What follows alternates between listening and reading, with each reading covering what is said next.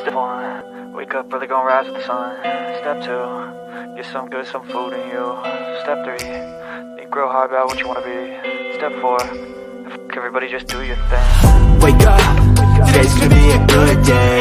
Wake up, today's gonna be a good day. Wake up, today's gonna be a good day.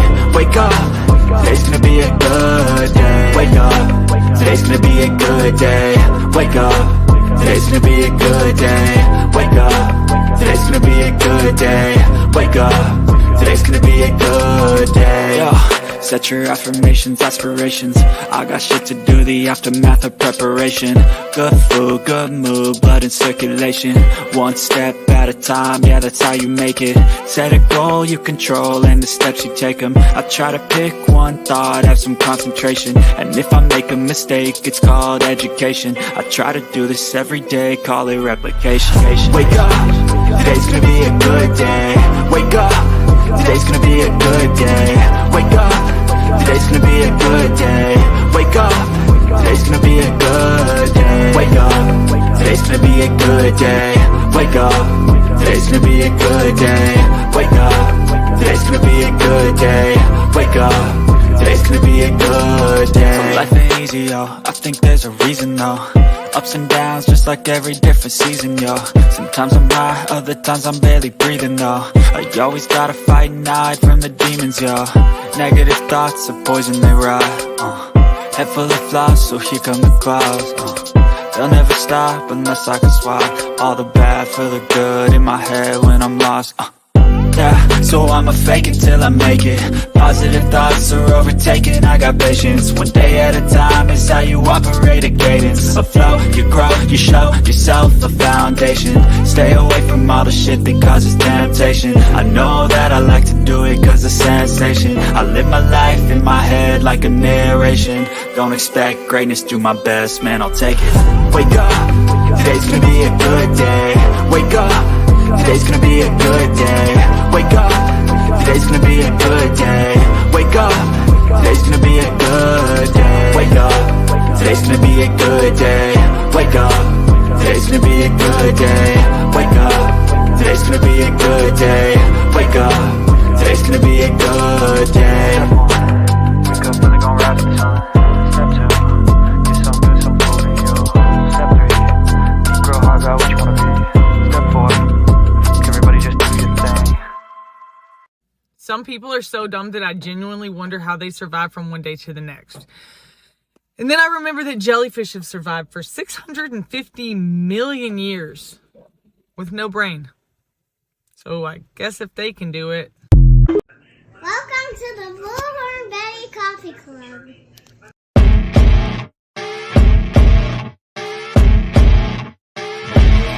As you wake up in the morning, you want to find the latest, greatest information about criminal cases and have an intuitive conversation about the suspects associated with these cases.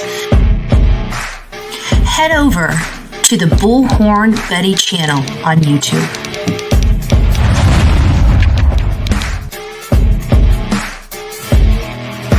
Get breaking news right here on the Bullhorn Betty channel. Welcome to the Bullhorn Betty Coffee Club. Enjoy your stay and enjoy your day.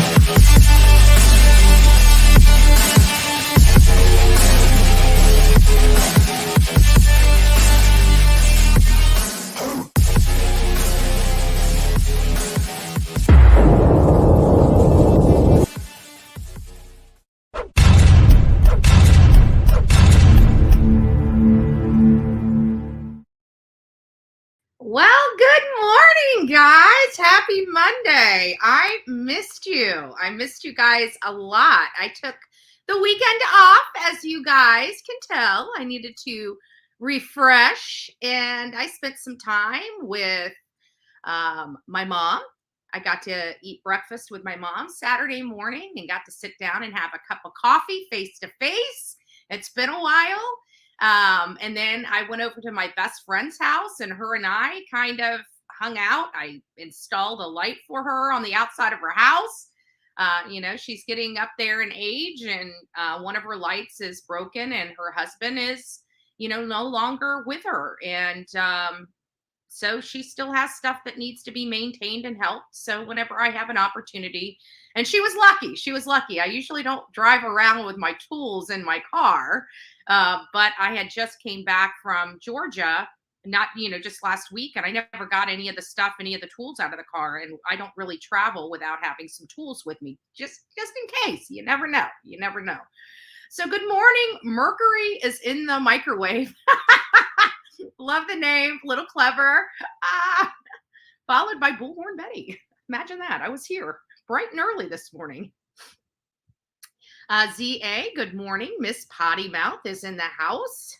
Van Lady, nice to see you. Sweet as sugar. Nice to see you as well. Sonia was up bright and early with you guys, keeping you guys entertained in the chat this morning. I set this chat up and I was just watching stuff. I wasn't even paying attention. And I was going to, I was going to set this up later because this is, these days that we go all day, like these trial days, they wipe me out. I have to be honest with you. I'm sure everybody here is wiped out by the time. And of course, with it being her voice for hours and hours and hours, just lying and manipulating, and just hearing this with her husband and her, the law enforcement. I mean, this is just endless lies that were just displayed for everybody to hear. And it's like, I'm at this point right now that I just want to hit my head against a hard surface. Like I don't want to hear her voice anymore. Like her voice now is like the nails on the chalkboard to me. So, but we're going to have to go through it because it's her trial, right? So we're going to have to hear her voice a lot more. The real me too. Good morning. It's nice to see you, Kathy. Jennifer L in the house. I hope your foot is feeling well. I did get your messages. I'm sorry I haven't responded. I kind of took the weekend off. So I didn't really do a whole heck of a lot. For those that joined us yesterday for church, that's fun. Like I really enjoy seeing the people from this chat over, because most of us are, kind of online people, and we want to go to church, but people are like me. We don't really want to get out of the house too much, and even though church, probably we should get out of the house for church. I'm not dogging it. But they have options now. The options we didn't have before, right? We have options. And it's nice to be able, especially with our type of community, because we're virtual, it's nice to have us together for church service. So all the people that, joined us for church service at 9:30 on Sunday, yesterday morning, thank you. Thank you for being there. It was nice. We had a great messaging, great music. I love the upbeat music. It's nice. So I just wanted to say thank you to everybody that joined. And those that couldn't and wanted to be there, we were there representing everybody. So, God bless you. But I do hope that everybody gets an opportunity to do church. We'll be doing it regularly, Sundays, 9:30. It's kind of our thing. I'm actually trying to decide whether I'm going to, like on Sunday, if I'm going to do a live and, after church, maybe discuss the messaging at church. I'm not sure. Because I am already up. Obviously, I'm chatting in church, and, I've already, been researching. I never stop researching. So we always have something to talk about. It's not like we'll never have anything to talk about. Good morning, Dustin, MJ. I already said hi to ZA. Miss Stacy and Suzanne. Bitter pill to swallow. A lot of them are. A lot of people have them to swallow too. Mama Llama, Gigi for life. It's nice to see you. And everybody else that it comes in. Let me just see if I can just peruse through. Cranky Pants, Jill from the Hill. Nice to have you. And I see you in here. Hi, Miss Ann. I hope you're doing well, love. Let's see who else is in here. And then we'll get started. Oh, Jennifer. Good morning. We all missed you. Thank you so much. I was wondering, I was, to be honest with you, I kind of really unplugged and it was nice. I got some stuff done around the house. I ordered groceries. I didn't go shopping for groceries. But my neighbor has been really taking care of me on the food. I don't know what it is. Maybe because he's retired and everything like that. So he's actually been bringing me over food. So I told him today, I'll cook. So I decided tonight for dinner, I'm having salmon with some broccoli and some cilantro lime rice. That's for dinner. So I'm cooking. So you guys might, closer to the end of this trial today, you might hear me in the kitchen popping around and stirring and stuff like that. That's because I'm in charge of dinner tonight. So we're having a healthy, heart healthy dinner: salmon, broccoli, and cilantro lime rice. I thought that was good. Oh, cool gamer. I see you. Caroline, it's nice to see you. I am Team Summer. I see you as well. Carla, nice to see you. Patty G. I just need to start at the bottom and work my way up because everybody's away, finally getting online. By the time I get down at the bottom, I got Hellcat, all of y'all. Nice to see you. Nice to see you. And everybody else, kind, it's great to see you too. Good morning, love. So all the rest of you that are here, who did I just see? Ali, I see you. It's so funny. We have I see you as a moderator. And every time I say I see you, I think of our mod, I see you. Crime Doll, nice to see you. Lucky Ducky. Rocket Queen, Tiffany, nice to see you. Who else do we have in here? Evelyn. I'm almost to the bottom. Ashley, Shelly, Cindy. Oh, I thought I was almost to the bottom. And it keeps going and going and going and going. I'm finally at the bottom. So everybody that I missed: Heather, Holla Girl, Princess, Megan, Elsa, good morning. Lori, Lowe, good morning to you as well. Good morning, everybody. All right. We got a lot of people already. 318 people are already in the chat. So if you guys have not given me a thumbs up, go ahead and do that now. We're going to get over to the language of letting go, and then we're going to go ahead and dive right in to what we're going to talk about. So what we're going to be discussing on this segment after the language of letting go is we're going to go back to the Idaho 4 murders just for a little bit. There's been some talk, in the news about some stuff. And, whenever new stuff comes up, I like to chat about it because nothing's really new. Everything that we have access to is already known to all of us. Even mainstream media. We are all aware of what's out there. We all have access to the exact same thing. And, where is all this additional information coming from and how does it apply to this case? We're going to go through that here in just a little bit. But first, I wanted to go through the language of letting go. We're going to do the journal first, and then we'll follow it by the regular reading that we typically do.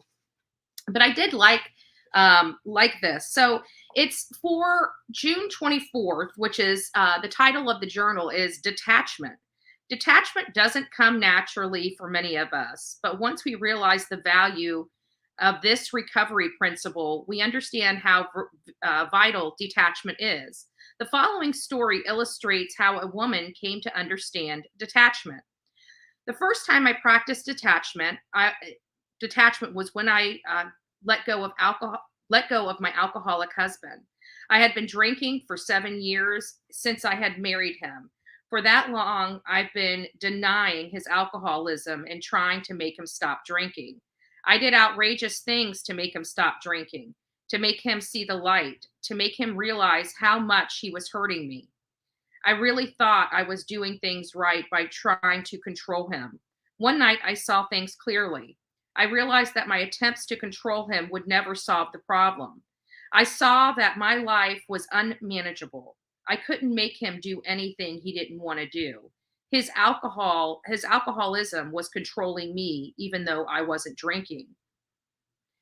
I set him free to do as he chose. The truth is, he did pass away anyways.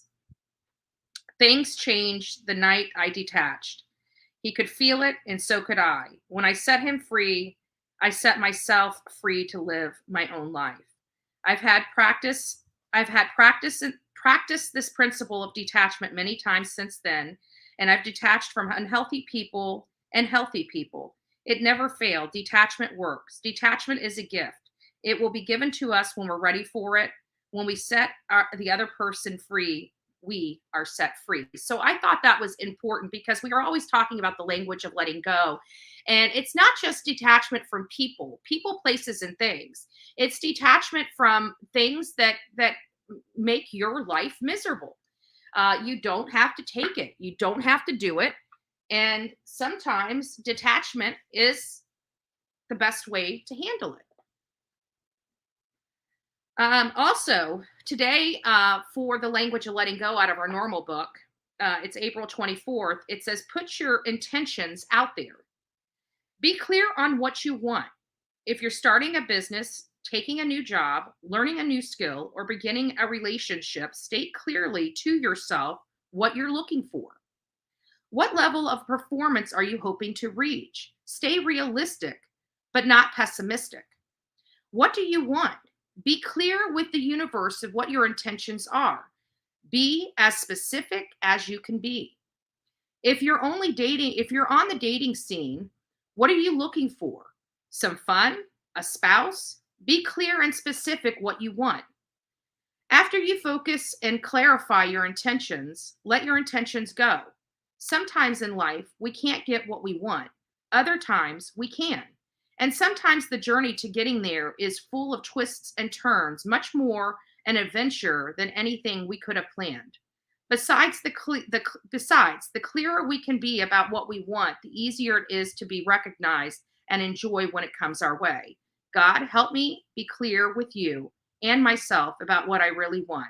Then help me let go of my intention and surrender to your plan. So again, those are the readings for today. I got a lot out of both of those readings, the detachment and, sending out the proper, what our intentions are for life. What are our intentions? Why are we here?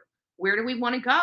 How far do we want to succeed? I hope everybody in here does get something out of these messages and helps you guys, inspire you guys to do better and be better.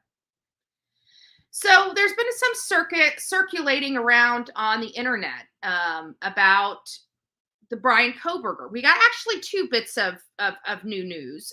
Well, I guess not new news.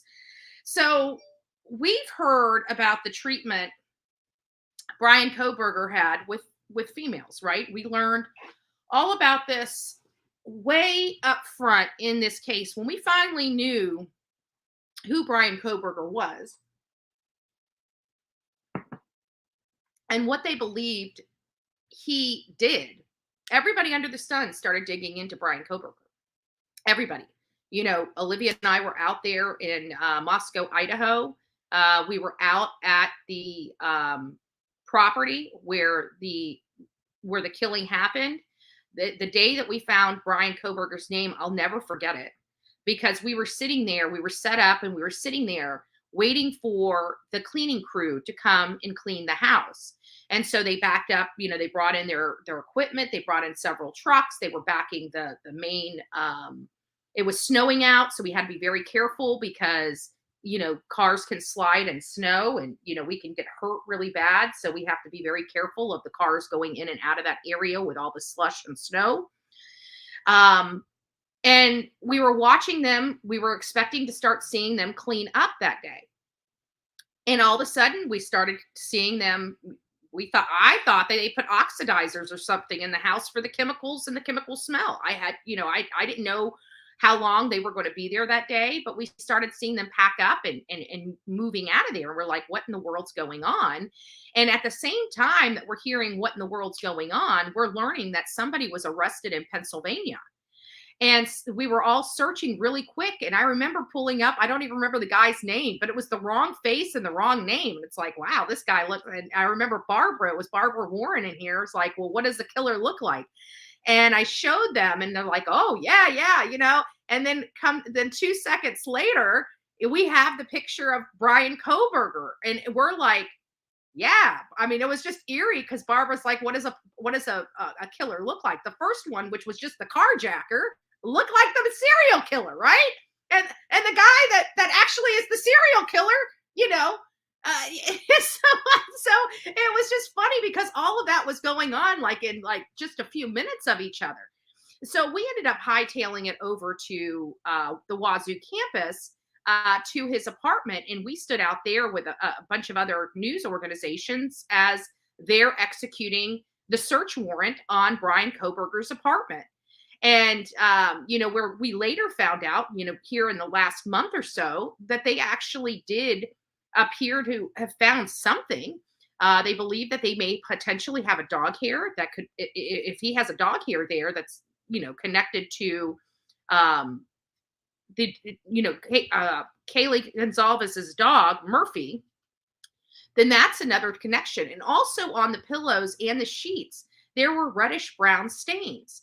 And there was one notable larger, and they didn't put like how large is large. So I don't know if it's, this big, if that's larger than the other spots, or if it's this big, we don't know what that reddish brown stain one is. They collected it, but they identified several stains of this reddish brown color on his sheets and pillows, one being noticeably larger than the other. But what does that mean? That's subjective in nature because you don't know what they're comparing it to be classified as larger. So literally a dot this big could be larger in nature. It could be one this big. We don't know. We just don't know. But News Nation brought out this this article. It wasn't from one of the anchors that we're used to, like the Como, the Banfield, or the Entons of News Nation. It was from another gal that was talking about this particular fact in the case about how Brian Kohberger treated other women and how he was grading them differently. And we heard about that early on, about how his behavior wasn't taken well with the female classmates. We learned that early on. I think it was Ben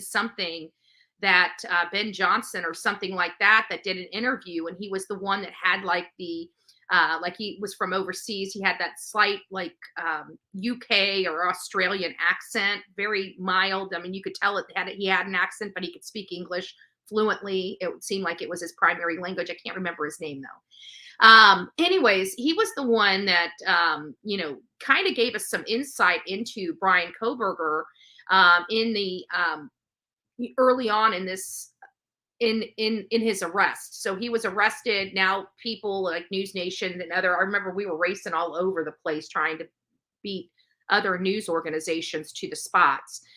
And one of the things is that this student, this classmate of Brian Kohberger's, talked about how he had this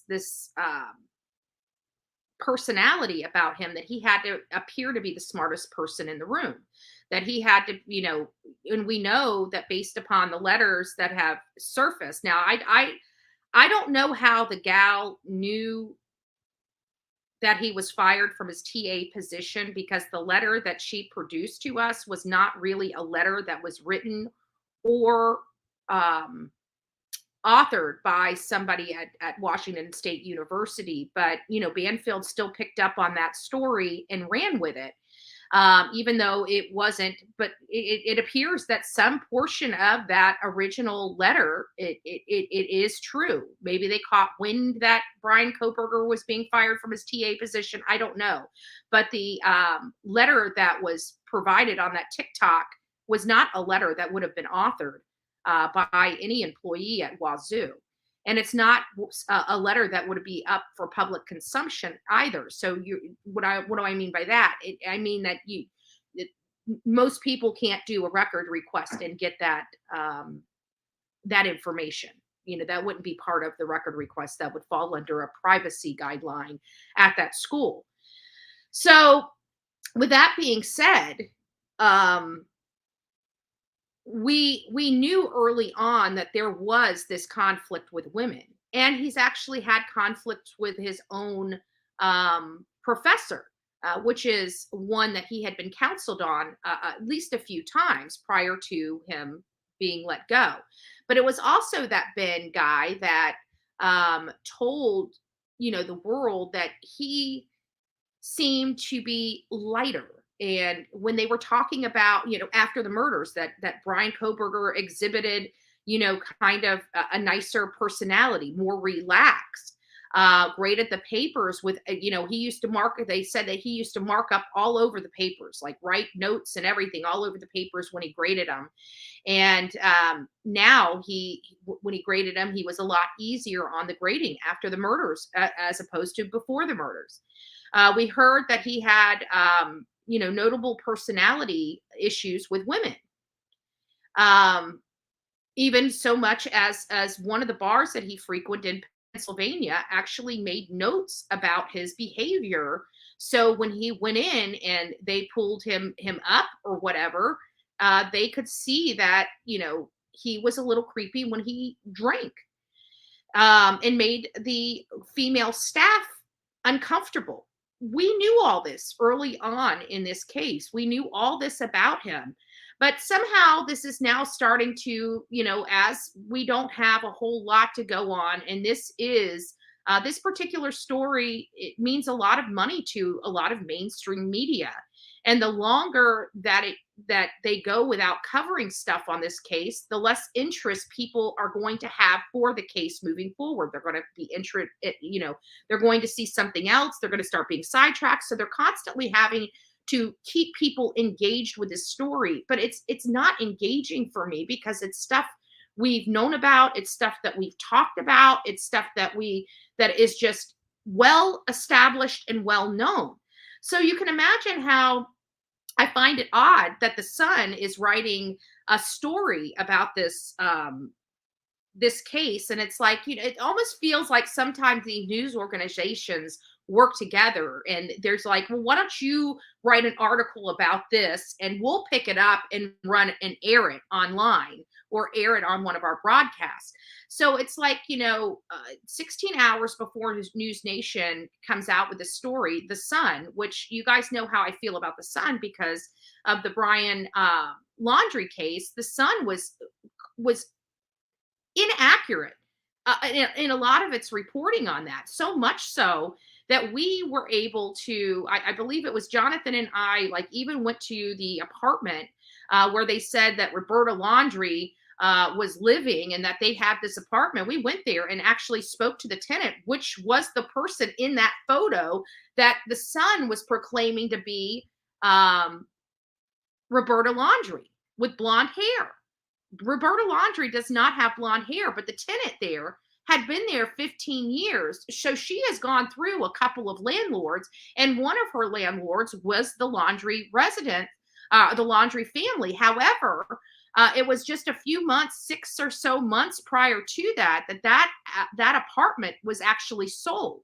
They sold that apartment. I don't know if they were having financial problems, if, because Brian and Gabby decided they wanted to go on the road, they weren't going to use the apartment, or they just couldn't, the tenant had been there forever. It was more of a passive income for them. So I don't know what the issue is or why they chose to sell it, but they did. But it was the Sun that ran that article saying, this is Roberta Laundrie inside this apartment. Could Brian be there? Right? They didn't even do one scintilla fact finding. We went and knocked on the door and spoke to the lady that was in that picture, period. We spoke to her. She had the tattoo around her arm and everything, which, by the way, I've never seen Roberta Laundrie with a tattoo either, just FYI. So, they're talking about this pattern of sexism. And in this article, or in this news clip for this News Nation, hold on a second, let me just read what's going on here.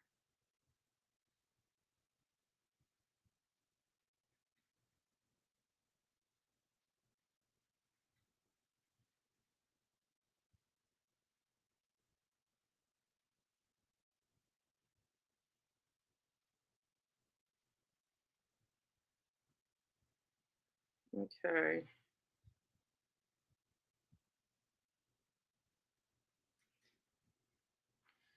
Okay, well, for my mods, and this goes out to one of the Shelleys in the chat. We don't allow, first of all, what goes on in the chat and comments being removed. If my mods find your comment inappropriate, if it sounds rude, disrespectful, or anything, they will move it. They will remove it. That's just how we roll here. If you feel that your comment didn't break the rules, then maybe ask politely what was, because sometimes things could be accidentally moved. But I'm looking back here and I don't see any of your comments being removed. Now, I could be wrong, but I just don't see them back here as being removed. And typically, I do see that a comment has been, whether it's been removed or not, and by whom. So I would like.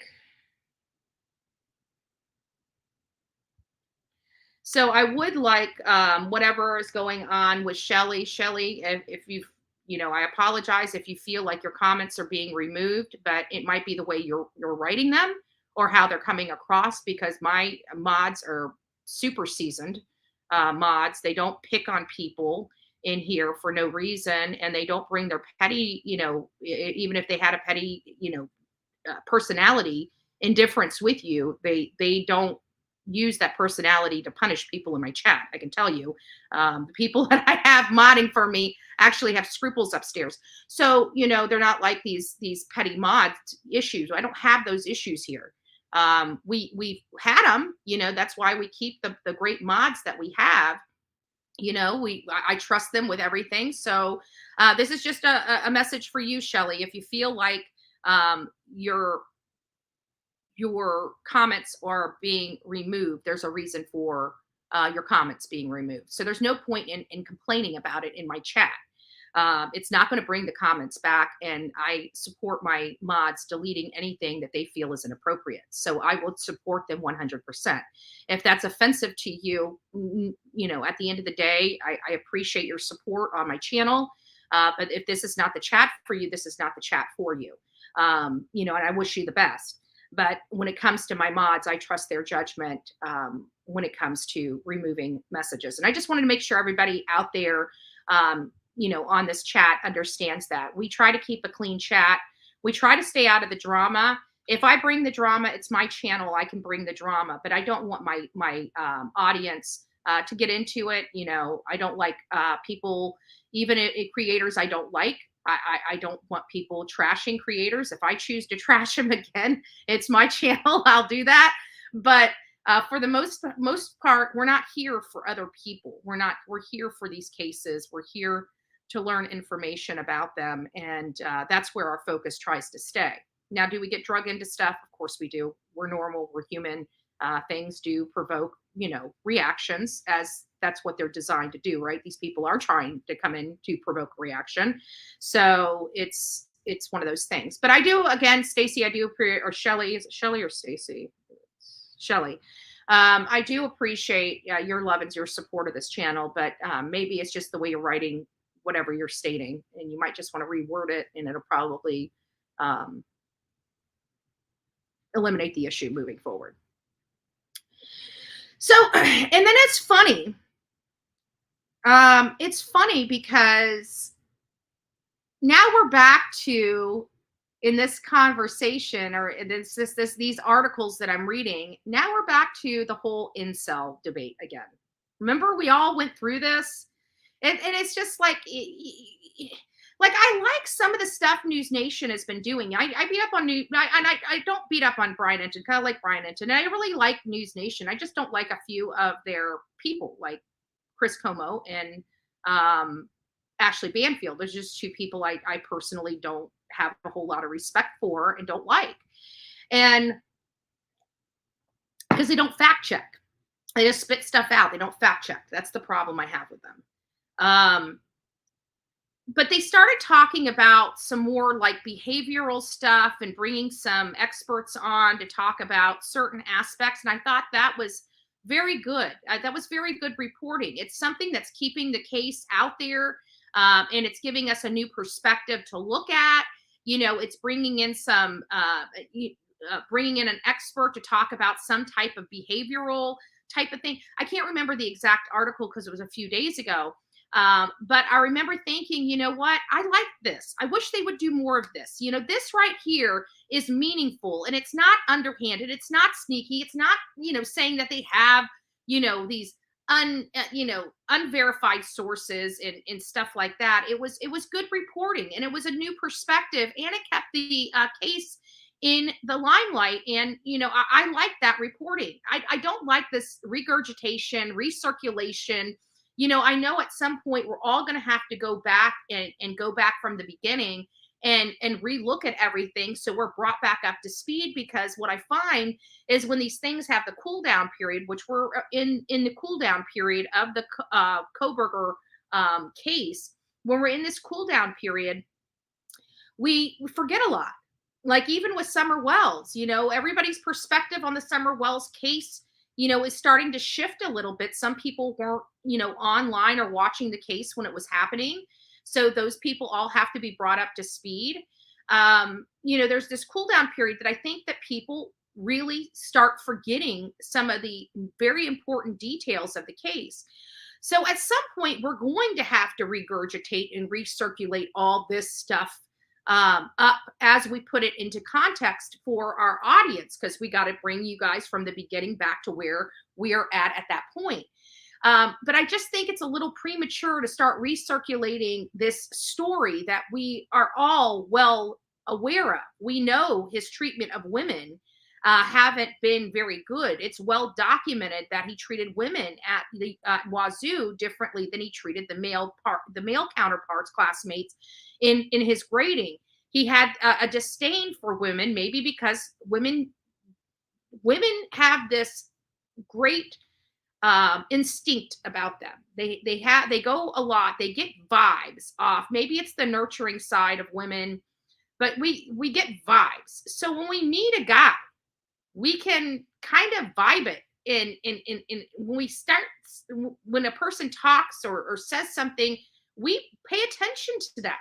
And maybe these women they thought he was a creep and got the vibe that, I really don't want to see this guy, and so they probably dissed him quite a bit because of that. And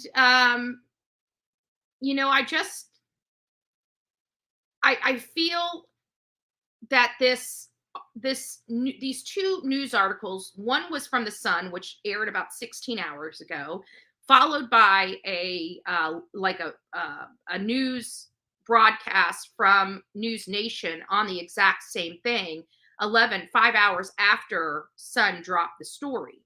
But again, it's part of a story that we are well aware of. It's something that we've talked about at length. We even went in and discussed, whether or not we thought Kohberger was an incel. The problem here is most incels don't have, and this was also brought up in one of these articles, and I can't remember which one, if it was the News Nation or the Sun, I can't remember. But it was brought up that, typical incels don't have a dating history. He has a dating history, while a weird and lacklustrous, dating history, he still has one. He was still, he's still on he was still on Tinder. He was, had some issues with a female employee that he worked with. So I don't know if he really is defined as an incel. I really don't believe that he would be defined as an incel to their definition. But I don't know. One of the ways we mean incel started was in 2007 with a Reddit thread. Can you believe it? I never even was on Reddit. I never really, I didn't start getting on Reddit until true crime. I didn't even go on Reddit in the last year was the first time I downloaded Reddit. It's hard to believe it's been around since 2007 because I've been on computers forever, and I've heard about it, but I didn't know what it was. So let me ask you guys this, and let me take. I'm going to go on to a different side. I'm going to take a poll in here to see if you guys believe Brian Kohberger is an incel.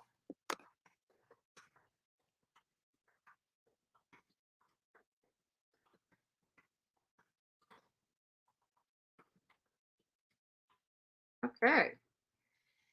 If you guys would like, the poll has just been uploaded into YouTube. Get over to YouTube. Good morning, I see you. You know what's so funny is this morning when you weren't here, I was in here talking, saying my morning stuff to everybody and saying hi to them. And it's like, and I see you, and I see you. And I'm like, and I mean, I see you, not I see you, Armand. It's nice to have you in here, hon. I hope everything's going well for you. But we're just going over some of the Brian Kohberger stuff. And so I've got a poll up in YouTube for all those that would like to take it. It's going to be up for several minutes, and then we'll go over it as people, because I know people can't stay here all day. So we got some people circulating in. They come in for a few minutes, watch what they can watch, and then they go out, and then they'll come back in here and there. Incel, not my choice. Yeah. Haha, that happens often. I know, right? And I forgot about this. Do you guys remember? And I know everybody probably remembers it when I say it, but you probably forgot about it. The professor that sued the TikToker that claimed that the professor had something to do with the killing of the 4 students, and said that this professor actually had a relationship, potentially a relationship, with one of the students that were killed. And I don't know what kind of relationship she was referring to, but she apparently said something to the effect of KG, a relationship with what people assumed was Kaylee Gonzalez. Well, the professor did, in fact, sue that TikToker, and the TikToker actually turned around and counterclaimed. So I thought that was interesting, and I wanted to read this because I've already read this, I've already watched it, I've already looked into this, and fact find, everything here is true and correct. And this is off Radar Online. I got this article from Radar Online, and it's basically saying that the TikToker, I'll just read the article to you guys. It says the TikToker who accused a University of Idaho professor of playing a role in the quadruple murder denies she defamed the teacher with her claims, and then countersued for damages to her reputation. So the TikToker that was sued is now suing the professor for damaging her reputation as a result of the suit and comments made by the professor.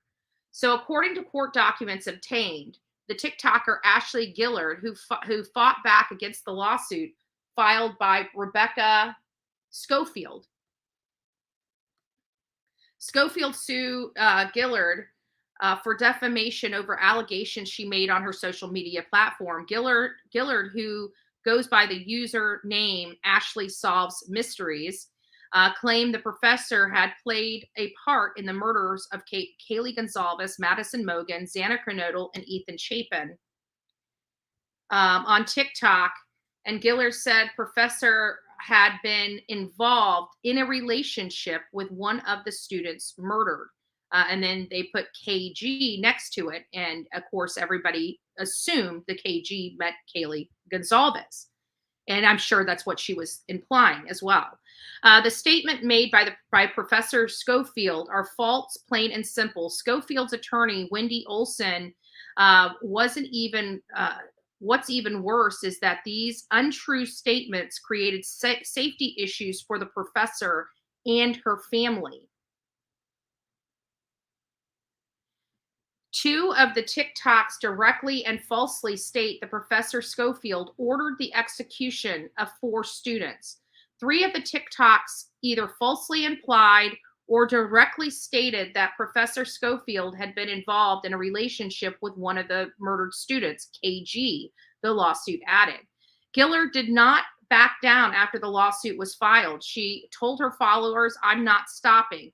The question why Schofield needed a lawyer to fight the lawyer if she is so innocent. That sounded a little convoluted. That she needed a lawyer to fight the lawyer if she's so innocent. I don't know. I don't understand what that sentence meant, but that's exactly how it read. The case was filed before police took suspect Brian Kohberger into custody for his alleged role in the murders. Now Gillard has not only responded to the lawsuit, but filed a countersuit against Schofield. She denies all allegations of wrongdoing, the TikTok wrote. The University of Idaho students were brutally murdered without an arrest of the murderer. There's a presumption of danger to the public. University Idaho constituents and Idaho residents discovered and revealed the murderers with the intent to get them to investigate and arrested is an action to warn others of the danger. She says that in a statement, these cords are, let me move this screen here, there. She said in a statement, the statements were made in public interest of the public. The TikToker said about her statement about Professor were not made with malice and are protected by First Amendment. I fundamentally disagree. And I hate to tell this TikToker, she's probably going to lose this lawsuit. And she's probably going to have some damages. And I don't know the merits of her counterclaim, but based upon how she said this stuff, whether she meant it with malice or not, it still caused she accused somebody of hiring a hit on 4 college students. Trust me, there's limits to the protection of First Amendment. And I think she has met that burden. So we'll see how this goes on. She might be telling her audience one thing, and I really don't care. The way that this is reading and how I'm reading this, this TikToker is going to be very upset at the end of this trial of her case, her tort, defamation. And I know some people say unless you are, a movie star, defamation cases don't work. I fundamentally disagree with that statement, because I have seen multiple, and these are defamation cases for people that none of us know. None of us know. And they have been wildly successful when they prove their case.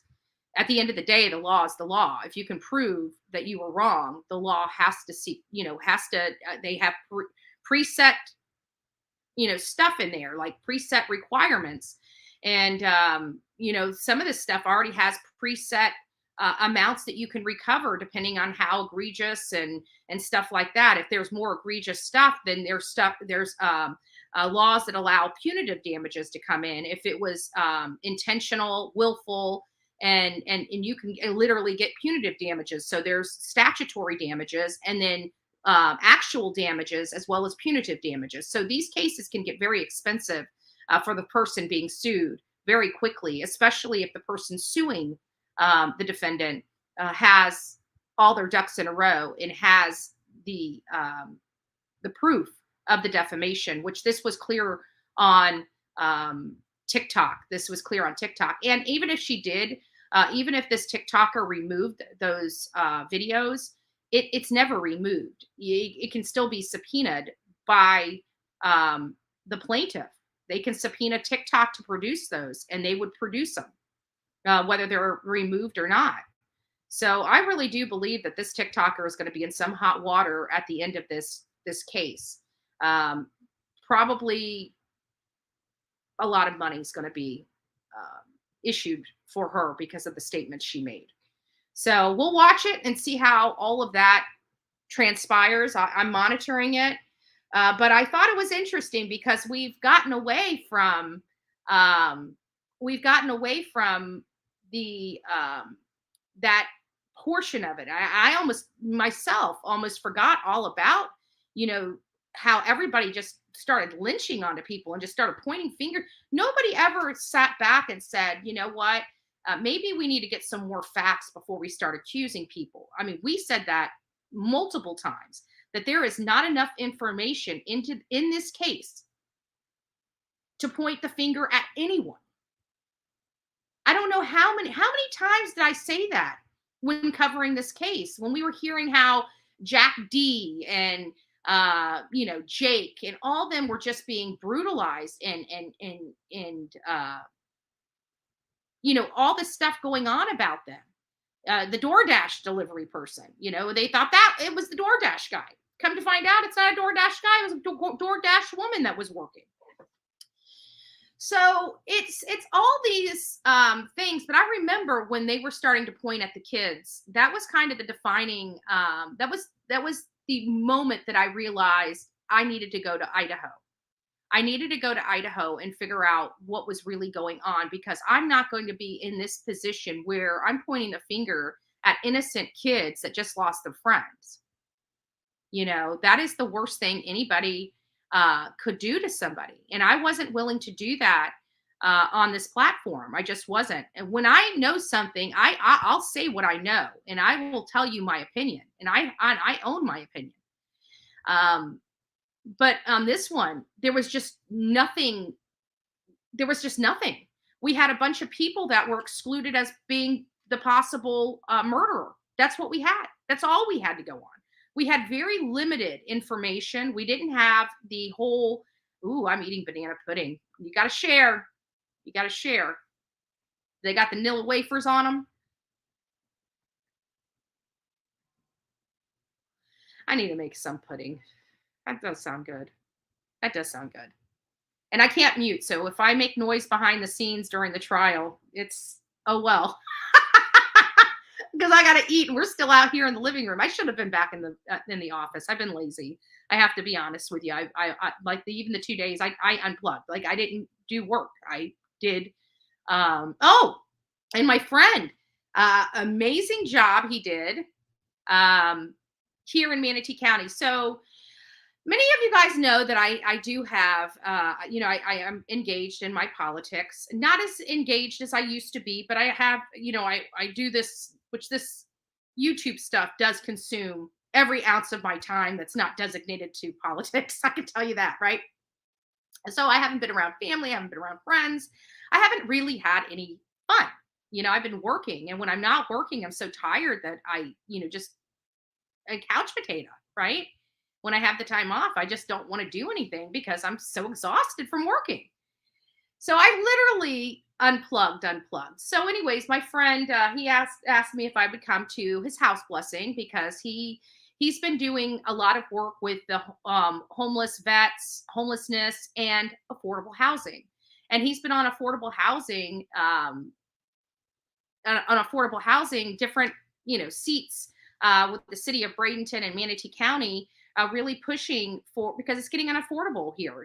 We have 30,000 houses, 30,000 house shortage right now in Manatee County. 30,000 in Manatee County. That's my county. Like, we need 30,000 houses. They are literally being sold so much money. I mean, it's becoming unaffordable here. Like, I can't sell my house, which I own free and clear, and buy another house of similar size. I can't do it. Once upon a time, that's how you did it. You bought a house, you stayed in it for, a decade, you had enough equity, you moved to a bigger house. My equity hasn't kept up with the cost, the rising costs of houses.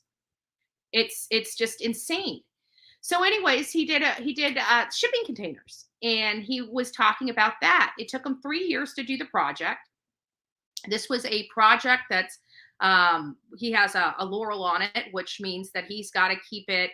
It's basically rent locked. It's going to be affordable housing. It's going to be affordable renting. He's renting it to, it's going to be like that for 50 years. It's going to be deemed as affordable housing for 50 years. So it's great. So that means that the people that are moving into that house will have that rent locked in for a very, very long time. And so I was so proud of him and his accomplishments. And I know that he's worked very hard. He's pulled me into a lot of stuff when it came to the politics.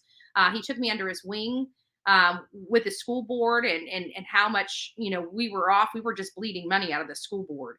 And he really showed me and directed me to some things. And then, of course, as we worked together over the years, he was talking about affordable housing. So every time he talked about it, I'd always, follow up with support of his initiatives.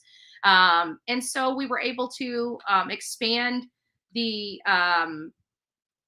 amount of ADUs, and that's accessory dwelling units. We were able to get that from 500 to 750 square feet. So it's almost like a small home. So he did really good. So I wanted to share with you guys because he did an amazing job. And I want you guys to hear from one of our county commissioners too. But I really am beaming with joy. Did I do that on my phone or did I do that? I think I did that on my phone. Let me email it to myself. It'll play better if I do it that way. And then we'll circle back to it.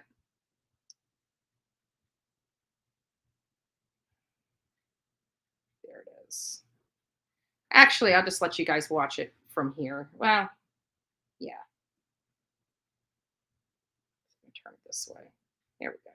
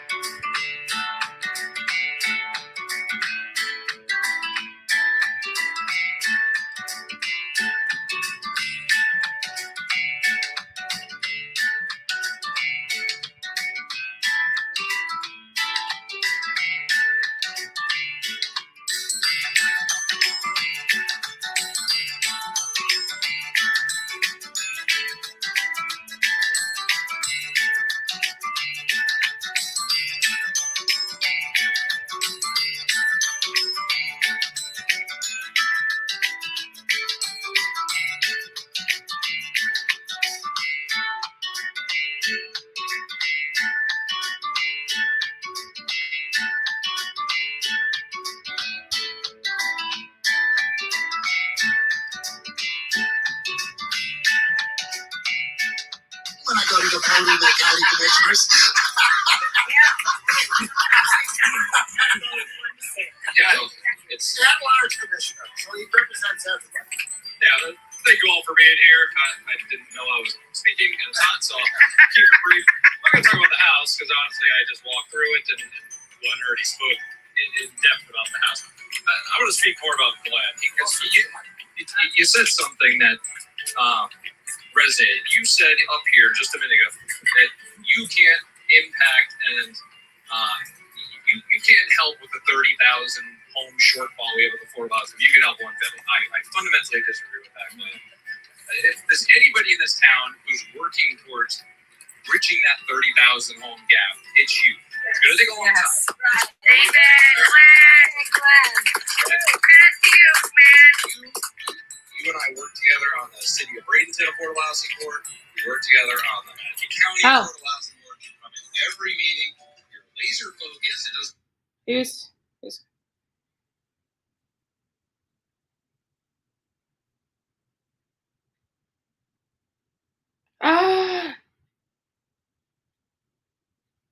What a rotten bee. All right, let's finish this. Let me finish this, and then we got some. And everybody, when I've got my phone up here, you might want to hold your texts if you don't want them seen. What we're talking about, you find a way to make it about affordable housing. we wouldn't have ADU regulations right now if it wasn't for your persistence. Right. With previous boards and the current board, you make that happen. Things we've done with setbacks and parking ratios and ADUs, the things we've done, you have this 744 square feet, 750 is the cutoff. Originally the board was talking 500 square feet. You got that increase. We were talking about maximum bedrooms. You got that increase. So don't sell yourself short and say you're helping one family. You were helping thousands of families. Amen. You approved more land use agreements for affordable housing in Manatee County. the past 12 to 18 months than we did in the previous 10 years. And a lot of that has to do with your persistence. I truly believe we're going to see more and more housing. You talked about veterans. Next Tuesday, we have an agenda item where we're talking about a full veteran village for homeless and under-homed veterans within our meeting. And that's something you've been pushing for. So, I'm not here to talk about the house. I'm just here to thank you for everything you're doing, not just for the family moving here, but for all the families that are eventually going to get to move into homes that they can afford with safe roofs over their head. And a lot of that, if not most of that, is due to your activism and your persistence. So for everyone here in Madison County, I want to thank you. So that is, everybody thinks that, politics and all this is about, the wedge issues and, butting heads and clashing all the time. That's not the way it is. There's real issues that affect our communities, all of our communities. And I'm pretty sure that a lot of that is homelessness, home affordability, getting services to the veterans. So I'm just really proud. I'm gushing over my friend Glenn. He did such a great job on that build. And, not only that, but used resources. For example, our sheriff, we have people out at the jail. They have different types of work out there. They have a lot of, we try to train the people that go into our jail here in Manatee County. We try to give them a trade so they can make money, so they don't have to keep living the life that they're living, that they can have a trade to go make money and be productive members of society. One of those trainings is welding. And so Glenn was able to use our sheriff and their welding course out there at the jail for some help on his build, the doors. There was some welding stuff that needed to be done, and he was able to get that done. And we were able to use inmates to do that. It's giving them experience, giving them skills that they need, and it's also helping this initiative. So there's a lot of working that went on behind the scenes. And also Glenn teaches out at the high school as well, and teaches the kids out there about general contracting, and helping them get skills that they need to go out and make money when they graduate. So just a big shout out to Glenn. Glenn is just an amazing person.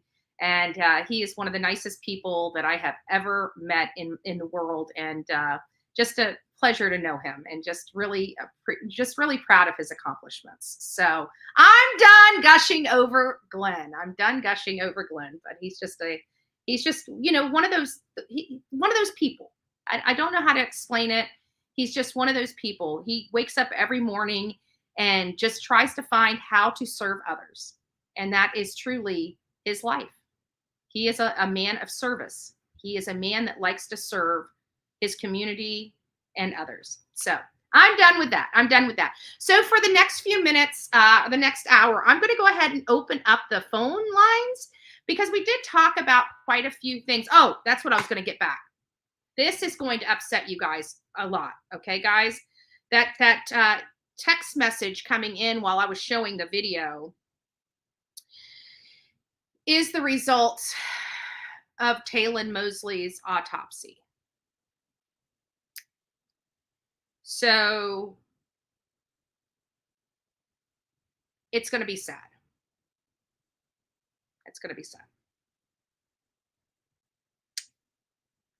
So I'm just going to read it to you guys. It's just coming into me. I'm sure you probably already heard this. This was from the 30th, and we're like on the 20. So it's been almost a month since this stuff was released, but we didn't follow up on it. And I'm sure many of you guys, there wasn't a whole lot of coverage on this either. So I wanted to let you guys know that the 2-year-old Taylon Mosley, the son that was found in the gator's mouth, his mother, Passion Jeffrey, murdered inside of her apartment, and her ex-boyfriend, Taylon's dad, is the one that's been arrested and now in Pinellas County Jail, waiting to be tried for this crime. The little boy drowned. That means his dad threw him in there alive. And just let him drown. Didn't care for him.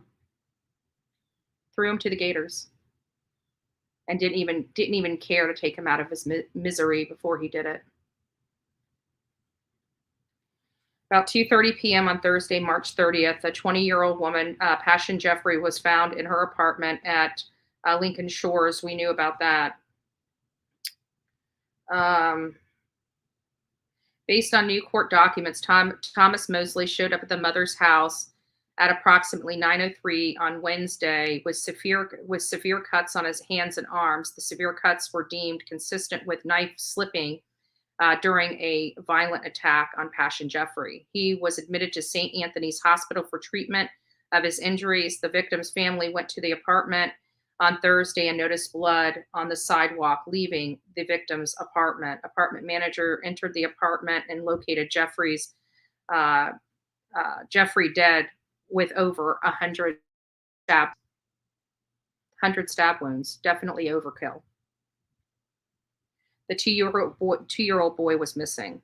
Police discovered the child could be in danger and search began for his whereabouts. At least one bloodhound was seen in the area assisting in the investigation along with drones. Multiple bodies of water were searched. A search was also ongoing in the area of Lake Magor. I can never pronounce this stuff right because I don't know it. A bloody fingerprint on a cleaning bottle placed intentionally under the bed at the scene was linked to Thomas Mosley. A bloody shoe print with Gucci emblem was located in the bathroom floor where the victim was found. Thomas Mosley was wearing a pair of Gucci slides when he arrived at his mother's home, according to his brother.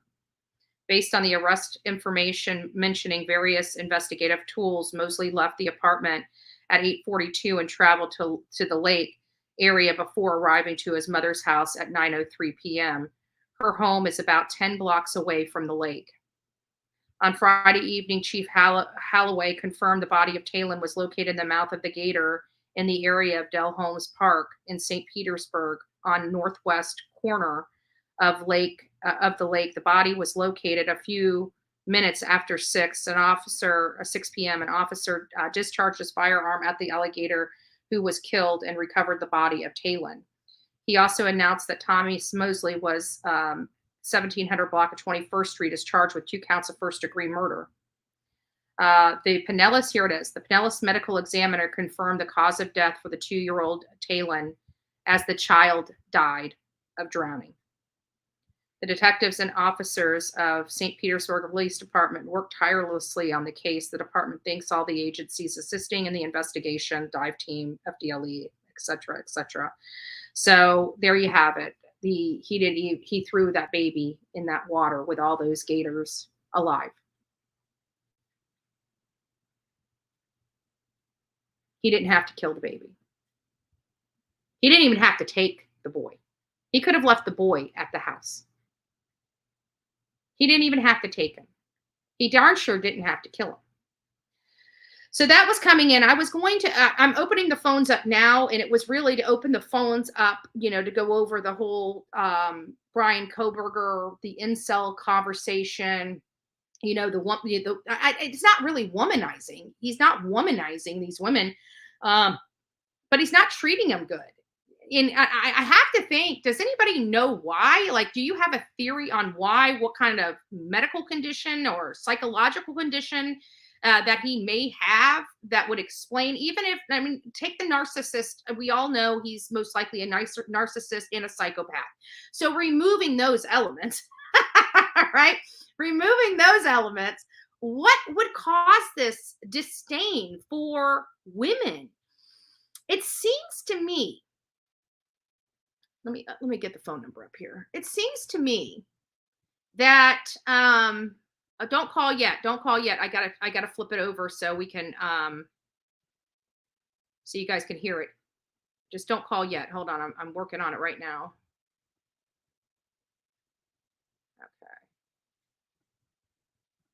All right, there. Now the phones are on. But usually, and I think I said this before when we were talking about the serial killer. Remember, we went over some aspects of serial killers. And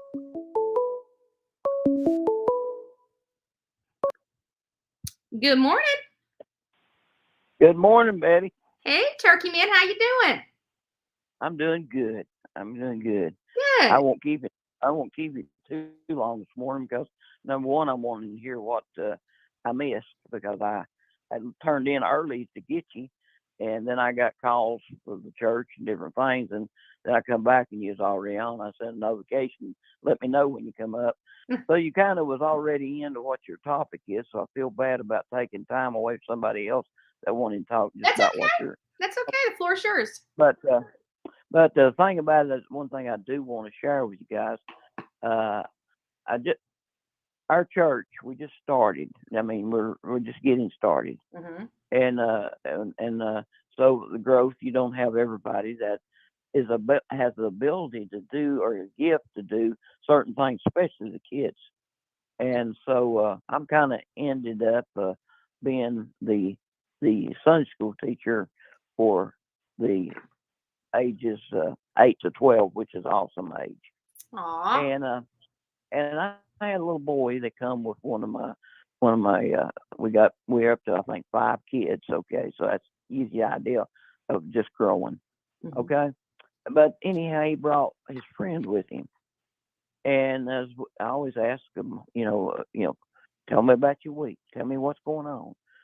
Share with me. Got a prayer request, anything we need to talk about in that regards. And this one, would say this and doesn't say that. Mm-hmm. And the little boy raised his hand, and he said, "This is hard to talk about." And then he went to sharing. Mm-hmm.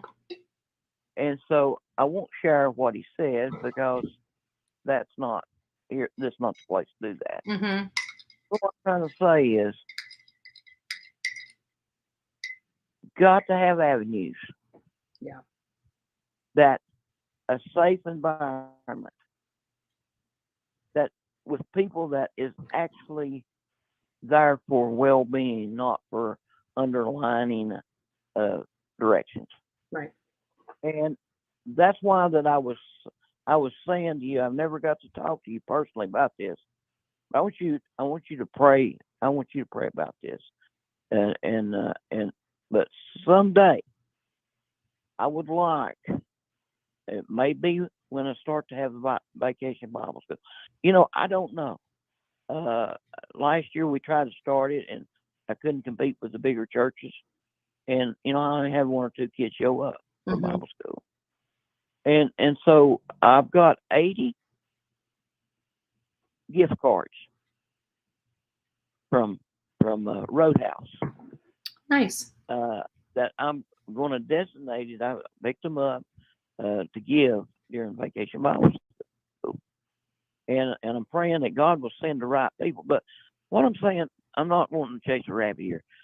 I want you to pray about maybe when we do the Bible school, maybe you're going to be in the area that maybe you can share in a moment or what you do and avenues that they could reach out, because you can't just go to anybody. Mm-hmm. This kid was in an environment for the first time that he's seen he could trust someone.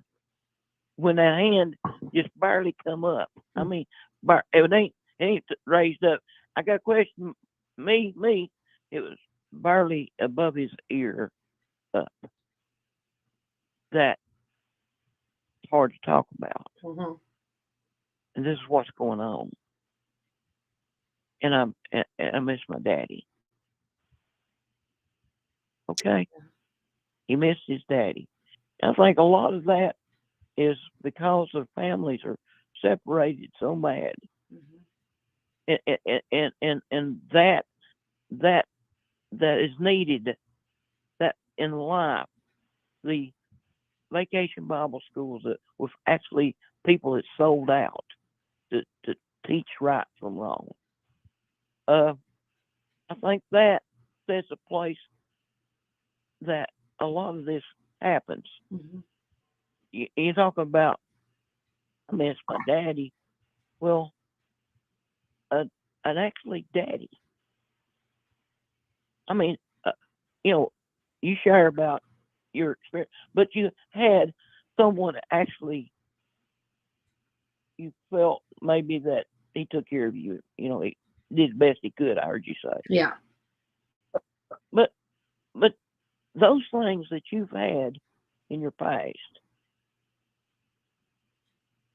those are things that you can share to really make a difference. Yeah. And that's what I want to get across this morning. I'm gonna get off, but I want to get across that you've been gifted. You've been gifted a new life, a new direction, a new desire, a new everything. And a lot of people don't get that. Yeah. But what can we do to make it better for those kids that can't raise their hand up but their ear? Just this little finger. Yeah. I need prayer. It's hard to talk about. Well, Miss Betty, I love you guys. I hope everybody gets a blessing this week, and we just absolutely try to get in to talk to you. And I do appreciate, by the way, you at Last Talk, you got us jump 20 new subscribers. Awesome. And that was we've reached. I think I haven't looked at it today. I don't think, but I think 122. Awesome. And so I want to. It's the turkey call. It's the turkey call. Like that. But anyhow, I want to reach people outside behind the pulpit. Mm-hmm. And that's why that I try to, if you notice, the scriptures up and all those things. But God loves you. As a message that I preached from the pulpit yesterday, mm-hmm. Somebody get me to Jesus. And I used that. You remember with the guy that was on the bed and he didn't have no friend. He got 4 friends to take him to see Jesus. They took him down the rooftop and Jesus to see Jesus because it's too crowded. Mm-hmm. But and I told the kids I tried to take what I'm going to preach about and bring a Bible story, just tell it to them and share with them that they can understand, because it's important that they understand that. Mm-hmm. But as somebody get me to Jesus, that's what I wanted them to understand. They need Jesus. Somebody get me to Jesus. And I shared just in the sermon, I've had to do more funerals than I wanted to. Mm-hmm. And what's sad is, used to you'd have 6 pallbearers. They have people that, family members, friends, that's going to carry you to the grave. And lately I'm looking around and they're having to, can you carry the casket? Can you, and they're trying to find people to carry them from the hearse to the grave. Have you got 5 friends on your hand, 4 friends that would take and put you through the rooftop, drop you down to see Jesus? You know what I'm saying? Yeah. A real friend that drop everything and carry you. So we can call ourselves Coffee Bean Club members and friends, but a real friend. And God bless you. I'm gonna get out of here. All right, you take care, Turkey Man, and God bless you. I'll start preaching if I don't get out. God bless you. God bless you too. Testifying up on poor Betty today. We love it. We love it. Definitely want to make sure that we throw some prayers up for, whatever is going on in that young boy's life. Pray that he's healed. So, we're very thankful for stories like that. It kind of brings us back to, human nature, humanity, right? People struggle all the time.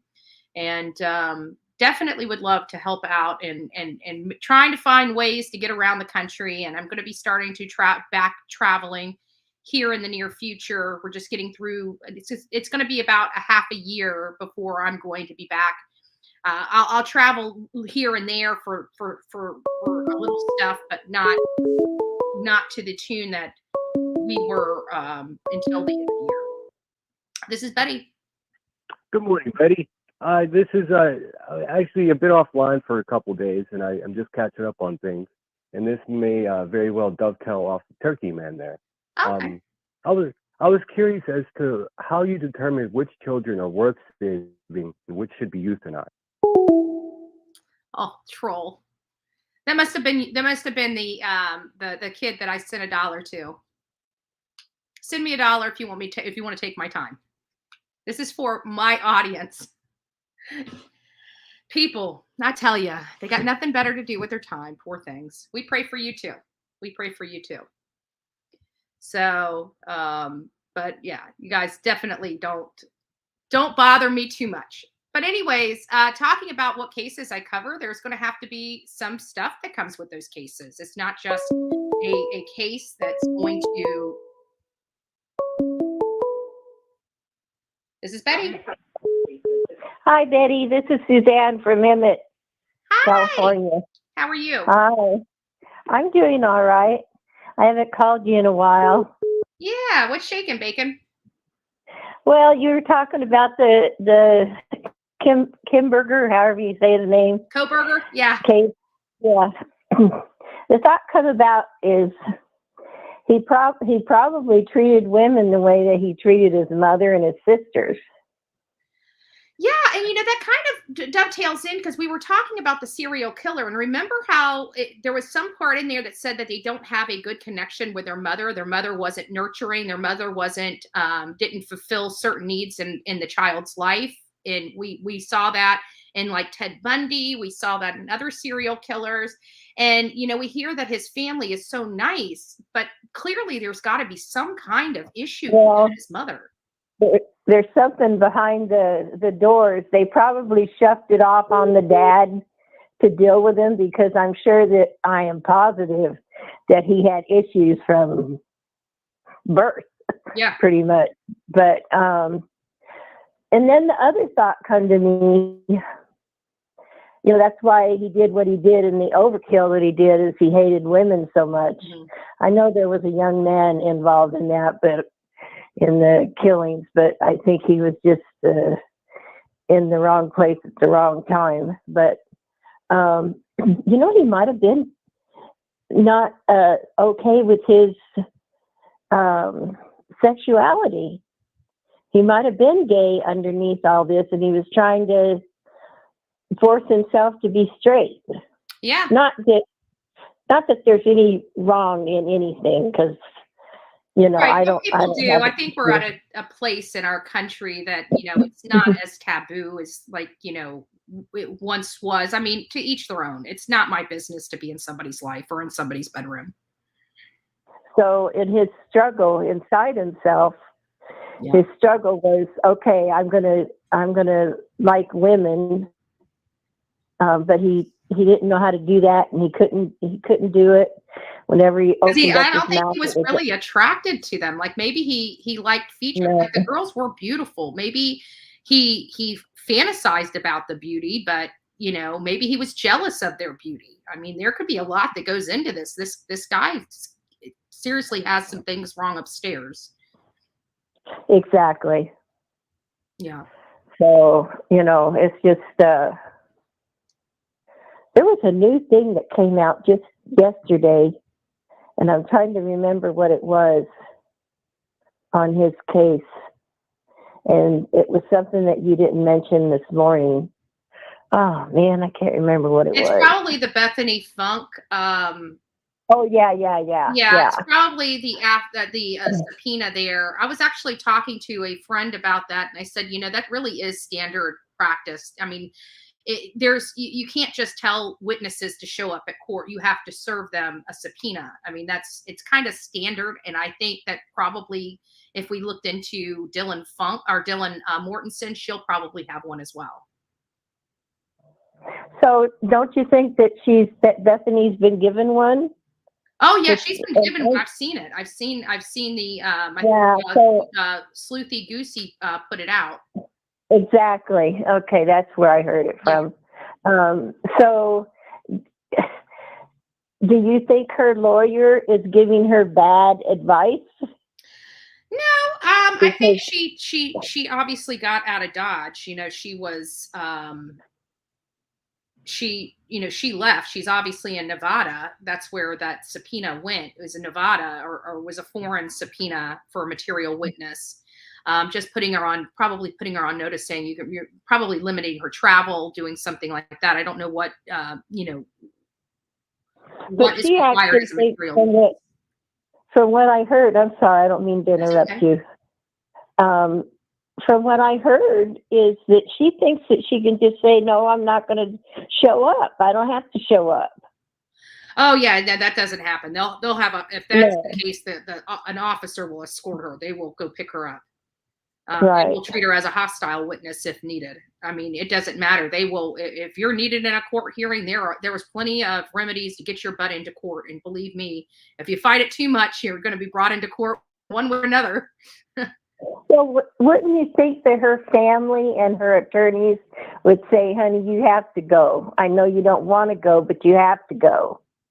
Yeah, I'm pretty sure there's no attorney that's going to jeopardize their license to go against the will of the court. A subpoena, right. Right. Well, that ought to be interesting what that testimony will be about. Yeah, because it was very limited. And also I noticed that Sleuthy Goosey also she went back and started looking at some of the affidavits. And there was 2 sections that a section from Brett Payne and a section from the other officer's commentary. And apparently they didn't match up.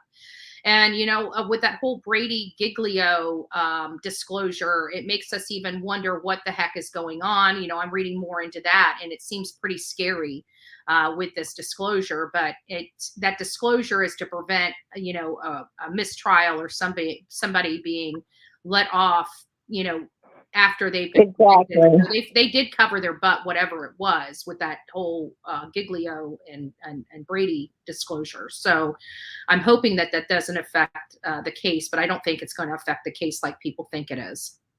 If they failed to do it, if they failed to disclose it, that would be bad and it would be horrible. But they didn't fail to disclose it. As soon as the prosecutors learned of it, they disclosed it. Right. Well, I don't think she has anything to do with it. I think that she is all twisted up in her head about what happened. Mm-hmm. She might have had a boy over and wasn't supposed to have a boy over, stuff like that. And letting all those people in the house, she shouldn't have done that. And, stuff like that, I think that she's scared she's going to get in trouble over. Yeah, I mean, I understand. And it's not like, even me, I haven't been, I haven't talked really too much about Bethany because she's been kind of insignificant in my mind, but that might be by design. She might be more significant than we're believing. But, right.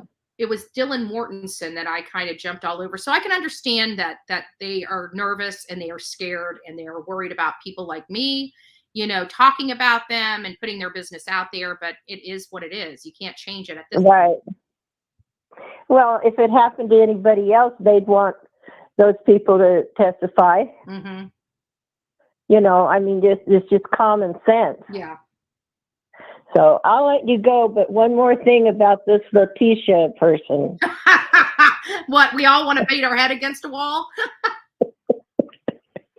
This woman, could you imagine having her as your mother? I'm surprised her daughter turned out so well behaved. That is literally all. Well, she's scared to death of her. Yeah. That's why she talks so pious, and that little girl is scared to death to say anything. Yeah. Yeah, and not only that, but they asked her why. Go ahead. Could that suitcase, and this is the other thing that hit me. That person, I'm not even going to call her a woman because she doesn't deserve to be called individual, but that person had that little boy in her trunk for how long? For a couple days at least, it sounds like. And then put him in the van. Now, this is the thing. I don't know if she might have, I don't want to be gruesome, sprayed him with stuff or whatever so that he wouldn't stink. But that is the one question mind that I have. How is that possible to have him in the suitcase in the van and her daughter not smell the? Yeah, it is possible. There's a few elements. Yeah, there's a few elements that need to take place. And we have to remember that this all happened in January. So you're in cold weather. They're out in Colorado. I'm pretty sure that, and I even put the idea, because I travel a lot. And when I was in Idaho, I stuck my water. I forgot to grab my water bottle out of the car. And the next morning I went out there and the water was frozen. Yeah. So Make nice ice water those there. things, if that child was in a frozen-like stage, or the colder they are. Oh, yeah. Yeah. Okay. Well, that makes sense. Do you know that my two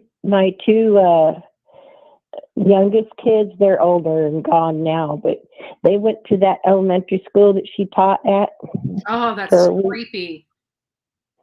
Yeah. I mean, she never was their teacher, but just the thought of her being at that same school. Yeah. I mean, even the thought of that person being a teacher. I'm just I'm dumbfounded with the lack of responsibility. Like the principal's like, yeah, we hired her. Well, did you check her reference? Well, that's not my department. I don't do that. And it's like, well, somebody, pushed her on through.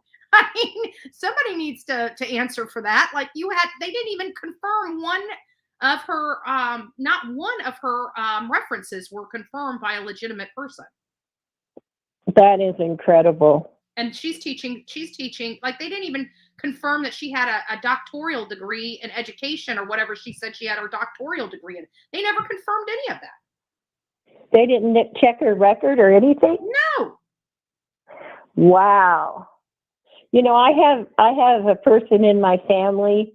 He's retired now, but he got caught taking a whiz in the park. Mm-hmm. And he lost his teaching degree. He lost his teaching license over that. Yeah. And it's amazing that this girl was able to bamboozle an entire school staff. I mean, somebody dropped the ball. Well, does it really surprise you as much as she lies? Oh, she's a master liar. I mean, she is I would think at this point she is a compulsive liar. That's why she does it so well. I don't think, and I don't blame the husband at all. I feel my heart goes out to him, like whatever. Mm-hmm. But I don't think this is the first red flag that he ever had in this relationship. No, I doubt that highly. I agree with you. I think he was kind of stuck because he had to go out of town. That was it. He met this woman. He fell in love with her. He obviously falls for women very quickly and wanted to put a ring right on it and, her take care of the kids and have this wonderful family. And he was the only one thinking that was going to be this. Well, and I bet that her daughter took care of the little boy a lot before she got old enough to get a job of her own. Oh, I bet, because it sounds like she didn't like the boy. I don't know what it was. Maybe, like I said, she had a daughter, so she raised a daughter. Maybe she just didn't know how to deal with boys and the rambunctiousness of them, because she's had a girly girl. Like my mom, I was like the tomboy, so I was basically the boy of the family, because I bring in the critters. I would, Mom kind of had a little bit of an experience with the possible of having a son. So I was such a horrible tomboy. I loved monster trucks and critters and dirt. Yep. Well, I just this woman is so crazy. She's not crazy enough to say she's smart. Oh yeah, she's very smart and conniving. That's what tells me she's not insane. Yeah.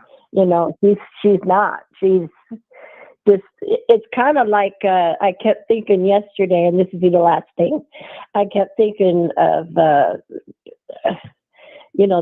trial that we just went through with the guy, Alec Murdoch. Yeah, how he no, but then when he got called on his stuff and they had proof that he had lied, then he fessed up. But even after that, he didn't fess up all the way. He just fessed up that he was in where the dogs was, the kennels. But yeah. Anyways, it'd be interesting what this week brings. Yeah. And you know what? Her and that lady, the other lady that's on trial, they're a lot alike. Yeah. But I find that there's a lot of behaviors that Leticia exhibited that I can like apply to like the Wells parents and, other cases. Oh, yeah, I thought of that too. Yeah. I thought of that too. Just the bizarre behavior, and how she's talking all about herself and what she's going through. It's never about Gannon. And we've exhibited that with Don Wells throughout the entire search of his daughter. It's all about what he's going through, him, his wife. It's never about Summer. Well, and they won't even let you finish a sentence about it. Those that have tried to talk to him, and even those now that have tried to talk to him on the phone, they don't even let the person get a sentence out. They just start talking about themselves and how hard they got it, and they need to check into this person and that person, and it's just crazy. Yeah, well, we checked into all the people that he told us to check into, and they didn't come out. They didn't produce. Everything keeps going right back to that house and right back to them. Yeah, everybody's, I don't know. I think that she was unlived and then taken off that property by either the grandma or I think it was Don or Candace, because Candace left the property twice. Exactly. Twice, yeah. So, I don't know. It's crazy. I agree. All right, hon. Well, you take care and God bless you. All right. I love you too. Bye. Love you. Bye-bye. So before we go over to answer any other calls, I'm going to go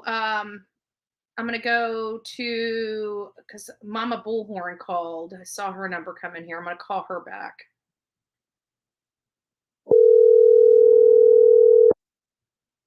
Thank you, Sean, by the way. Thank you.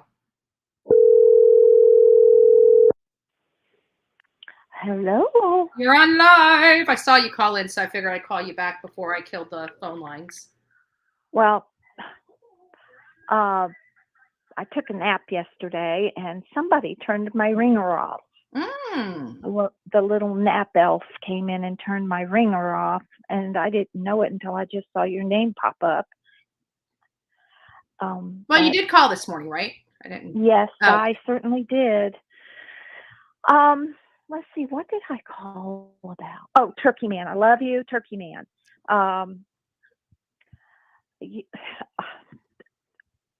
Listening to him reminded me of the 38th Psalm. And you pray for what you need. God hears it. And if you call upon other people, it will happen. But I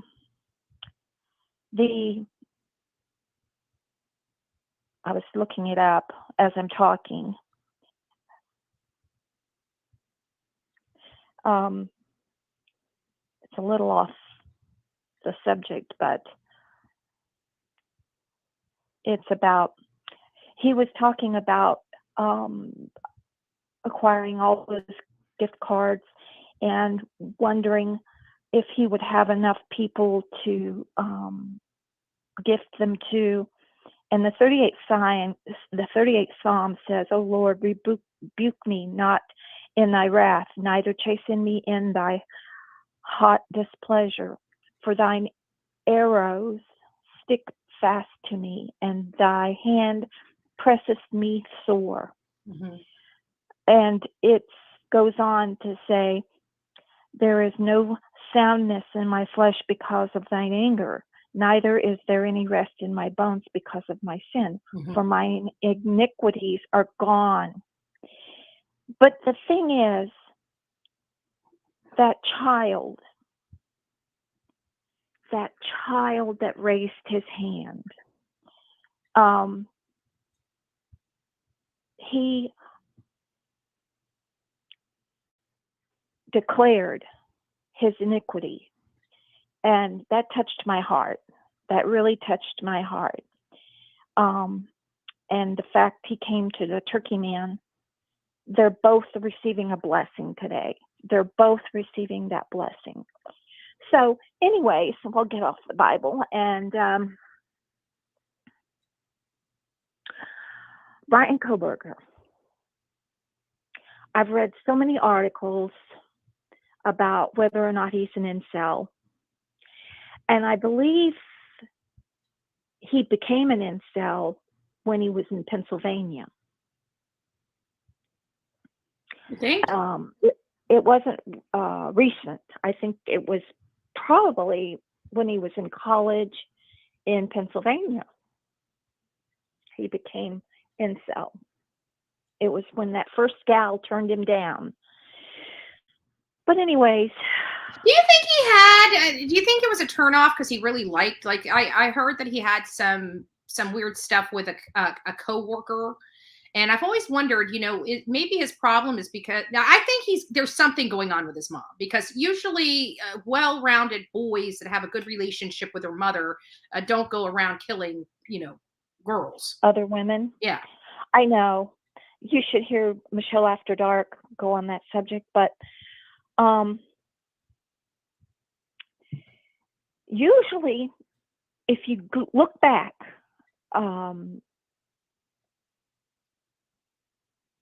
all of the serial killers, even the Green River, even the clown, I forgot his name, they all had issues with either their mother abandoned them, right, put them up for adoption, or mentally put them through mental anguish. They failed to properly nurture them. That's what Yes. what an article that I was reading exactly was about. Exactly. Is that it's the lack of nurturing from the mother that causes this infliction within them, or at least the beginning of it. John Wayne Gacy. Thank you. Well,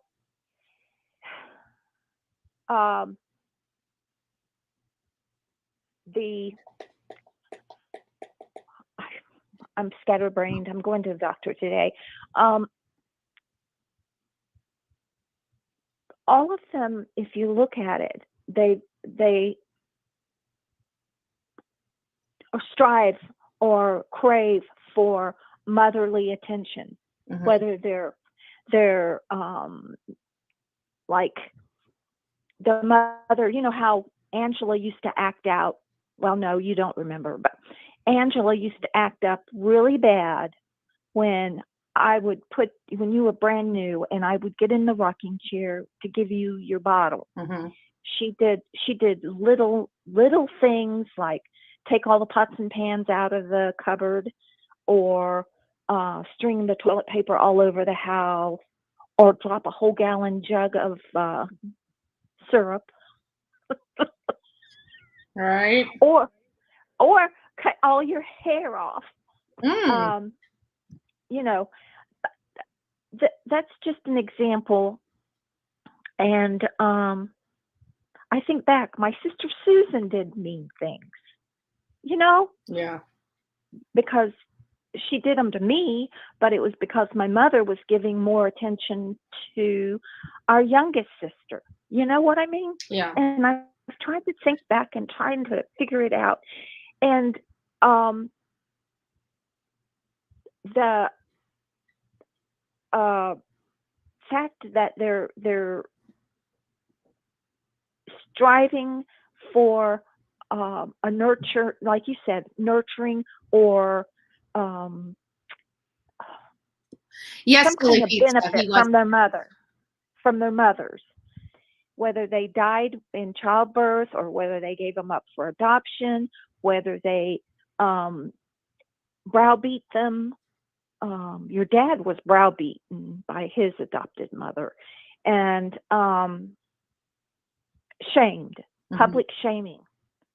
Your grandmother was good about that.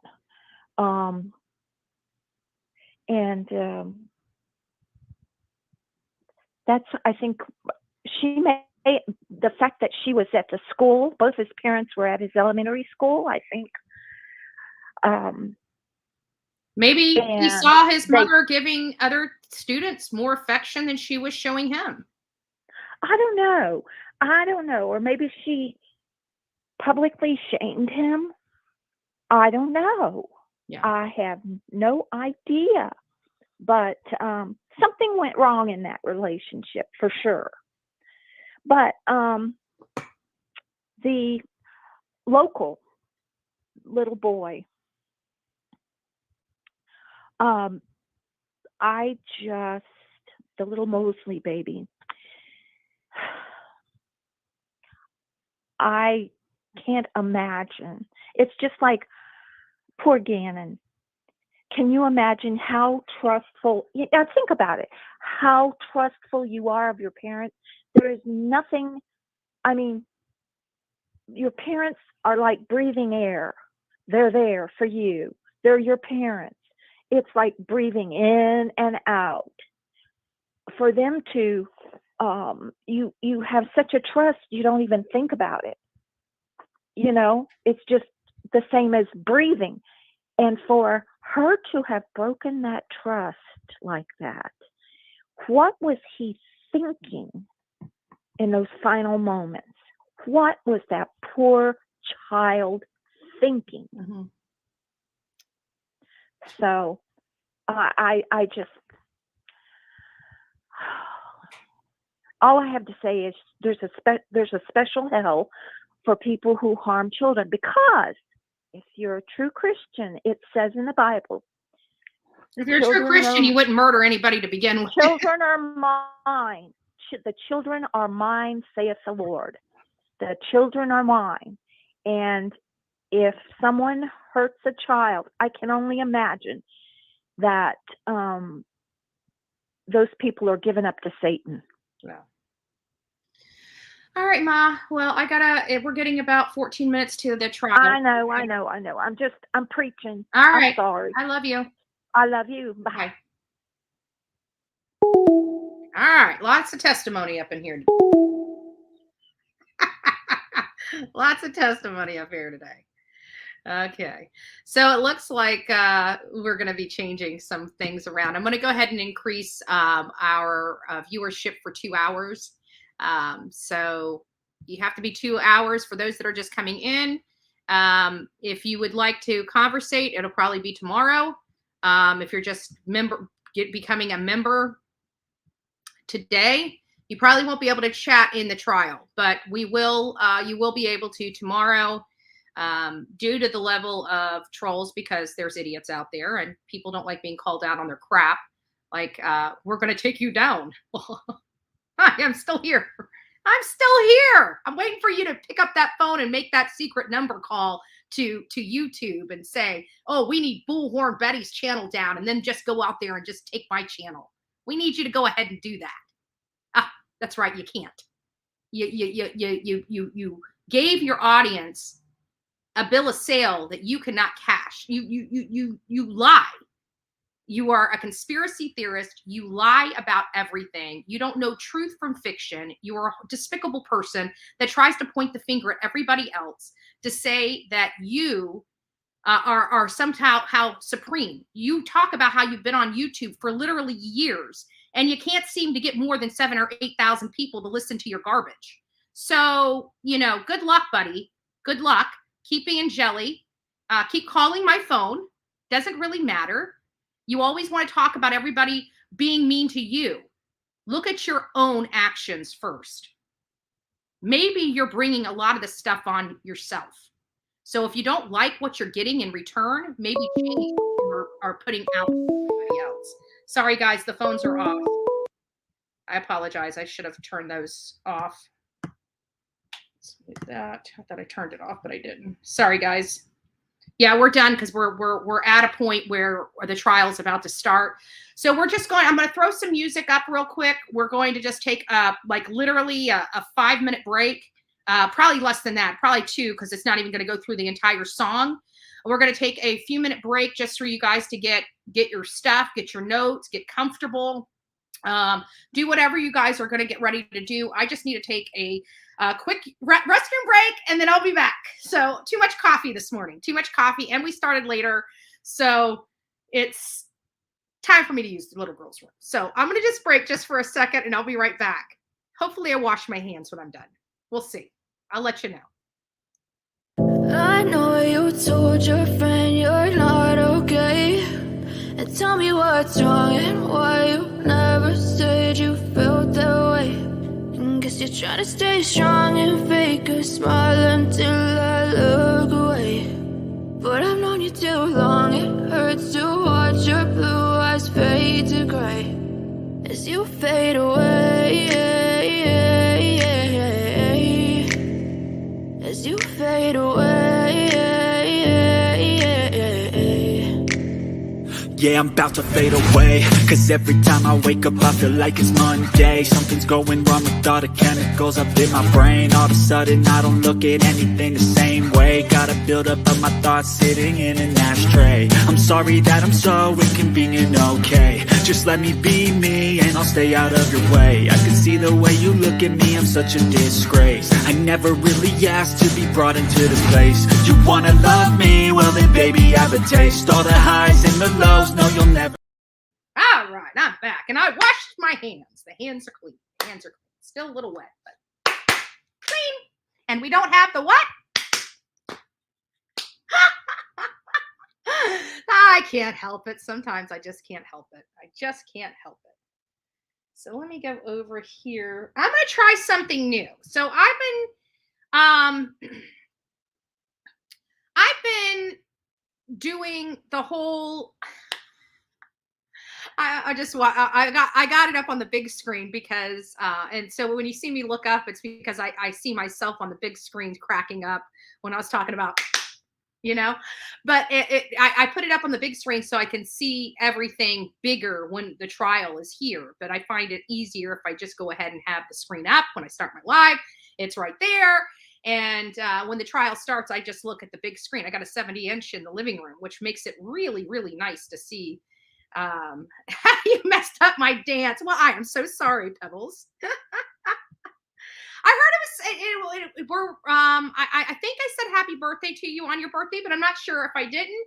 Happy belated birthday. I also heard that when I came in this morning that somebody has an anniversary today. I don't know how you did it, but congratulations. I don't have anniversaries anymore. Like I have anniversaries of divorce now. It's pretty sad. It's pretty sad. So I was just getting started. I can turn the music back on. If you guys really want the music, I can turn it back on. It's easy peasy, right? I would have to do research on, we need to do some research on incels. We already did some research on the incel. But anyways, getting back to this. So I've been using the app for our trial. I didn't realize I could log in on my computer. So this kind of changes everything for us, where as far as blowing stuff up. I'm now able to blow up, which I finally figured out how to make, even with the app, how to make each video or each camera larger. So we could just, like when we're just listening to videos, I've been putting Leticia's area, the defense counsel's area up on the screen so we can watch her behavior as all this stuff is going on. And of course, her behavior really has been poor. She at first she had her head up, she was flicking people off. The judge came down on her, and now she just pretty much has, reads a book or draws or just completely checked out from this trial. She's not participating in it. She's there. She's there, but she's not participating. It doesn't seem like she's participating. And I can definitely tell you, out of all the crazy people that we've seen in court, we can definitely say that she's not acting like the crazy type of crazy that we would expect from somebody that's mentally insane and killed somebody because they're insane. So she's just all her behaviors are off in this. She's trying. This is a Hail Mary for her to try to get off this or get out of this.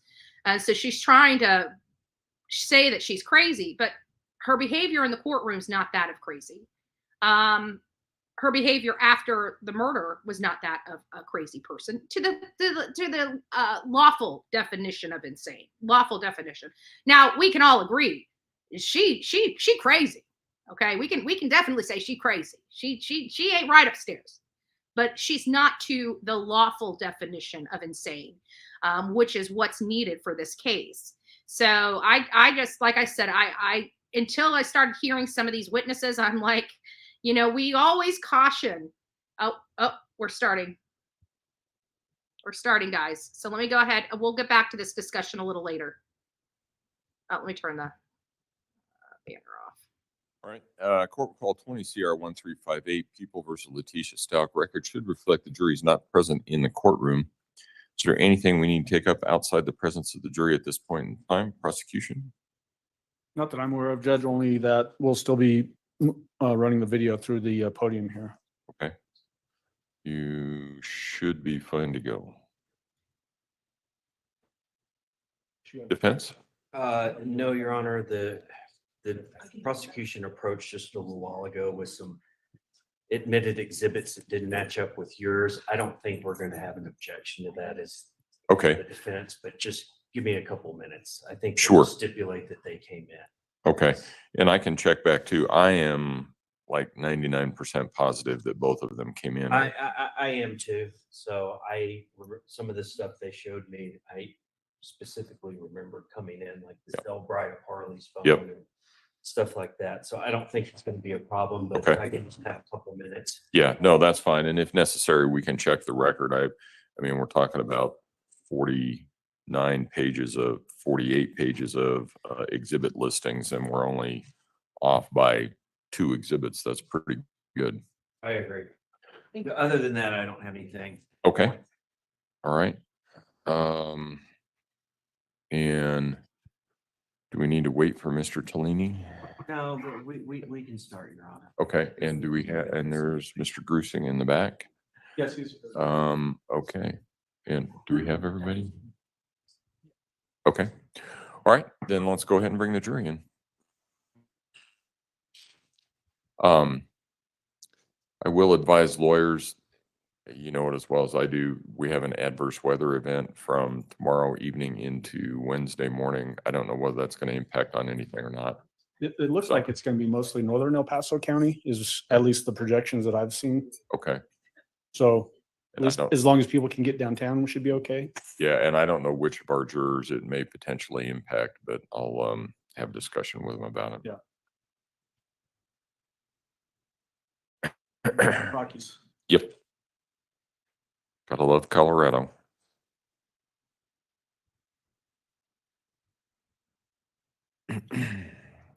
And see, I can literally go and see. I have a little more flexibility in All rise for the jury, please. Enlarging.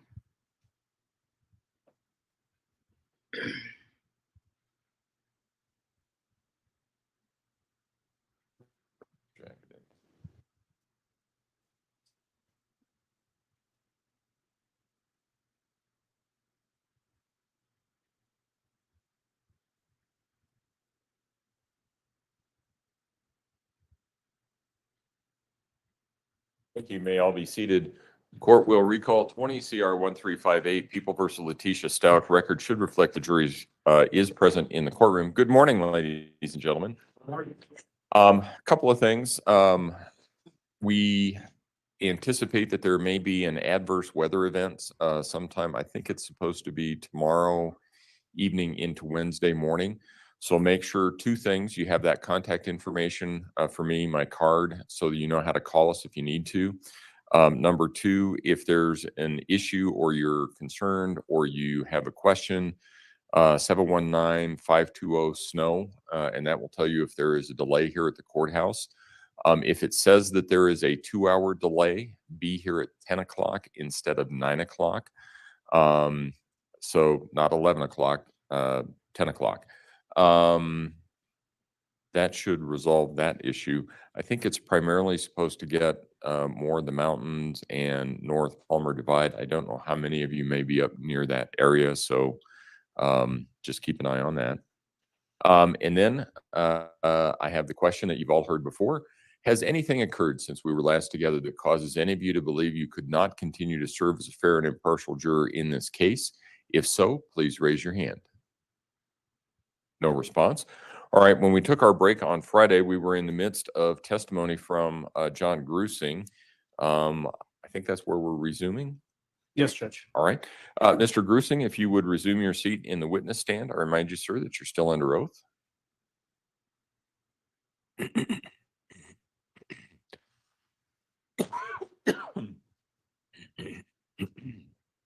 And we don't need it just yet, Judge, but at some point here in just a minute or so, we're going to need these screens turned on as well. Good morning, Mr. Grusing. Did you have a good weekend? I did, thank you. Good. When we last had you on the stand, we had just played the portion of the video where you're talking with the defendant about the board that was found up in southern Douglas County. Do you remember that portion? Yes. And you used a word in your question, thrown, and then you got quite a challenge from the defendant. Was that consistent where she would challenge you on things that were maybe peripheral? Yes. Can you give examples of that and what that meant to you during this interview?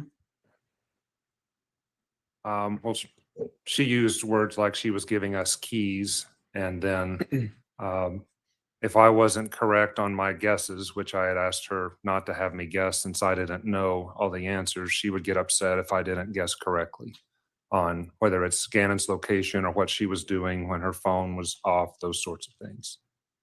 What do you mean by guesses? And give examples of what you mean when you use the word guesses. So, especially during this later part of the interview when I was asking her about the blood, more than once she would say that if I knew enough about this investigation, I should be able to say either where Gannon is or more details about what was going on that I couldn't guess too. So it was an effective way really for her to not answer my question and tell me that she knew things I didn't know. Did that indicate to you fairly high intellect?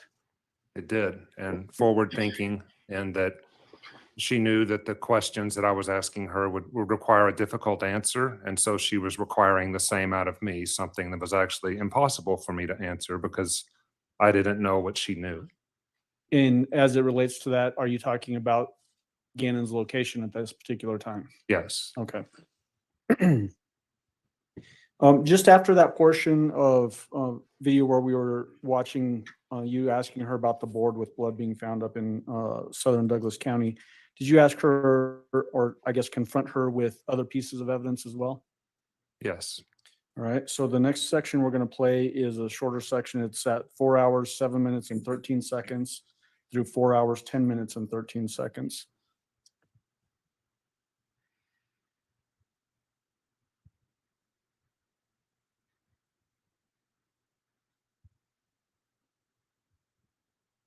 You guys like this view, or do you want me to put? Do you know why I told you that? Video. I normally don't do this. Tell everybody all the evidence against them. Why do you think? I don't know. Because I think if you're to weigh this on, there's enough probable cause. A judge in Colorado Springs and El Paso has signed a probable cause warrant for first-degree murder. And all this evidence, and I'm telling you about the ones that I know about, and that's before you do, you know, all the phone stuff, et cetera, and then versus You taking a chance that you're going to get out? It's I'm not nothing. taking a chance for nothing because I didn't It's not. do anything, sir. Okay, sir. If you say you didn't do anything, do you know what an innocent Okay. person would do? I have had plenty of innocent people sitting in your chair. Do you know what an innocent person would do? They would be freaking out. No. You are not freaking Yeah, out. right. You think I haven't freaked out? I heard for, you like, freak out on the days? phone one time. Think I haven't freaked out for days? You can't judge the way I freak No. something out one way and another way. I have had the wrong person in a room like this before. Okay. And trust me, if they had any idea who did it, they would tell me. Okay, well, That makes no sense. I guess And no that's jury what will you buy, are. no Okay. jury's gonna buy Okay. that you sit here with an answer that somebody else took Gannon, that all this head wound and all this stuff happened in there. Do you think I don't know what I'm talking about? Sir, I never question anything. Well, you must, because you're taking a huge chance, Leticia. Sir, I'm not taking any chance How are you not taking a because chance? I know the man upstairs knows I did not do anything. Well, he's not gonna be on the jury. Oh, okay. All right, we're not going to go there with that. We're not going to go We're there. going to sensible people. I'm going to who are mute going to present myself. Evidence. Let me know if you guys can't hear the trial. Higher power. There That is. higher power will make sure. I believe in the higher power as well. I'm glad you did. That really makes me feel more better. It really does. I'm serious. So when you know, But Leticia, this comes down to common sense. I do have And these common prosecutors, I'm not talking about you, I'm talking about who you're going to be sitting in front of. Okay. And if you're going to take a chance that they're not going to listen to all this evidence, all this blood, all these stories that you've told about Gannon, and that you have the key to finding him and you don't do it, there's nobody else to prosecute. Okay. Why won't you go there? why am I, what else am I going to say? The easiest thing to tell me is the last time you saw Gannon. I've already told you I'm not hurting you. Okay. But then what do I need to go through again the other things that might have happened to Gannon? Where did you gently place Gannon? What? I don't know how to phrase it. What are you talking about? I don't know, because I don't know where he is. If you want me to use a different verb or whatever, I'm struggling. I've got it paused at 4 hours, 10 minutes, and 13 seconds. Why have you shifted tactics here to trying to now find Gannon's location as to getting descriptions of what happened to him? Well, she seems to be more reluctant to answer questions now. And she showed me with the particle board. She got upset when I said she threw it. And as I said earlier, she gets upset if I guess. So I tried different verbs like placing it, setting it, those sorts of things. And then she will settle back down. So that's why I'm trying different ways to get her to communicate to me any other clue that might have happened with Gannon. So I'm just trying yet a different tactic again. Including clues potentially towards his location? Yes. Okay. When you go down this particular path of talking about last place that she may have seen Gannon, did she give you any keys that helped find Gannon? No. And I had already asked her in the previous section who the last person was with Gannon, since she was saying it wasn't her. We had been through the angel routine, and then I was trying to see if she would push it to anybody else, and she's not. So since she's not pushing it to anybody else, she's basically saying it's her. So I just want her to say where she last saw him, whether it was in the house, whether it was at the Petco, whether it was at Palmer Lake, to give us some sort of clue of her last sighting of him. You made a statement in that section that you don't normally tell people that you're interviewing about all of the evidence. One, why do you not typically do that? We don't typically do that because we don't want the defendant or whoever we're in front of to testify falsely to something in case we give them too much evidence and then they say something they didn't do.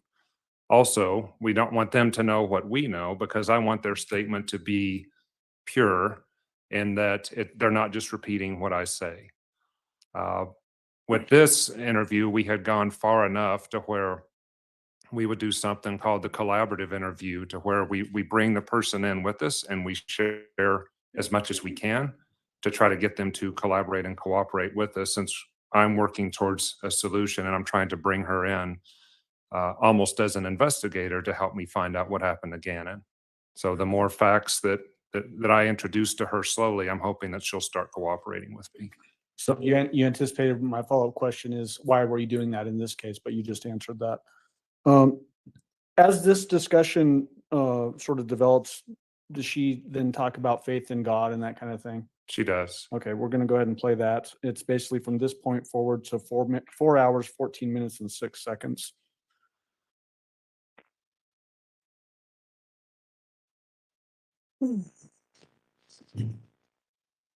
Leticia, this is not about you. You're the one caught up in it, though. You're the one with all the evidence stacked against you. Okay, well, Help yourself right now. okay, so. Why would you not? How am I supposed to Just tell me what happened. So what happened? Well, I don't know. Well, The way you so I described. had to stand up for a moment. Absolutely. The wounds that you described to him don't even come close to the blood in the house. That's what you think. No, it's not. Okay. This is what people that do this for a living tell me. Okay. Again, I wasn't there, but a little gash on his head Okay. So. doesn't explain at all that stuff that's in there. Okay. But do you want to go with that? Because when you walk out of here, the last thing on record you're going to have is what you told me. And I would love to be your storyteller. Okay. I would love to tell the true story. It will help you. You believe in that higher power you Oh, said? I do. That's why. You What want to know about the why? truth? Do you study the truth? You want to know why I'm not sitting here like going crazy, freaking out, putting on an emotional show like I've seen people involved in this situation put on fake cries and all that? Because I know God knows. Okay. I mean, but what about the truth? You study the same Bible, the same God. Yes, OG. It tells a lot about truth in there, and you have not told. Saying she's many not truths guilty in by this whole reason of thing. insanity. I That's what her know that. defense That's what. is. But let me tell you what happened this morning when I woke up. When I woke up this morning, I watched a story about Ron Miller. So he started this. He ended up like getting talked down to, bullied online, treated like crap, accused of things he didn't do. And that's where he went to the accusation part. And so he went down this whole trail talking about how accusation, how this did to him, what he had to go through, and all that. But in the end, he kept his faith in Jesus Christ. You know about the story of Paul, you know about Saul in the Bible. Okay, I can walk you through a lot in the Bible. If you know what I'm talking about. So he turned those accusations into just keeping steadfast and staying strong, and to believing God's going to do this and keeping whatever. Because, in the Bible, they persecuted a lot of Christians, right? A lot of them for things they didn't do right. But, there's a lot of stories where God made sure they were okay. So when I woke up this morning, I literally decided, God, you can take this, and you can either A, bring Jesus home, bring him to the front step, drop him off, so that I can please never have to worry about this again. Right. Or you can let me stay focused on believing in you, as in him, and just the truth will come out. And it's okay, because I don't want to sit here and accuse all these people of whatever. I'm not going to turn those same accusations against them for saying this and saying that, not believing this, not believing that. I'm just going to just sit there and say, I know I did not hurt Katie. With that, I get. So I've got it paused at 4 hours, 14 minutes, and 6 seconds. Did you go on from this basically to then try to get her to tell you more details about when she last saw Gannon? Yes. All right, so we're going to jump to that section at 4 hours, 17 minutes, and 18 seconds.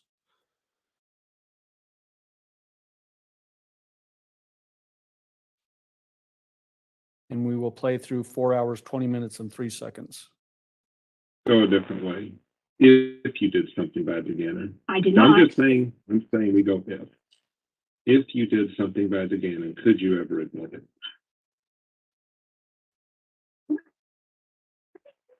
No, I'm not going to go. This is not a trick. But I'm not going to go answer that question because I did not do anything bad. The reason why I ask you that is the people that I've worked with are actually put in prison for life.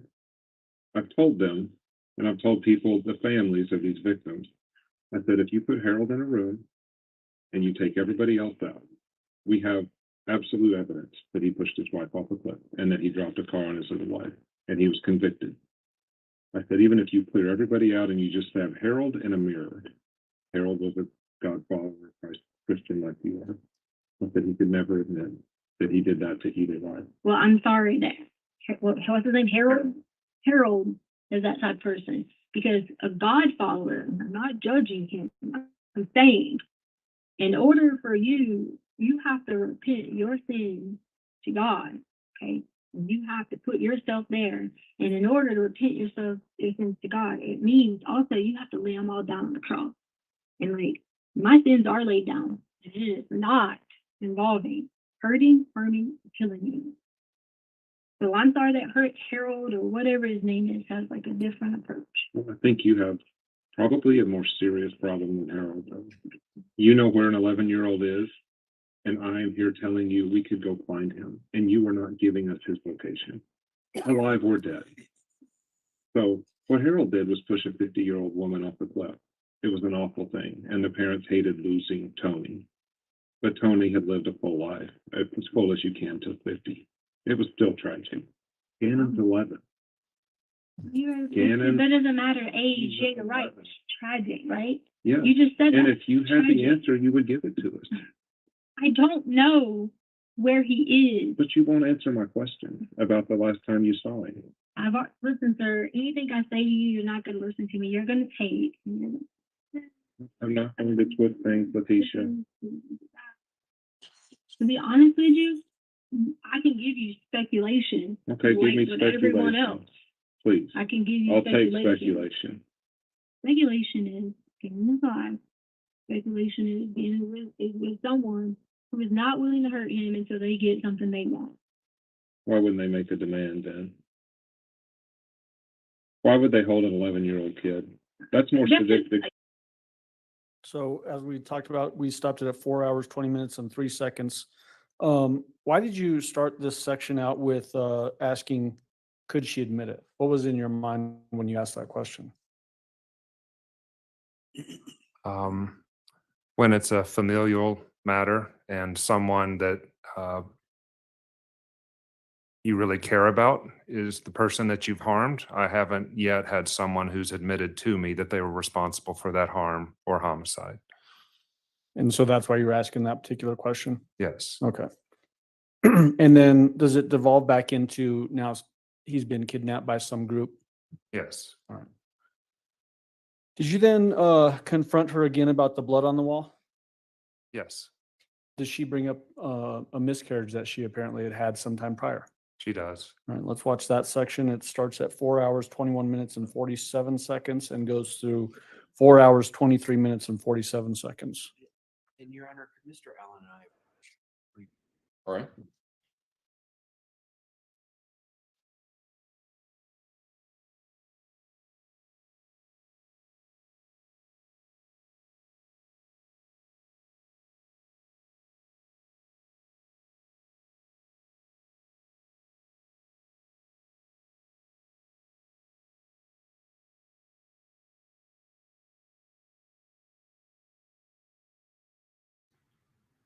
So while they're up at the podium, I just wanted to say, I think I like this internet trial better than the WebEx app because I'm able to mute myself.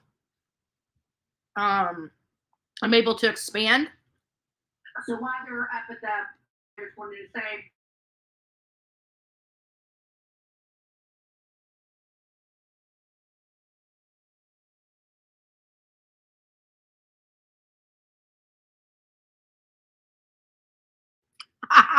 the funny thing is that was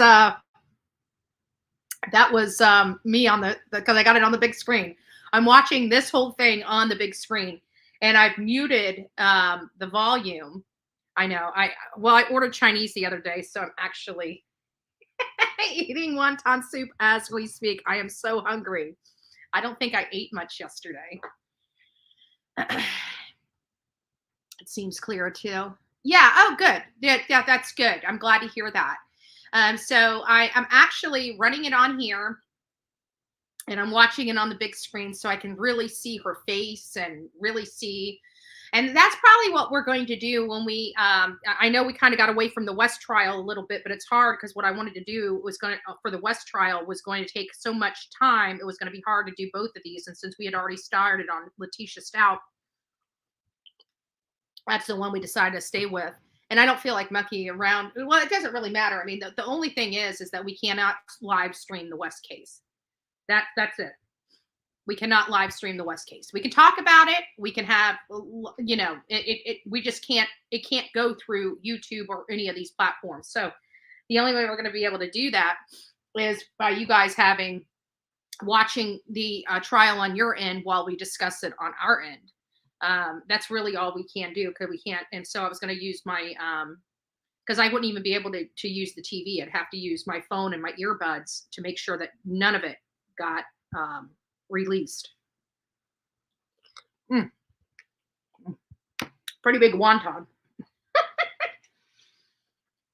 It's hard to cut the wontons because the meat will fall out. So you kind of just got to shove it in your mouth.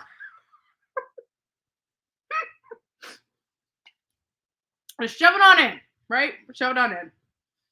So I'm not sure. It seems like this particular witness is a very good and critical witness in this case because he's the one that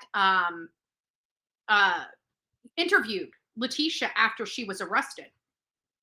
And she was giving them, and he's explaining this to people because he's a seasoned law enforcement agent. So he's talking about the behavior of her and his knowledge of that type of behavior and what that means. Remember, a lot of these agents on the FBI are taught about the psychology of people, about what makes people tick. They're taught about body language, how to,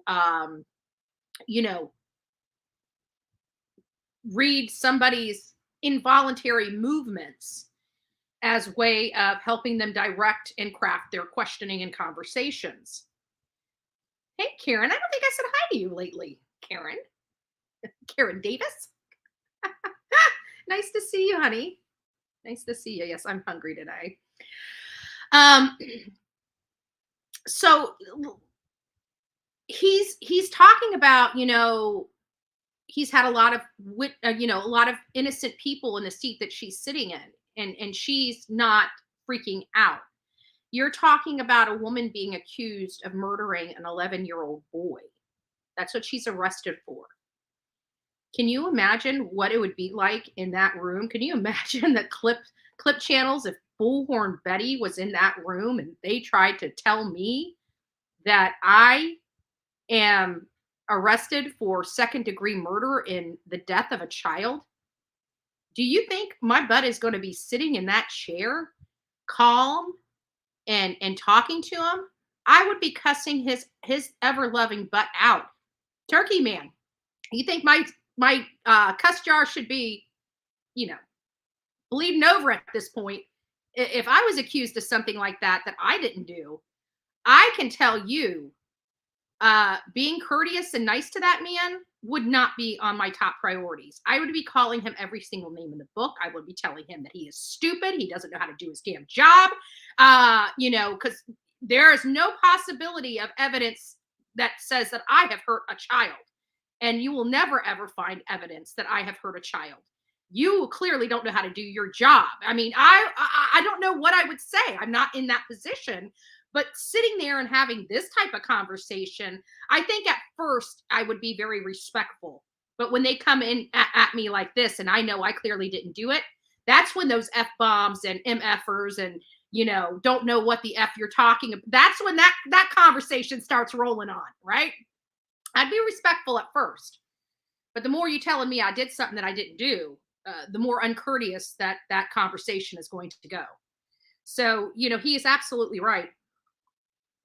And like I said with Don Wells, you know, his behavior being similar. Obviously not the same. You're talking about a woman versus a guy, you know, separate stuff. But you do identify a lot of the behavioral issues we had with Leticia Stauch and some of the stuff she did after Gannon went missing. And you look at Don Wells's behavior and Candace Bly's behavior, you can identify a lot of the same things. You absolutely can. So, okay, it looks like they're about to start talking again. So let me shut up.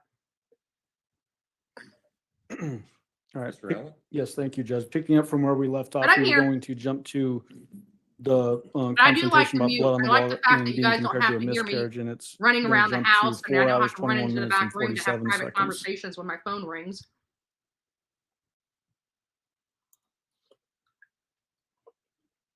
And we will play through 4 hours, Still 23 turn the minutes, and microphones on yet. 47 seconds. So exactly 2 minutes worth of video. If you had Just nothing having to an attorney do with finally harming got here. Gannon, why would you clean up the blood that's on the wall? So you're saying you've never had anything happen in your house and you cleaned it up? Oh, am I Never, talking over it? You've never had like Why would you cut razor, out the carpet? nosebleeds, So exactly the carpet? video. Because I was gonna get more carpet. It doesn't. The carpet has nothing to do with cutting it out. It's getting smell. It stunk. I couldn't breathe. None of us could breathe. Did you say that Lena helped you clean up some of the blood on the wall? Lena always helps us clean up everything. Lena helped us clean up the light switch. Lena helped us clean up when Gannon had a nosebleed. Okay. But for this occasion, she helped with that. Now you're going to walk me back through what we've already talked about. So you're now going to go be like, oh, an 8-year-old this and an 8-year-old that. There was all the time. Gannon was bleeding all the time. He'd have a nosebleed randomly at the drop of a dime. He'd bite his fingers, bleed all the time. Would it help if I gave you a picture of the wall of what all showed up on it? Sir, that's not going to get me to say anything to you because I didn't do anything. Well, what I'm trying to appeal to, though, is again, you weighing your options right now before we're gone. Sir. Because you're taking a big risk, Leticia. Sir. I believe in higher power. And that higher power is going to show the entire world. And when it does, I would never have to work a day in my life again. And that's going to happen. Guaranteed. Because I did not hurt, I did not dispose, kill, whatever you want to call these things that you're going to name out as verbs. So why did you confront her with the blood cleanup and, for instance, the carpet cutout? We had talked about it before, but this is what I'm left with to speak with her about, is the evidence in the case to see if she'll move from where she was. Were you trying to give her an opening to give you more details? Yes, and I don't remember if I had brought up before Lena's participation in this, but I wanted to see. Lena, you mean? Yeah, Lena's participation, and to see how she would react to that. Again, is it consistent throughout the interview that she would resist those opportunities when it related to the specifics of the crime itself? Yes, and again, she said she sees the pathway where these questions would be going, and she says she's not going to go there. Appreciating where you want to get to. Correct.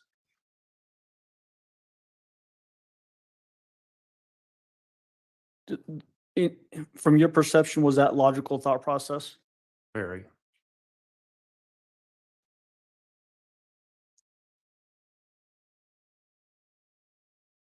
Shortly after this portion of the video, do you confront her with trying to get information about, hey, there's a boy out there. Help me find him. Help me get him home. Yes. Let's jump to that section. 4 hours, 24 minutes, and 29 seconds.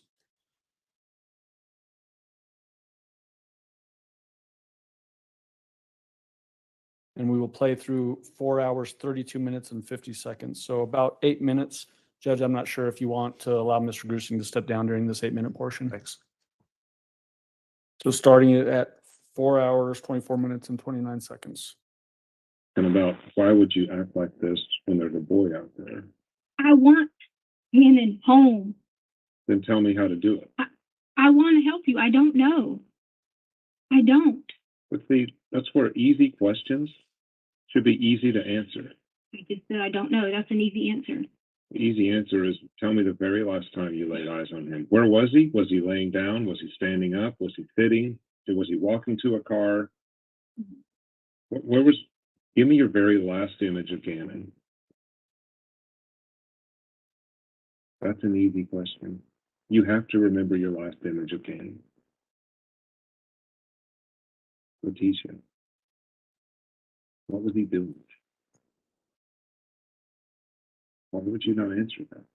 Because I've given you. No, you haven't told me exactly what you saw when you saw him for the very last time. Did you see the back of his head? Did you see his face? What was his expression? Did he say goodbye to you?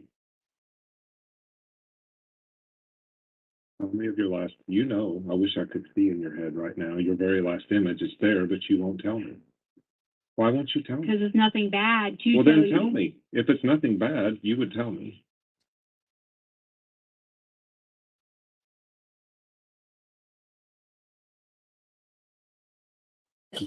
Image of Gannon.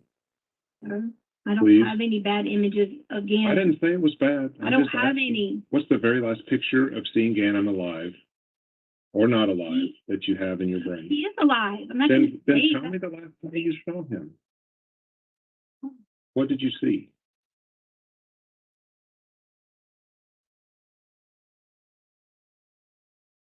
Leticia, that's like you said earlier. Okay. Being a good person, you didn't hurt him, you didn't do all this. I'm repeating it back to you. Why could you not tell me then? If that all that is true, you know the last time you saw him. What would that hurt to tell me?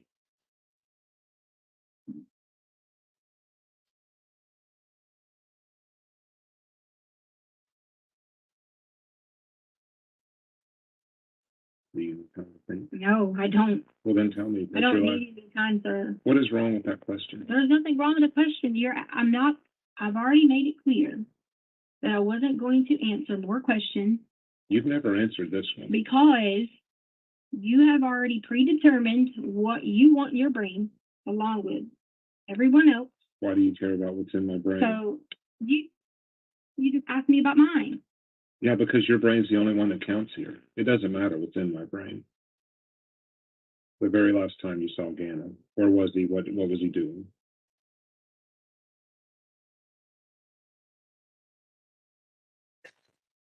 Did y'all put a reward out? There's no need to put it. Can you please answer that? Then you automatically have a predetermined thing in your brain. If you give me something else, I'll go Yeah, there. no, that, wow. Why do you care about my brain, Leticia? Yours is the one that matters. What's the last thing you Let me saw? tell you one more time. I did not hurt. I didn't ask harm, that. I did not anything ask wrong. that. I don't care.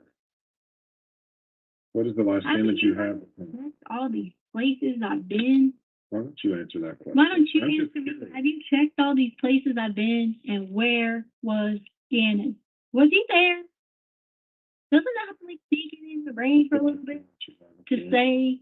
You're going to live with Gannon it for the is rest of your life, Leticia. Why don't you tell me today? I'm not living with anything horrible in my brain. I'm not. Okay, well then it should be an easy question. I've given you the answer. Of the last time you saw him? No, you haven't.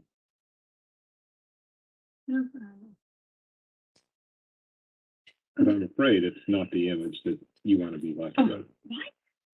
Sir, that's not going to convince me to say something that I didn't do. Okay, then maybe it is the image. Then tell me.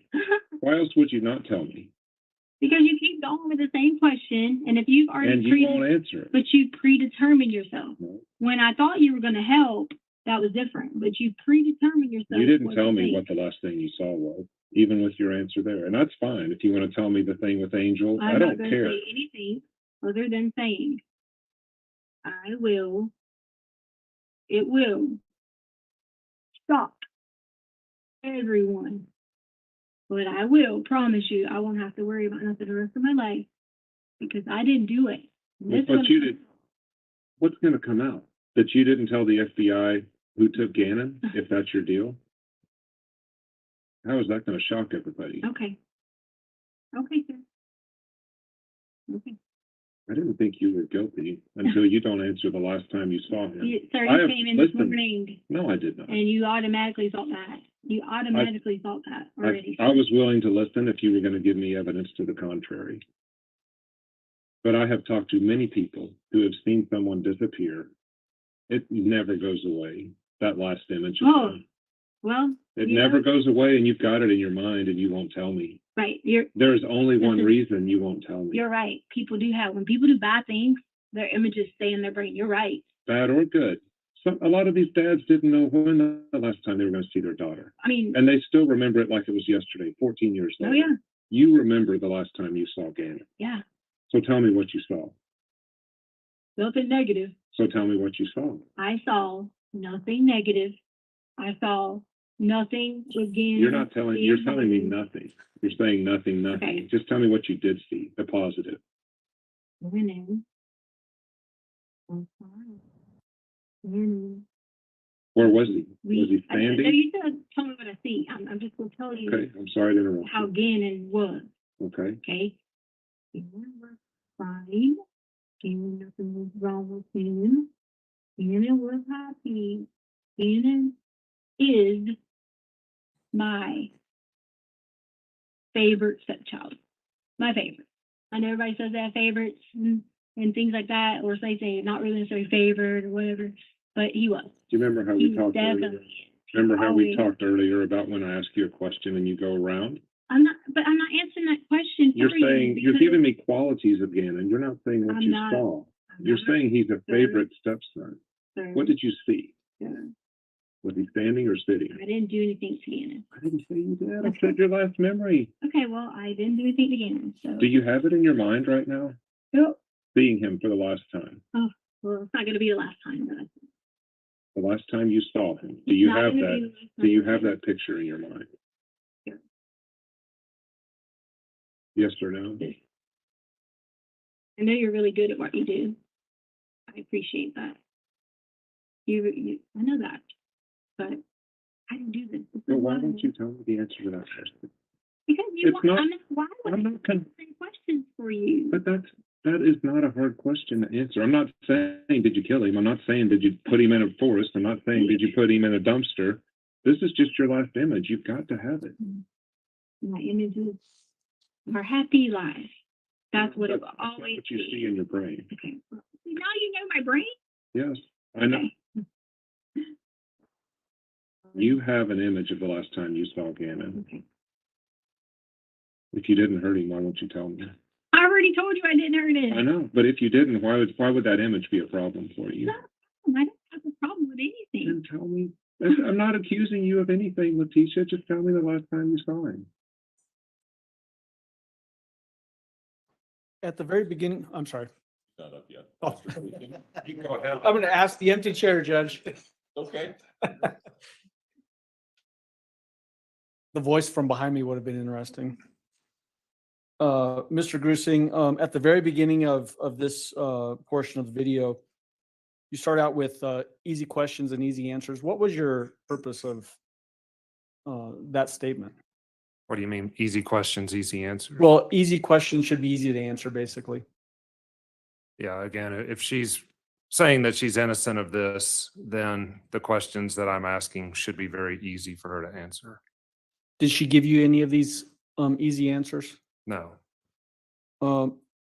Again, here, it appears that you're sort of pushing back when she's saying, well, what's in your mind? Did she appear to be throughout this entire interview preoccupied with what other people were thinking about her? Yes, and that was consistent with the phone calls. And what I'm trying to keep her from doing is manipulating her answer to see what I want to hear. I just want to hear what she knows to be true. This whole issue about, did you all put out a reward? that kind of stuff. This entire section, was this another example of her deflecting away from the thrust of information you're trying to gather? Yes. Right after this, does she then actually challenge you about, are you going to find Gannon? Yes. All right, let's watch that portion. Basically, from this section on through 4 hours, 35 minutes and 56 seconds. So just a couple minutes. So if you're okay sitting there so I don't ask an empty chair questions. This is an easy question compared to all the other ones we've done. Please.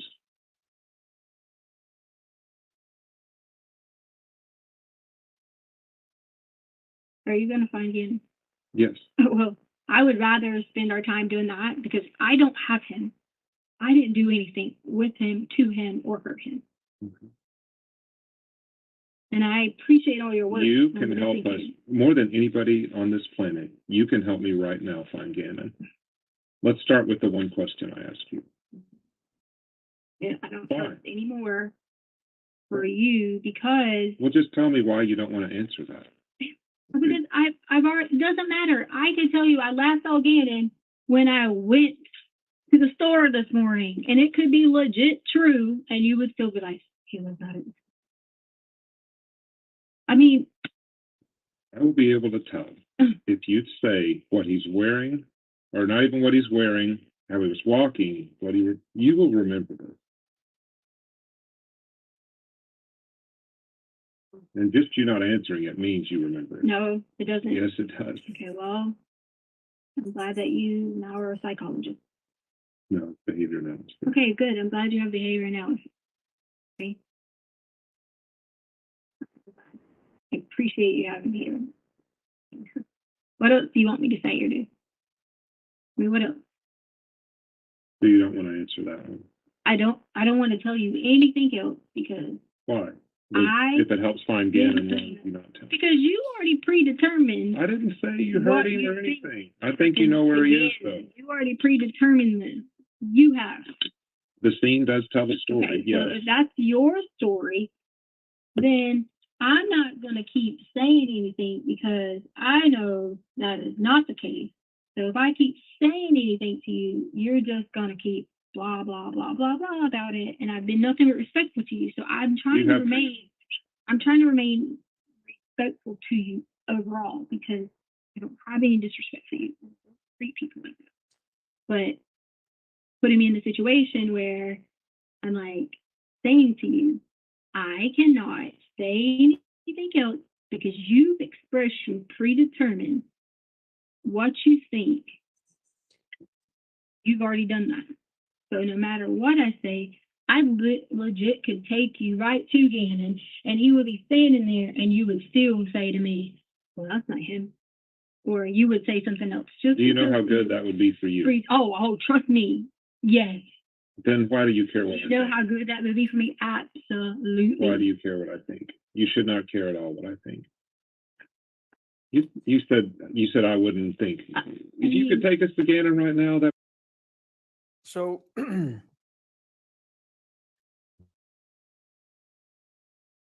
this idea where she's saying she doesn't have him, did you later learn that that was actually a true statement? Yes. Because of where Gannon was ultimately found? Correct.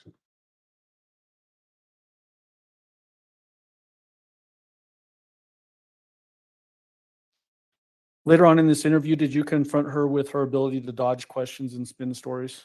Yes. All right, let's jump to that section at 4 hours and 39 minutes and 33 seconds. Bless you.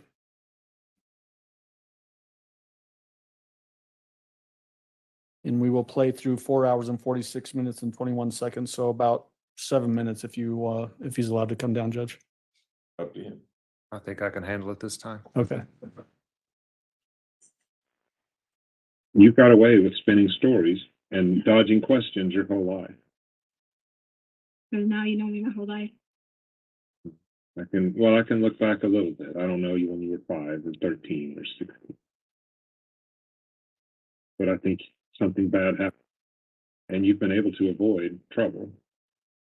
But that doesn't happen in this case. Okay, sir. These stories that you told are much worse for you than if you had just said, the best thing you could have said is, Gannon just went, and that's it. I'm not saying anything else. Mhm. But you describing all these injuries to him, even to us today, is awful. There's not injuries like that. Yes, you talked about it. His head. There's all the time. You raise children and they never got hurt. Like they never. Not all on the last day they were seen alive. Was. You're making it out to be like some whatever. That's not even how it was. Tell me how it was. Gannon and I are very close. Okay. But see, that's what you don't do. You say generalizations when I ask you, how was it? And why? I don't even know what you're asking me. The injury that caused that pool in the corner. It's not a little scratch on his Okay, why head. don't you test it and see what day it came from? If that's what you're telling me, why don't you test it and see what day? Oh, it didn't happen on Monday. No, It happened on Saturday. I'm asking you. You are the ones who are telling me, no matter what I say, you're telling me it's your way or no way.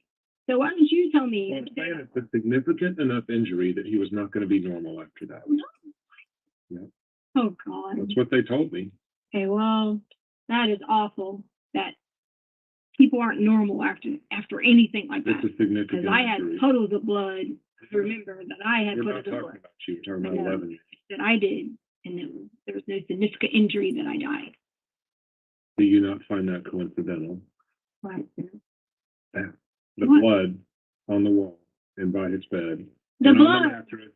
The blood that you or your team allowed people to be in the house. That has no bearing on it. Okay, well, if it doesn't, then okay. It doesn't. Okay, so okay. Maybe check one of them. You ready to tell me? Maybe check one of them because I bet you they can tell me the last time they saw Gannon, even though it was months before. I bet Al can tell you the last time he saw Gannon, even though he didn't know that was going to be the last time. I guarantee you he's got an image of Gannon. You were the last one with Leticia. Okay.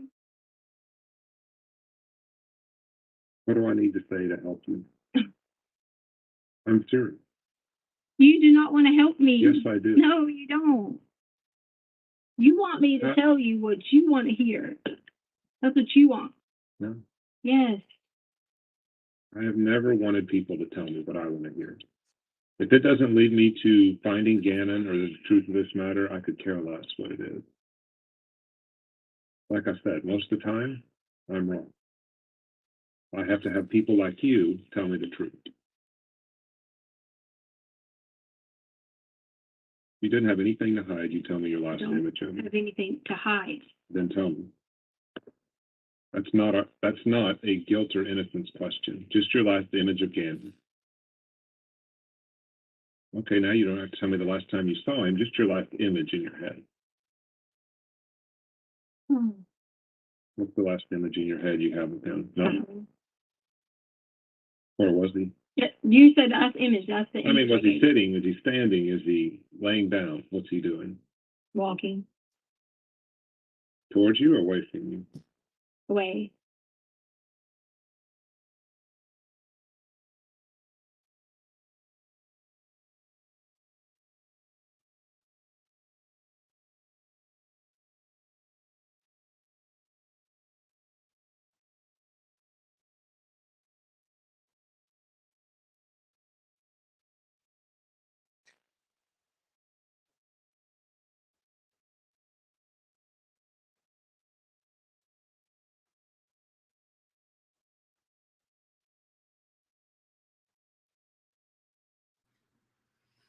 Can you imagine?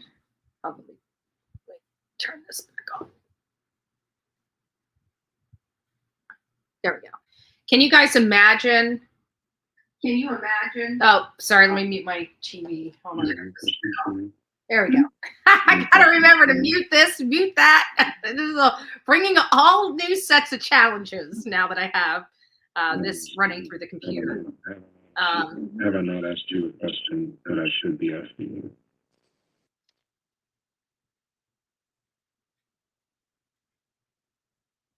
Anything?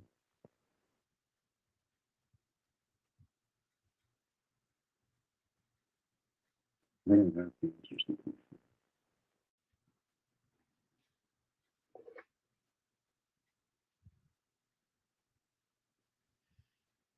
You know, feelings that I can't talk about right now.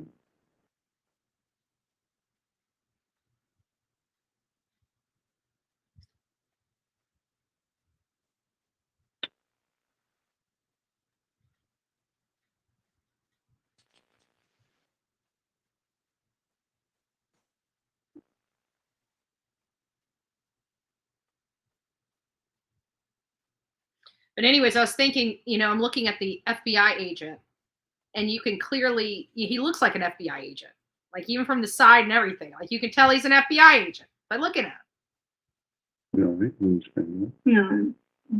His kids didn't get away with nothing. I can tell you that. Okay. Is there anything I need to ask you that I haven't?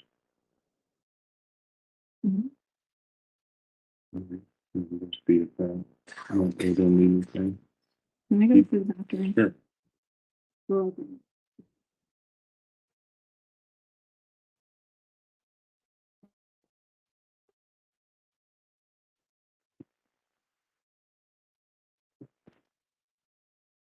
Let's pause now at 4 hours, 46 minutes and 21 seconds. As to when you both leave the room and are off camera, what happened outside in the hallway? I believe she went to the bathroom. Do you then come back into the room with her?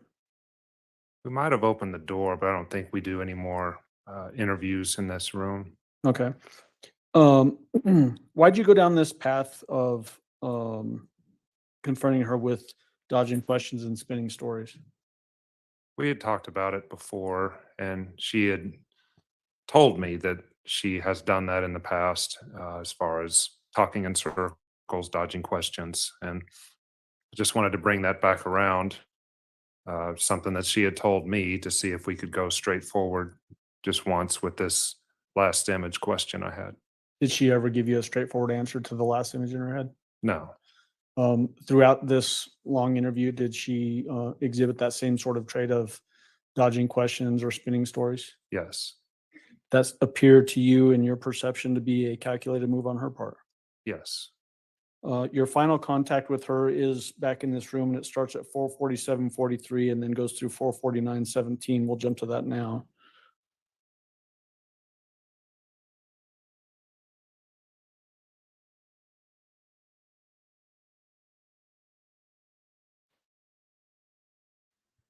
I'm almost out of my pot of coffee as well. T-shirt. And here, like I said, you're gonna have to go to whatever jail that holds you in. Colorado's got the warrant, so they're gonna transport you. Okay. Do you have anything else for me? We can do today, but if you have something you want to say, I'll sit here for another 4 hours. Where's the warrant? The warrant's in the system. It's in the NCIC is what they call it. That's what they picked you up on today, was the arrest warrant. Okay. So you're gonna be going back there. Anything else? First degree murder for Gannon's death. That's what I was trying to come in here with you to help you. If we find Gannon, that makes a big difference. Okay. We'll let you go. Okay. If he's alive, you might as well try it. I can't speak for the district attorney. I'm not an attorney. I'm an investigator. If he's alive and you can get us Gannon, yes. Good things will happen to you today versus getting shipped back to Colorado. I'm going to talk to you about that.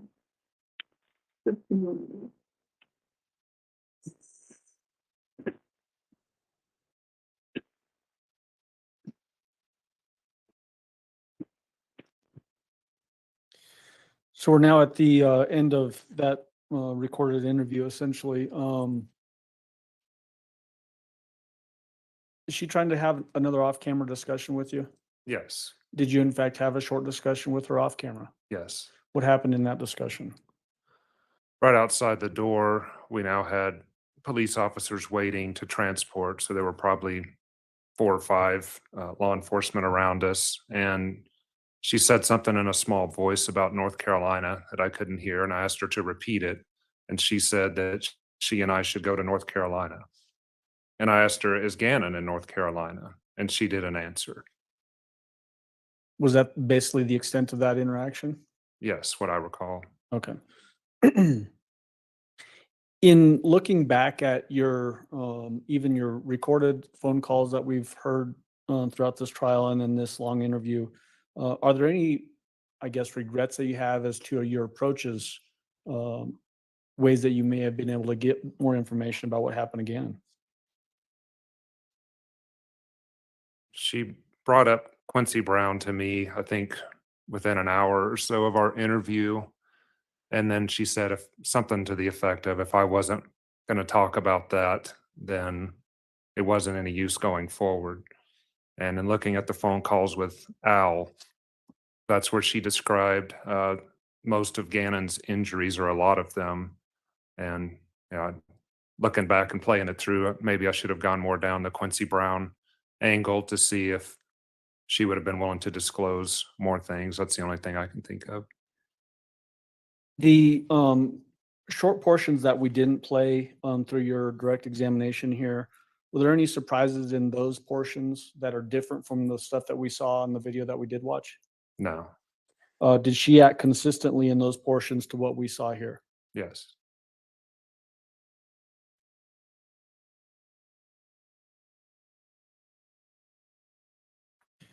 You, in two different sections that we watched, you delved into mental health questions. Do you remember those? Yes. Throughout all of your interaction with her, both through those recorded phone calls and in this interview, did she ever express any history with severe mental health issues, diseases, defects, anything like that? She did not. Did she ever talk about sexual abuse that she allegedly suffered as a child? No. Did she ever point to specific people in her life, family, that she alleged carried out sexual abuse against her? No. Did she ever give you any descriptions of any commitments to hospitals? No.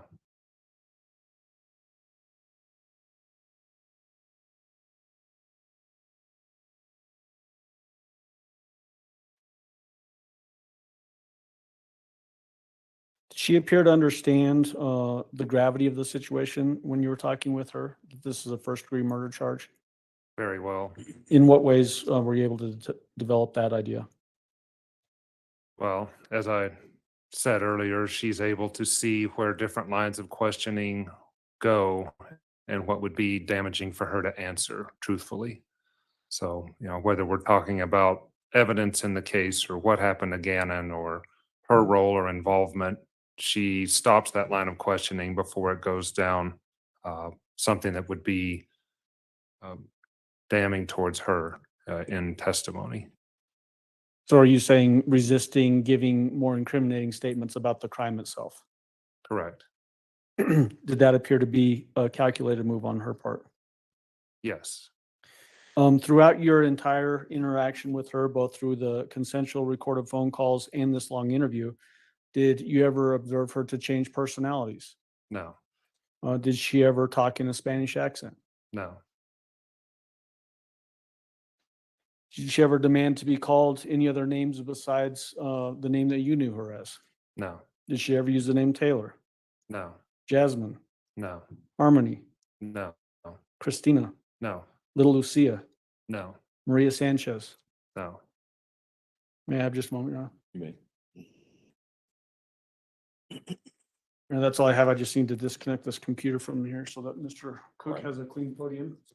Okay.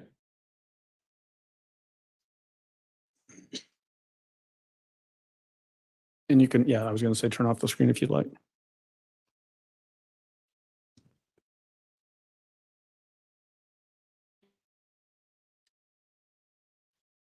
Mr. Cook, cross-examination. Thank you.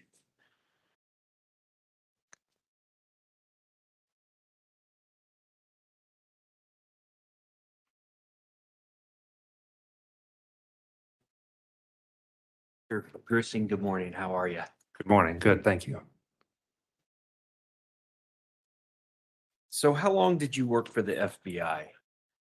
A few months short of 25 years. 25 years.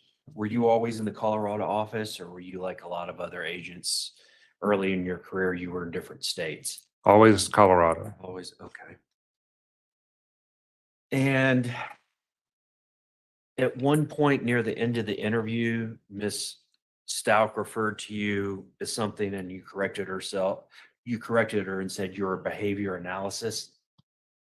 She said something like, I'm a psychologist. Yeah. And I said, no, I'm in behavior analysis. Okay. And is that generally what you did throughout the majority of your career? No. Okay. What else were your other assignments? And I know you already told Mr. Allen this, but I have to hear things a few times before they see No me. worries. So I was a special agent, and I was assigned to the criminal side for the FBI. There's a terrorism side or counterintelligence and a criminal side. And for my last 23 years, I was a criminal agent for them. So I was never a supervisor, it would be similar to being a detective for a local police department. Okay. Now, you told Miss Stout during the interview that you had been contacted by the main office for the FBI and told to go do this interview with her in South Carolina. Is that correct? Yes, I think I told her, I was asked by the Colorado Springs office to come investigate initially and then also to go out to South Carolina. Okay. Whose decision was it to you be the one that goes in and does this almost 5-hour interview? I think it was up in the air early, whether it would be El Paso investigator and myself or just myself. And I don't remember how it came just to be me, but it ended up just being me. Okay. And have you done a lot of these interviews over your career? Yes.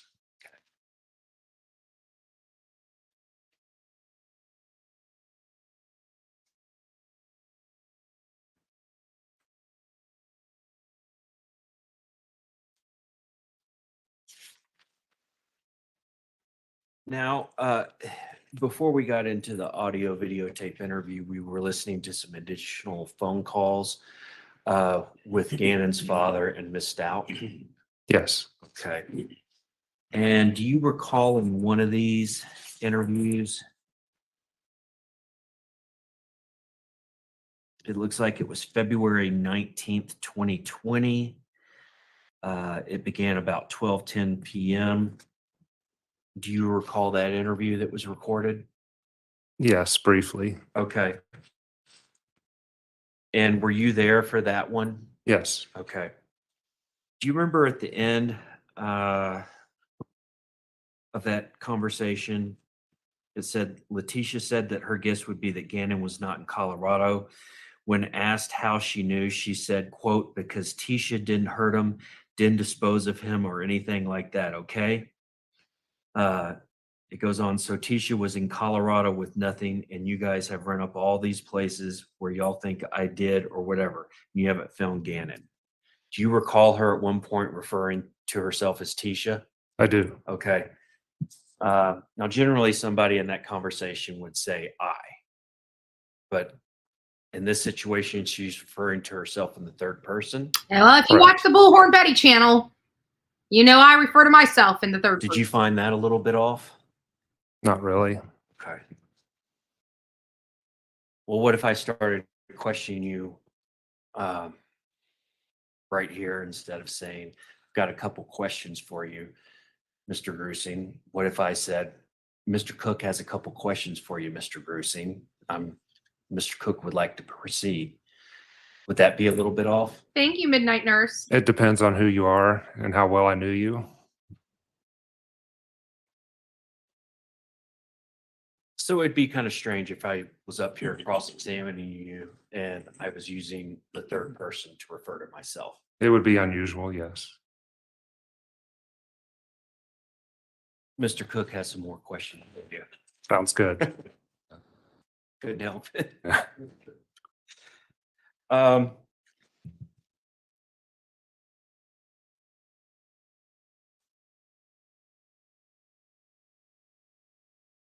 Now, with respect to the Google searches we talked about, or you talked about with Leticia, I don't like my stepson, you recall those and I do. discussing that with Mr. Allen. Were you able to pull up the content that was retrieved during these searches, or what is the scope of what information you were able to pull up in this metadata or whatever it is? So yeah, I was quite a bit removed from that. We had a computer specialist that was looking into her phone and would send us sanitized results. Okay. Yeah. So you didn't see what the kickback was or That's correct. anything. You just could see the search. Okay. And you don't know when these searches were made. I don't. Okay. And that's not because you didn't look. It's just because that information was not saved. Yeah, I was told they didn't know when you're talking about when her actual search happened on her phone. Yeah. When she, Googled in, I don't like my stepson. What do I do about it? Like if that was in 2018 or was it?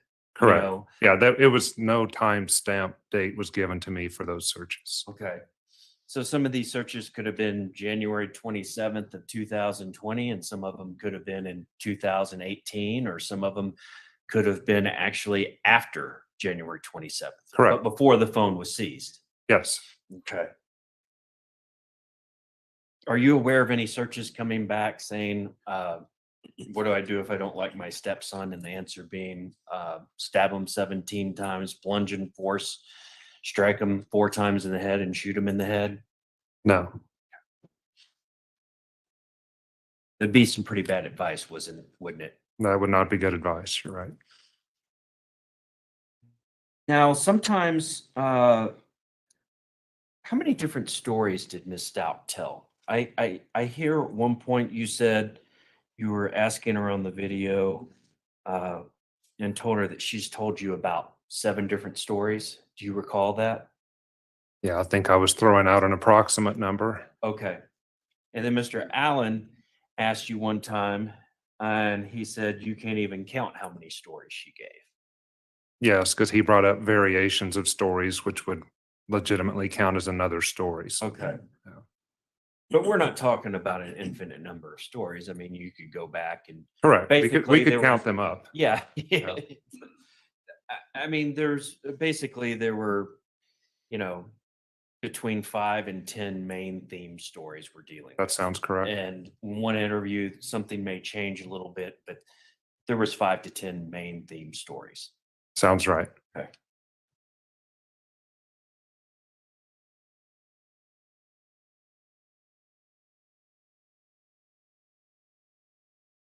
Now, during some of the interviews, Miss Stauch or Letecia, she seemed like she made a lot of eye contact, was pretty engaged near the beginning. Do you recall that? Yes. Okay. And then there was a part for about 30 minutes or so in the middle where she didn't even look up. She hung her head the whole time. Do you recall that part? Yes. And her voice was a lot lower. You could hardly even hear her. Do you recall that? Yes.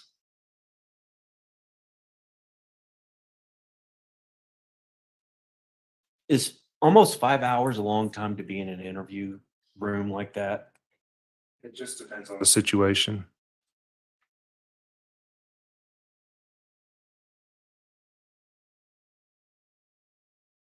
What was your goal when you went into this interview room with Letecia?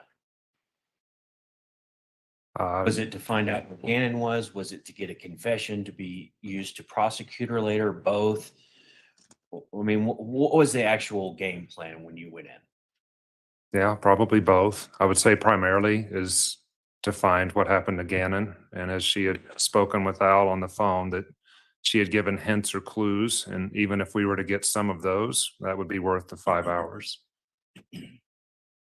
And would you say that you came away from this interview as far as getting the confession and being able to find Gannon more or less empty-handed?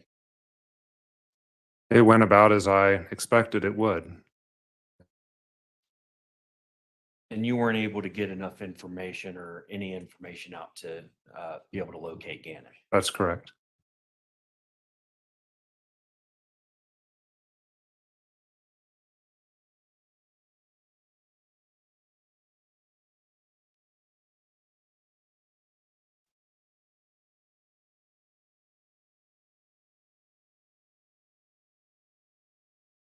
Can I have just a second, Your Honor? Me?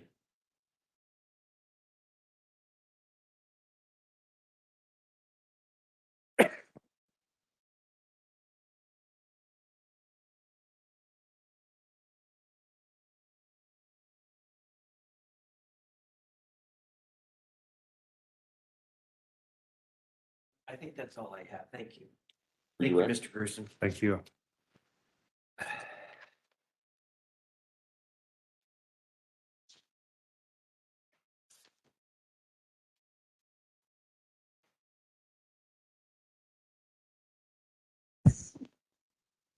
Mr. Grissing, you were asked about the references that the defendant used third person to say her name.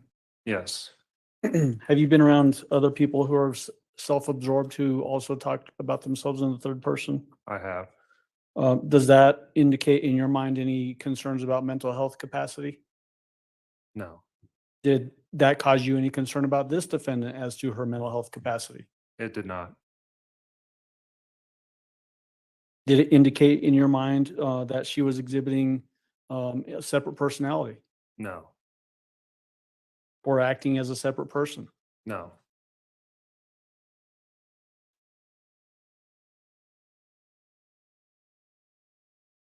You were asked about the demeanor change of the defendant in the interview, where in the beginning she's making lots of eye contact, perhaps even almost flirting with you. How would you attribute her demeanor at the beginning?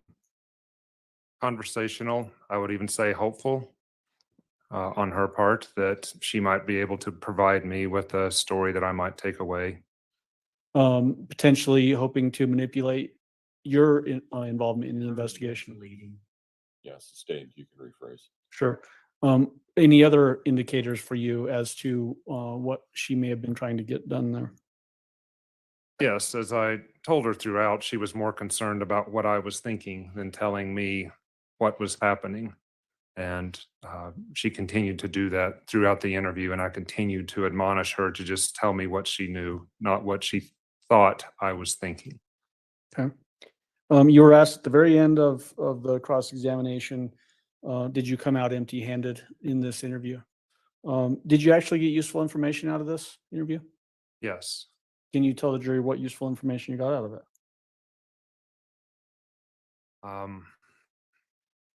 Well, Leticia continued to exhibit no concern for Gannon as she did in the phone calls with Al. Anytime I would try to speak with her about Gannon, an 11-year-old being missing, however I could phrase that, she would turn it back around to herself. Even at the end, she was saying about, instead of him being found, it's her being exonerated and people would be sorry. Everything focused around her. And that's why her referencing her in the third person was not a surprising thing to me. As far as coming out empty-handed, her not being able to articulate a last image of Gannon was very indicative that image was awful. And I told her that multiple times. So to me, I didn't come away with a confession, but I came away with more of a certainty that something really bad had happened to Gannon and that she had witnessed it. As you saw, I probably asked her 30 times, maybe more, about her last image and gave her multiple outs. And the other thing that she kept not wanting to accept is that this was an accident. And normally in a case like this, a person who has last been with a loved one, whether it's accident or something homicidal, they will accept accident, and she would not accept that. And then what about demonstrating her ability to recall? Were you able to develop that as well? her ability to recall information. Yes, anything that was not inculpatory towards the disappearance and homicide, she could recall easily. Dates, times, movements, homework, those sorts of things. It was pretty easy for her to articulate those. Was it your perception that she was refusing to recall data as to what actually happened again? Yes. Was that helpful towards the investigation? Yes. Were you able to develop information about her intellect, her ability to communicate, and that sort of thing? Yes. And why is that helpful towards the investigation? That she is a articulate, intelligent, perceptive, and intuitive person. And that also helped her evade law enforcement while we as a team were trying to find out what happened to Gannon while she was even still in Colorado. So just seeing her organized thought patterns there and how adept she was at shifting and deceiving and using some sort of alternative mechanism, it showed us that she was able to carry out what we thought she was able to carry out, and that is hide Gannon when there were multiple people looking for him. What about the her lack of any prior mental health concerns? Was that helpful towards the investigation? Yes. Why? Because we saw that she knew what she was doing. And we saw that even in her own words, she made this a 3-day ordeal, saying it started on Saturday, it went through Sunday, and there was all sorts of planning and premeditation involved, whether it's the call in to the school or not using her phone, using Gannon's phone. She explained to us that this was a prolonged event. Okay. Thank you. That's all I have. Do any of the jurors have any questions for Mr. Grusing? Looks like we have one. Just write it down, pass it forward. Just one. Okay. Counsel approach, please. So it looks like the witness on the stand is about to be coming off the stand. It looks like the jurors do have some questions. As we've experienced in this trial so far, when the jury has questions, he will bring the state as well as the defense up to his podium and ask them and tell them what the questions are, and decide then if they will be willing to answer them or they're going to object and go ahead and take care of that right then and there. And then the judge rules whether or not he's going to ask the question or clarify. And if he does ask the question, the attorneys can cross on the question that was raised.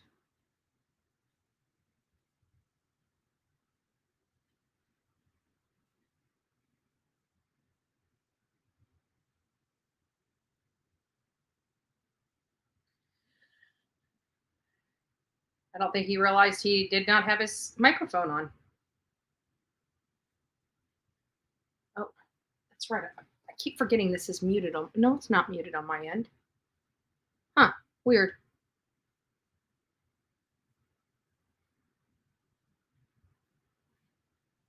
Back to this case. With that, if I can have everyone ready to go at 10:35, we should be able to start at that time. All rise for the jury, please. 10:35. 10:35. So about a 20-minute break.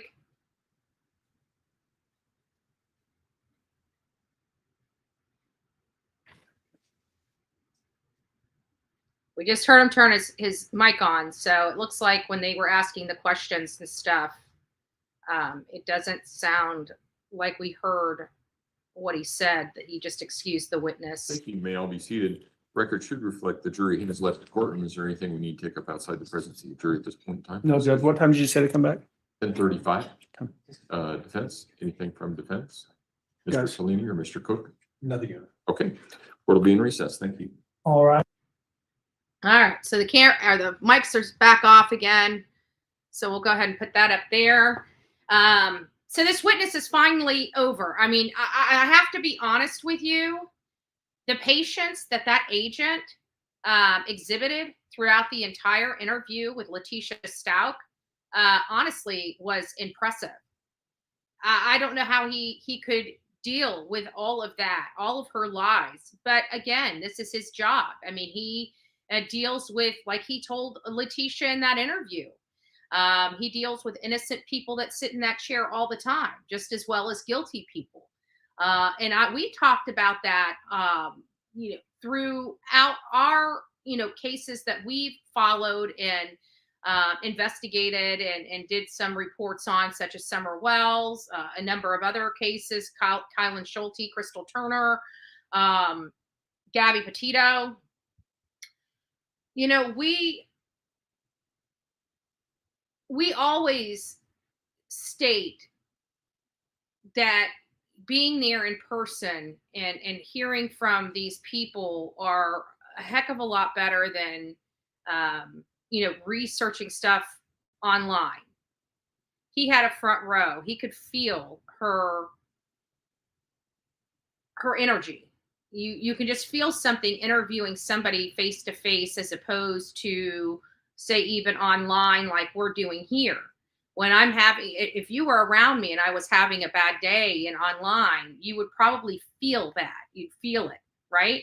But whenever we're online here, you don't. What you see is what you get. There's no real vibe there. I guess there could be some. I mean, when Leticia's daughter went on the stand, I could tell you, we felt that. My heart broke for that little girl. It really did. But he's a professional. So he's used to dealing with that. And not only that, but we always talked about on these cases that we did heavily invest our time into, that these people act similar. When you have a guilty person, there's certain identifying factors in that guilty person that is exhibited amongst a lot of different guilty people. So you can identify those traits fairly easy after knowing them, after hearing them, after seeing them, after having experience with them. This man here obviously has more experience than anybody just about related to interviewing suspects. He seemed very... He seemed trained. He seemed like he was trained very well. He kept that. You could hear every now and again, like he almost wanted to get frustrated, but he kept it nice, cool. He kind of reined it back in. He kind of de-escalated the tension in there.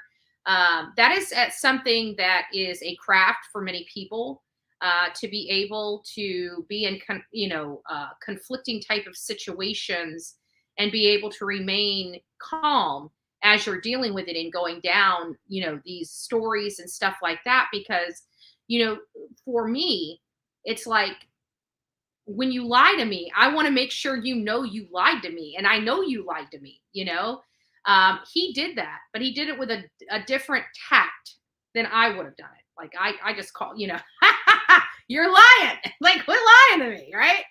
And he didn't. He had this way of pointing out, well, that can't be true because of this, and this. But he kept that tone very keel, very mild. Sorry, I felt my phone ringing. I got it on vibrate. Let's see what's going on here. Give me just a second.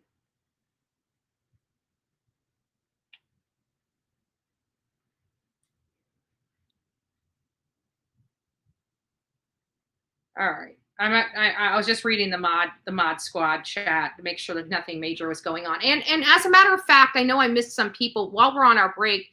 Let me just get our viewer activity caught up so everybody knows. I missed a lot of stuff this morning. So Van Lady she's been a member of the coffee club for 6 months. Congratulations. You're about as crazy as the rest of us. Jennifer, we missed you. And I did see that one and I did put that up on the thing. Jennifer said, we all missed you, Andrea. And I missed you all. Aw, sweet. And then Okie. Oh, I didn't see that. Okie's got a fox there showing some love. Thank you, Okie. Followed by Sean. Hello, my beautifuls. I hope you're having a great day. I believe I think Sean had to leave. She's in over in a different country, I believe, and I think it's nighttime here. I don't know. I remember one day she's like, it's 2:00 in the morning. And I'm like, what are you doing, lady? Cray cray. Jennifer L, she's got mood. I love it. I love it. Midnight Nurse Carla was a 1-month member milestone and said, thank you for all you do, BHB. Well, Midnight Nurse Carla, thank you so much for supporting and all the people that come here to support this channel. This channel is, it is the Bullhorn Betty channel, but it's our channel. It's not my channel. Without each and every one of you, this channel would not be much of a channel.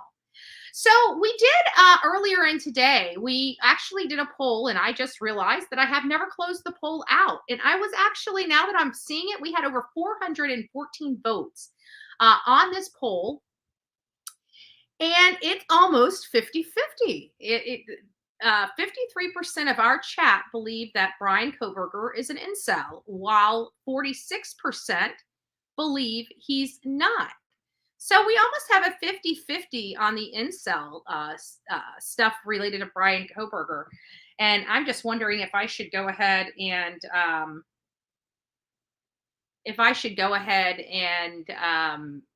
like do some major research on incel. I know we did it a while back, and we actually had a whole entire live dedicated to the whole incel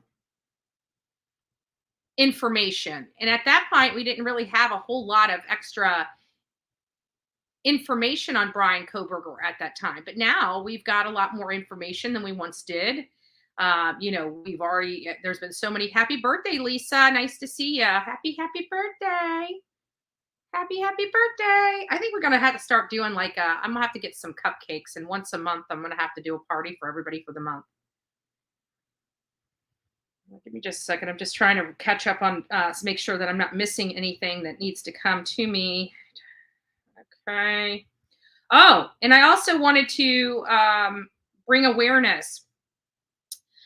There was a story that was in Tampa, which is about, 30, 45 minutes, an hour away from me. And actually, let me turn my light back on. Sorry, I turn it off because it's just, I don't like it shining in my face. But at the end of the day, this goes out to all of my friends that do delivery, like DoorDash or Uber Eats or any number of things that require delivery, Instacart, right? So this is a story that came out of Tampa. A woman was dropping off an order to a hotel. And as she was getting out of her car, and she had her earbuds in, so, the family was able to get cops out there. But let me just tell you this.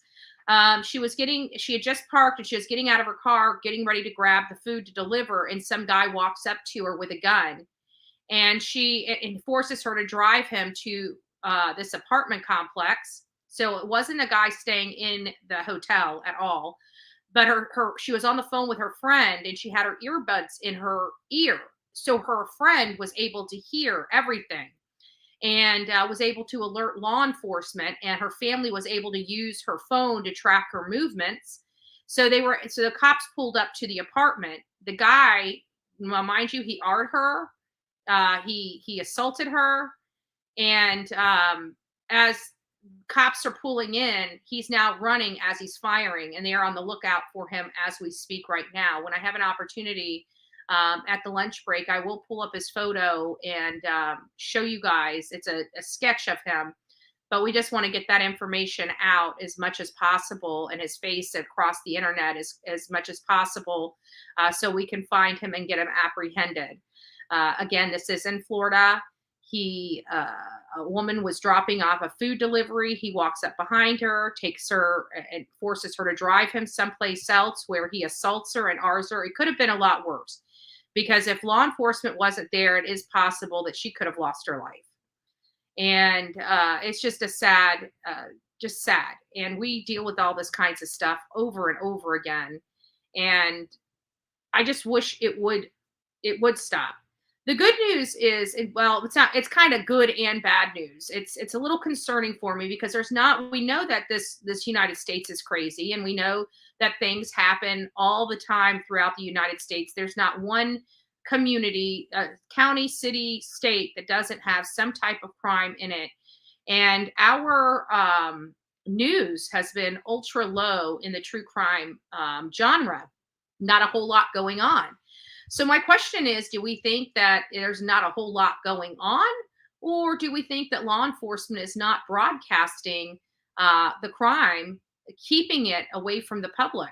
And I'm starting to feel like they are starting to withhold crimes from the public. So I am asking all the people that watch this channel, if you see a case in your community, start sending that to me.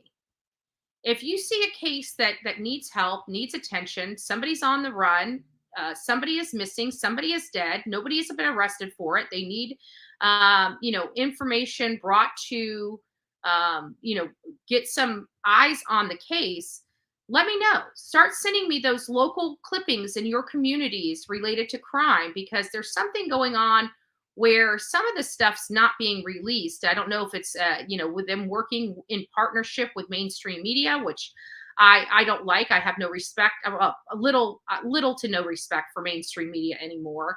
I do still have some, but very little, with respect to their reporting. I don't like it. They are controlled. The whole purpose of having press, freedom of the press, is so that they're not controlled by any one person or organization. And so when they're poisoned by politicians, by sheriffs, by police chiefs and stuff like that, preventing them from being able to have access to them, if they say don't write the story that political figure wants them to write, they will withhold themselves from that news organization as almost a punishment or a way to control the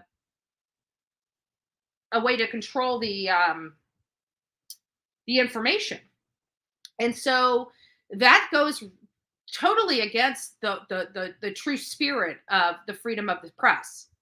So honestly, that's why I've lost a lot of respect with our news organizations, and why many people have started reporting the news after doing their own research to their own audience, because we've lost that security in having free and fair news information.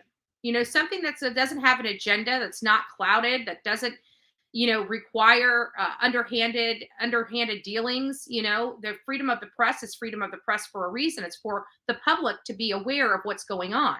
And when you've got mainstream media that really tells you whatever they're told to tell you, never really thinking outside the box, or maybe they do, they're just not allowed to say it because their producers or their attorneys won't allow them to do so. It's starting to leave a nasty taste in a lot of people's mouths that really want information and want the information that they're seeking, that doesn't have an agenda or an undertone to it or anything like that. And also a news organization that, when law enforcement does wrong, has no problem condemning their behavior.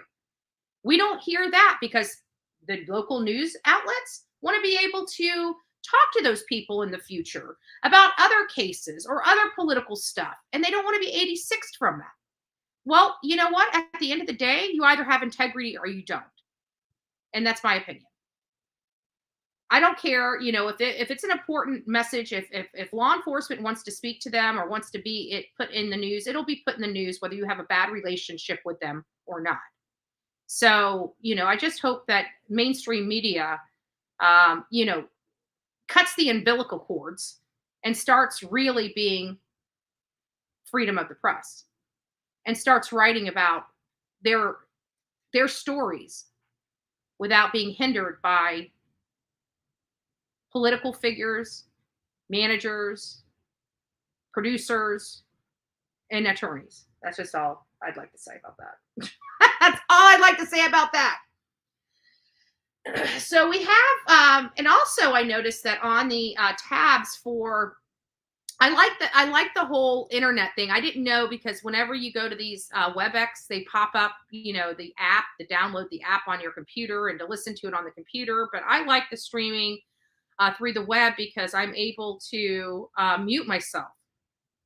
I couldn't mute myself when it was running through the app, because if I muted myself, the volume would go away. So I'm happy that we're able to get that at least resolved. It seems like the viewing experience has been much better today. And this will be something that we'll be able to use in the future. Email. Am I getting emailed something? Let me check what I got coming in. Haven't gotten anything yet that I'm aware of.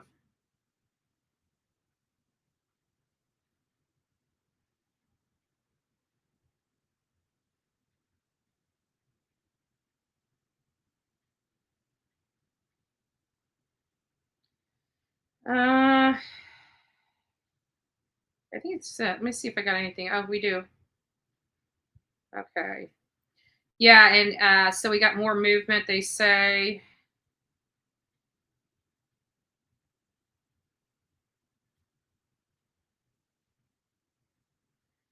I don't understand how they're able to.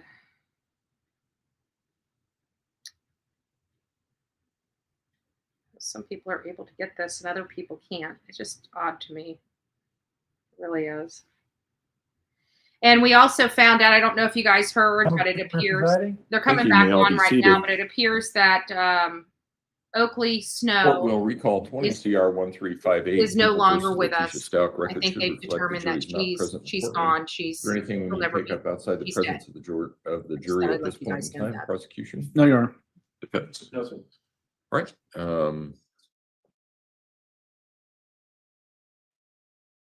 They just left it in their seats. Okay.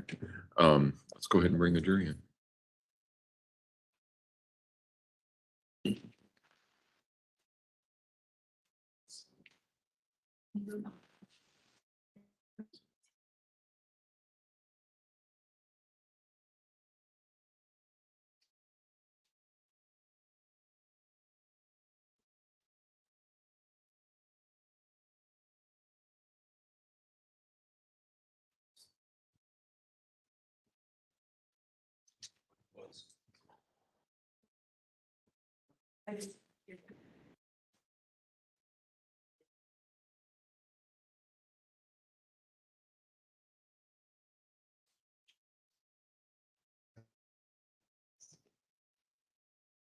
It's actually 7.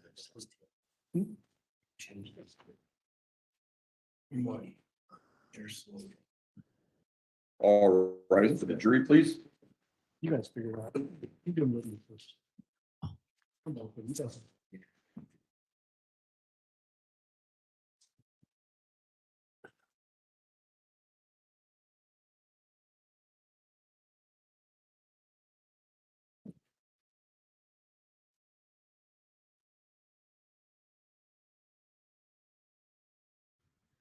Miss Margaret, no, Oakley's not the Mayo Clinic. She was a little girl that disappeared from her father's house, and it appears she may have been found in Indiana. So it's just Thank you. You may all be seated. Court will recall 20 CR 1358 People versus Leticia Stauch. Record should reflect the jury is not present in the courtroom. Prosecution, call your next witness, please. Thank you, Your Honor. We would call Special Agent David Donati. And while Mr. Donati is walking up to be sworn in, we've already put People's Exhibits 281 through 289 in the witness stand, the photographs. Okay.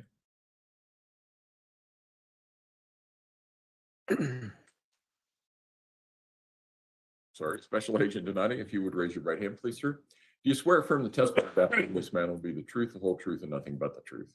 I do. Go ahead and have a seat in the witness stand. Please watch your step as you step into the stand. Good morning, sir. How are you? Good morning. Doing fine. Thank you. Good. Will you please introduce yourself to the jury and then spell your name for the record? My name is David Donati, spelled D as in David, Onati. I'm a special agent with the FBI. How long have you been with the FBI? For 12 years now. What are your responsibilities with the FBI? Well, I've worked in a lot of different places. Currently, I work in the Minneapolis division doing criminal investigations. I started off my career in Lander, Wyoming, which is an RA or resident agency on the Wind River Indian Reservation. I spent 3.5 years there, and then I came to Colorado Springs and spent about 5 years here. What were the years that you were in Colorado Springs? 2015, probably from April 2015 to September of 2020. All right. What kind of cases have you investigated? I've done a multitude of things, everything mostly in the violent crime aspect, everything from bank robberies to missing persons, homicide investigations, kidnappings, bank robberies. Okay. What kind of training do you have that allows you to be a FBI agent? To be an FBI agent, you attend the New Agent Academy, which is about 20 weeks at Quantico, Virginia. There we learn a series of different things, everything from interviewing to collecting of evidence to all the other duties that a special agent does. I've also attended other training during my service with the FBI, which is helps you to be better at your job and continuing training as collecting evidence and interviewing people. As it relates to the case that we're here for, how did you become involved in the investigation into Gannon Stauch's disappearance? Early on in the investigation, we were contacted by the El Paso County Sheriff's Office about a missing juvenile, and they asked our office to assist. And at the time, I was assigned as the case agent to help with that assist. Did you at some point assist removing some items from a VW Tiguan?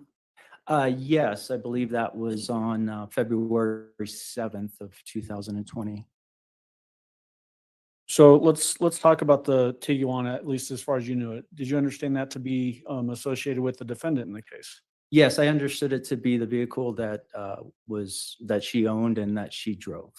What were you tasked to do as it relates to that particular vehicle? On that particular vehicle, I was tasked to assist. I had other people that helped me collect the what is called the telematics system from the vehicle. And that's several different components that has the ability to store data of the vehicle while it's being operated. Specifically, what kind of data were you looking for or hoping to get out of the telematics? Well, every vehicle is different. Every manufacturer is different. But we do know that these systems do store everything from dates and times to actual GPS coordinates. And some vehicles do also store things like when the vehicle was in motion, when the vehicle was stopped, different systems on the car running, things like that. So, like I said, depending on what that vehicle manufacturer and that data consisted of, it can tell you a lot. And some vehicles, it doesn't tell you much. What does that process look like removing the telematics from a vehicle? So the telematics systems can be stored in several different places. There is items that are called the infotainment system, the electronic control modules that store this information. In this particular vehicle, there were 3 different items that we were looking for, and most of those are contained in the dash or under the dash somewhere. Were you able to find those particular items for this particular vehicle on that February 7th date? We did. We collected 3 different items from the vehicle, and that involved removing some sections of the dash to get to those. Do you yourself then analyze those components to get this data that you're looking for or hoping to get? No, that is then what I do is I collect those components as evidence. I enter them into our computer, and then I put them in FedEx shipping and ship them to Virginia, our headquarters, where the experts can then analyze the data. Okay, is that what you did in this case? I did. So I want to direct your attention to the photographs that I put on the desk there in front of you. It should be People's Exhibits 281 through 289. Do you see those? Yes, I do. Will you please flip through those and then let me know when you're done looking at them?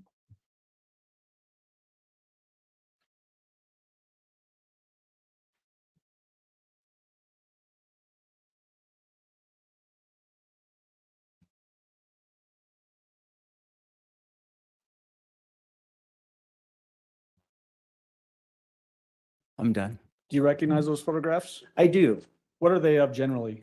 So the photographs of the Volkswagen Tiguan that I believe to be owned and driven by the defendant,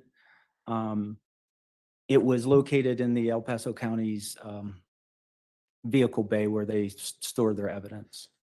And are those photographs fair and accurate representations as to what you saw and in the removal process of this infotainment center? Absolutely, yes. Sorry. I actually took these photographs as we removed them from the vehicle. All right. Your Honor, at this time, I'd move for admission and permission to publish 281 through 289. Defense? No objection. 281 through 289 will be admitted. Thank you. We're connected back over here now, Judge.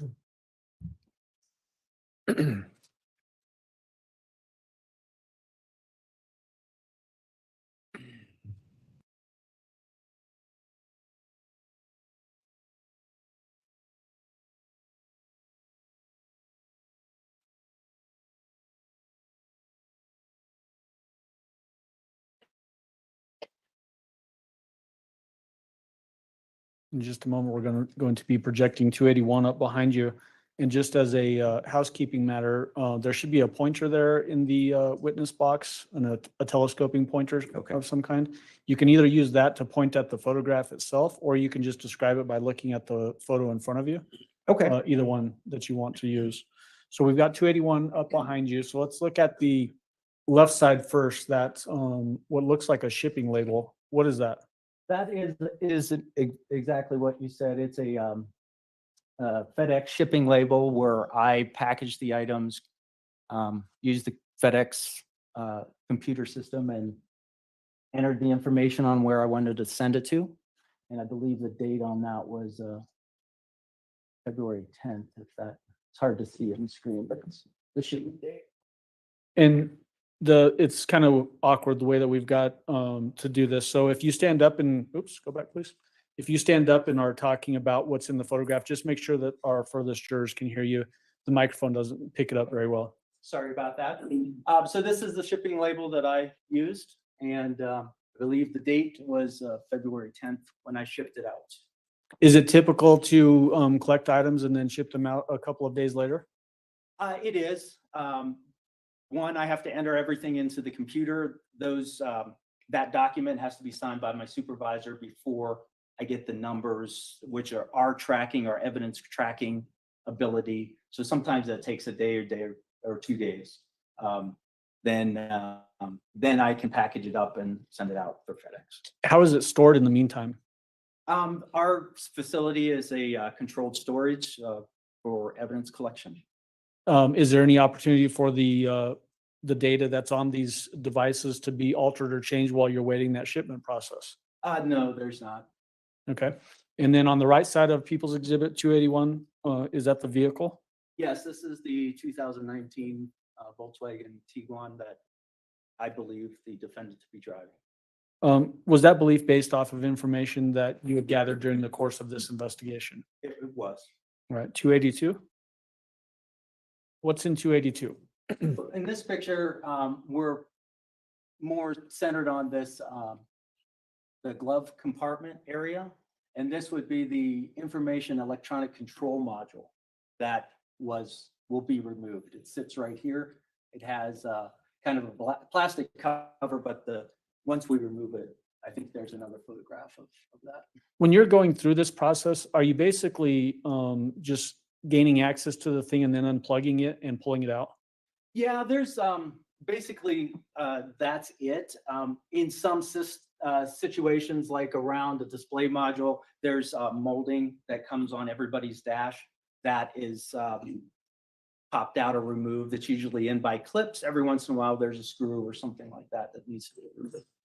And then just so that we're understanding what's happening in this photograph, why does it appear that there's white powder on everything in there? This vehicle had gone through a previous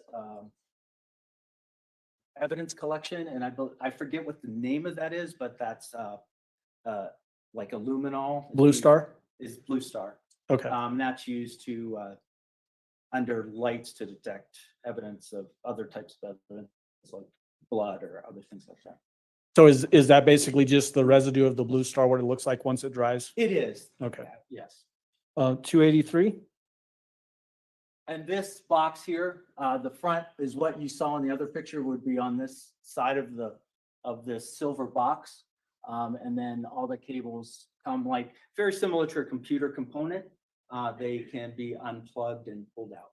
Did you in fact unplug this unit and pull it out? And that's one of the things that was shipped off to Quantico, Virginia? Yes. All right. 284? And this is the item sitting on the bench top, just to get a better focused picture of.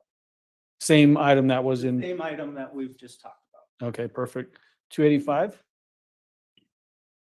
This is the infotainment display. This is usually on vehicles where your radio is seen, or if you have a backup camera, things like that. So this piece that is removed here was the venting above it, and the piece that we are collecting as evidence is this display system. You see a knob right here. Okay. 286?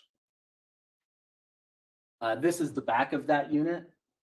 The face would be facing the gear shift right there. So is that on the face that's sort of facing down towards the gear shift, or is that basically that touch screen that's in a lot of modern cars? Exactly. It's a touch screen that, like I said, usually allows you to change the radio or do the air conditioning, a lot of other features. Some of them have mapping systems, things like that. 287? This is a little bit harder to see, but this would be the emergency call module. It is located inside the dash behind the steering wheel. Okay. You'll see a better picture when we actually get it out. 288? And this is that same item, the emergency call module. So that comes out of the left side of the dashboard, left of the steering wheel? It comes out of I couldn't tell you exactly which side of the steering wheel from memory, but yes, it's the left side. It's the driver's side of the vehicle, kind of back behind the steering wheel. So you had to remove some components of the dash to get to it.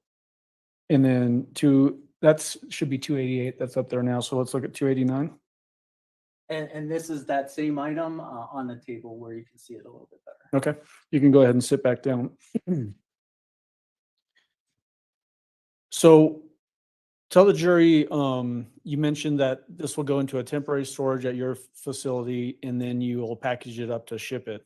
How do you ensure that what you're shipping and what is received is the same thing? Good question. We have several ways of doing that. We have an evidence tracking form that goes with it that talks about who handled that product, but the items itself actually get packaged inside a box. It gets the red evidence tape over the top so that during shipping, there's anybody that would tamper with it, that tape would be ripped, the box would be open. So we can say that if it gets there and that tape is secure, that the item was not tampered with during shipment. Once an item gets analyzed, do you know what happens with the data that may or may not come off of these units when you ship them off to Quantico? Whenever that evidence is finalized and they get some information off, they would then send it back to us in a similar manner. It would be packaged with red evidence tape and put in FedEx and sent back to us. If there is location data that's included in the data that's pulled off of that, is that made available to other members of the FBI to potentially map that information? Yes. So when they pull that information off, they can send it to us. That helps us because we're in the middle of an investigation. And as soon as we can get that information, it definitely helps us quicker. A lot of times we get information sent via email or something like that. It would show us data points or GPS coordinates that we could plot on a map on a computer system and overlay it with like something that you'd be familiar with is like Google Maps with different points plotted on it. Did that happen in this case where information came back from Quantico with location data for this particular vehicle? It did. It came back relatively quickly, but that information is kind of raw data, and they tell us that it's not has not been certified or verified yet. So they tell us to look at it and use other means to try to corroborate that information. But I did get the data points early on in the investigation. Did you give that information then to Special Agent Kevin Hoyland to go through that mapping process that you just described? Yes, I did. And do you know whether that was successfully done or not? Yes, it was successfully done. Okay. Your Honor, may I have just a moment? So I have Cross-examination? No questions, Your Honor. Do any of the jurors have any questions for Special Agent Donati? No? All right. Thank you, sir. You may step down. Thank you. Prosecution, call your next witness, please. We'll call Special Agent Dwight Falkowski. I'm going to place this on the witness stand. Go ahead and pull those photos out. Okay.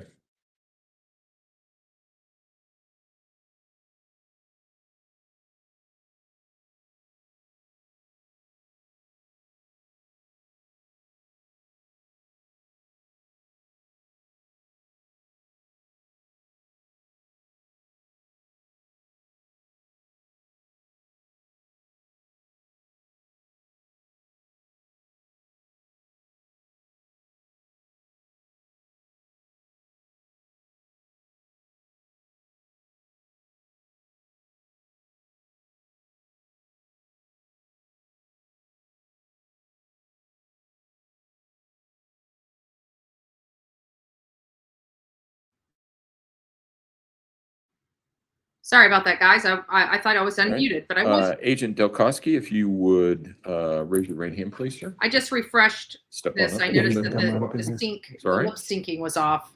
You swear affirm the testimony about to give in this matter will be the truth, the whole truth, and nothing but the truth. Please. Go ahead and have a seat in the witness stand. Please watch your step as you step into the stand.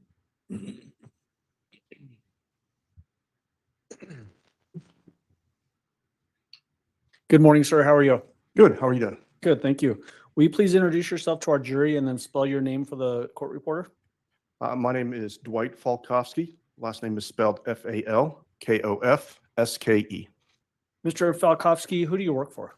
I work for the FBI. What do you do for the FBI? It's a little I blurry work when as an automotive forensic specialist. put it up like that. And I figured you guys would like want to expound on that? doing. Yes, please. So that involves taking parts from vehicles, cars that have been that are brought to us, and we go in and find the data inside the vehicles, and we extract the data and then recraft it into a format that's human readable, so we can find out stuff that the car has contained, such as location data or phones or devices that have been connected to the car and the data associated with those things. All right. So what kind of training allows you to do that job? I'm an electrical engineer by a bachelor's of science from Virginia Tech. I have other items on my CV that I could put out for you for FBI training if you'd like. Sure. Yeah. So let's start with that, the FBI training. Okay. Let me pull out my CV. Okay.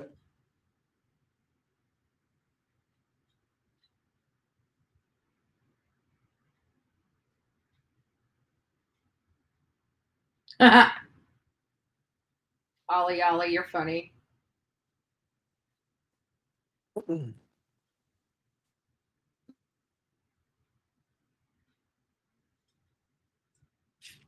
Looks like she's grinning. Okay. With the FBI, I've taken DEMS training, that's Digital Evidence Management Systems, digital evidence handling, legal ethics training, CDART mentorship and proficiency testing. That is a specialized internal thing. A little explanation there is previously I worked for the FBI as a contractor that allowed contractors to handle evidence in their facility.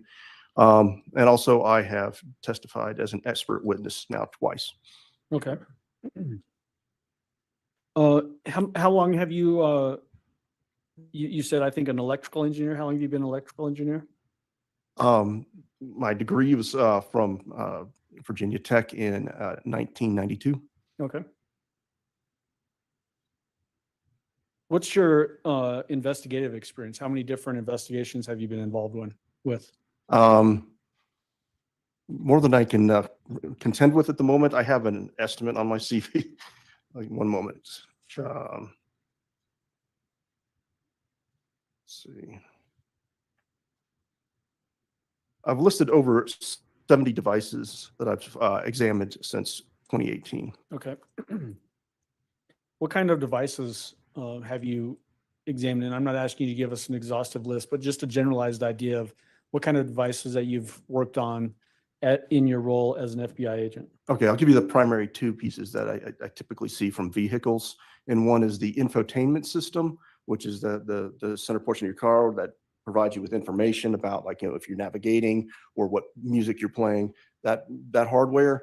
Also, another piece of hardware that we pull from the cars is a telematics device. This is a piece that typically talks back to the corporation that's providing connected services. Okay.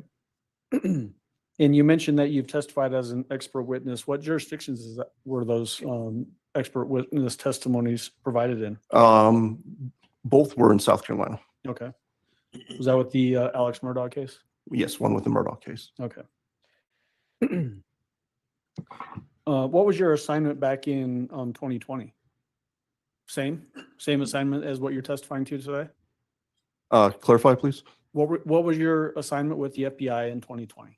In 2020. Yes. So 2020, I was doing the same work as a contractor with the FBI. Okay.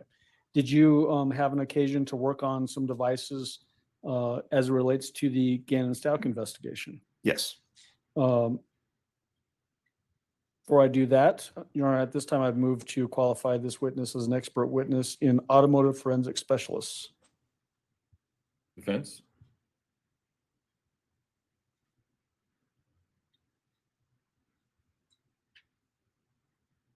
I don't have an objection. That's fine. All right, the witness will be so qualified. Go ahead. So as it relates to the devices that you examined in this case, what devices did you look at? There were 4 pieces that I examined, and I have, I don't have the list of them in front of me, but there were 4 pieces from the vehicle. I knew that some pieces that we had worked on were not valuable in extracting data from, but there were one in particular, the infotainment system from that car was probably the primary one we looked at. Okay. When you say 4 pieces, does that mean that one of the modules had an SD card in it or something like that, that expanded it out to 4? No. Okay. The 4 physical pieces, and it should be listed in the hardware list or on the in the evidence that I provided, the digital evidence, derivative evidence.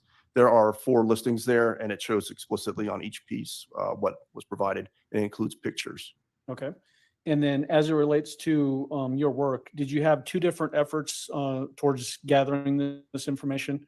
One that was an initial uncertified basically result, and then a second that was more in-depth? Yes. So I'll go ahead and explain the situation around that, if that's okay. Yes. So it came to us initially as an active search for a missing child, and in which case we prioritize something like that and put it, we're working on that now. And so when we initially got the pieces in, it was from a vehicle that we had not previously looked at, so we had no idea of what it might contain or the data in it. So we provided a very fast analysis on the system at that point and was able to extract location data out of that vehicle. But then part of our standard processes, when we develop tools to get data off of vehicles, we have to validate them later, which requires a much more exhaustive effort to show that the data that we're putting on a system is exactly what we're getting off. So when I say this data point represents the vehicle in this location, that is accurate. So it took us an additional approximate year or so to finish that validation process. Okay.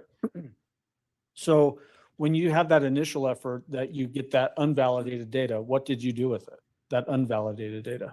We provided it as preliminary data back to the field. Okay. And then that secondary effort that you mentioned was roughly a year down the road. from that first effort. Was that data, did that basically validate all the data, including the data that you had sent the first time? That's correct. And there were also, I believe there was a little bit of additional data provided as we found more data on the system over time. Okay. Was there any discrepancy in the data? And what I mean by that is that the initial data that you provided early on, was any of that data that you provided to the investigation proven wrong based on the secondary release of data? No, that data proved accurate. Okay. So when we're talking about the item that was given fruitful information towards this investigation, what was that particular device? The head unit, there was 4 devices. I believe it's the item that ends with 04. Is that? Well, what you're looking- you're the expert. I can't. Okay, I I don't know where it came from. All I know is it magically appears. All right, give me a moment. Let me pull out some Okay. records and so I can Oh, I find. didn't realize it what we're moved looking my for. whole page. Sorry, guys. Okay, I do have the list here. Okay. So you want me to go through all 4 pieces or just this one? Well, so let me ask you just a clarifying question before we go Okay. down that path. Did you look at all of the items that you received from Colorado Springs to see if there was going to be any useful information on all of them? Yes, we evaluated each piece. And then through that evaluation, did you determine, based on what you've already said, that only one was going to provide any useful location data? That's correct. Okay, so let's talk about that one then. Okay. What particular item are we talking about that provided useful location data for this investigation? Okay, it was the information ECM, that's electronic control module, basically the head unit that I explained before, from a 2019 Volkswagen Tiguan. Who did you receive these items from? From our internal evidence control facility. Okay, but when you get it from your internal evidence control facility, can you tell like what case it's being sent from? The case number is with it, yes. Okay, and can you verify that it belongs to a Volkswagen Tiguan that was seized in Colorado Springs as opposed to, let's say, Seattle, Washington? Yes, we have a chain of evidence maintained in the digital evidence management system. And the information that we're talking about here, was that in relation to this specific case that we're having you testify on? Oh, I'm sorry, say one more time. The evidence that we're talking about here, the Yes. location data that you were able to pull, can you verify that that information relates to our case that you're testifying in today? Yes. Okay. So tell the jury, how do you get the information off of this electronic control module head unit? You want to go into specifics? Yeah. Tell the Okay. jury how that works. I'm going to pull out my notes from that.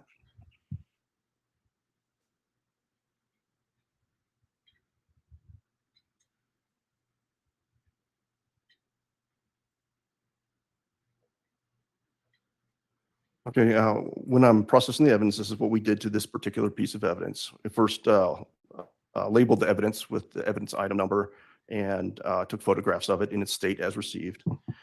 Then we disassembled the specimen, removed the circuit boards, and removed some of the memory flash chips from the circuit board that was inside. And from the flash chips, then we were able to read those flash chips using a tool so that we would have what was a binary image provided that represents the data that was inside those flash chips. Now that data is in a digital format, readable by computers and not necessarily understandable by humans. And so this is where our processes continue. So let me break in there just so that we're understanding. Okay. When you say that you pull a chip off and then you read it, do you mean that you're physically looking at it and reading information off of it? We have specialized tools that access the chip and can read the chip in its proper protocols to be able to pull the data off correctly. And were you able to successfully do that in this particular case? Yes, for 2 chips.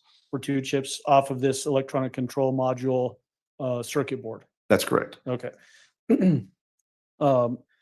Do you then look at the data before you send it back to the investigative arm or area? Yes. So this case, at this point in the stage, you've only got a binary image with no understanding of what the data means. Okay. And so there was processing performed at this point. So tell us about the processing. Okay. So part of this is we were able to extract logical file systems from the image. And from the logical file systems, we combed the files that we found for information that might be related to location of the vehicle, because that was stated as an item of interest. And from that, we found, a moment. We quickly found that there was some location data available in some computer logs that were on there in a textual format that were very easy to access, which allowed us to quickly, within one day, write a parsing tool that would go out and pull that data from those logs. And that data was represented with coordinates and timestamps. And when you say coordinates, do you mean like GPS coordinates? Yeah, geo coordinates. Geo coordinates? Yeah. When you get those geo coordinates out of that log that you're describing, what do you do with it? So we prepare it into a format that is usable for us humans. I can give you a coordinate, but then you'll have to go out and type those coordinates into a thing like Google Earth to be able to see them. So we take that and provide, the parser takes the information and puts it into a file that you can just throw into Google Earth. It's called a KML file.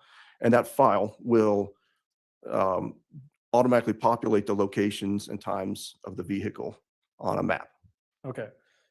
So how do you get that information back to the originating investigative region? So in this case, we also provided let me just add there, because of the nature of the search, we went ahead and looked at some of the data and provided a PDF as well, along with the KML file, to say, here's some points of interest you may want to go look at. And that was, I'm just seeing which method was provided back. It was provided back to the field. I believe that was over electronic communication. Okay. Do you know who you provided it to?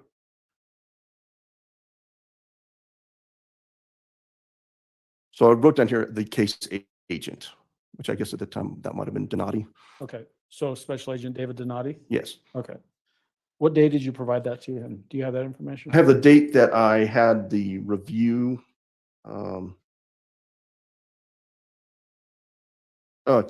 February 12th, 2020. Okay. And then is it common for field agents to then potentially give that information to other potential experts, FBI or not FBI, to then do some sort of mapping with this data that you're providing? Absolutely. It's their call what they do with the data. Okay. The should be up there on the desk with you. I put the exhibit envelope. Should be People's Exhibit 291. Do you see that? This thing? Yep. Okay. You see that? Do you recognize it? Is there something inside I need to look at? Well, do you recognize it or not? I do not. Okay. Do you remember, did you put the information on some sort of a card, or SD card or something like that? I put on an SD card, yes. Okay. The information that was contained in that SD card, was that provided back to the field to Special Agent David Donati? That was provided, yes, at a later time. Okay. How was that provided to him?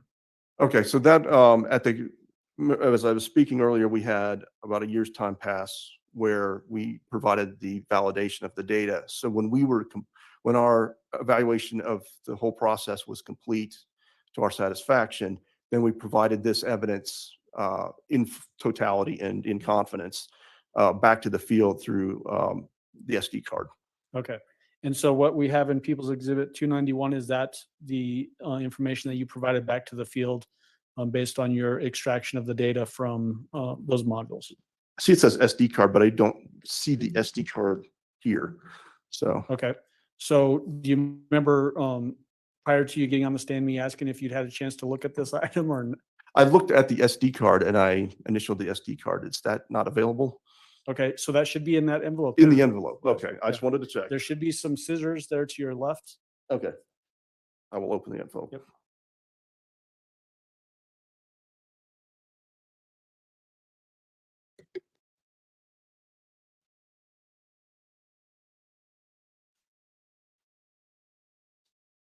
Oh, there we go. Is that what you looked at? That is what I looked at. Okay. This is the evidence we provided. All right. Did not recognize the package it was in. Okay. So is that the same SD card that was provided in this investigation that contained that location data that you sent back to the field investigator, Special Agent David Donati? Yes. Is it fair and accurate representation of that data that you recovered from that electronic control module back on February 12th of 2020? Yes, I verified it just shortly before Okay. this meeting. Your Honor, at this time, I move forward mission of People's Exhibit 291. Defense? Can I ask just what are a couple questions? On authenticity? Yes, The go ahead. exhibit. Go ahead. Yes. Special Agent, hi, good morning. Good morning. Just quickly,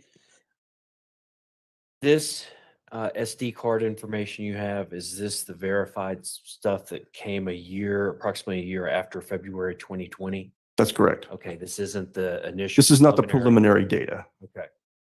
It does include the preliminary data that we provided at that time as well. Okay.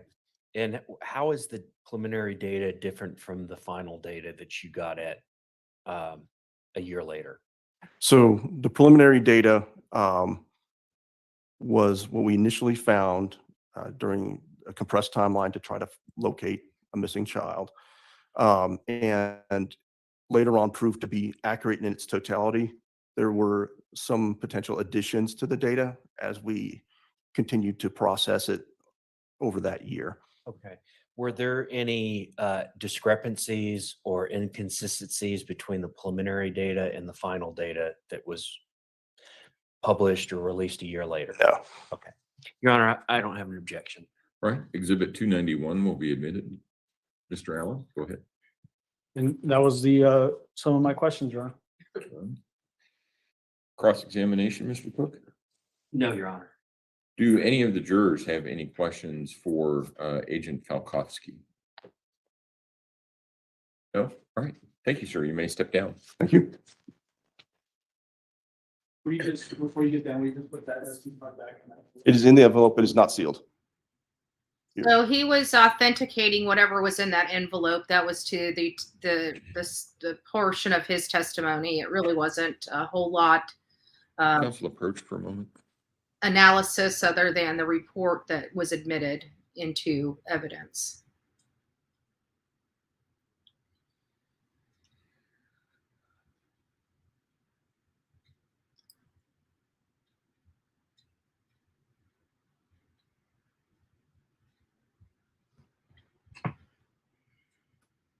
Right.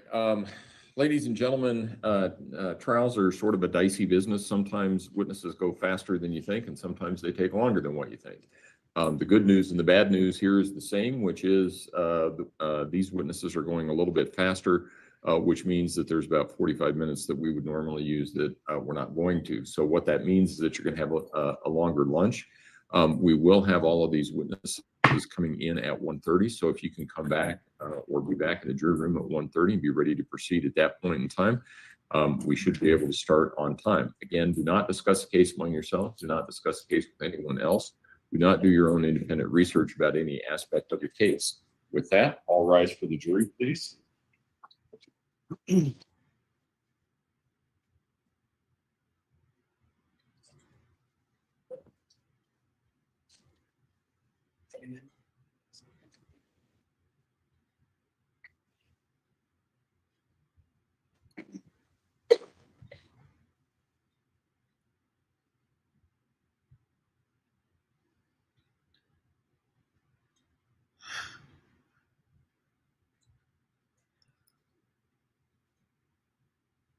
You may all be seated. Record should reflect the jury has left the courtroom. Is there anything we need to take up outside the presence of the jury at this point in time? Prosecution? Judge, just to expand a little bit on that issue as far as witnesses, just looking ahead a little bit. So we've got two witnesses scheduled to finish out today, Judge. They're local witnesses. And then our next witnesses are, I think, not available until tomorrow morning. We have three witnesses lined up for tomorrow morning. One of which is Dr. Grimmett, who now lives in Hawaii. I think flew in maybe Okay, she flew in at 6 a.m. this morning. Special Agent Kevin Hoyland from the FBI is from the East Coast. He's actually flying in today. I'm not sure exactly what time he gets in. And then Dr. Moore from the jail is where she used to work. She does no longer works there, I don't believe. Is that right? She's in Kansas. She lives in Kansas now. Okay. And just along those same lines, we've got what appears to be 7-ish witnesses left, Judge. Okay. Okay. Well, if we have some holes or some gaps here and there, I mean, you guys have done a good job in being efficient and moving things along. So I think we're ahead of schedule, and I understand when we get towards the end of trial, that's usually where the holes start to appear, because you've got a limited number of witnesses that you're trying to get to rearrange and schedule. So I get that. Yeah.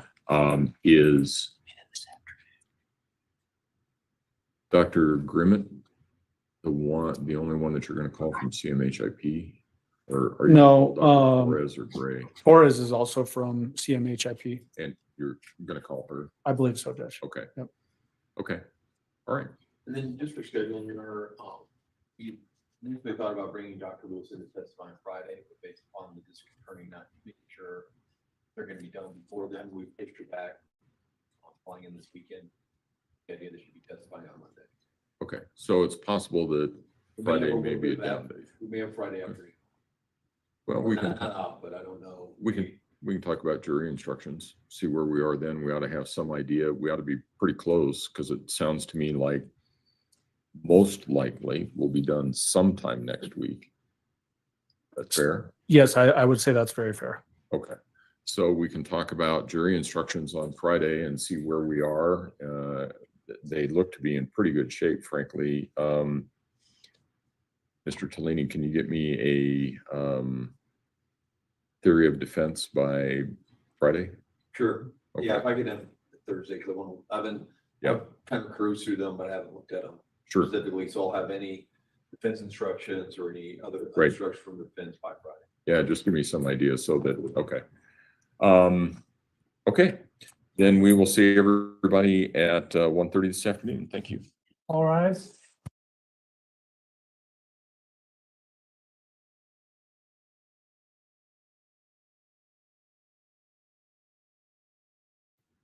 Sorry, I had to unmute myself. Keep forgetting to unmute myself.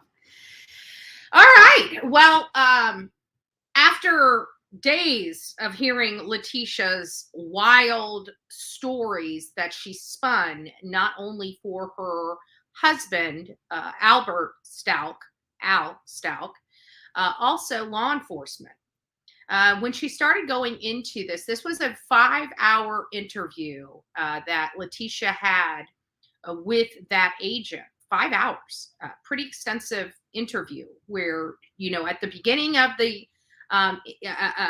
interview process, she was looking at him, talking to him. She keeps wanting everybody she keeps saying that everybody has this preconceived notion about her. It's because she did it. There's no dispute. And I was thinking about this because, we've been watching this trial, and we've noticed, like I've said on multiple occasions, that it looks like her and her defense counsels have all but given up. And I don't necessarily, I kind of rethought about that statement. And I don't think it's that they've given up. I think that the change in plea from not guilty to not guilty by reason of insanity, I think that was so telling that there's not really a whole lot of defense that they can really put up in with these witnesses or anything else, because they're basically saying, yeah, she did it, but because of her mental state at the time she did it, she should not be held liable for her actions. So I think that's what's making this hearing, all these hearings and testimonies from the state, speed up, because there's not a whole lot of I got you moments from the defense, because the defense in my opinion, has pretty much stated they know she would be found guilty under normal circumstances with the evidence that is presented. There's no point in saying that she's not guilty. The evidence is going to prove that she is guilty.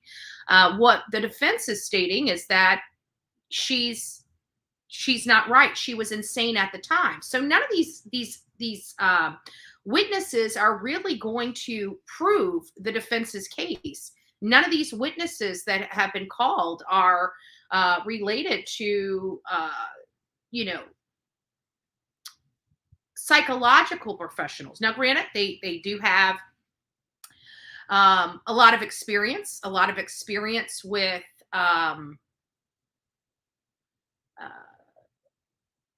murderers. And so I'd have to think that they can gauge. Hold on just a second. Sorry. Something just came through and let me see what it is.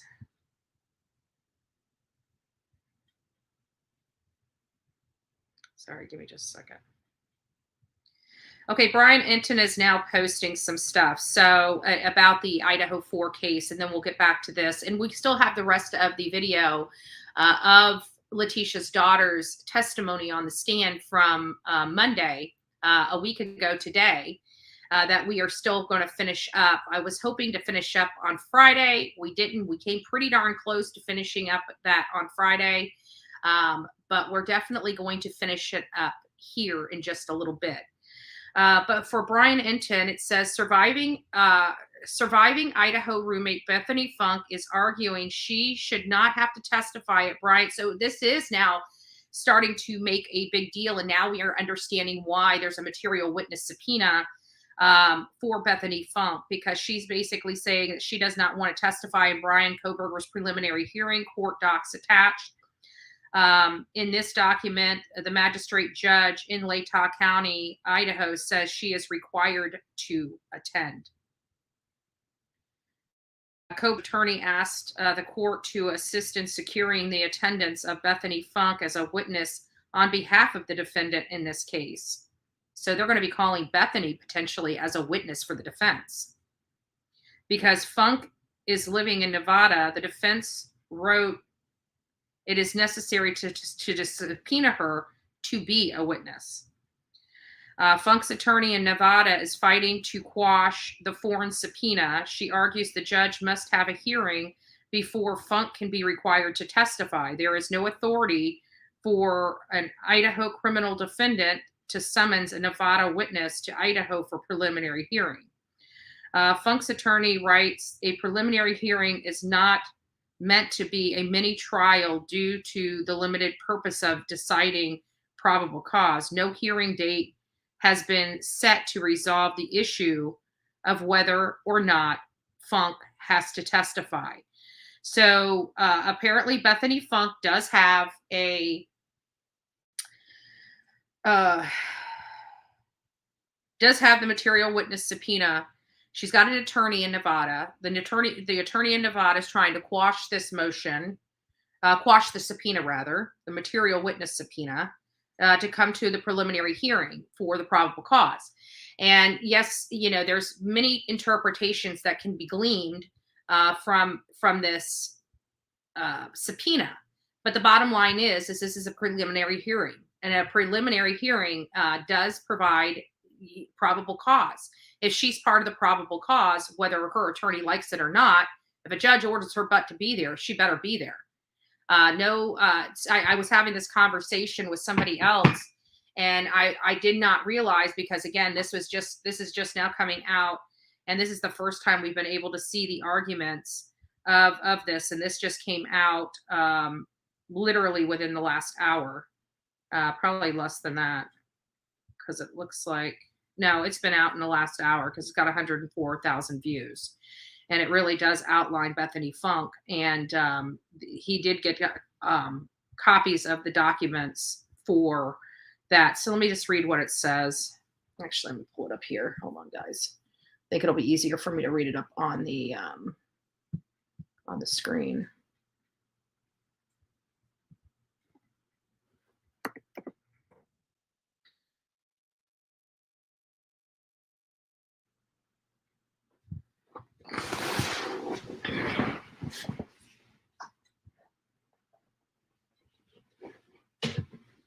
Oh, okay. All right, let me get this up on the screen.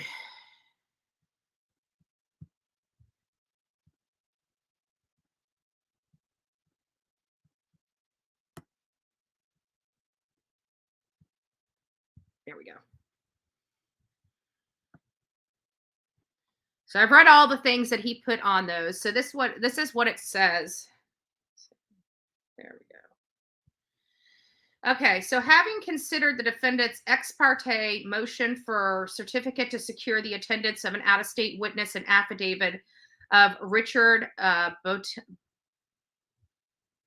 Betonti in support of said motion. So affidavit of Richard Betonti. I don't know who that is. We'll have to look that up. In support of the motion and the court being otherwise fully advised herein, Megan Marshall, I do hereby certified as follow. I am the magistrate judge for the second district, the second judicial district of the state of Idaho, in which I constitutionally and statutorily prescribe court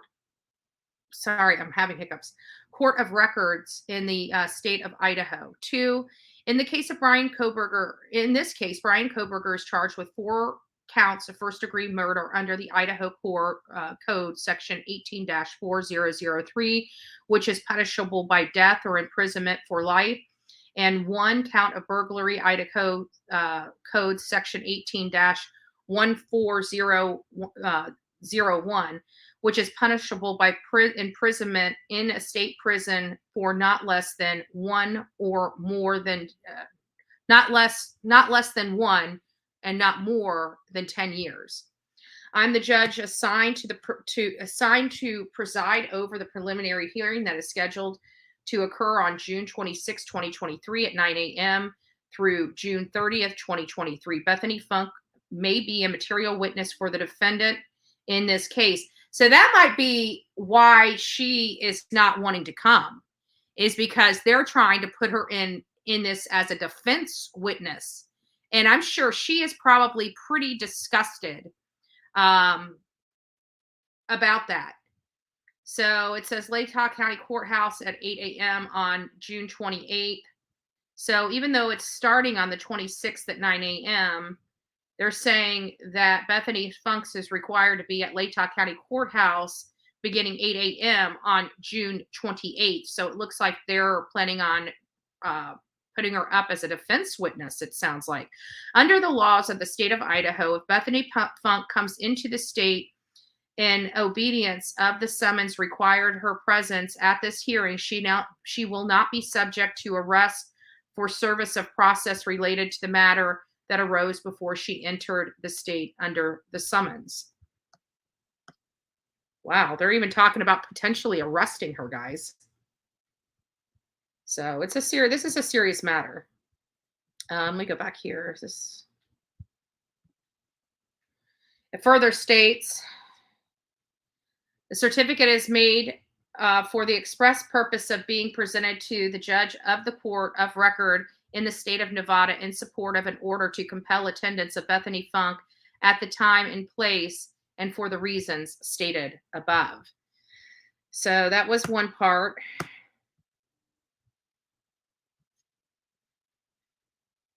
Where's 2? 2 under here. There's 2. Okay. And here's the ex parte motion. It says, come now, Brian C. Kohberger, by and through his attorney, Ann C. Taylor, public defender, hereby moves the court to for a certificate to assist in securing the attendance of Bethany Funk, a witness on behalf of the defendant in this case. The motion is based on Idaho Section 19-3004, 19-3005, and 19-852, and the attached affidavit in support for the out-of-state service. So it's attached as Exhibit A. And so here's the affidavit of support. And it says Richard Betonti, B-O-T-B, it's Betonti. it says it has a T at the end. So it's Bitonti, being first duly sworn upon oath and deposed, and says, I'm a criminal investigator hired by the defense to assist in the representation of Brian Kohberger. I was asked by appointed counsel, Ann C. Taylor, to investigate the alleged incident which lead to the arrest of Brian Kohberger. Brian is charged with 4 counts of first-degree murder and 1 count of burglary. The deaths took place in a 3-story home. There are 2 bedrooms on each floor, bathrooms on each floor, and a kitchen, dining, and living area on the middle floor. Mr. Kohberger is alleged to have entered the house around 4 a.m. while 6 people were sleeping/present, killing 4 people in 2 separate bedrooms. The people killed were located in 2 bedrooms, one on the 2nd floor and the other on the 3rd floor. Bethany Funk's bedroom was on the 1st floor. The other surviving roommate's bedroom was on the 2nd floor. Bethany Funk was interviewed by police on several occasions. She disclosed things she heard and things she saw. This is the first time. She disclosed information to law enforcement that she heard and that she saw. So I think we can remove the idea she didn't hear anything.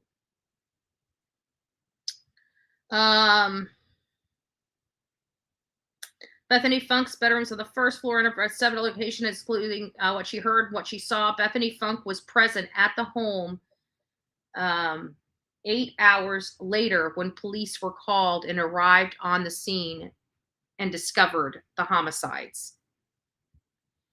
During the course of my investigation, it became known to me that Bethany Funk has information material to the charges against Mr. Kohberger's portions of information. Miss Funk is exculpatory to the defendant. Miss Funk's information is unique to her experience and cannot be provided by another witness. Bethany Funk resides in the state of Nevada, and it is necessary to subpoena this witness because the witness's testimony is material and necessary to this case. And it's signed by the criminal investigator Richard Bitonti. So that's the actual affidavit. Let me go over here. And so here is the motion to quash. This is from her attorney. Her attorney's Kelly Ann Villoria. And she says she's the attorney for Bethany Grace Funk. And it says, come now, Kelly Ann Villoria, counsel for Bethany Grace Funk, and respectfully moves to quash the foreign subpoena out-of-state commission obtained by Evelyn Grosnek, interim Washoe County public defender, on behalf of defendant Brian C. Kohberger for preliminary hearing in this case. The motion is made based upon attached points and authorities, all papers and pleadings on file herein, and any evidence and argument to be heard on this matter. And it goes into this about, on April 3rd, 2023, the interim Washoe public defender sought and obtained ex parte foreign subpoena, which was issued April 11th. The arguments: the court should have quashed this foreign subpoena issued purporting to compel Ms. Funk's attendance at the Idaho preliminary hearing in this case. It's basically saying NRS 174.305 through NRS 174.385 governs the issue of a subpoena in a criminal court. NRS 174.395 through NRS 174.445 governs the procedure for securing the attendance of witness for testimony outside of the state. NRS 174.415 in particular addresses process for summoning of a Nevada witness to testify in another state. Specifically, NRS 174.415 quotations 10 requires, or parentheses 10 requires the court to fix a time and a place for a hearing before it can issue any order directing testimony in another state. The hearing is necessary to provide venue where the judge determines the witness is material and necessary. Like this is, some of this stuff is all, it's unnecessary because at the end of the day, they're basically saying, well, we're not just going to hand her over. You guys need to have a hearing on the matter. And it's like, so what's going to happen? They're going to have the hearing on the matter and she's going to be required to come. So now you just wasted all this money typing all this pleading up just to have the same result, just to throw a cog in the wheel. And I know why they're throwing the cog in the wheel, because at the end of the day, the defense is trying to use her as their witness. This is a person that killed her friends. But again, if a judge is requiring her to be there, she's going to have to be there. There's no ifs, ands, or buts about it. And they can fight it and all they want to. But at the end of the day, if her attendance is necessary there's not a whole hell of a lot they're going to be able to do about it, to be honest with you. She's going to have to go. So I never understood why fight it. Why fight it? I do understand why she's fighting it with it being on the defense. When you have somebody that has killed your friends, the last thing that you want, let me see where this is. So we still have, where are we? Okay. Of course, I hit one thing on here and it just does whatever the hell it wants to do. It drives me nuts. So we were here.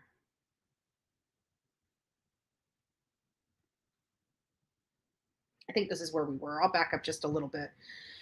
So that was it for Brian Kohberger, but it's new information. It's new information we did not have in the Kohberger case. We will be elaborating more on this in the morning once I've had an opportunity to read it, get my opinion based on it. I just found this. This was just sent to me. This was just posted an hour ago. And so, yeah, I would like to just digest it a little bit and then we'll discuss it more tomorrow. I'm putting her daughter back up here because I want all the audience, if you guys weren't here for last Monday, this was a week ago. This is her testimony now. And I want you guys to see it. So give me just a second. Let me secure the line so you guys will be able to hear. There we go. And I'm going to mute myself.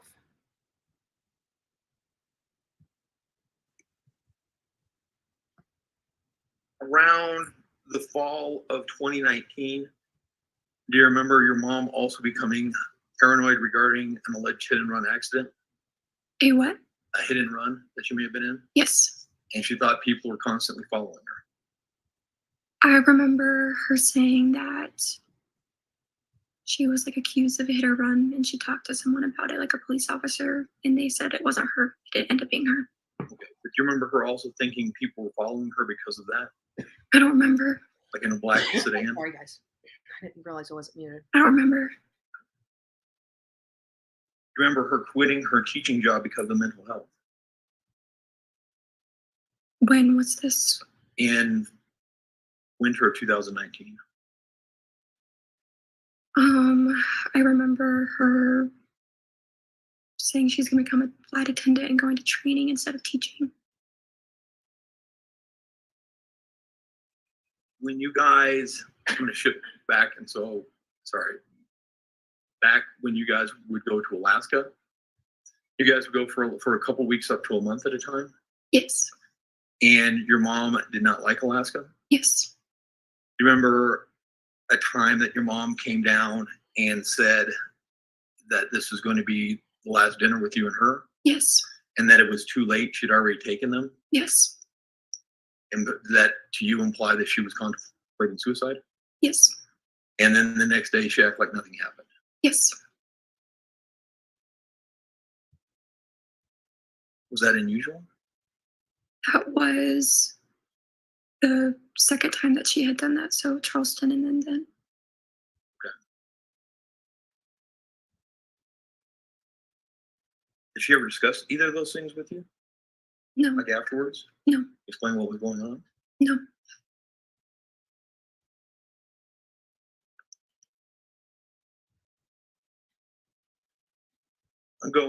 Move up to January 26th, 2020.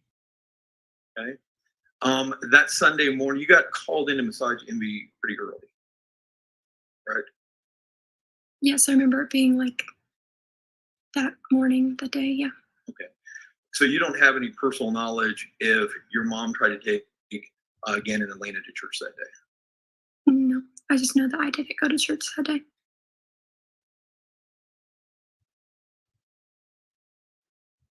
And then you got home and your mom was telling you about the fire and everything like that? Yes. And you could smell that there was burning? Yes. That occurred down in the basement?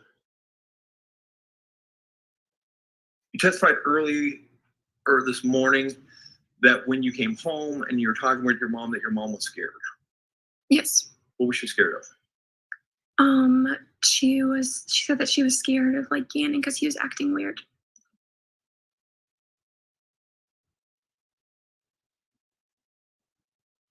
You then went and you went down in the basement to say goodnight to Gannon. You both went down together? Yes. And do you remember your mom asking Gannon if he was all right? I don't remember. Do you remember, that letter that was given to you, or that proffer letter? You came in and then you did an interview? You remember doing the interview? Yes. You did it with Mr. Young and Agent Cohen there? Yes. Do you remember telling them that your mom asked if Gannon was all right and Gannon nodded his head? I don't remember. I just remember like saying goodnight and like seeing him. I don't remember what I said. Yeah, but do you remember your mom asking if he was all right and he nods his head yes? Yes, if that's what I said.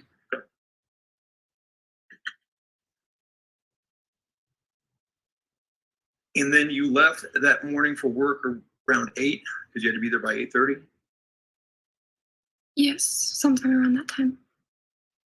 Did you see Gannon before you left? Not that I remember, no. Do you remember again back when your mom was arrested in South Carolina? Yes. And that would have been in March of 2020? Yes. So pretty closer in time to the events in question? Yes. You recall telling Agent Cohen that you had seen Gannon in the morning and they helped you with the dogs? No, I don't remember. Okay. You got home around 4:30? Which day? On Monday, the 27th. Yes. And we saw you went in the house there. Yes. You actually, when you left that morning, how were you dressed? In my work clothes, we wore my work clothes. Okay. And so you have like, it's like a kind of a maroon shirt from Massage Envy? No. What does the uniform look like from Massage Envy? It's black, I'm pretty sure. Okay. Do they have special pants or just a shirt? No, there was no special pants. And you actually went downstairs and changed out of your uniform into a blue sweatshirt. I don't remember. If the dollar store video shows that you were no longer in your Massage Envy uniform, but in a blue sweatshirt, that would seem to indicate when you came home that you went downstairs to change, wouldn't it? Yes, it would. Okay. So do you remember now going downstairs to change or no? No, I don't remember. At no point did your mom try to prevent you from going downstairs? No. And when you came home that Monday, the house still smelled like smoke? I don't remember if it did that Monday. I know that it did when I came home on Sunday. Okay. And you took Elena to the dollar store with you? Yes. How long were you guys gone? This question was asked earlier. I don't remember what time we exactly said. Okay. Yeah. How far away was the dollar store? Down the street. Okay. And were you in there for a super long time or pretty? It was just we went there and came home. Okay.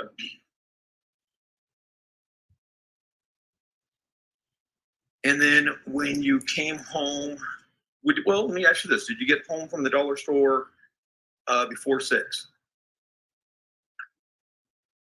No, I don't remember what time I got home. Okay. When you got home, was your mom already concerned because Gannon wasn't home yet? I just remember like time being approached and he wasn't there. And then I kind of understood that initially you guys all go out to look for Gannon, and then your mom comes home and stays home. Is that correct? Yes. Okay, so initially your mom, you, and Lena are all going kind of some different friend's house to see if he's there. Yes. How long does that take?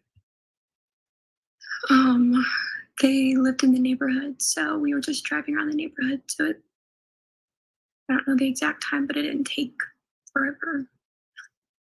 Do you know, had your mom called the police before you guys went and started looking for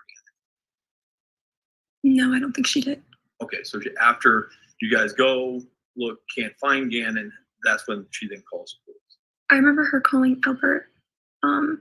So it was like after then. So Okay. And it takes a long time for the police to come. yes.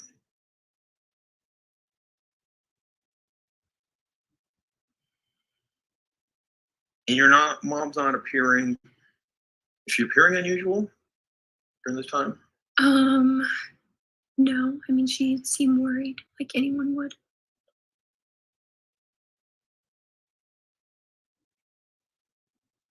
And so you've known your mom your entire life.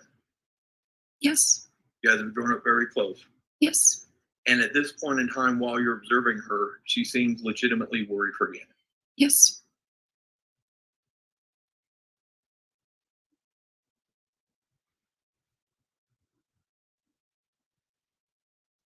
How long did you guys stay up after the police came? Do you remember? After the sheriff came?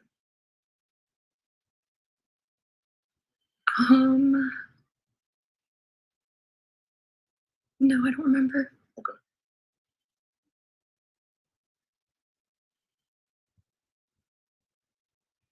And then that next Tuesday is when everybody comes back home. Right? Yes. And other people start arriving. You have people from the military come over. People are expressing concern. People are bringing food. Yes. I wanted to let you guys know that we are now getting up to the day after Gannon went missing. Okay, so now it's going to start getting a little, you're going to start seeing more of the manipulation. And in my opinion, you'll see a lot more of the manipulation from Leticia, because she's telling her daughter, you're going to hear what her daughter has to say, but, don't talk, you'll see. She's having to ask her mom if she can answer the door. It's just getting a little bit insane, to be honest with you, with this whole situation. But her daughter, complies. Her daughter listens to her mom, like a girl should. And there's we already heard how her mom has no problem backhanding her, and we have to take that into consideration, is that she doesn't want to be punished as well. And we see what kind of punishments Leticia likes to levy on children. So we don't know what her daughter has went through, but it doesn't seem like her daughter back talks too much, or, just, it's just sad.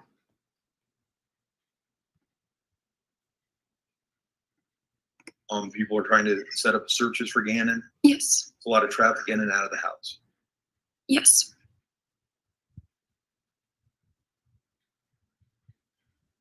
Then at some point later that evening, some members of the sheriff's department come over. Yes. And they're there. They're there to get Lena. They're going to take her down to the police station. Yes. They also try to talk to you. Yes. And you tell them that you will not talk about Gannon. Yes. And you said you won't talk about Gannon because of all the stories on Facebook. Yes. And because they already have all the information they need. Yes. When you say you wouldn't talk to them because of all the stories on Facebook, what do you mean? There were just people and their speculation, and it was to my knowledge that my parents had already given them everything that they needed. So I didn't know why I played a role in it. Okay. And you actually refused to talk to both. We refused to actually talk to about 3 different sheriff's deputies. Refused to talk to Deputy Arndt or Detective Arndt. You refused to talk to Detective Perry, and you refused to talk to Detective Williams. Is that correct? I don't know their names. Yeah, but you remember refusing to talk to 3 different ones? I remember refusing to talking to some.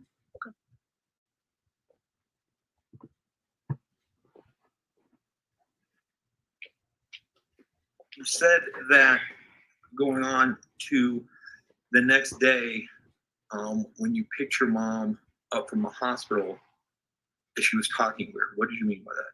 What do you mean? You said that you picked her up from the hospital and stuff was just coming out of her mouth. What did you mean? Just saying stuff from what happened at the hospital, just saying like events that took place. Maybe I misunderstood. I gathered that you found the way that she was talking when you picked her up from the hospital odd. Is that incorrect? Odd as in like it was just like a bunch of like ramble at once. It was just going on and on. Like vomiting of words? Yes. Okay. You know what tangential thoughts are? What did you say, tangent thoughts? Tangential, where where a person jumps between subject matter to subject matter to subject matter with not necessarily a logical connection. Was that how she was speaking? No, because it just all related to Gannon being missing and people accusing her, and so they all correlated in some way.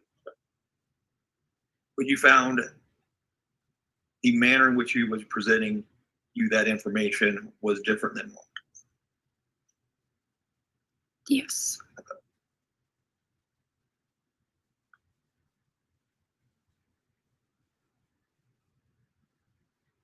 When you leave, then in that van, when did she first say that you were going to Florida? Different places were, said. I don't think we decided on Florida until after we got to Texas. Okay. And you guys are going to Texas because she thought that might be a good place to live? Is that what she told you? Did she say where in Texas may be a good place to live? I think it was Dallas or Houston. Okay. And you drove that first day all the way from Colorado Springs to Amarillo? Yes. That's about 10.5 hours? Yes. Okay. You got into Amarillo. And then the next day you went from Amarillo to Decatur, Texas, correct? Yes. That's only a 4.5 hour long drive, isn't it? I don't know. You know what you did the rest of that day? No.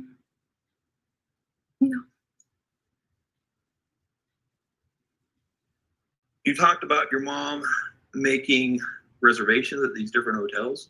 Yes. She was actually making those reservations with an app, wasn't she?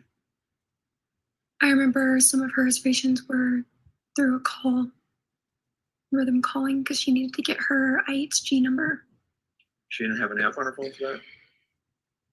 I don't remember if the phone that she had was a smartphone.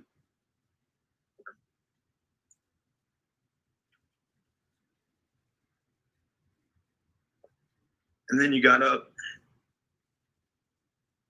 And then when was it decided? So was it decided in Amarillo or in Decatur that Texas wasn't for you two? I don't know because I don't know where they're like in proximity to Houston and like Texas. Like Houston and like Dallas. Well, Decatur would be just outside of Dallas. Okay. I mean, was it Thank you, Skittles. between Amarillo and Decatur that you guys were Bless you, talking in honey. the car and said, not Texas? Or was it that morning when you woke up in Decatur, said, let's head out for Florida? When was the decision made to go from Texas to Pensacola?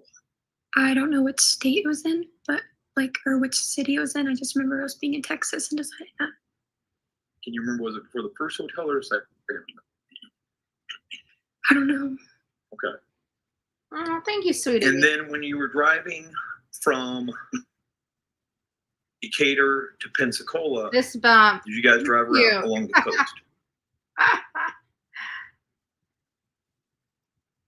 I know that Destin is on the coast, so Okay. And you drove through Louisiana? if that's on the route to Florida. Do you remember driving through long stretches of the country that were marshy and swampy with nothing else around? I remember driving through like the middle of nowhere. Yeah. Yeah, the middle of nowhere, lots of marshes, lots of just nothing around. Yes. Remember that? Nothing around, trees.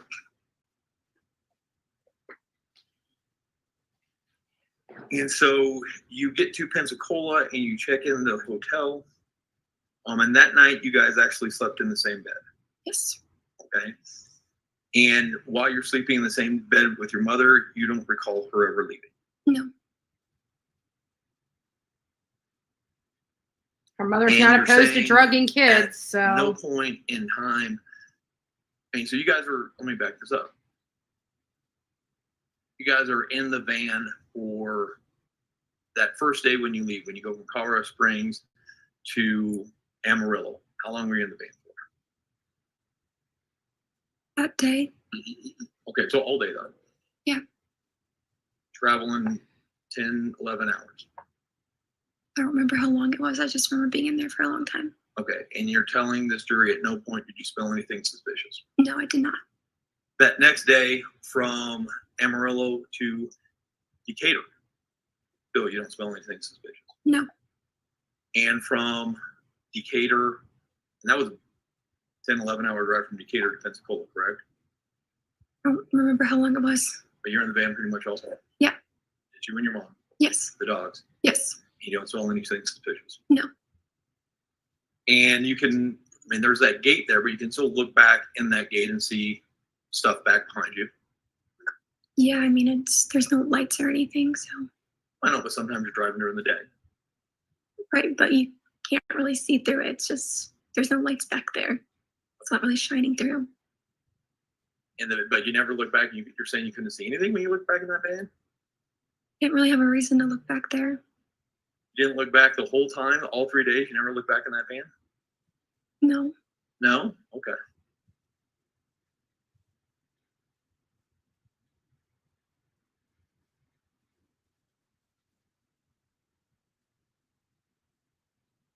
And you went from Pensacola to Orlando?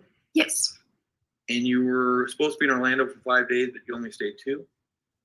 Yes, I remember we were supposed to be there for a while and we didn't stay that long. Okay. And then you decided that you wanted to go back to South Carolina. Yes. That to be around family? Yes, I remember my mom saying that we don't have money to keep staying in hotels. You know, our family was telling us just to go to Myrtle Beach, so that's where we went. And throughout this whole trip, this whole journey, I mean, it's part of the reason why you think you and your mom are going there is because you guys have been receiving some threats on Facebook and social media. Yes. And so there appear to be some safety concerns why it might be best for you and your mom to leave at that point in time. Yes. And at this point in time, because knowing your mom your whole life, growing up with her, you couldn't believe that she would do anything to hurt Dan during this whole trip. No.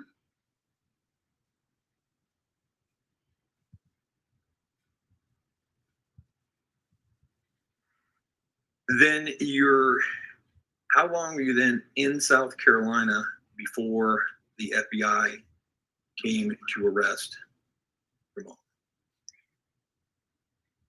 mom? It was sometime between like February and March, like those weeks.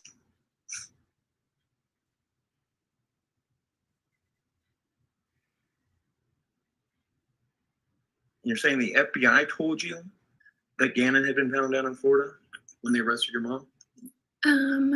No, that was when I don't think they found his body until after she was arrested. Okay. And how did you find that out? That's when the FBI came to my house multiple times. Okay. And at some point, Dee Dee and Amy Bolton hire you an attorney? Yes. That's Julian Rosiel? Yes.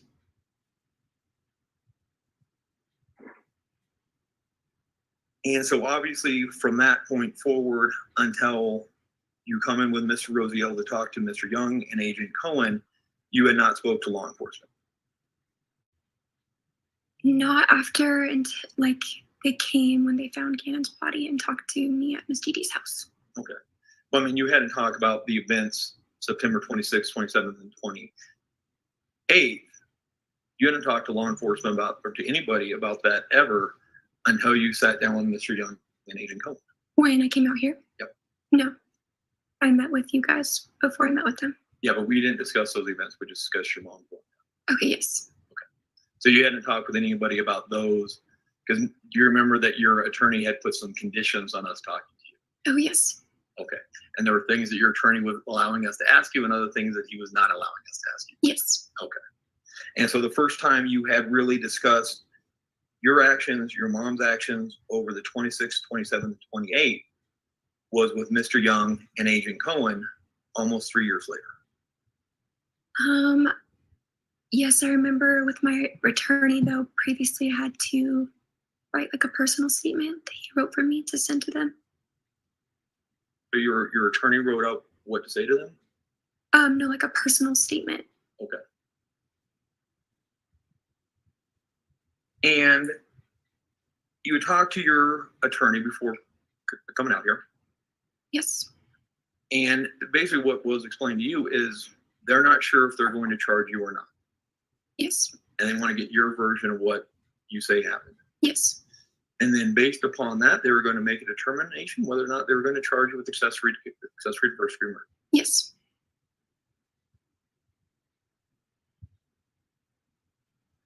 And at that point in time, you had already seen the probable cause affidavit. Yes. And so, and this, you followed this case in the media. Yeah, at some point in time, I had to stop looking what the media said.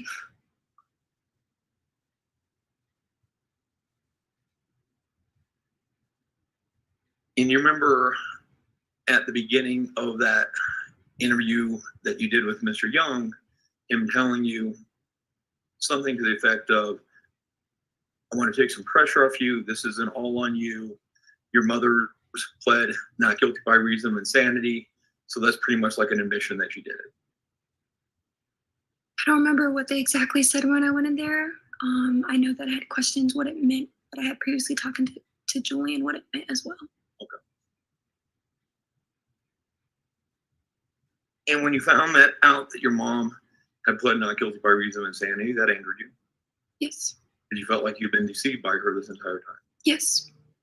And you had to put up with a lot of scorn. A lot of what? A lot of scorn on social media. Yes. Anger and backlash. Yep.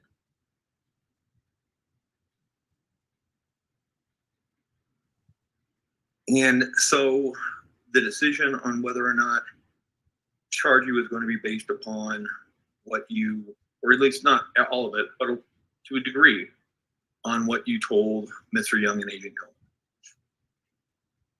Can you rephrase what you said? You knew when you were going in to do that interview with them that whether or not you got charged was going to be based in part upon what you told them.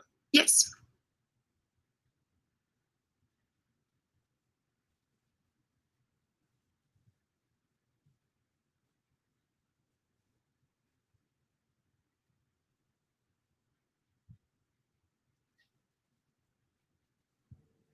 You will, at times, manipulate the truth for your benefit. No. I haven't seen her, And- Unicorn. Well, so Honestly, Unicorn, I haven't seen her. And I've looked on both sides. I think when she was done with that trial, she was done. I think she walked away from her past. You know, I don't know if she'll ever have a relationship with her mother ever again. I really don't. And it's sad because a girl always needs her mom. when you were living in South, so between when your mom got arrested and now, you've been living with some different people. Yes, I lived with one different person. Yeah, you live with Edie. Yes. Okay. You were also getting financial support from Aunt Brenda. Yes. And Brenda had bought you a car. Yes. And then she took that car away from you guys because you guys had a different disagreement. Yes. And it was difficult for you to get back and forth to nursing school. Yes. And so in January of 2023, you set up a GoFundMe page. Yes. And on that GoFundMe page, you say, "Hi, my name is Harley. For those of you who don't know my story, I lost both my parents a few years ago when I was 17 years old." This is that I gotcha moment that the defense thought they had. So if you guys have not heard this part of this testimony, you will want to stay here. This is where it starts getting really, really sad. And the defense is going after her. Like he's trying to make her look manipulative and such. So I'm just going to back it up just a little bit and let you guys hear it. Let you guys hear this. But he's going to start being nasty with her, and it ends up backfiring. Support from Aunt Brenda. Yes. And Brenda had bought you a car. Yes. And then she took that car away from you guys because you guys had a different disagreement. Yes. And it was difficult for you to get back and forth to nursing school. Yes. And so in January of 2023, you set up a GoFundMe page. Yes. And on that GoFundMe page, you say, "Hi, my name is Harley. For those of you who don't know my story, I lost both my parents a few years ago when I was 17 years old." That statement seems to imply that both your parents died when you were 17. I don't think it does, no. Okay. Well, your dad had died a long time before that. Yes. Okay. And you didn't lose your mom. Your mom was just in prison, in jail in Colorado. I lost her. Okay. But you don't think that that's at all misleading to get people to give you money? No, it was for my friends and family so they could have like a source to send it to me. You were likely to get more money from people if they thought your mom was dead as opposed to your mom. No. You also put in there that you've been having to provide for yourself a place to stay, transportation, and the college and the necessities of everyday livelihood. Yes. But you said that your aunt, up until just before that, had provided you a car. She would, at the beginning of all this, cared and would help me with things, and then she would manipulate me and take everything away from me if I didn't do what she told me to do. Okay. But you indicate on your GoFundMe that nobody's helped you and that you're out there all alone. No, I did not. During this time, not only was I struggling coping with this, was also struggling with navigating my way through life and getting myself back on my feet. I had to provide myself a place to stay, transportation, college, and everyday's necessities. I never asked for help during this time and always tried to figure out everything on my own. It was a struggle filled with both highs and lows, but God has always provided a way. Yes. Okay? And you don't think that's what it actually was? I don't think that's what? You don't think that was a manipulation of the truth? No, it was not. How much money did you raise from that? Like $800 or something.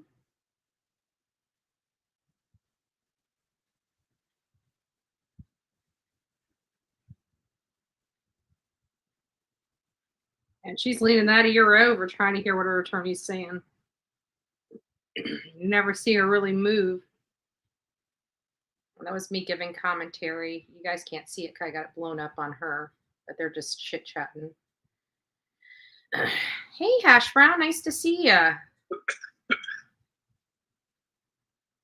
Yeah, she had to try to mentally deal with all of this.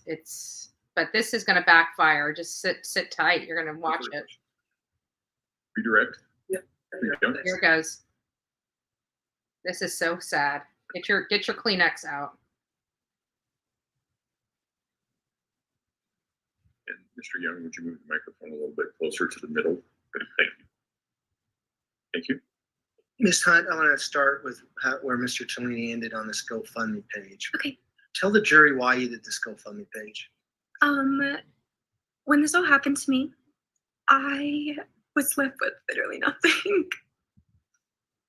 Aww. You would think that if my mom knew that she would do this, she would do something to, like, prepare her daughter or set her daughter up to not have parents or financial help. I had people in the beginning, they were very nice and they volunteered. I never asked people for anything, like I had said in my GoFundMe paragraph.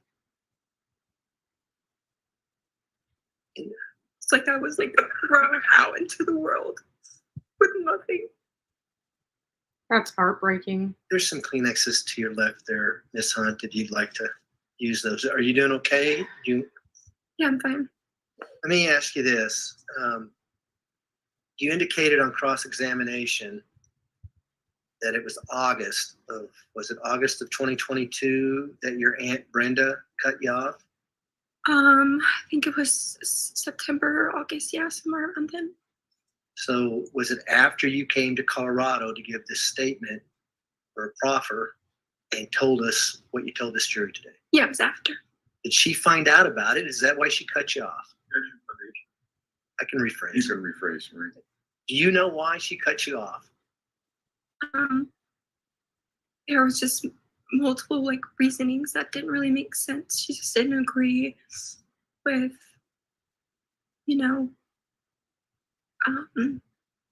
like with the insurance of the car and things like that. Needless to say, it was after you gave your statement is when she took your car back and stopped providing you with funds. Yes. And you're in college, you're in nursing school, right? Yes. Were you working at the time? Yes. And when you made the post about losing both parents, what did you mean? I lost both my parents. It was like one day you wake up and your whole life changed. I lost stepdad and I lost my mom and my brother. I lost everybody. Were you trying to imply that your mom had died? No. Were you just stating the fact that she was arrested and you hadn't seen her since she's been arrested? Yes. Counsel asked you several questions about not smelling anything in the van. Do you recall that? Yes. Did your mom do anything to prevent you from smelling anything in the van as you were driving? Yes, she always kept the air on. I remember a time when I was cold and I tried to turn it off and she was like, no, it's hot in here. And we also like kept giving the dog like little like CBD treats to keep them calm. And you're driving in into January, early February through Texas. Was it cold in Texas? I don't remember. It wasn't like hot and sunny though. Mr. Tellini asked you on cross-examination that you would have never dreamed that your mom would have done something bad to Gannon. Do you remember that question? Yes. What do you think about that now as you sit in this courtroom? I'm still in shock. I defended her for years. I just feel like manipulated and lied to. Aww.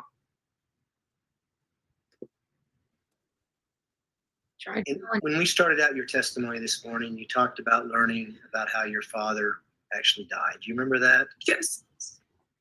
Is that what we're talking about? The manipulation that's been going on for years is finally coming to your realization? Yes. And do you remember when you were talking to us back in August, the questions I was asking you about why we were considering filing charges? Yes. Do you remember me asking you, what would you explain to a jury about driving across country with a body in a suitcase in the back of that van? What would you tell the jury? Do you remember that question? Yes. Tell this jury whether or not you knew that Gannon's body was back in that van and why. The thought just never came across my mind. I just never thought my mom would do that. I didn't see her to be the person to do that. So I never even like questioned it. Like it just never came up. I believe what would that. happen if you did question it? She would just say like, don't question me. Like saying it was back talking her.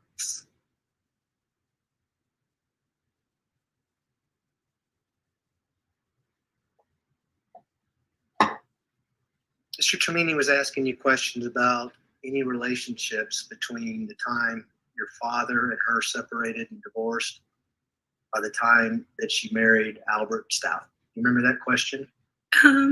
Yes.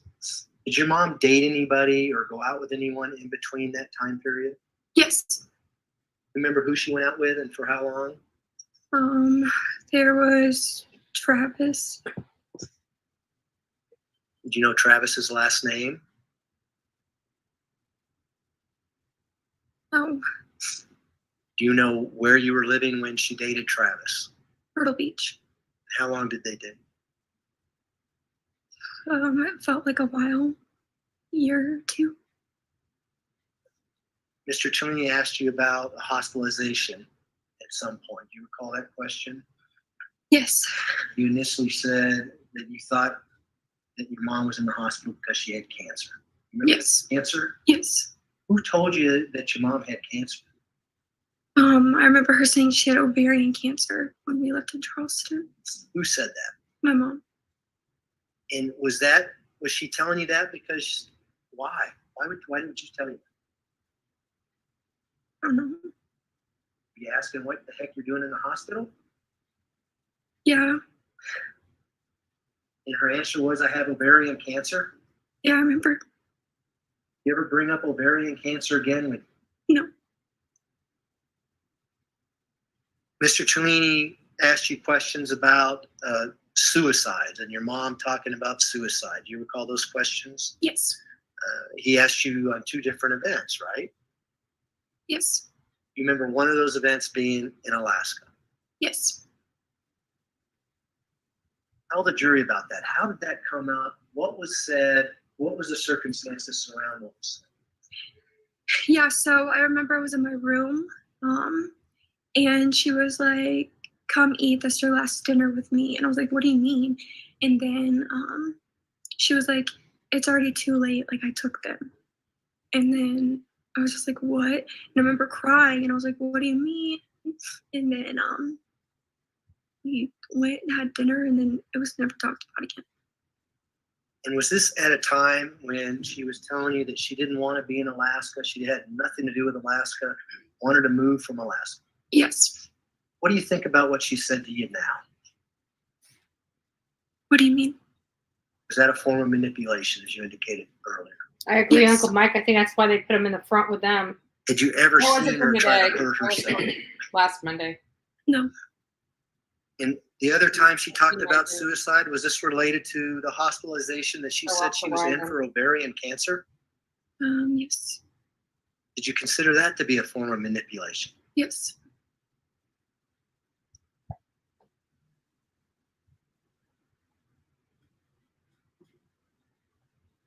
Mr. Tellini asked you questions about the cell phone and the cell phone text messages that are entered in People's Exhibit 205. You remember reading those? And it says, for her phone, it says maybe Nicole. Yes. For yours, it says daughter. Do you remember that? Yes. Do you know why that says maybe Nicole? No, I do not. Do you know whether or not your mom actually programmed her name into the phone? No, I do not. Are you familiar with iPhones and what comes up if you don't program it with your name in there and things? Do you mean like when you have to set the iPhone up? Yeah. Oh, yes. So what happens if you never set the iPhone up with your name in? You can't use it. Well, would your name come up? Yes. Would it be something maybe? Would it be maybe somebody? I'm not sure that this is the right witness for that. You know why that her phone said maybe Nicole in the text messages? No. Sustained.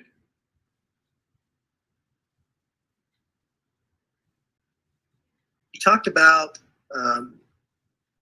your mom quitting jobs on several occasions, especially the teaching jobs. Do you remember that testimony across? Yes. Did she ever tell you why she was quitting these teaching jobs? Yes. What did she tell you? I was told that she wanted to work, and then when she would work, Albert would be mad at her that she wasn't watching the kids, and then when she would watch the kids and not be working, he would be mad at her for not working. Did she ever mention to you that she was being sexually harassed at school and she didn't want to work there anymore, things like that? I heard that when I was younger. Who did you hear that from? I don't know. I was in like middle or elementary school. Did you hear it from your mom? Remember? Is that a common theme with your mom when she doesn't want to be somewhere? Something happens that is causing her to quit her job and move somewhere else. It happened in Alaska. Mr. Cheney asked you about January 26, 2020 in the morning and whether or not anyone went to church. Do you remember that question? Yes. Did you not, in fact, go to work in the afternoon around 2 Mike. o'clock in the afternoon that day? Sorry, I'm like forgetting times. There's been so many times. Yes. Let me ask you this. Would your mom drive a vehicle to church? Yes. And would it be either Albert's truck or her Tiguan that she drove to church? Yes. Would that be on one of the ring videos in the neighborhood? If they actually went to church that day, you'd see the vehicles leaving and going to church. Yes.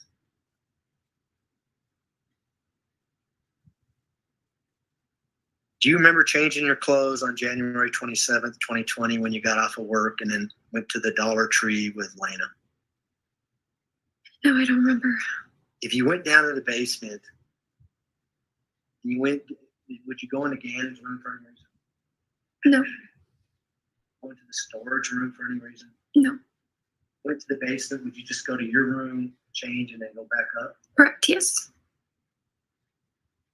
Did you ever go into Gannon's room on January 27th, 2020? No. Did you ever go into the storage room on that day? No.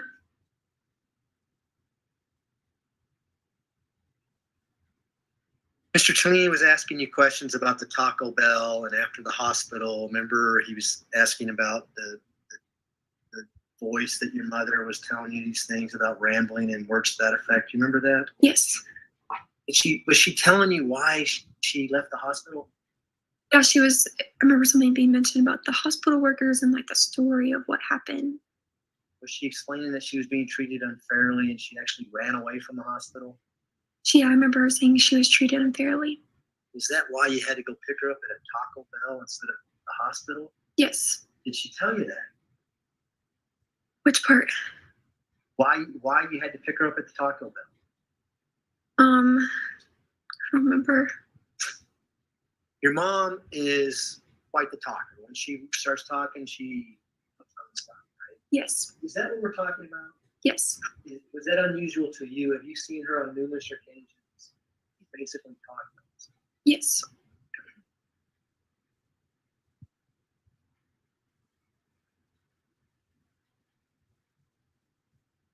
Did you ever, whether it's January 27th or January 28th or January 29th, clean up any blood at 6627 Mandan Drive?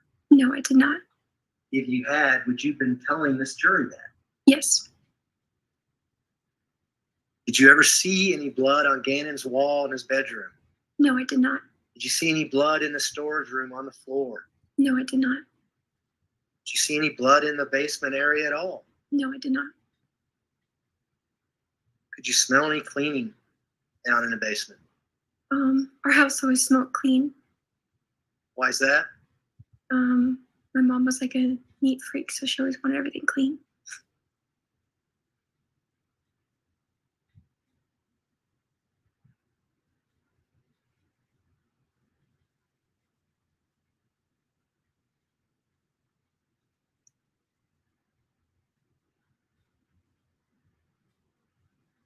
If you would have known Gannon's body was in the back of that van, you were talking to Agent Boyd back here, would you have told him that? Yes. You would have known that he was in that van when the FBI came out to South Carolina to talk to you about Gannon's body being found on March 17th, 2020. Would you have told him that? Yes. Do you know now that Gannon's body was in that van as you drove across the country? Yes.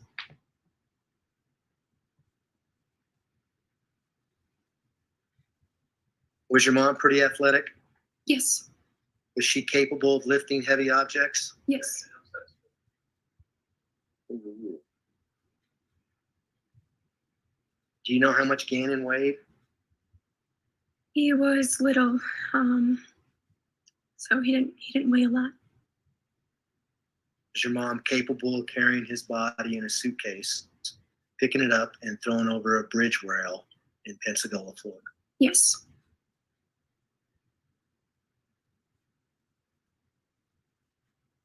Is that easy for you to say? No. You still love your mother? That's so sad. I'll strike that, Your Honor. I have no further questions. Do any of the jurors have any questions for me, son? Looks like we have a couple. Mr. Young, if you would retrieve those in counsel approach, please. Wow, right? Wow. That's all I got to say is wow. So we're going to go and start watching this. That page where we should be getting close. I don't know what time it is.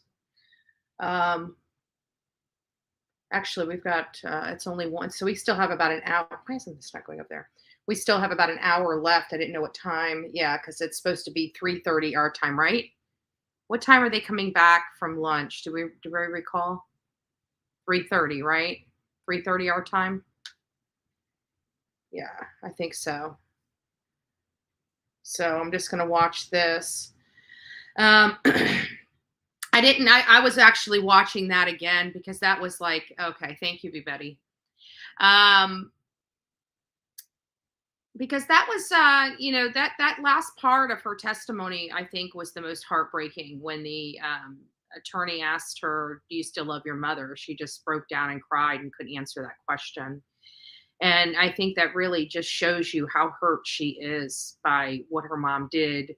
Her mom, for those that weren't here, in the beginning of her testimony, she found out that her father didn't die the way her mother had told her for the last several years. Her dad died of a drug overdose, and she found that out through the internet. And what a horrible thing to learn. So, like, literally, Harley feels completely betrayed, completely manipulated by her mother. Harming a child or animal is pure evil. I gotta agree. I saw your comment. Mike even agrees that Leticia is guilty. Guys, I mean, come on. You know she's guilty if Mike agrees. So, Mike, I think we need to have an intervention. I'm hearing that you fell off the wagon. Sounds like you might have had a Big Mac, and we're all really concerned, with you. And first step starts with you. You got to admit you have a Big Mac problem, okay? And then we're able to help you. But we can't help you until you admit the Big Mac is a problem.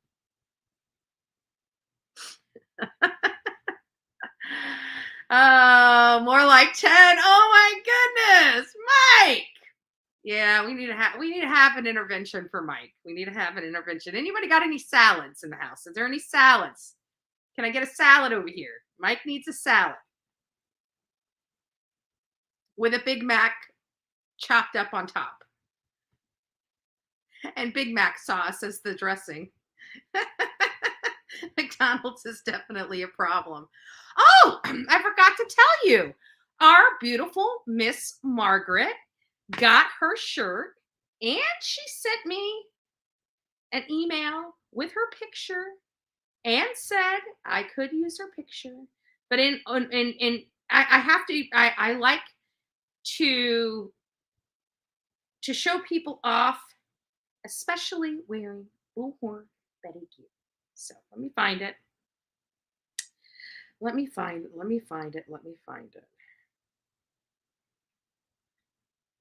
There it is. Beautiful, wearing the good vibes shirt. Our winner chicken dinner champion, Miss Margaret, played. Yay. I love the shirt. It looks awesome. It looks awesome. Miss Meadow, 2 all beef patties, special sauce, lettuce, cheese, pickles, onions, and on a sesame seed bun. You know what? I was watching, or maybe it was it? I don't know where I heard this. I don't know if I dreamed it. I don't know if I heard it on this trial or if it was something else I was watching on say YouTube, and it was about Burger King and McDonald's. And it was talking about, it was like McDonald's up until 1992, McDonald's, they were always talking that exact thing. 2 all beef patties, special sauce, lettuce, cheese, pickle, onions on a sesame seed bun.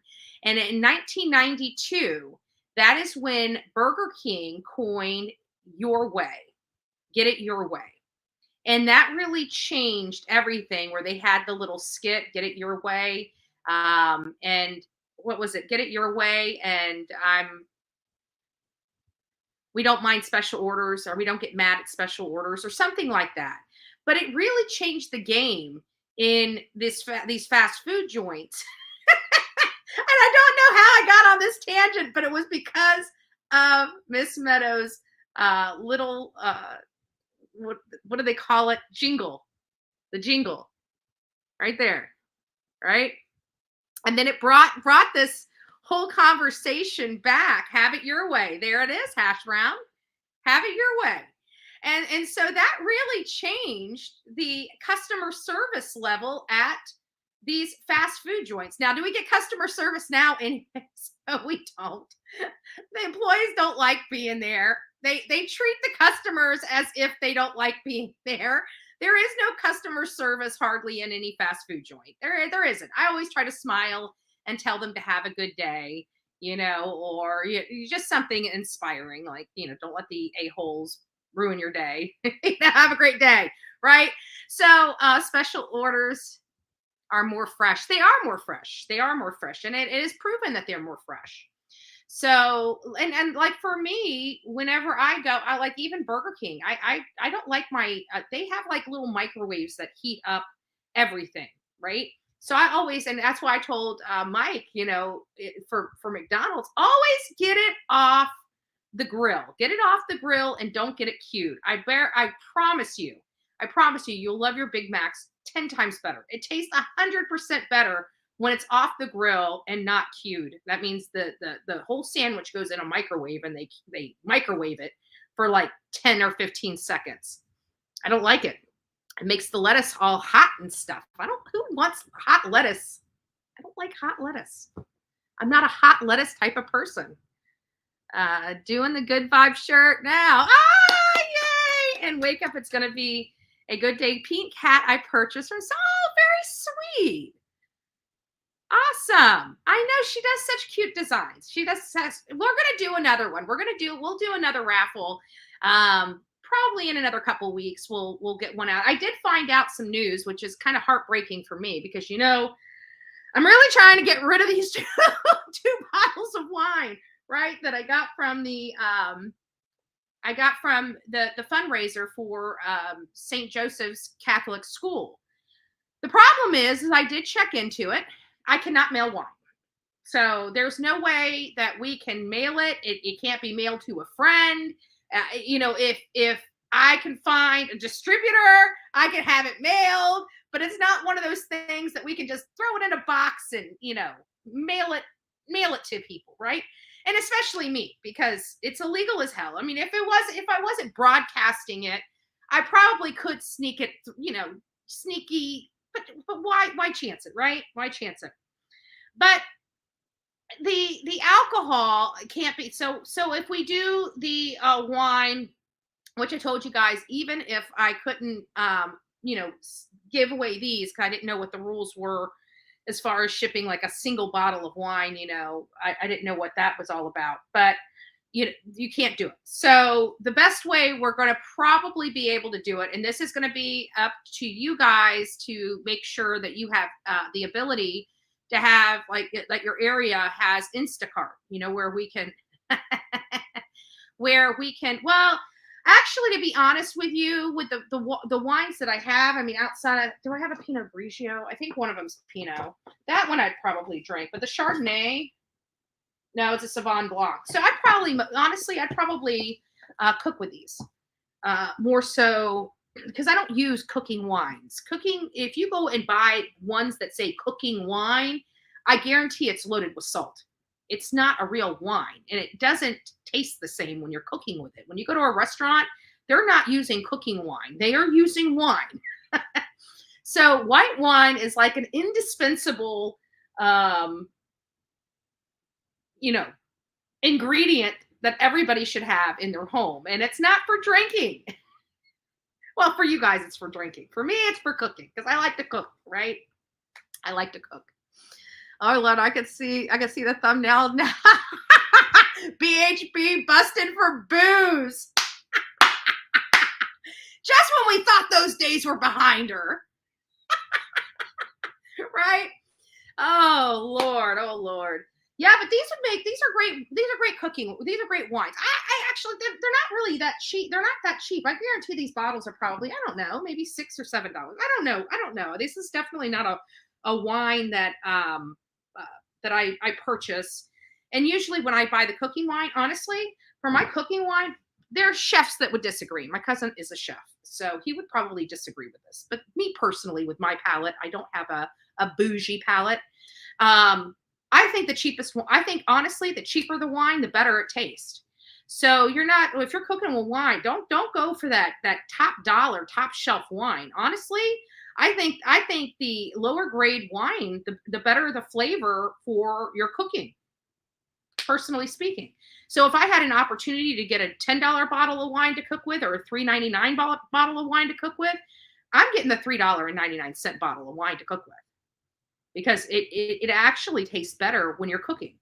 Not so much drinking, that's why it's cheaper, but for cooking purposes, it does make the dish much better.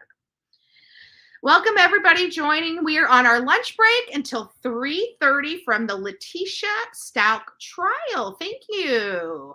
I am Team Summer is keeping everybody up to date on where we are. We have about another hour. They actually broke early because it looks like that they are moving along with these witnesses a lot quicker. I mean, it's good. It's good for us because I don't know how many more days I could have dealt with Leticia lying through her teeth or hearing just another story. Like, not in and of itself, like, God bless Al. That poor man, he knew his son wasn't coming home. He knew that his son was dead. He knew something bad happened in that bedroom, and he knew that Leticia was responsible for it. He knew. And he had to listen and endure we were going nuts listening to that, right? Literally going nuts listening to that, listening to her spin all these wild tales. And when one story didn't work, she'd literally dovetail to another story. When that story didn't work, she'd dovetail to another story. Meanwhile, Al, the father of this boy, the boy's father that loves him, that loves his only son, like a father would love their only son, is sitting here having to endure this hours and hours and hours over a month long of listening to Leticia call him and just call him basically to pry to find out who knows what, where, when, and to spin another wild tale. And then when it wasn't working, then comes the guilt trips and the manipulation, like, oh, they're going to kill me. Well, you don't care about me. I'm going to die. Well, you know what? It's hard to care about whether you live or die when he already knows his son is dead. And you're spinning another, like, God bless Al. I don't know. He is in the military. He's in the military. And God bless his restraint. Because his restraint was amazing. I don't know too many people that have been trained to kill and not kill a predator that preyed upon their child. You know what I'm saying? He showed great restraint. Not that I think that that is the right thing to do. I absolutely think the justice system and the legal route is always the proper way to do it. But some people just don't have that kind of restraint when it comes to their children. And I can't imagine. And you know what? Maybe it was because they were on the phone. They weren't meeting. I don't know. He might have slapped the, what out of her if they were, because like this has got to be so emotional for him. I mean, there at the end, I mean, we could just hear how drained he was, how over it he was, how drained he was, and he yet sat through yet another one of her wild, embellished stories. And I mean, at this point, he's just like, okay, sure, whatever, Leticia. I mean, it was so blatant. He didn't believe her. He didn't trust her. He didn't like her. He didn't even want to be on the phone with her. But he's listening to another crap story just in case there's that one little bit of information she provides that will let him know where his son is. That had to have been pure torture for him. And he had restraint. He had restraint. Unicorn says if it was not for his military background, he would have took her. Yeah, exactly. Like but it's funny because they do teach restraint in the military. They teach you how to be a weapon, but they also teach you how to use that weapon properly. You being the weapon. So thank God that is a portion of their training. In other countries, not so much. And I do believe that he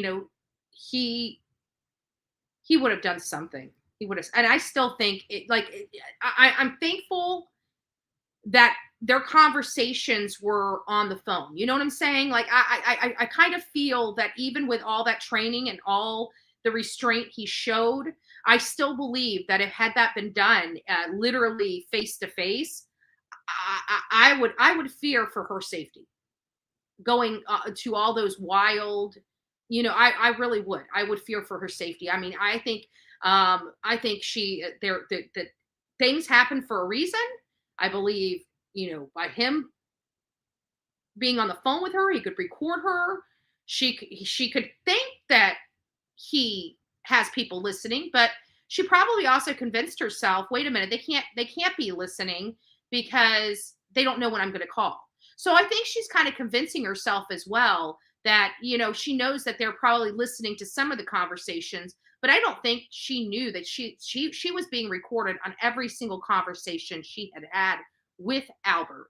I thought he was doing it by himself. And remember, I told you I heard a female's voice, and then I came back and I told you that I thought maybe that female's voice might have been the new woman that he married, because we know he was having an affair on Leticia already.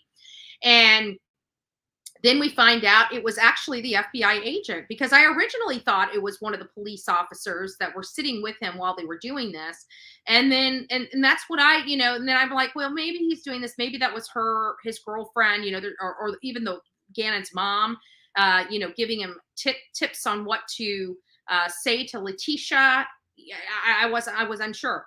Come to find out, it was the FBI. The FBI was listening in. So when we heard them, they must have had it muted so she couldn't hear them. But you could hear them clearly in that video.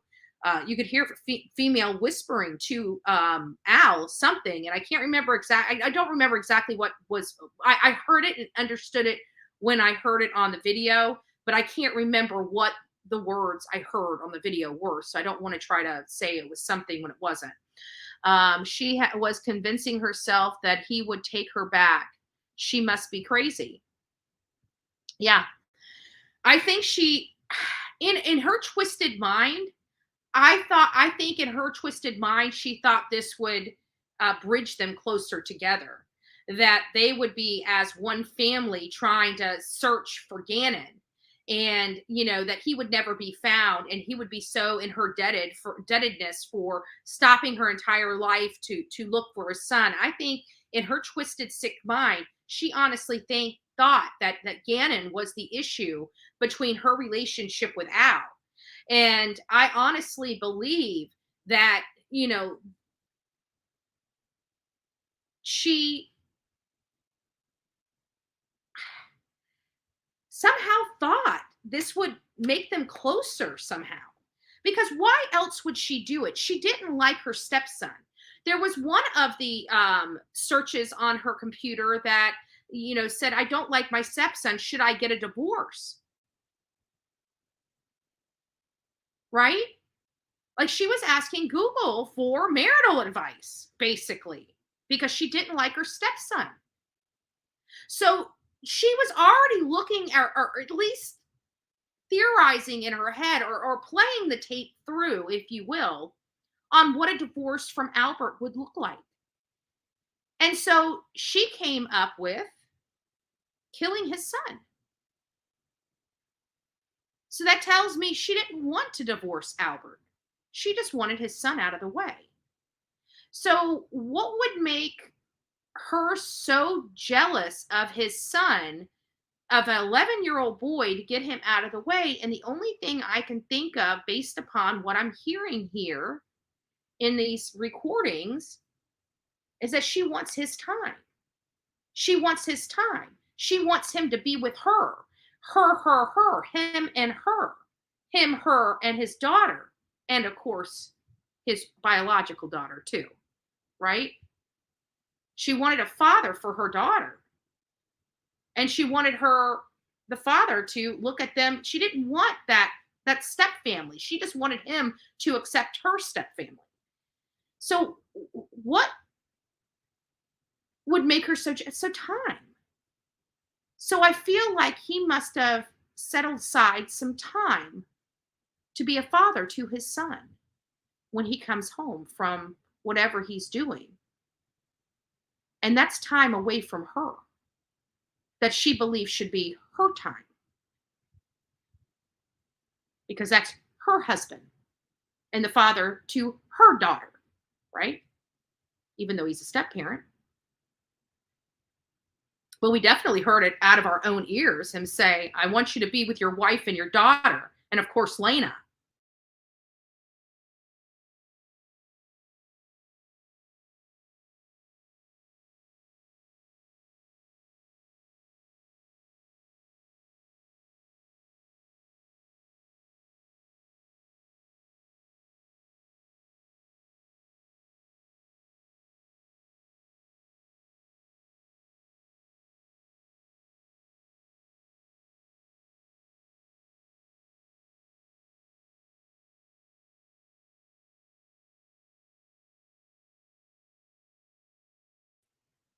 Yeah, I don't know what happened. That was a little weird.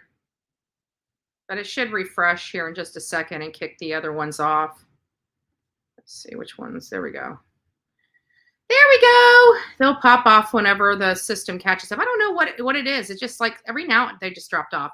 Every now and then the signal will go down. But I know that the Verizon FiOS is new to this area. I'm frozen up there. There's two of me. Oh.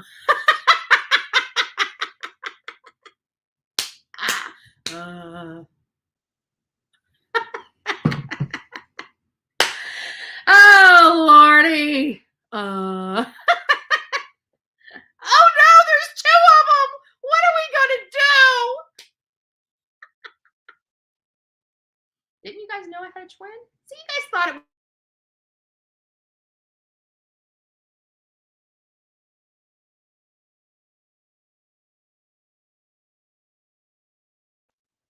I don't know what's going on with my internet. But anyways, getting back, I know this service is new here, so I know that they have to disconnect sometimes while they're hooking somebody else up. But my signal in here is really low, and I don't know why. Hold on, just some health. It says my streaming is in excellent condition, so maybe it's it might be a StreamYard issue versus my internet. It just looks like it's my internet, but it's not. It's StreamYard. I don't know. But what were we talking about? I know we were talking about cooking wine, but I can't remember what we were talking about right before I got distracted and went down. Somebody's going to clip that for sure. She multiplies. Oh no. That's funny. So I'm actually thinking about, possible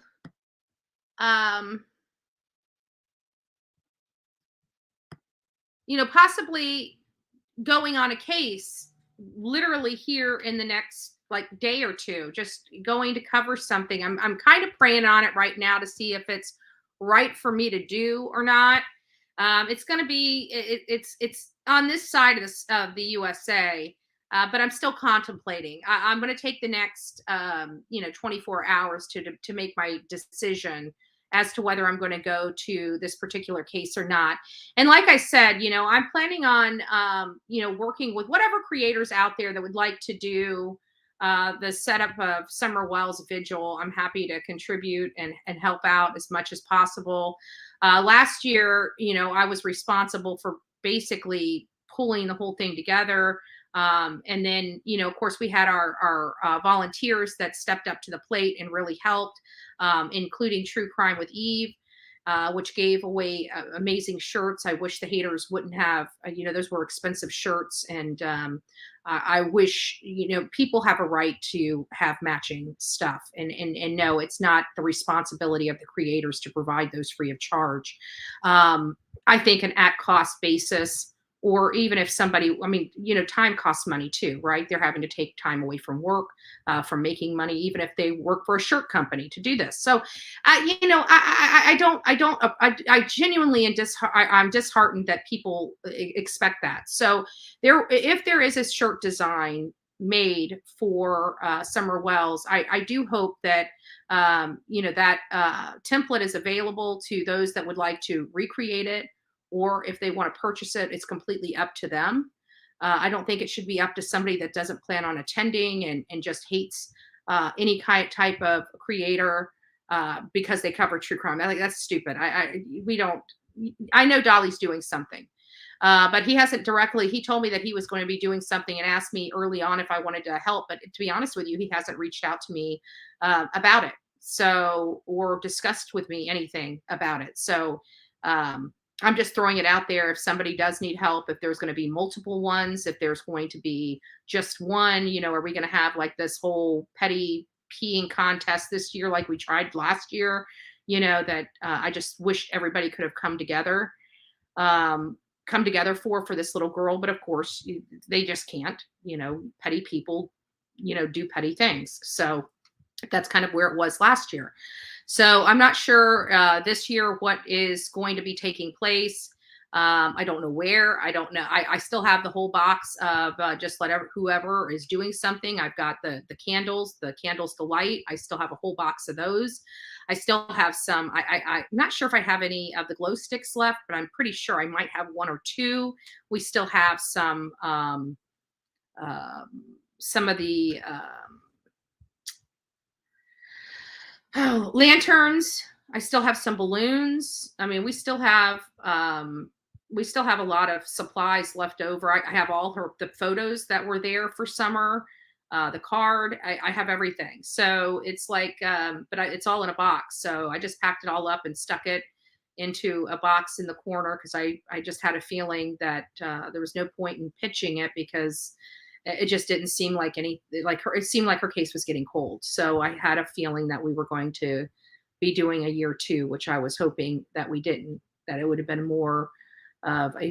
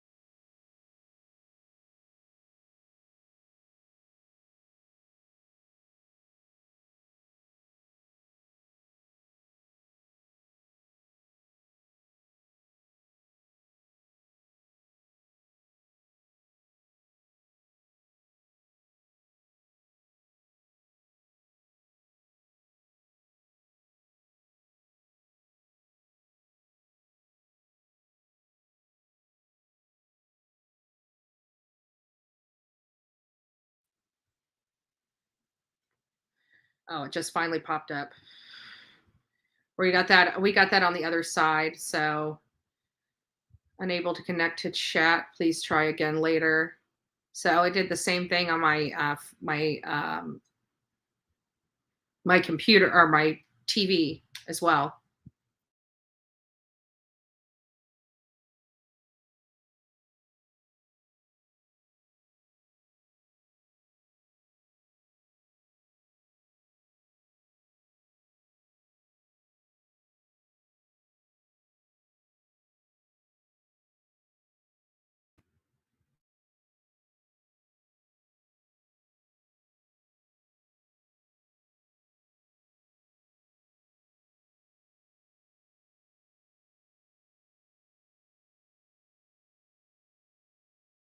Me.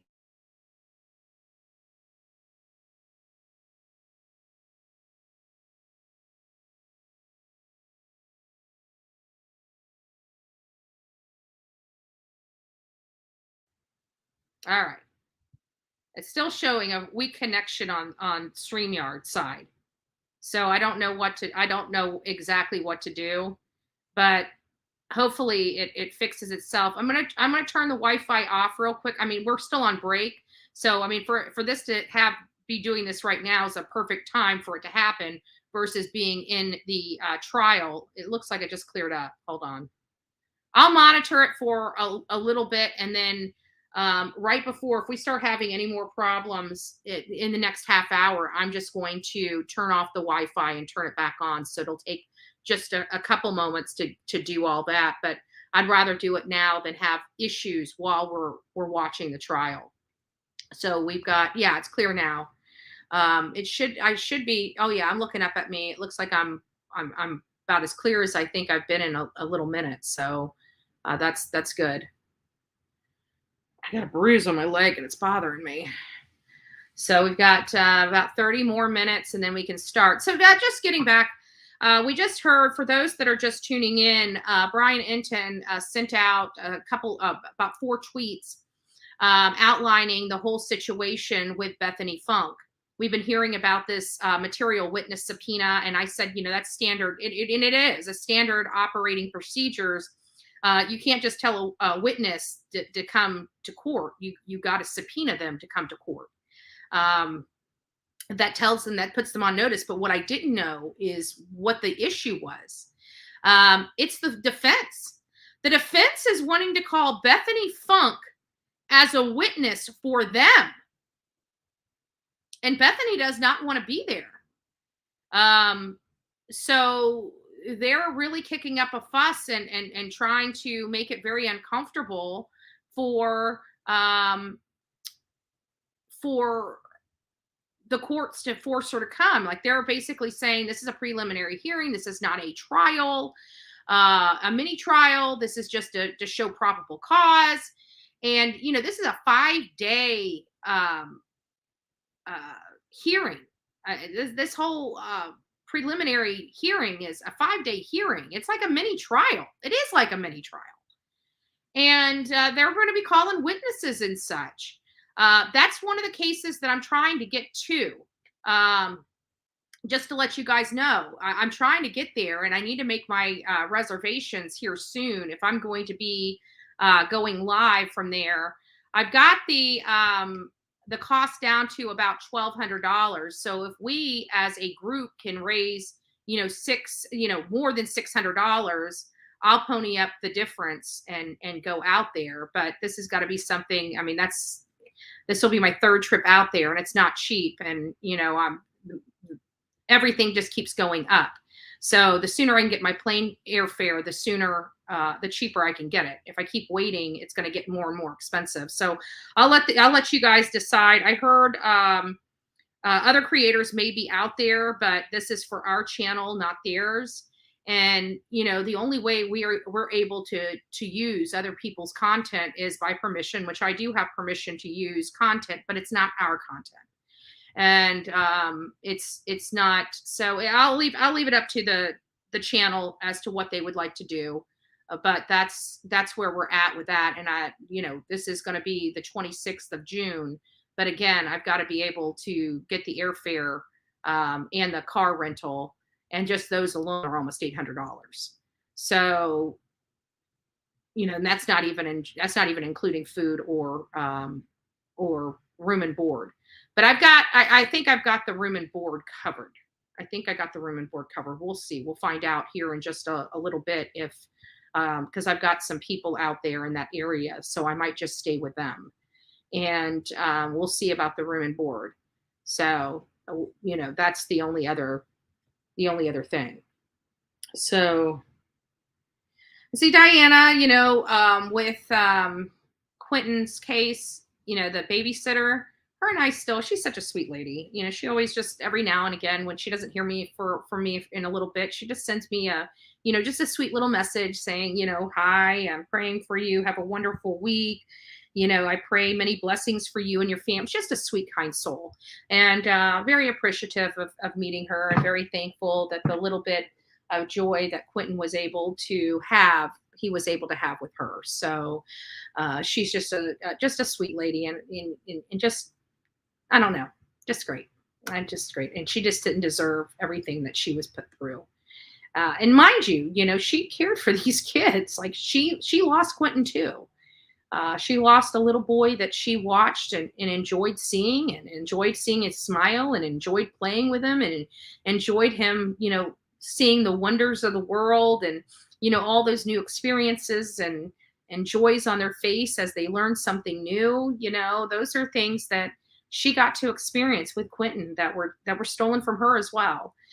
Even though she wasn't a parent, still a babysitter. And if anybody has babysat kids before, you fall in love with them. It's kind of hard for you to babysit and have no emotions or emotional attachment to these kids that are, they're just cute and sweet and, messy and loud and, sometimes cranky, but it's just all, when you go look back on it, like even my grandkids, when I look back on, them being such babies and, how tiny they were. And I remember laughing some days because, they wouldn't get the toy they wanted, or they wouldn't get to go to McDonald's, and they would just go to crying and boohooing. And I'm just, you sit back and you kind of get tickled at it, because you're like, man, if that's the worst problem that you had that day, right? You'd be a rock star, right? And it's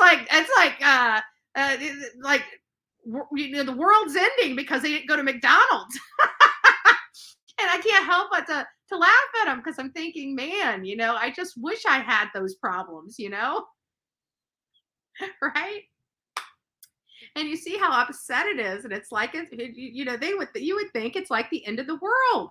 Like it's like, there's always tomorrow, guys. Don't worry about it. Don't worry about it. Do good. Let's not bite your sister and put a big lump on their head, and maybe you'll get McDonald's. I don't know. Let's try that, right? Oh, Lord, kids. But, and then you hear about like Gannon, and most of us in here, even the ones that don't have children in here, I think we've all experienced children though, whether it's been, watching children at daycare, babysitting children when you were younger, watching children as you're older. There's a lot of things, but I think everybody has had experiences with children in this chat room. And in the ones that don't, I understand. No, it's not, don't feel left out or anything like that. I'm not trying to do that. But I think we all know that kids can make us they can make us laugh the loudest ever. They can make us like the most angry we have ever been in our life, and there's everything in between that. And we still, enjoyed the entire thing, the ups and the downs of watching these children grow up. It was part of it. And to see the prize at the end of the journey, to see this beautiful child grow up into an adult, into this amazing adult that you helped raise and craft. It's a privilege to do that.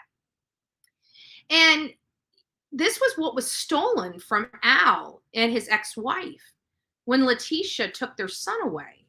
Like they lost all of that. they don't get to watch him they don't even get to watch him graduate.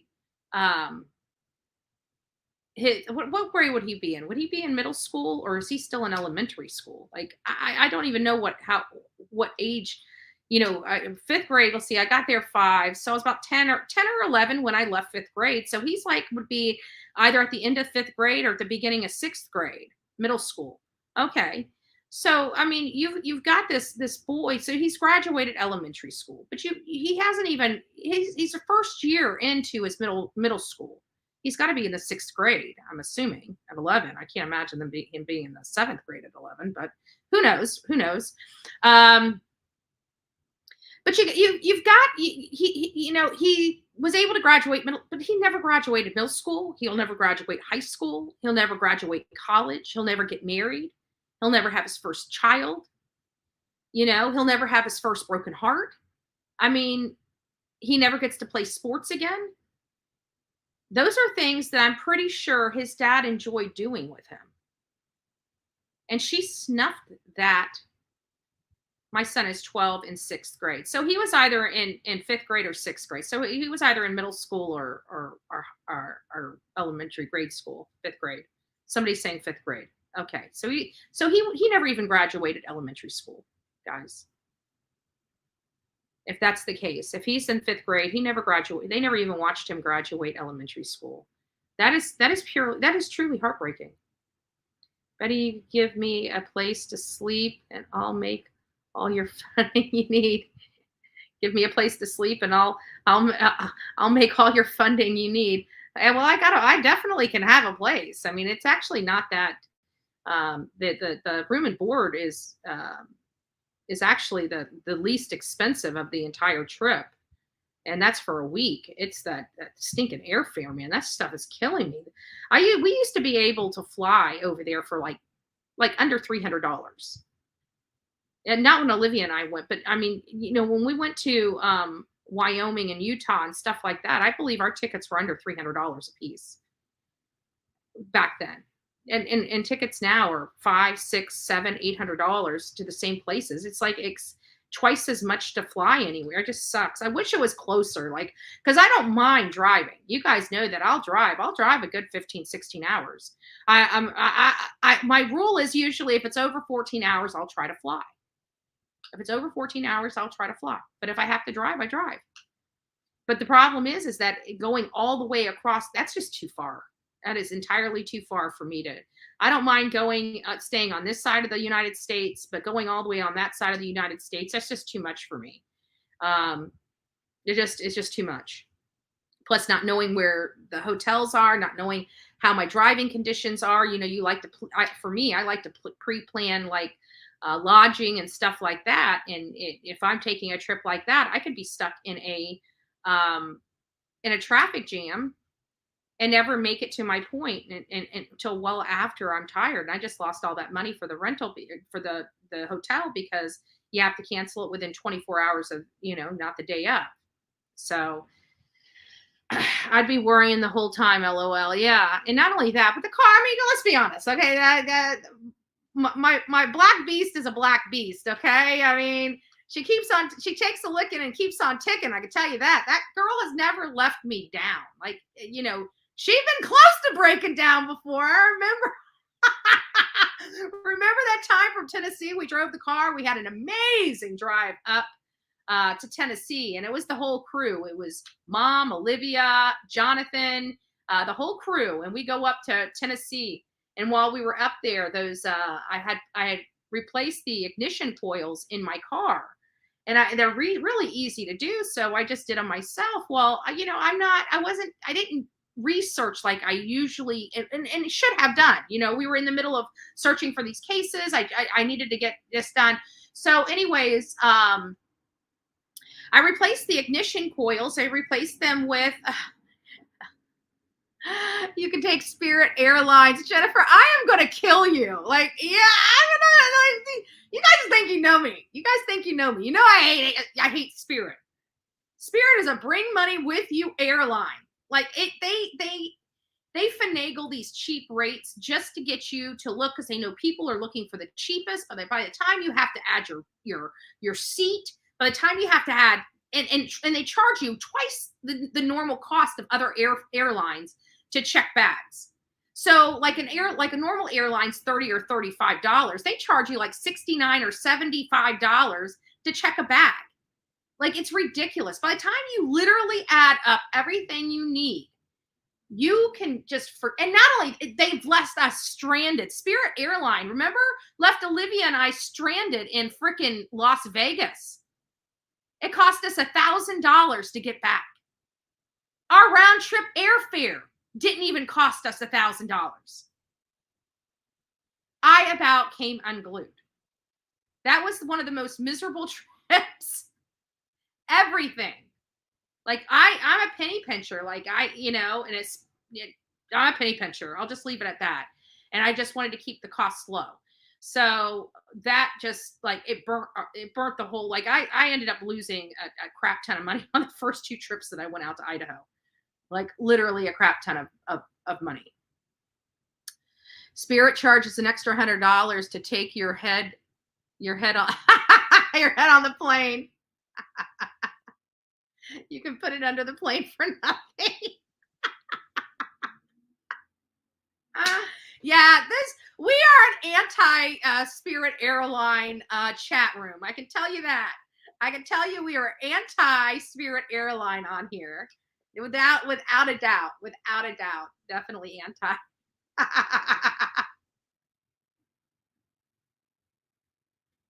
Yeah, it's funny. I'm watching myself on the big screen.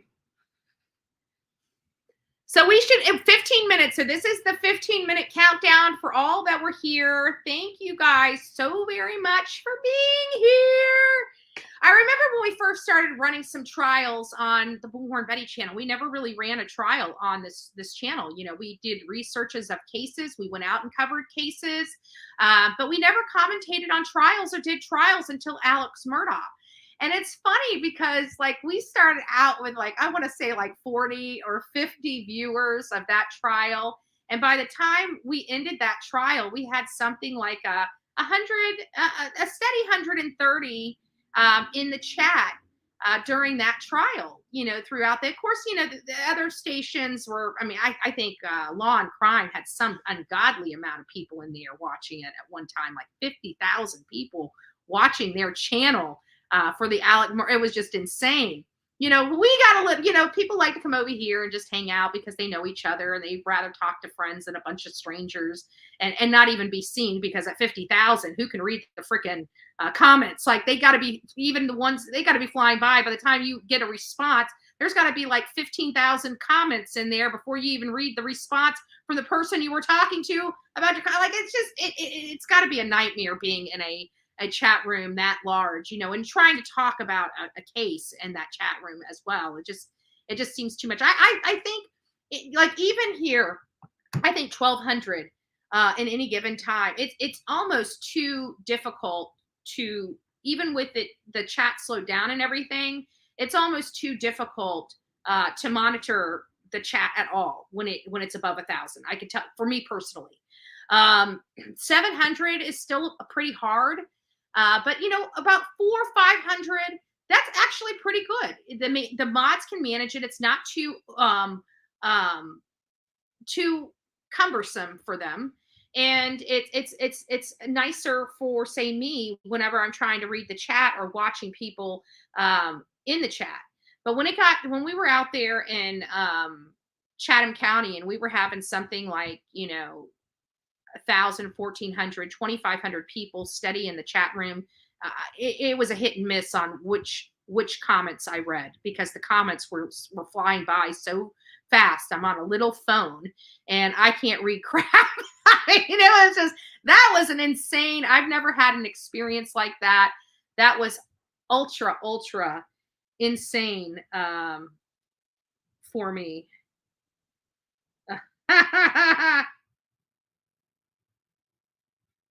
Spirit. Jennifer, I'm going to kick your ass. If you haven't flown Spirit before, let me tell you why not to fly Spirit or Frontier. I'm not a Frontier fan either. Frontier is a joke.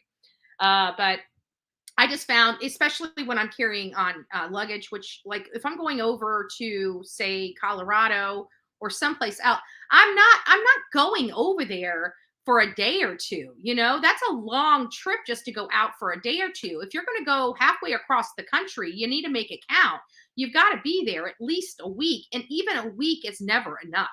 And that's just solid on one steady case for a stinking week. Now you try to throw in maybe a case on the way back or a case there. Now you've got you could potentially have 2 or 3 cases you have to research and get information on. It becomes bothersome. But you want to go out there and you want to get as much done in the time that you're out there as you possibly can. If there's another case that's just heating up, you know, you want to be in the know of that case so you can go out there and get the footage should that case ever, you know, start building up on a social media platform, right? You've already been there, you've already talked to people, you've already looked into it, you already got a hand up in the case before it even comes over to social media. And so it does work out. The one problem I had with the Idaho 4 is there was a lot of stuff going on. And I was distracted by a lot of the information coming in on the Idaho 4 because all of that information had to be vetted because everything was coming from 4chan or Reddit. And nobody knew who was saying what they were saying, but we all knew the facts of the case because the facts of the case were very clear. Every single day they put out a press release about what they talked, and they stuck directly with that press release. So if you looked at and read through, that is exactly what their release was for that day on that video, whatever was in there. So it's easy to track what the facts were, the true facts were in the case as we all knew them, because law enforcement was keeping us abreast of all the stuff that they could keep us abreast of. So, you know, all this other stuff, all the speculation and everything was being driven by these apps, Reddit and 4chan. The problem with 4chan is there was some wild stuff coming out on 4chan that people were discussing because it was newsworthy. Whether true or not true, it was something that they could get a few clicks and views for it, and they would run with a story. The problem with 4chan is a lot of the information was coming anonymously. So if you can't fact check where the information is coming from, it's speculative, it's speculation. And some people were taking the information that they were seeing on 4chan by anonymous posters, by the way, and running it as it was true statements of what was going on in the case, and that they had some, you know,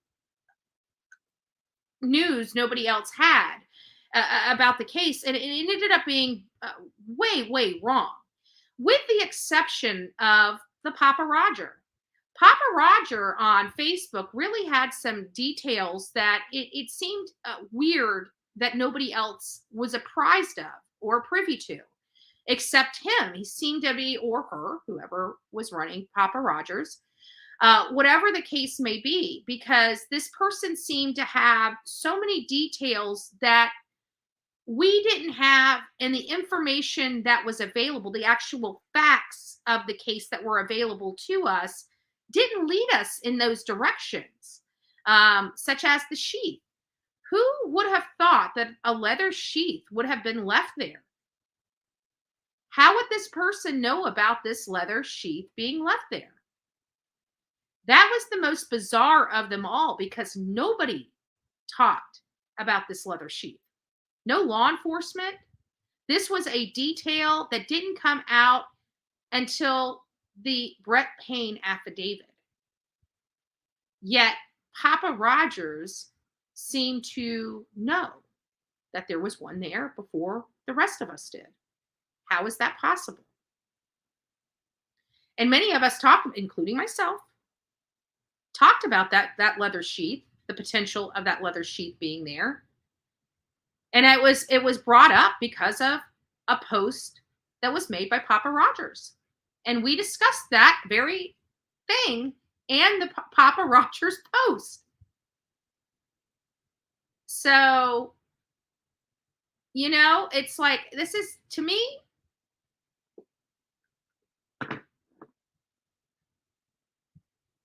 seems odd. Seems odd. Where are we? So we got about 7 mementos before this case starts. So what I'm going to do is I've got no coffee. Coffee pot has a little bit of coffee in it. I'll drink some more of this. But then I'm gonna go and get myself a soda because I usually drink a Coke in the afternoons. So I'll probably go get that soda here in just a little bit. And I got to start making dinner. The good news is I like this whole thing where I can have the WebEx on the computer as opposed to the WebEx app that I downloaded onto the computer. It's giving me the ability to expand, zoom in, and that was one thing I couldn't do when I had the app. The app wouldn't let me do it, and it wouldn't let me have its own audio supply. So like it was running through my microphone. So whenever I muted my microphone, it muted the trial. This doesn't. So now I can mute. So when I'm cooking dinner tonight, you're not going to be in there listening to me banging around in my kitchen. It's going to be muted. So it's going to be a much more enjoyable listening experience for you guys. Because of it going, I just happened to, because this morning I was trying to log in and it said down at the bottom a link like if you'd rather watch this on your desktop as opposed to the app, click here. And I'm like, so I clicked it. It hadn't started yet, but I was when I knew I didn't have to use the app. I didn't have to use the web. I could just do it through their email, not their email, their website. The WebEx website on and now because of that I'm able to link it to StreamYard with specific URL, and so now it has it's pulling the system audio so I can mute myself. Oh, thank you, Pat. God bless you. God bless you. Time to refuel. Oh my gosh, are you kidding me? I have to be honest. I will not lie. I am so thankful, literally so thankful that we're done. At least I hope. I don't know. That it may change here in just a second, but I'm hopeful that we're done listening to all the audios of Leticia. I think if I have to hear her talk or spin another lie one more time, I literally will be, I don't know. I want to beat my head against a hard surface. I don't know what else to say. And I'm not talking about this hard surface. I'm not talking about a real hard surface. I mean, she's giving me a headache so bad. I don't know. I mean, think about being a juror. Think about being a juror on this case and having to listen to that and watching her, because we're not seeing a lot of her outbursts. And no, she's not having outbursts. I shouldn't say it like that. But, the whole middle fingers and everything like that, we didn't realize that she was doing that. Well, we did. I mean, some of you guys caught it. When it was happening, we were watching it. I was watching it. I didn't even pay attention. I was listening to whoever was on the stand. I don't even know who she was flipping off because I didn't find out about the birds, her flipping them off until the next day. So I don't even know what witness was on the stand that she was flipping off. But I think it was potentially the teacher, the principal, maybe. I'm not sure. I can't remember who was on the stand the day that she was flipping. Okay, we're coming back. We're coming back right now. We have witnesses? Yes. We do. Okay.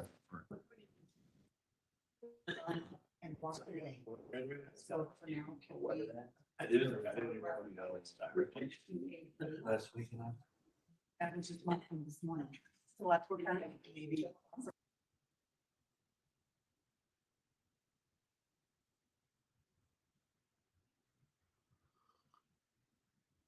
All right, I'm going to mute myself. Maybe I won't mute myself. Maybe we'll just do this until I come back on. So, oh, thank you, Jennifer. You guys are so sweet. Did you guys get your taxes back? I'm just joking. Thank you. God bless you guys. God bless you guys. I owed this year. Yay me.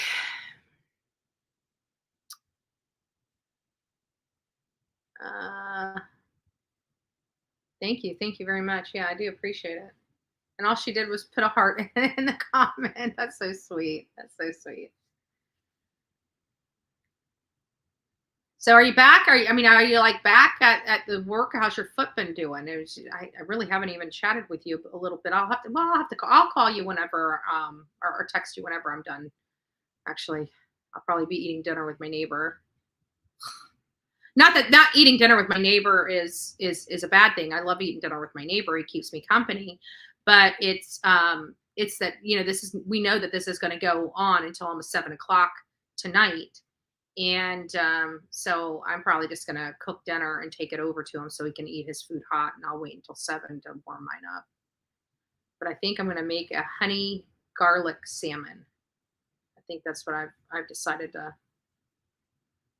I need to make the garlic honey sauce, which is, garlic, honey, and some soy.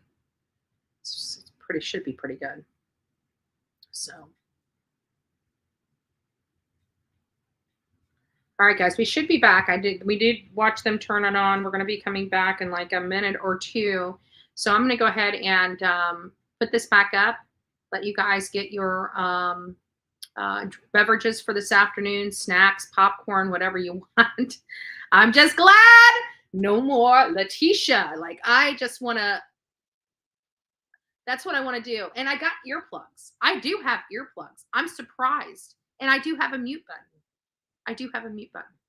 So I think if I have to hear her one more time, I might be installing earplugs or learning to press the mute. We'll see. You guys can hear it, but I'm not listening to it. I'm done. I'm done with her voice. I'm done with her lies. I am over it. I can't, if I am this over it watching from Florida, can you imagine the jurors there now? They're probably so ready for this trial to be over. They probably never in a million years want to ever hear that woman's voice, just like the rest of us. Like, that voice is now ingrained in our brain. And it's like fingernails on a chalkboard. And I keep saying that over and over again because that is the honesty. Her voice, to me, is as bad as fingernails on the chalkboard. And I never want to hear it again. Like, I don't even want to watch her voice is so annoying. I don't even want to watch a documentary on her. I don't even.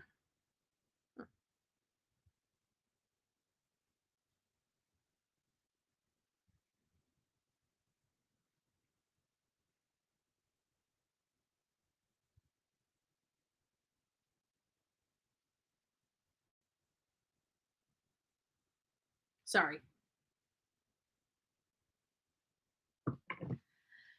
Yes. So I'm going to keep my fingers crossed on that text message. We'll see. Anyways, literally my alone time, I can hear Nal's voice as if I'm listening to them. Oh, crap. Listening to them, but it's my numb ears and brain won't shut off. I know.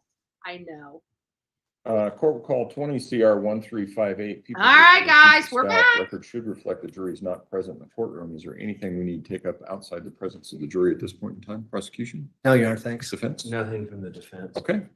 Let's go ahead and bring the jury in. No, I don't want to do that.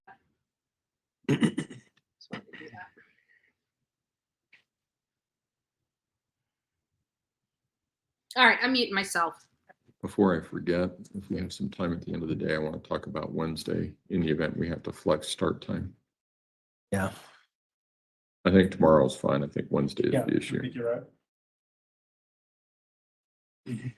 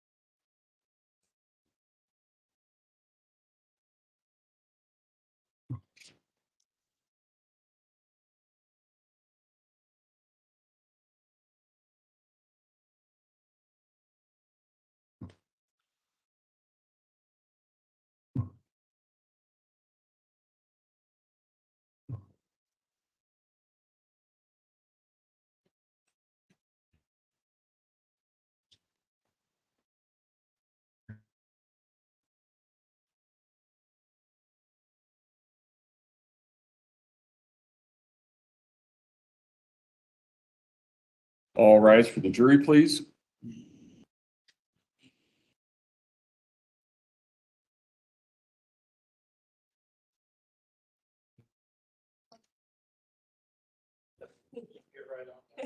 Court is cool.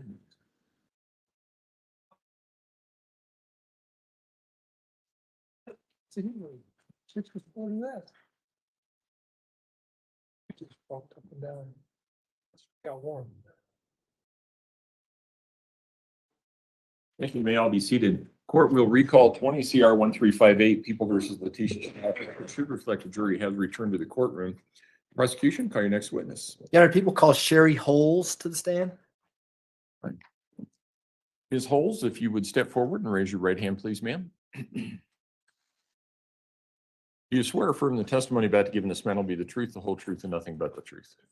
Go ahead and have a seat in the witness stand. Please watch your step as you step into the stand.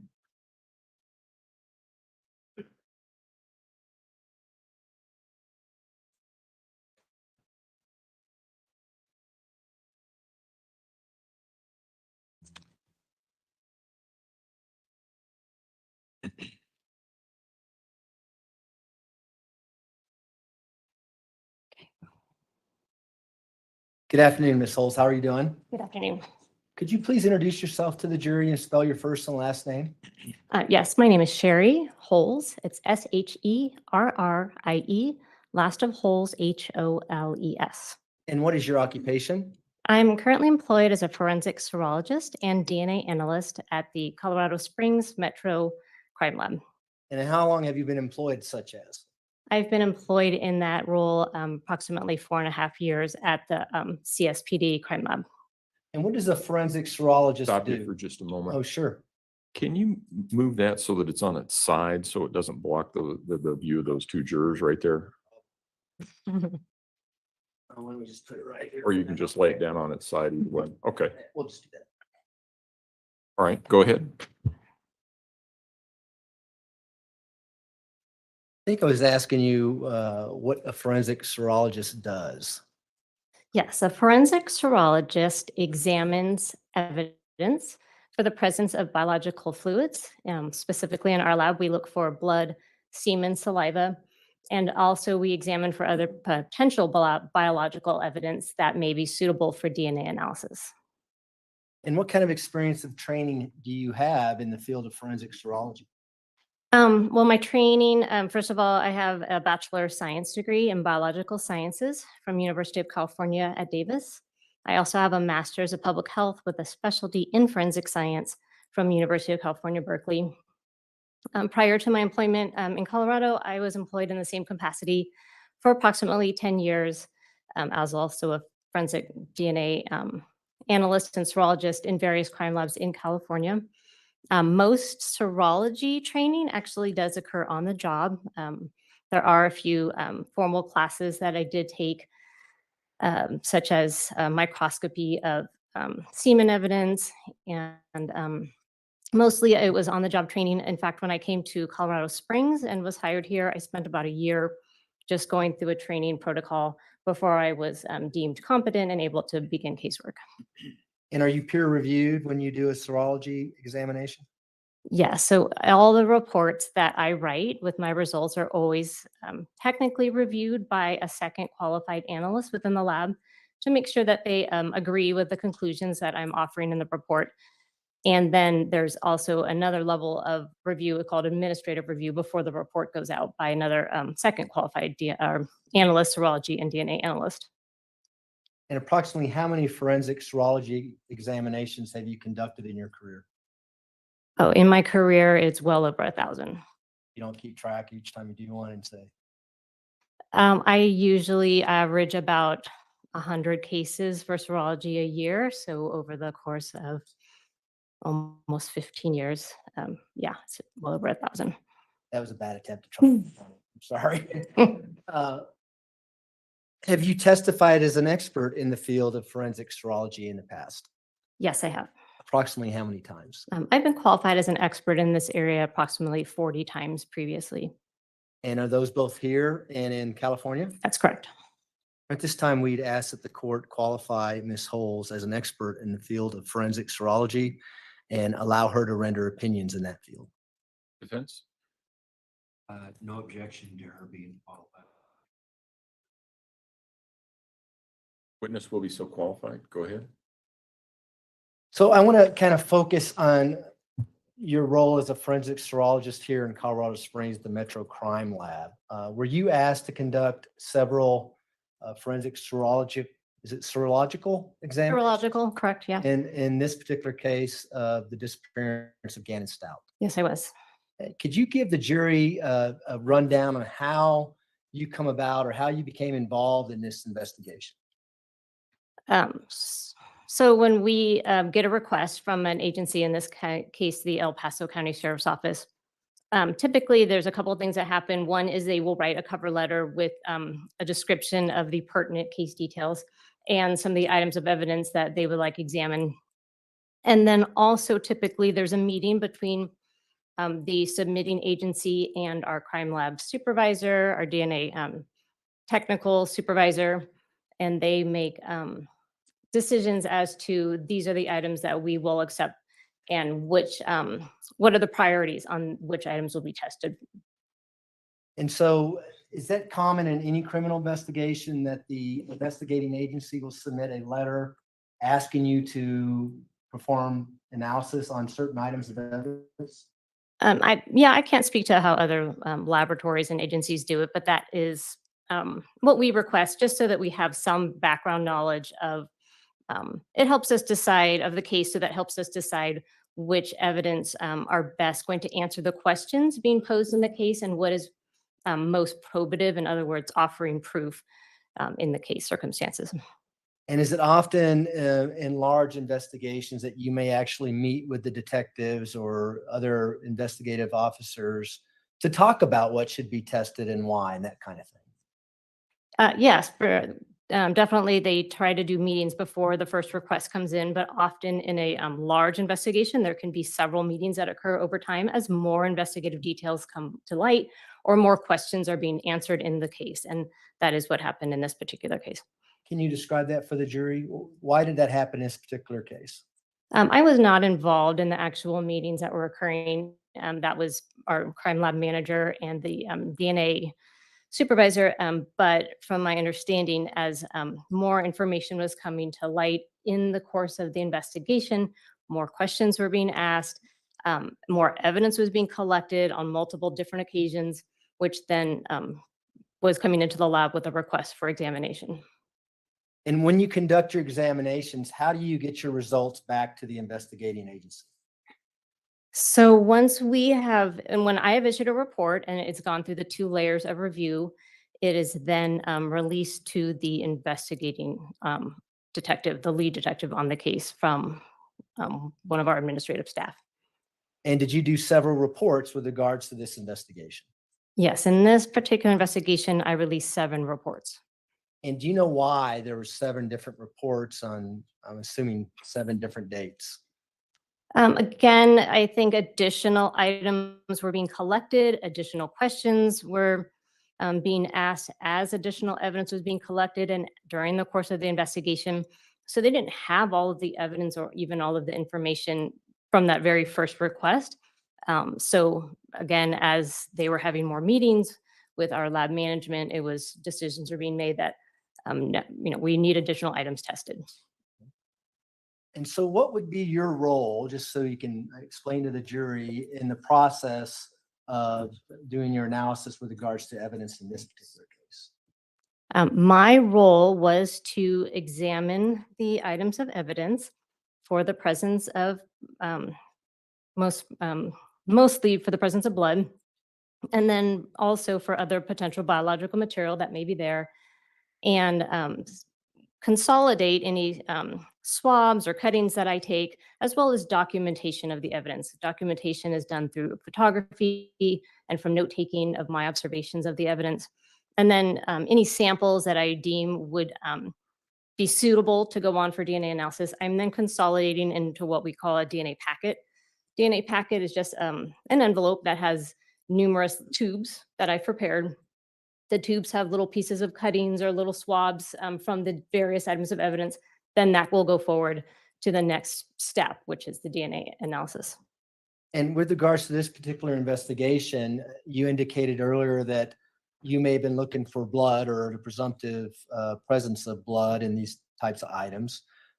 How would that impact your DNA packet, or whether or not you created a DNA packet with regards to what the results of your blood test was?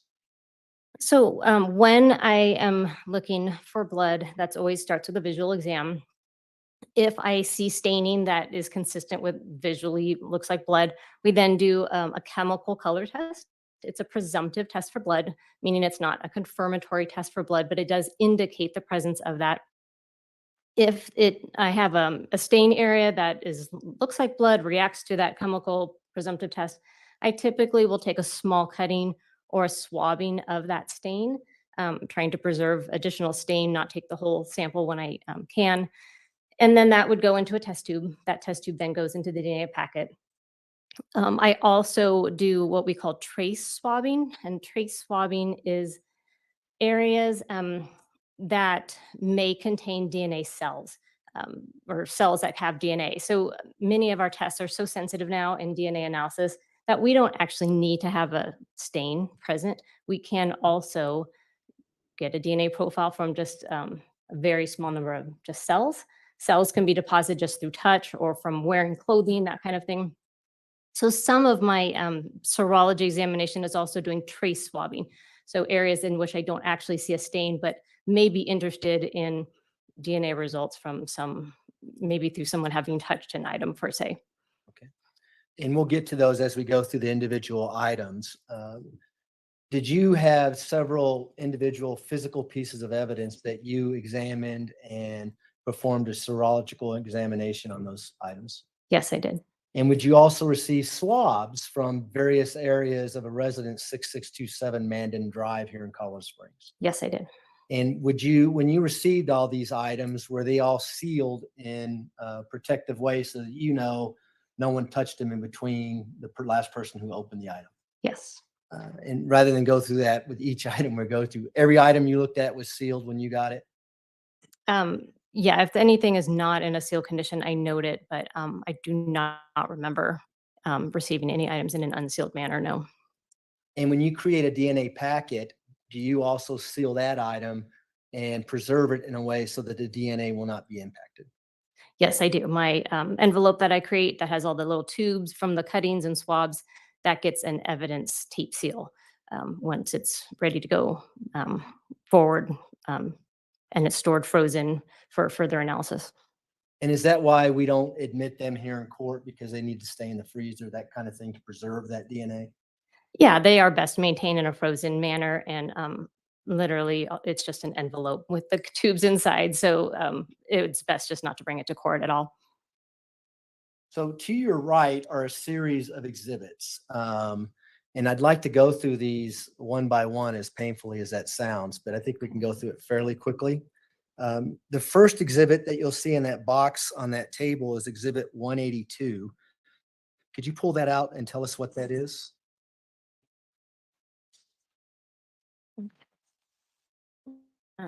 Yes.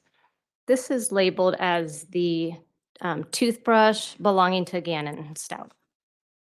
And do you need to open that to see that that's the toothbrush in there? I can see it from the bottom. It's been partially opened. Okay. And when you received that, was it sealed, of course? Yes, it was. What did you do with that particular toothbrush? This toothbrush was submitted as a possible secondary reference standard when we need to make DNA comparisons. We need a reference standard or a known sample from an individual. This was submitted as a possible secondary reference. Gannon was not present at the time, so they have a toothbrush, which hopefully would have his DNA on it. So I did some swabbing of the toothbrush. I also took some cuttings of the toothbrush bristles as well. And was that done on February 8th of 2020? The report was issued on February 8th, that work, yes. It says that the request date was February 5th, 2020. So did you do the actual testing sometime in between those two dates? Yes. So Gannon's body had not been discovered yet. Correct. So You created a DNA packet for this item? Not just for this item, but yes, this would be one of the items, those little cuttings of the toothbrush bristles and the swabs, those would go into test tubes and be included in the DNA packet with other samples that I collected. Now, earlier you testified that you're also a forensic DNA analyst. Is there a reason why you didn't do DNA on this particular item versus creating a packet and sending it on? Yeah, at this point in time, I was not a qualified DNA analyst at the lab here in Colorado Springs. So my only role was to do serology examinations. So now you can do both, right? I'm to a certain point in my DNA analysis training that I am qualified to up to a certain step, but there's always more training to be done. Did this item and other items go on to Donna Minogue for further DNA testing? Yes. And I don't know if we want to just stick that back in the box, just that so it doesn't get cluttered up there. Oh, that works too. Okay. The next item in there is People's Exhibit 184. You could pull that out and tell us what that is. Yes, DNA standards for Gannon's biological father. And do you need to open that to see what's in there? It's partially open. There's, I can take a look at this. Okay, there's just some swabs that are in here. Are those buccal swabs from Mr. Eugene Stauch, also Al Stauch? Yes, buccal swabs are swabs that are taken from the inside of the cheeks and the gum area, and those are taken as a reference standard or a known DNA standard that will be later on used for comparison purposes. I guess while we're doing that, let's pull out 185 as well. What is People's Exhibit 185? DNA standards for Gannon's biological mother, Landon. Okay.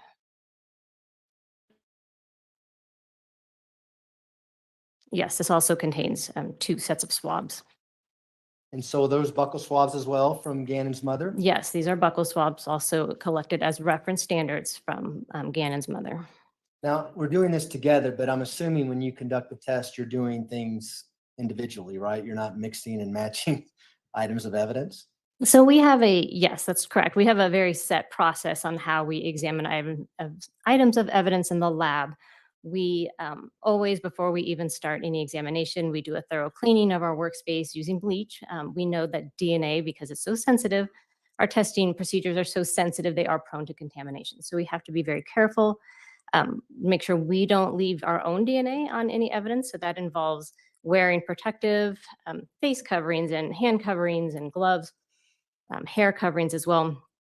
And then we also want to make sure that there's no contaminating DNA on our work surfaces. So those are always bleached down in between every single item of evidence. We always lay out a fresh piece of like white butcher paper. So the evidence actually doesn't even touch any of our work surfaces. Any of our implements are cleaned as well. And then we always look at the order in which we look at items of evidence is also important. We try to look at evidence items that may have potentially low amounts of DNA before we would look at evidence items that have high amounts of DNA, something that would be very bloody, would have an expected high amount of DNA. We wouldn't want that to contaminate our work surfaces at all. So the order in which we examine is important. And then lastly, we always look at reference samples last after looking at all the other evidence items. And with regards to People's Exhibit 184 and 185, what did you do exactly to create a DNA packet for those 2 buccal swabs? So the buccal swabs individually, of course, one by one, examining those. My role was just to take a portion of one of the buccal swabs. I essentially it's like a long Q-tip, like a Q-tip head with a long stick. That's what the swab is. And I just take a sterile scalpel and I just portion off one part of the swab. That goes into a sterile tube, which is then labeled with the associated barcode number that we've given it. Then that tube that I've created goes into the DNA packet. And I'm referencing your February 8th, 2020 report, if you need to refresh your recollection. But do you recall looking at a piece of tan carpet that was rolled up inside of another piece of carpet that was found in the storage room at 6627 Mandan Drive? Yes. And What were you looking at in regards to that carpet? So I was looking for the possible presence of blood. Did you see with your eye the presence of possible blood? I did. And what did you do upon seeing that?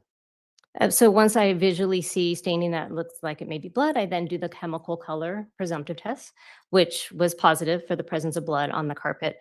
And then I do, actually on the back of that rolled up piece of carpet, I then swabbed a portion of that potential blood staining so that portion of that swab can go in the test tube and then into the DNA packet for further analysis. And do you have People's Exhibit 386 there next in the list? Yes. What is People's Exhibit 386? Let's see. This is 3 sets of possible blood swabs. And what are those blood swabs from? Does it indicate on the It envelope? does, yes. These were identified using placards A, B, and C collected from the stairs and the floor of the garage. And so, what are these? Are these Q-tips, or am I being too general here? It's very much like a Q-tip. Their swabs come in sterile packaging. So typically there's a sterile wrapper, and within there are 2 swabs that they are, when our crime scene investigators are collecting these, they would open up the sterile packaging, take out these 2 swabs, which look like a Q-tip, but they have long wooden sticks. And then once they're finished swabbing these particular areas, they go back into the individual swab wrappers, and that's how I receive them. This one has 3 sets, meaning there'd be 3 separate collections then contained within this outer envelope. Are the 3 sets labeled in a particular way? I'm gonna need to refer to my notes.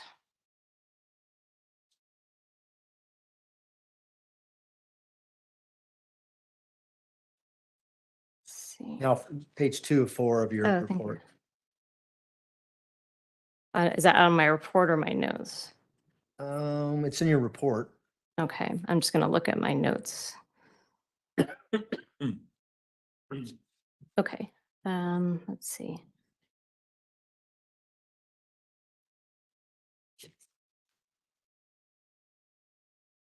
Okay, so they actually, inside the outer envelope, inside there was 3 smaller tape-sealed manila envelopes. And each of those were labeled with either an A or a B or a C to indicate the placards that they had used while they were collecting the evidence. And does it say where these placards were located within the residence? Let's see. Was it in the garage? Yeah, so the outermost barcode label, which they put on here, says from the stairs and the floor of the garage. So with regards to these placards, if the jury wanted to, they can look at photographs and go to the garage and look for placards A, B, and C, and that would reference the swabs that we're talking about? Yes, correct. So what did you find with regards to placards A, B, and C, or at least the swabs from those areas in the garage? So each of those swabs did show kind of a reddish discoloration, each set, A, B, and C. And I did my chemical presumptive testing for each set of placards A, B, C, and all were presumptive positive for blood. And did those get forwarded on for DNA analysis? Yes, portions of those swabs were then cut and placed into test tubes, forwarded for DNA analysis. Okay. I believe the next one, Your Honor, if I may have permission to look for an exhibit. I'd have to narrow it down a little bit more than that. But that's okay. Well, People's 451 is what I'm looking for. Okay.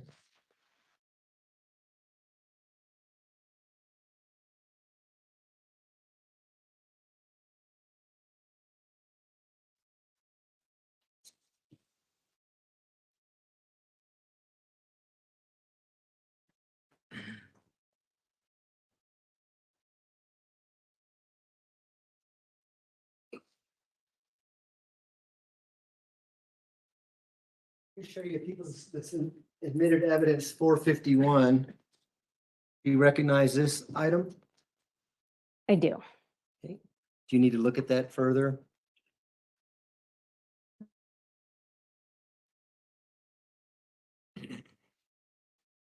Okay, I do, yes. Okay. Obviously, 451 is a piece of carpet, right? Yes, that was a carpet, correct. Carpet 1 is how they designated that one. While I'm up here.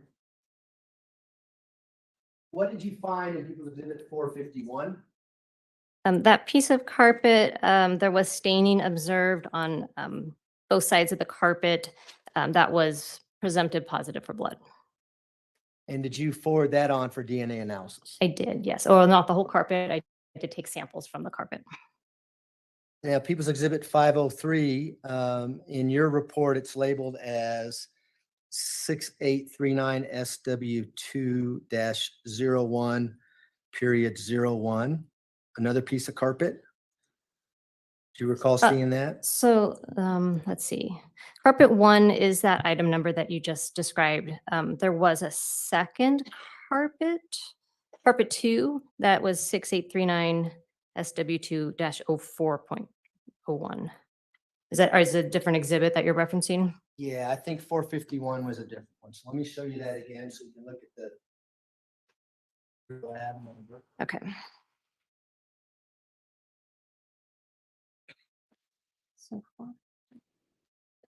Okay, so that's the -01. That's for carpet 1. Okay. Right, okay. Is the next one carpet 2 then? The next one should be carpet 2. So same thing with carpet 2. What did you find on carpet 2, which is People's Exhibit 503? Yes, carpet 2 also had visible staining and also reacted positive to the presumptive test for blood.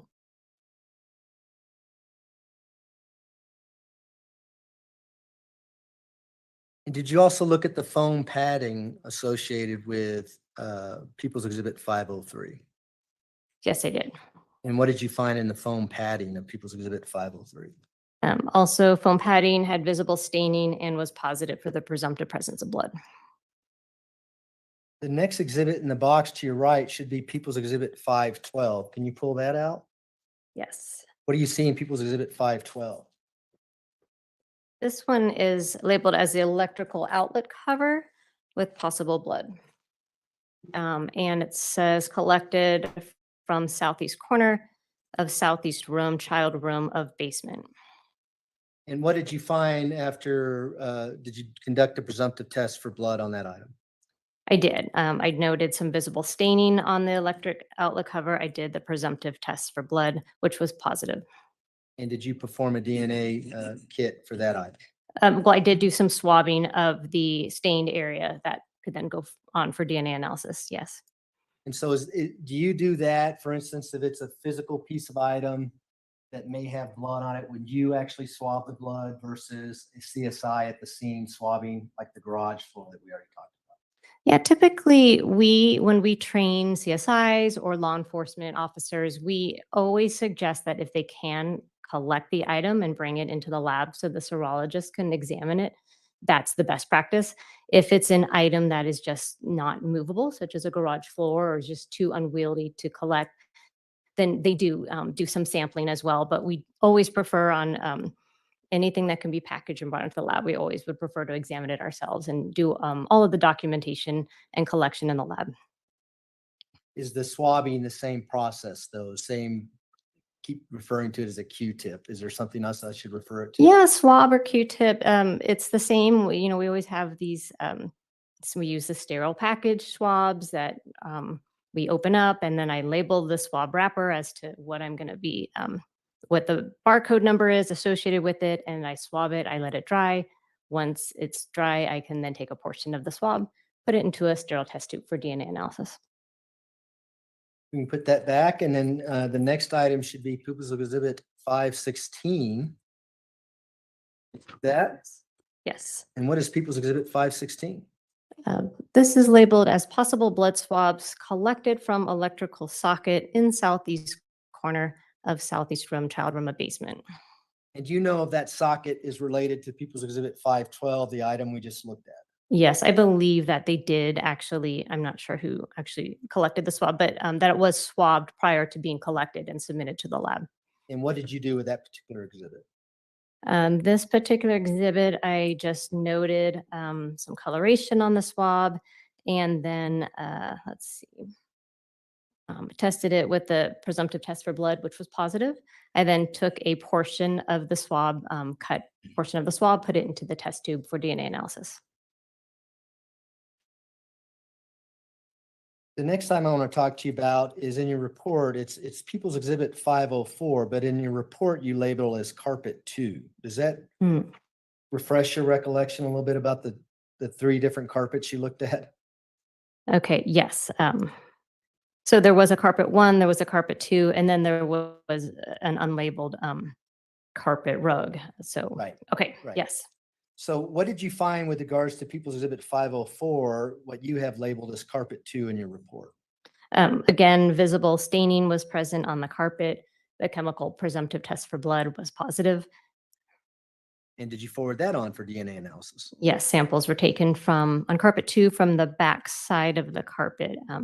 Swabs were taken, cuttings were taken, and even some of the stained fibers were taken, all to be forwarded for DNA analysis. Did you do the same for the padding that was related to Carpet 2, People's Exhibit 504? Same process, did a visual exam, noted staining, which was presumptive positive for blood, and again, took a small cutting of the stained area that could be forwarded for DNA analysis. And with regards to Carpet 1 and Carpet 2, do you know where this carpet came from with regards to 6627 Mandan Drive? They were labeled as coming from the southeast room, also known as the child's room in the basement. That been Gannon's room, or did you know? That's my understanding, that they were from Gannon's room. Was it your understanding that there was a large area of blood in the corner of his room underneath his bed? Yes. I now want to turn to your February 28th, 2020 report. And I believe the next item in the box will be People's Exhibit 371. Is that right? That's 378. Do you see 371 up there?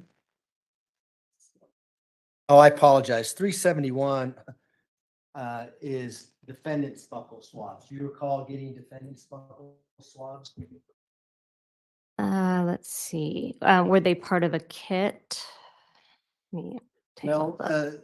they're currently admitted into evidence, but they're in a freezer somewhere. So I did actually get buccal swabs. They were part of an evidence collection kit taken from Leticia Stauch, which had fingernail scrapings and a buccal swab. So I did portion out some of the buccal swab from Leticia Stauch for DNA analysis. Okay, and that went on to Donna Minogue's analysis? Correct, yes. All right. So now let's go to the shoes that you have there. People's Exhibit 378. Are those the shoes you looked at? Yes, they are. Is that People's Exhibit 378? Correct, yes.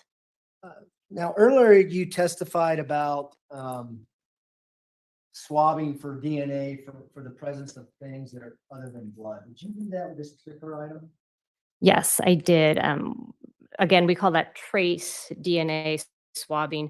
It's in areas that we don't see staining, but we may be interested in any, say, skin cells that may be left by, in these cases, shoes, maybe someone who wore the shoes. We could potentially still get DNA from swabbing, in this case, the inside soles of the shoes.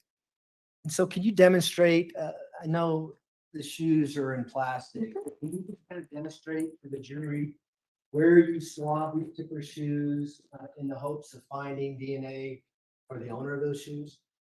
Sure. So for the owner, I would expect that their DNA would be on the inside soles. So I actually, for each shoe individually, these are separate swabbings. I took the swabs together and I swabbed the insole, like reaching into the shoe, and then also the back heel area. And that was done separately for the right and left shoes. And did that get forwarded on for DNA analysis? Yes, it did.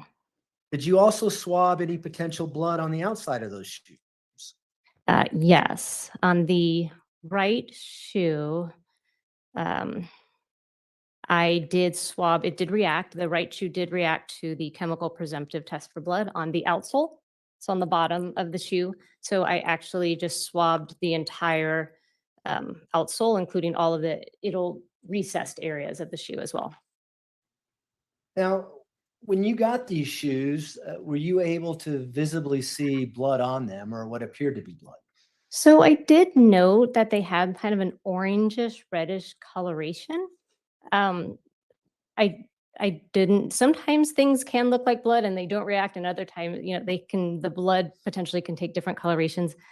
Both shoes had that coloration, although the left shoe did not react to the presumptive presence of blood. So unclear if the coloration is due to potential blood staining, but the right shoe did react to the presumptive test for blood. And what happens to blood if you put shoes in a washing machine and run the wash? So, what happens to blood? So, blood obviously is going to, for the most part, be washed off, but within blood, there are cells, and cells can sometimes survive washing. We do know through actual studies that have been published that some DNA can survive washing. Of course, some would be lost to the wash process, but depending on various factors such as what type of substrate or surface the DNA was deposited on, what type of wash cycle, what type of detergents, or even if bleaches were used, those are all going to impact whether or not we would get recoverable amounts of DNA from something that has gone through the wash. When you received these shoes, did you notice anything that was consistent with them being run through a washing machine? I actually did note for these shoes that they had a strong, what I called clean odor. And yet you still saw some discoloration that appeared to be blood to you on these shoes?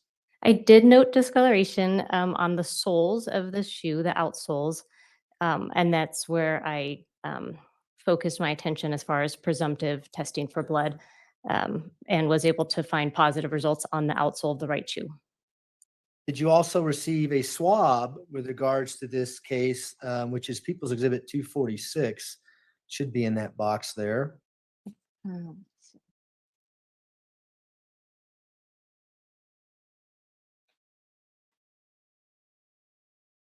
If it's not in that box, I can just ask you about I it. actually found it. Okay. What is People's Exhibit 246?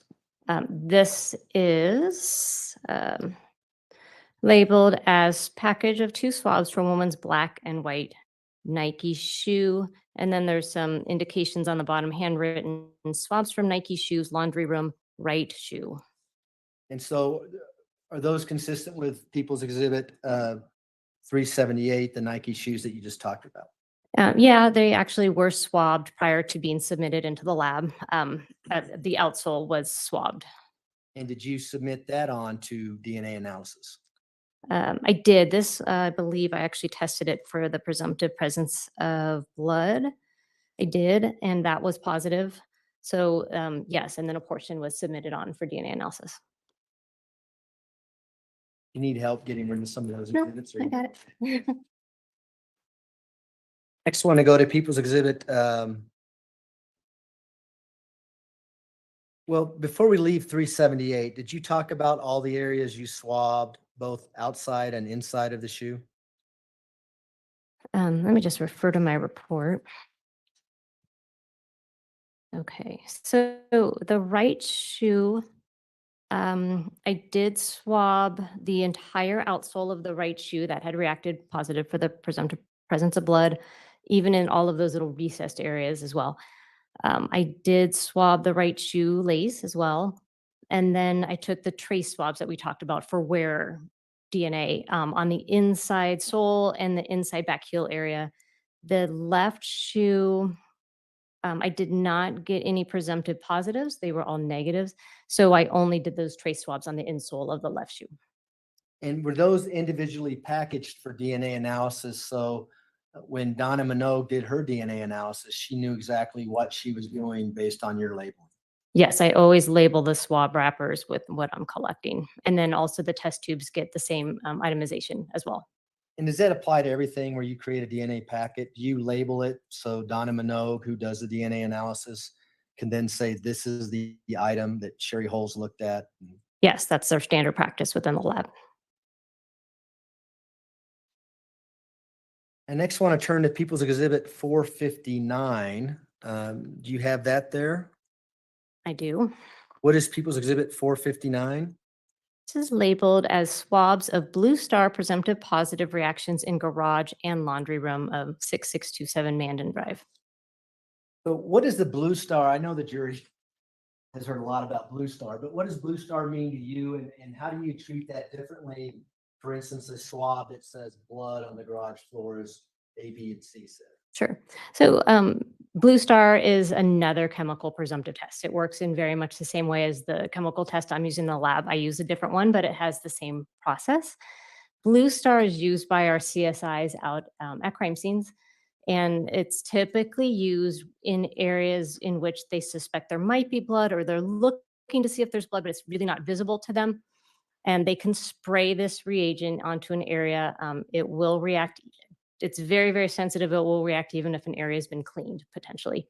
So it's chemiluminescent. Usually that's something that they do in a darkened room, and it's much like luminol. It glows, and they can take photographs of areas that are reacting. When they find a Blue Star positive area, then they swab it for us, and they submit it into the lab. But because it's already gone through a chemical presumptive test, they don't need to now repeat another chemical presumptive test. It's already reacted positive to the Blue Star. It's the same process that my test would do. So when I get something labeled as Blue Star positive, my role is typically just to, like in this case, these are swabs, just go ahead and collect a portion of the swab into a test tube and forward it on for DNA analysis. And is that what you did with 459? Yes. And did you do that with everything that was labeled Blue Star, at least swabbing of the Blue Star? When things were swabbed, yes, there were a few items, larger items that said Blue Star positive that I did still, like carpeting. I did still do a visual exam, but swabs, I just took a portion. I didn't do further chemical presumptive testing. So with regards to People's Exhibit 518, which should be the next exhibit, did you do the same things with that particular item? Yes, this is labeled swabs of Blue Star positive reactions from the staircase between the main level and basement of 6627 Mandan Drive. Again, my role was just to take a sample using a scalpel, take off a small portion of the swabs, put them into the test tubes. Is that 518 you're looking at? Yes. Okay. And so let me, if I can approach her. You may.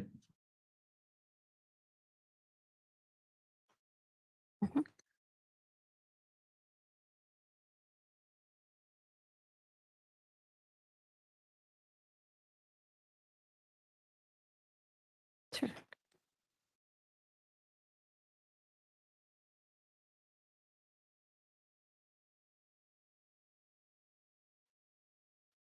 Let's now jump to your March 17th, 2020 report.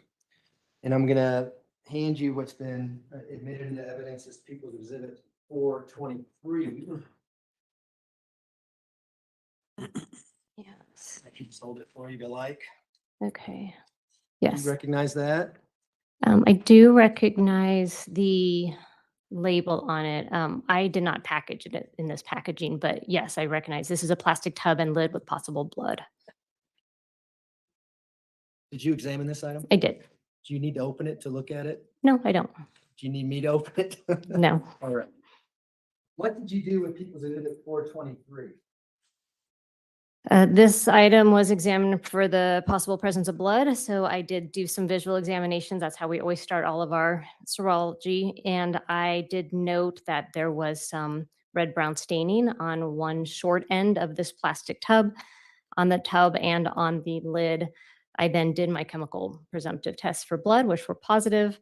I then took a number of different collections, swabs of these different blood stains or potential suspected blood stains, and those were then forwarded for the DNA analysis. Can you just generally describe where you swabbed this item and how you labeled it for DNA analysis? Sure. I collected, one collection was swabs of a suspected blood stain on the outside lip of the lid, short end of the tub with the label, meaning there was actually a sticker label on the tub. So I was differentiating that side from the other side, which did not have a sticker label. Second collection was swabs of suspected blood stain on outside corner of lid, short end of tub with label. The third collection was swabs of suspected bloodstain on outside lip edge and side of container, short end of tub with label. And the fourth collection was swabs of suspected bloodstain on the inside corner of the lid, short end of the tub with label. And again, Donna Minogue would be able to know exactly what she's testing based on your labels. Correct, yes.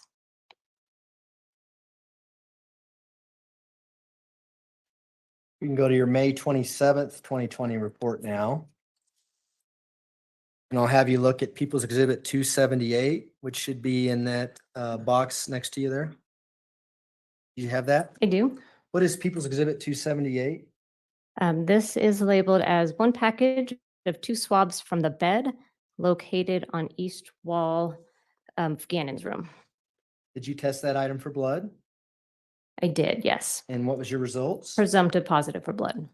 And did you forward that on to DNA for DNA analysis? Yes, I did. Did you also conduct analysis on other swabs within that People's Exhibit 278? This is one package of swabs. There was a separate item submitted called additional package of swabs from bed. I don't believe it's contained within this exhibit, but there was a separate item which we have a separate barcode for, also from the bed, also positive for blood, or presumptive positive for blood. And did that also go on to DNA analysis? Yes, it did. How about People's Exhibit 191?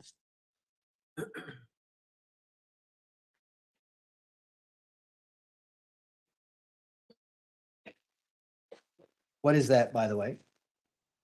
This is labeled as a Brillo scrub brush. And what did you do with that Brillo scrub brush? I examined it visually for the possible presence of blood. I did note some staining on the brush, and I was then able to do get the positive presumptive test for blood, and then do some collections of the staining that could go for DNA analysis. And assuming you forwarded that on to DNA analysis? I did, yes. Where did you see, where did it test positive for blood on that particular item? Do you have that in your notes? I do. This particular item tested positive on this kind of, oh, you actually can see it. It's kind of a flat type scrub brush with a handle. It tested positive on the flat surface on that back side of the brush. And did you see any indication that this item may have been washed? May have been washed. Let me check my notes.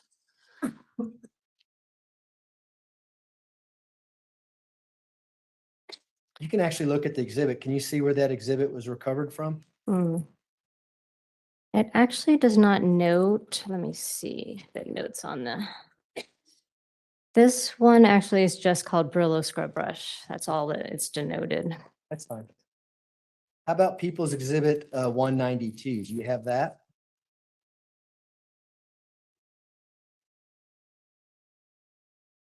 I do, yes. What is People's Exhibit 192? This one is called a blue and white scrub brush. Okay. Go ahead and tell us what you did with that. So also visually examined and did note staining on this scrub brush, which was positive for the presumptive presence of blood. I then was able to collect stains from 3 separate collections. I collected from the base of the scrub brush head, between and on the bristles. Suspected blood stains were also collected from the back of the scrub brush head, and suspected blood stain was collected on the actual scrub brush bristles themselves. And did that get forwarded on to DNA for DNA analysis? It did, yes. How about People's Exhibit 193?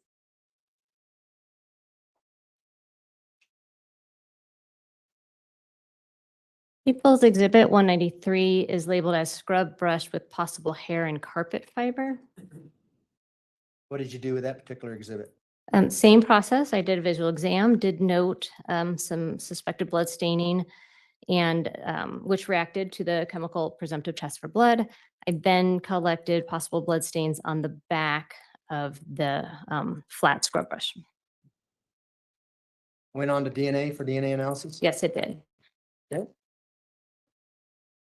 Next item is People's Exhibit 417. Do you have that up there? I do. What is People's Exhibit 417? This is described as 3 sets of possible blood swabs, tested presumptive positive blue star, collected from basement living room carpet, pillow on north couch, and area rug. And did you forward those 3 swabs on for DNA analysis? Yes, these were 3 separate swabs from some blue star areas. These also were sampled, placed in the test tubes, forwarded on for DNA analysis. People's Exhibit 519. Okay, this item is labeled swabs of blue star presumptive positive reactions from basement.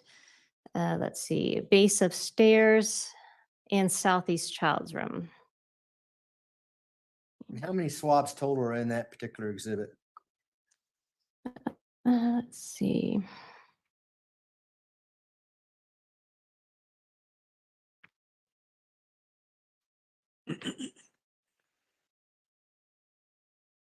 This particular exhibit has, let's see, 6 different collections in it. And I'm assuming those are packaged in 6 different tubes? So of these, let's see, are they packaged in separate tubes when I do my packaging or how I receive them? When you receive them? So when I receive them, they typically are in, let me just check my notes. They actually were in 6 separate tape sealed manila envelopes. And each of the envelopes then had a description of where it had been collected from. And since these are blue star swabs, did you just prepare these for DNA analysis? Yeah, my preparation is just to sample or cut a portion of a swab to forward it on to DNA analysis. We can go to your June 17th report now and have you look at People's Exhibit 361. Okay. Well, I've got that here. If I can approach you. You may, go ahead. I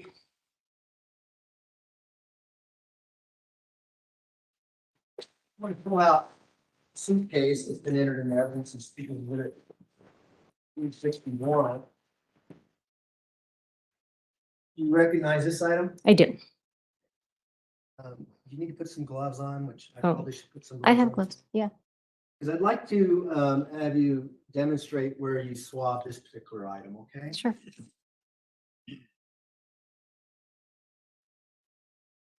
Eric, can the witness come out here and I'll hold this That's fine. while she does that?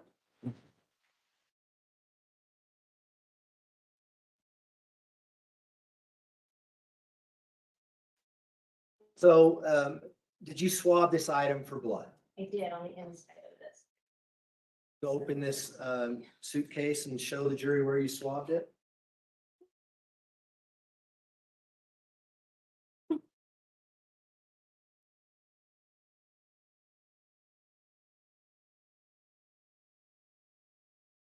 I noted staining in Here's this the area, sauce. this reddish brown staining, which did react to the presumptive test for blood, and this was the area that was swabbed. You'll see staining there? I can't. Is that your circle that's on this suitcase? Yeah, I circled the stain area. That's just for when I take photographs. I've also noted LMG positive. LMG is just shorthand for leukomalachite green. That's leuko, L-E-U-C. Okay, that's too fast. It's the chemical presumptive test that I'm using in the lab. This LMG positive means it has reacted, and then I take photographs of this stain from various angles and with a scale. And I always like to have that notation in my photograph. Are there other areas within this suitcase that you noted in swab? There are other areas that I noted. I had seen other potential stains, like for example, there's one by lining. Actually, there's 2 that I have noted staining, but I've circled and said LMG negative, meaning I did do the chemical presumptive test, but it did not react. So I don't swab stains that don't react to the presumptive.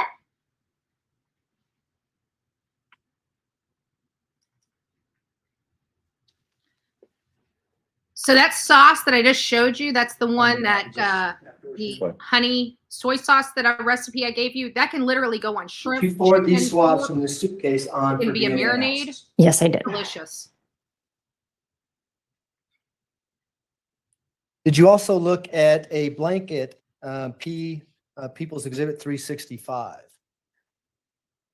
I did, yes.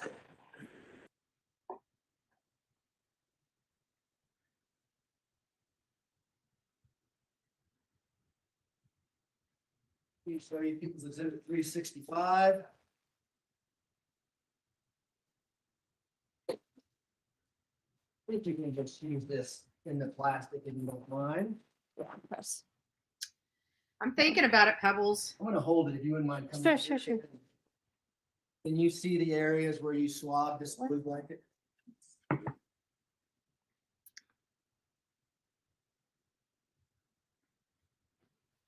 If I do make a cooking channel, you guys cannot complain to me about On the other losing your side. waistline. Okay, I don't want you guys saying I have gained, too much weight. I'm 2 sizes too big. Yeah, that I can see it on the. All right, I'll hold it while you. point My things stuff out is to the jury. authentic. It's like got real butter in it, real honey. Like my stuff comes from the dirt. There's kind of Here to work. some reddish brown staining, which Gotta we work for circled, multiple different stains that did react to that presumptive test for blood. So I actually took, you can kind of see these tiny little squares. That's where I took cuttings from this. Because it's together, I was able to combine those into one test tube. And so that's the only area sampled on the blanket for DNA. Did that test positive for blood? It did. I wish I had that problem. I think Do you everybody know probably had that whether or problem. not this blanket was inside this suitcase when it was recovered? Yes, I did put that in my report. Blue blanket recovered from within suitcase. And those swabs, again, were forwarded on for DNA analysis. Yeah, those were cuttings put into a test tube that was forwarded for DNA analysis. Now, we don't have an exhibit that's titled Gannon's fingernails, but did you have an opportunity to examine the fingernails from autopsy from Gannon Stauch? I did, yes. What did you do with those particular fingernails? Just going to refer to my report and notes. Okay.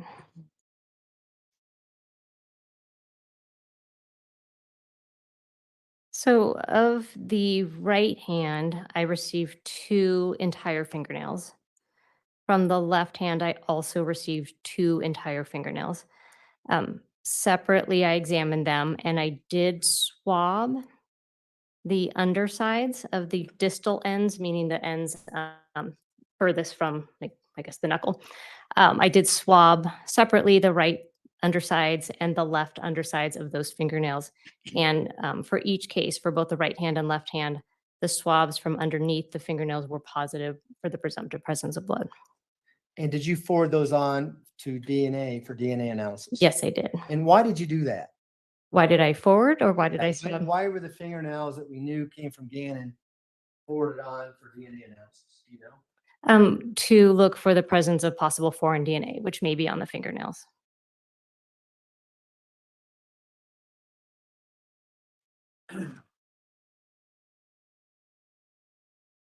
I want to jump to your report dated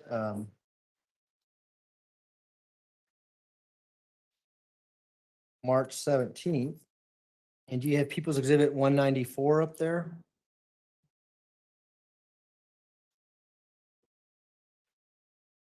Yes. What is People's Exhibit 194?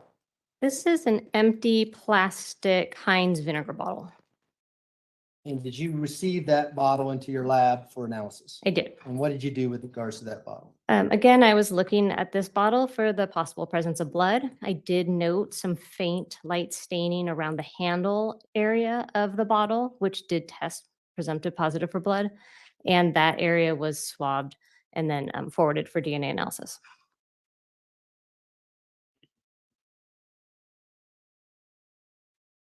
You have People's Exhibit 435 up there.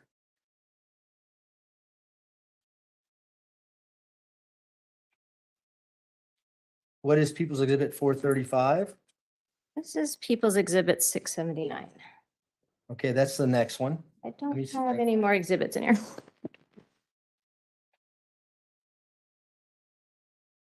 Well, let me just do it this way. Do you recall examining an Amazon box that had potential blood on it? I do. And was this Amazon box recovered from the storage room at 6627 Mandan Drive? Yes. What did you see when you got the box in your lab? On one side of the box, there was some potential blood staining that visually looked like it could be blood. And I did do the chemical presumptive tests, which were positive for those stains on one side of the box, on the exterior side. And did you forward those swabbings of those stains onto DNA for DNA analysis? Yes, I did swab the stains, and those did go on for DNA analysis. And are they labeled in such a way that Donna Minogue would know where they came from once she got them? Yes. Okay. With regards to People's Exhibit 679, which I think you said you had up there. Okay. What is that and what did you do with it? This is labeled as a white bed sheet with blue sharp print and hair and fabric received from laundry basket in closet of southeast basement bedroom. This particular sheet, I did look, do my visual exam. I did note one stain that did react to the presumptive test for blood. And I took a cutting of that suspected blood stain on the bed sheet.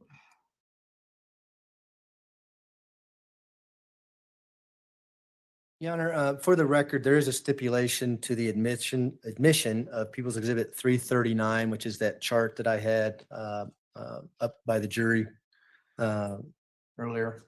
Defense, do you agree? This is Okay. Exhibit 339 is admitted. request to publish. You may go ahead. Ms. Holmes, I'm going to show you Exhibit 339 first of all here. Did you help me prepare this particular exhibit? I did. And did Ms. Minogue also contribute in preparing this exhibit? Yes, she did. Could you just let the jury know what this exhibit is? Yes, this is just a summary table of the different people's exhibit numbers with the description of the item. And we've gone through all of those today. And then for my purposes, it does have a column that lists what the serology results were as far as whether it was presumptive positive. So for instance, where it says blue star in your column, would that be something you didn't test for blood because the blue star already eliminated there? Correct. And so did you contribute to the item and the serology aspect of this particular exhibit? In preparing, yes, I confirmed with all of my reports that that is accurate. Correct. And we'll be using this exhibit again with this. Right.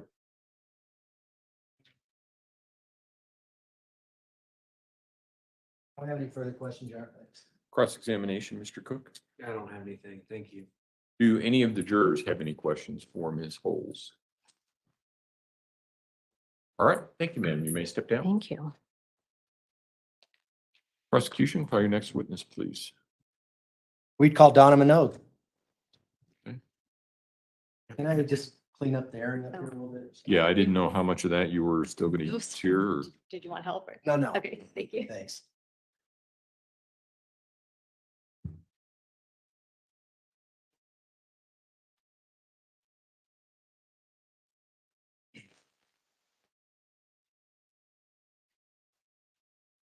Ms. Minogue, if you would step forward and raise your right hand, please, ma'am.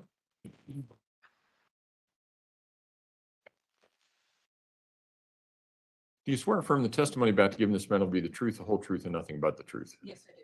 Go ahead and have a seat in the witness stand. Please watch your step as you step into the stand.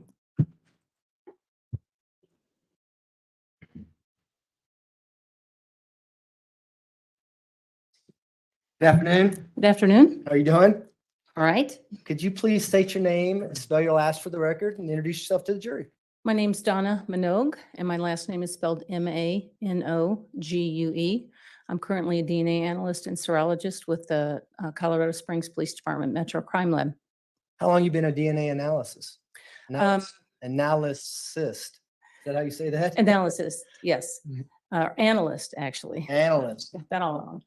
That was fast. Yeah. Fast. I've been a DNA analyst since about 1999.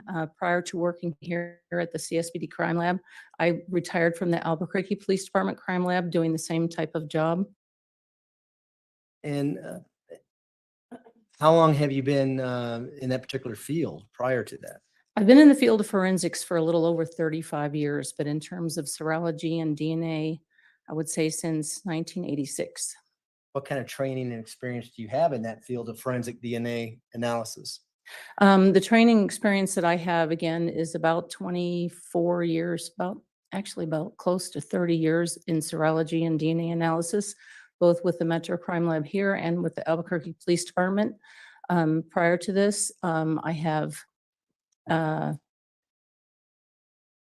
experience training. I have on-the-job training by a qualified analyst in both locations because each location requires you to train in their particular procedures. It took about 2 years to train at Albuquerque Police Department because that's where I started. And it was probably about 4 to 6 months to train and come up to speed on their procedures here. And do you have continuous training going on now every year? I do. We are required by our accreditation board and our quality assurance standards to have at least 8 hours of training in developments in DNA, and I generally accrue about 40 to 60 hours a year. And tell the jury a little bit about your educational background. I have a bachelor's degree in biomedical sciences I earned in 1981, and then I have a master's degree in the same field I earned in 1983. I also have continuing education beyond that, academic education, in terms of extra additional classwork that I took to help bolster my job qualifications in my prior years of employment and in my employment here.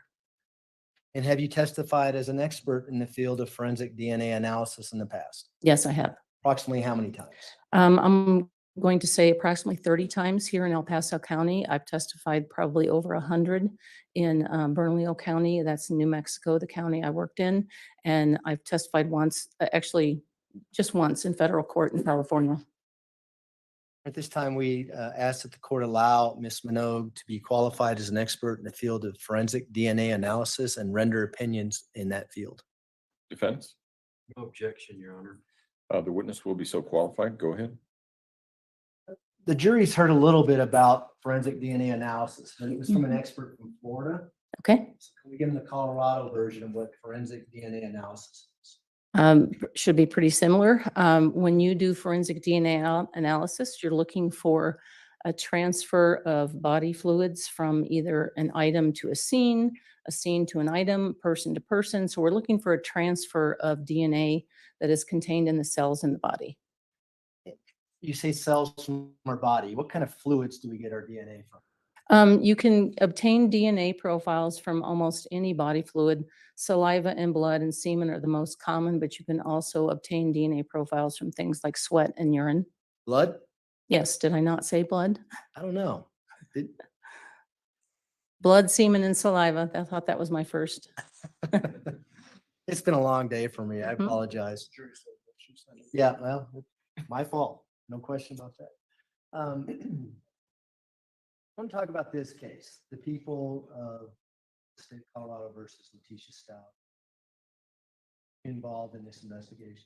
I was, yes, in terms of doing the DNA laboratory work. I want to talk about known profiles first. What's a known profile? A known profile is when you obtain a sample. It can be either a blood sample or it can be a saliva sample from an individual. So you're collecting it directly from them. So you know what their DNA profile is when you analyze it and obtain the profile. Can you just let the jury know what a DNA profile is? A DNA profile is a graphic representation of your genetic information at the locations that we examine in our laboratory. And so how do we obtain these known profiles in a forensic setting in a criminal case, in criminal investigation? They're obtained, essentially an investigator will provide known samples and they will be submitted to evidence. And then if it's on a request that I receive, I will analyze that. Have you received things such as buccal swabs? Yes, I have. And is that a common way to develop a known profile for an individual who's alive, for instance? That is a very common type of sample, yes. And did you receive buccal swabs in this case? I did, yes. We're going to talk about those later on, but I really want to talk about, at least start out talking about how you were able to develop a profile for Gannon Stauch especially before his body was discovered. Could you tell the jury about that? Yes, because we had no body to source a profile from. I was provided with items that were common, thought to have been used by him. And one of the items that we obtained a profile from was from his toothbrush. And that was a male profile was developed from that. And did you do anything to corroborate whether or not that profile actually belonged to Gannon Stauch? Yes, we did. We did obtained standards from the biological mother and the biological father. And then we did a parentage statistic between the two parents and the profile we found from the toothbrush to determine if it was likely that those were the parents or this was the biological child of those two individuals. And were you able to determine that? Yes. And what was your determination? The determination was that that the profile from the toothbrush could not be excluded as having originated from the biological mother's standard and the biological father's standard that I found, and the probability of finding another individual with that profile, if you will, is the probability of including him as a biological offspring of those two is 99.9999, 10 nines after the % What does that mean? It's a high likelihood that these are the biological parents of the profile from the toothbrush. Once Gannon Stauch's body was discovered, March 17th, 2020, were you able to corroborate that finding through other materials? I was through bone samples. What bone samples did you get and what did you do? I was provided with bone samples that were transferred or transported to the El Paso County Coroner's Office, and they prepared some bone sample and bone marrow sample for me because I don't have the means to break down a bone. So they provided me samples, and I took a portion of those samples, and the profile from the bone sample matched the profile from the toothbrush. And was that bone sample from a femur bone that was created, or at least the DNA sample was created for you to examine from a Dr. Leon Kelly? Correct. He's a pathologist here in Coral Springs? Yes. Did you also get information with regards to what a DNA forensic analyst was doing out in Florida with regards to a rib bone belonging to Gannon Stauch?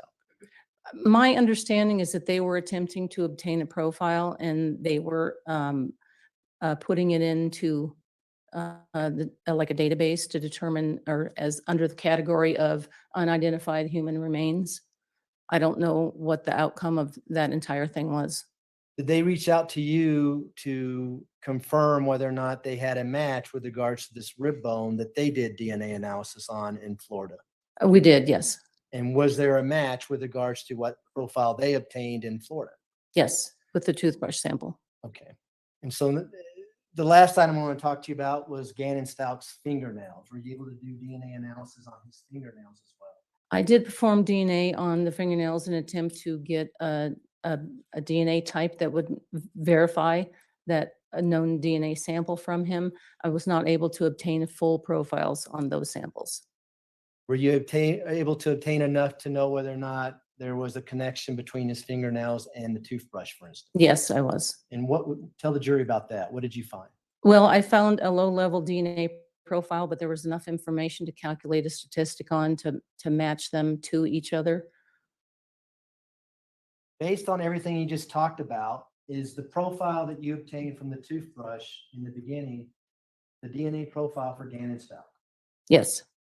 And is that the profile you used in your analysis of particular unknown items, particularly from 6627, Mandan Drive, and other areas with regards to the profile from Gannon Stauch?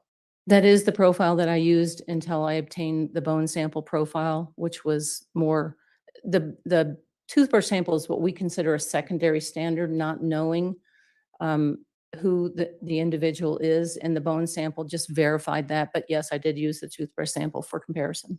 Okay.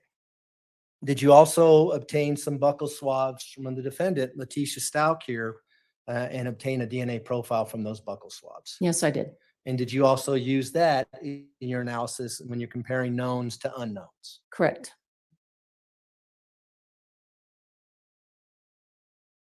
At this time, I'd like to publish Exhibit 339 on the TV screen, just so everyone can see it as we're talking. From prosecution over here.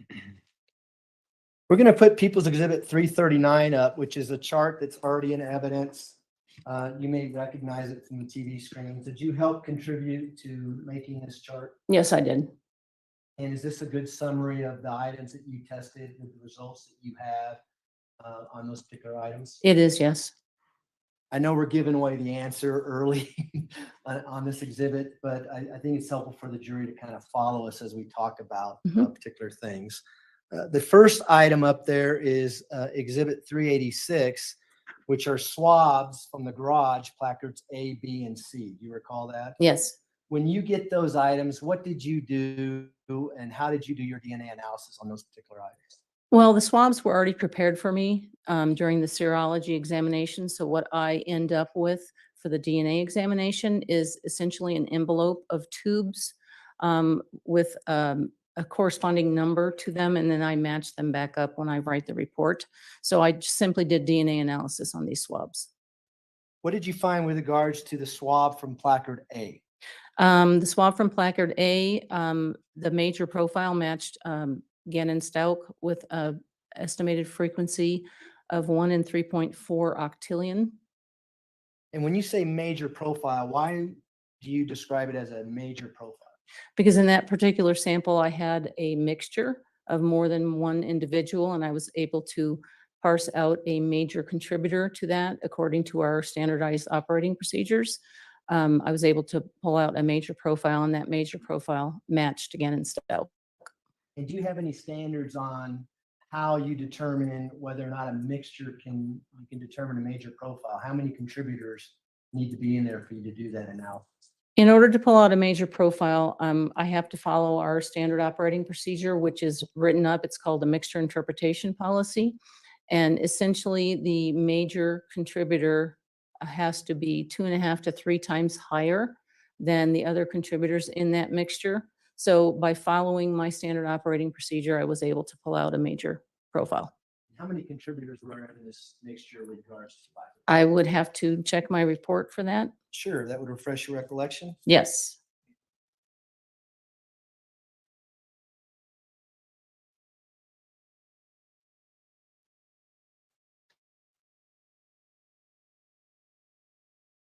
Top of page. From yeah. swab A, I had a mixture of 2 contributors, one of which was male. That major profile, the major male profile matched Gannon Stauch. And we know this is at least presumptively blood. Is blood a very enriched item that has DNA in it? It's a very rich source of DNA, yes. Is it common, for instance, when you're swabbing a garage floor or for the instance, this podium, you might find several different profiles on it? You could, yes. Is the fact that it may be blood, would that contribute to Gannon being the major profile in this 2-person mixture? I can't say that the DNA, I can only tell you that because it was presumptively positive for blood, we know there's a good indication that there's blood in here, but I can only tell you that the major profile is attributable to Gannon Stauch. Okay. What about placard B? Placard B, that was also a mixture of 2 contributors, one of which was male, and the major male profile matched Gannon Stauch at, again, estimated frequency of 1 in 3.4 octillion. And so when the jury has this chart back in deliberations, People's Exhibit 339, where it says major profile matches Gannon, is that always going to be a mixture? Not necessarily. Major, yes. When you hear the term major, that means that the DNA profile was a mixture, but that a major was able to be parsed out of that. Whereas we get to placard C where it says matches Gannon. Tell us about placard C.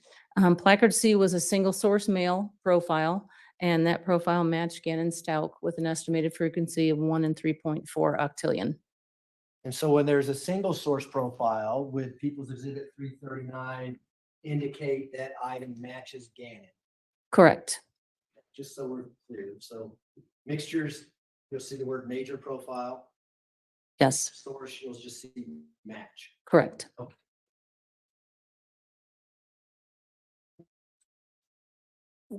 you've thrown out the probability. You said 1 in 3.4 octillion. Is that what you said? Correct.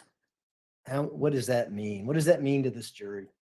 An octillion is a 3, for instance, we just rounded off to 3 octillion. That's a 3 followed by 27 zeros. And why do we do that? It's to give you an indication of the uniqueness of the profile, how often each of the alleles occur in the general population.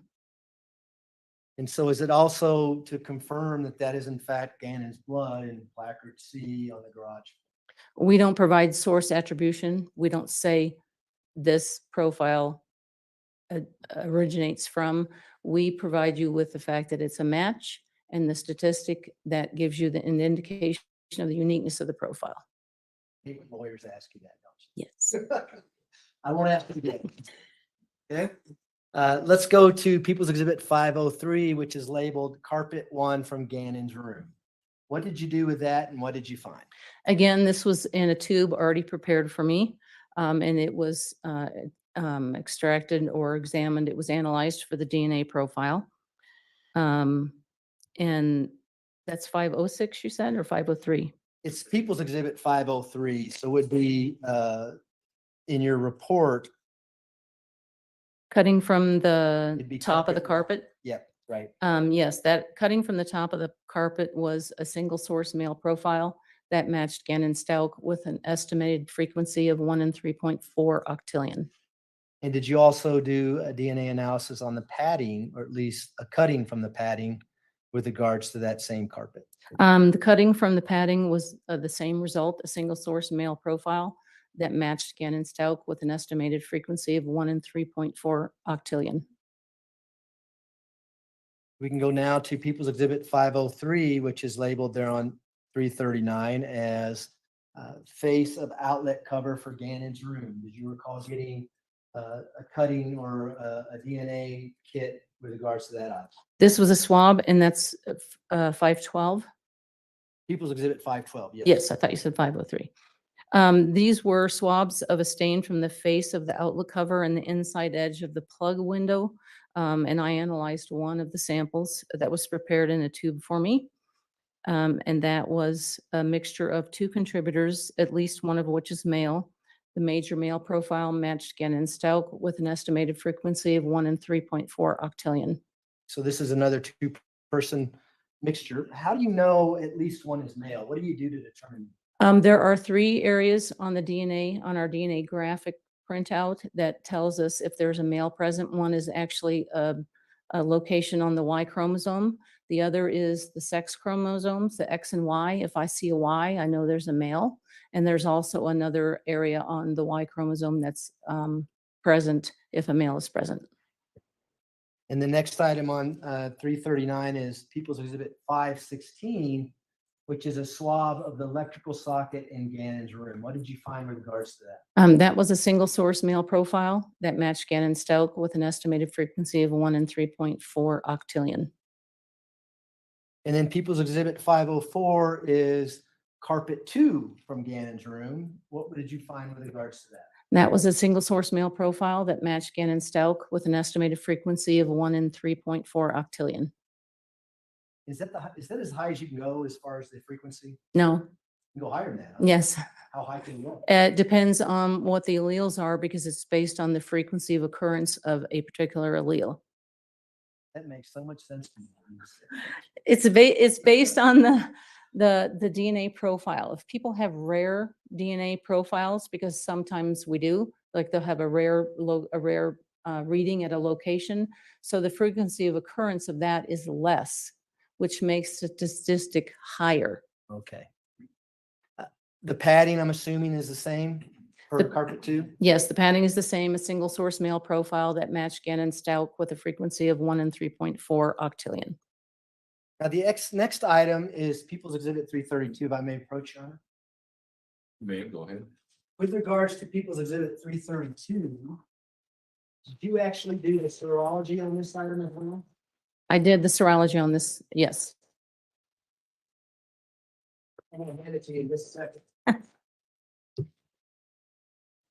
show you the bag first. Okay. I recognize it because I recognize the barcode label that's on there and my initials and date when I resealed it is on there as well. Now I'll show you the board. Yes, Does it show here where you did your serological examination? yes. Did I say that right? Serological. I'm doing the best I can. That's your fine. All right, if permission to publish to the jury. You may go ahead. And if you wouldn't mind stepping out and just showing the jury where you took your swab or what you did with regards to this board. The first thing I did is I noted possible blood staining. We call it red brown staining until we identify it as presumptively positive for blood. So I've got an area marked here that is dark red brown staining. I've also got a lot of little dots located that I did not test these dots because they're too small and I was afraid I was going to consume them. Thought is if we're going to process them for DNA, we need to take them straight to DNA without any processing. So this one here was positive for the presumptive presence of blood. And then at a later time, I swabbed these two areas because they fluoresced with using an alternate light source. So I took a swab from here, swab from here, a swab from here, and then I swabbed the edges of the board, wondering if anybody had handled the board. So I took 4 samples total. While we're up here, with regards to 339, we see 332 on the board. You said it's presumptive positive for blood. What swab are we talking about that actually matches Gannon? That is this large stain here.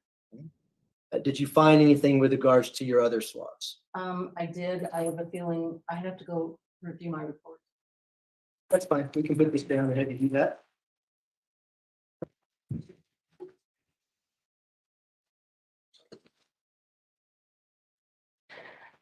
From the swabs from the edges of the board that I was looking for if somebody had handled it, it was a mixture of, it's a partial profile, which means I don't have all the information on the DNA profile. And it's a mixture of at least 2 contributors, at least one of which was male. And the profile was not suitable for comparison because it was too low level. And why is it that you did the serology on this particular board and the DNA analysis? It was the weekend and I was the only one available. Was there some urgency with this particular exhibit? Yes. Okay.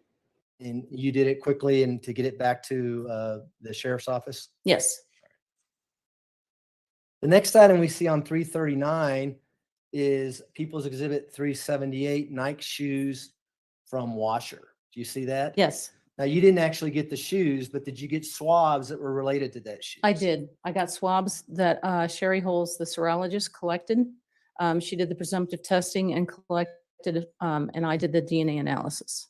Let's talk about the swabs of the outsole of the right Nike shoe. What did you find there? The swabs from the outsole of the right Nike shoe matched, it was a single source male profile that matched Gannon Stauch with an estimated frequency of 1 in 3.4 octillion.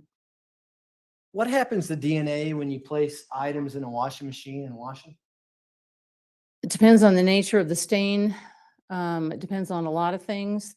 It also depends on how heavy the deposit is. Some of the DNA can be washed off. Sometimes all of the DNA can be washed off. It just depends on what happens, right? And with these particular shoes, did you see anything that may have diluted the DNA profile, or can you even? I didn't see the shoes, so I don't know.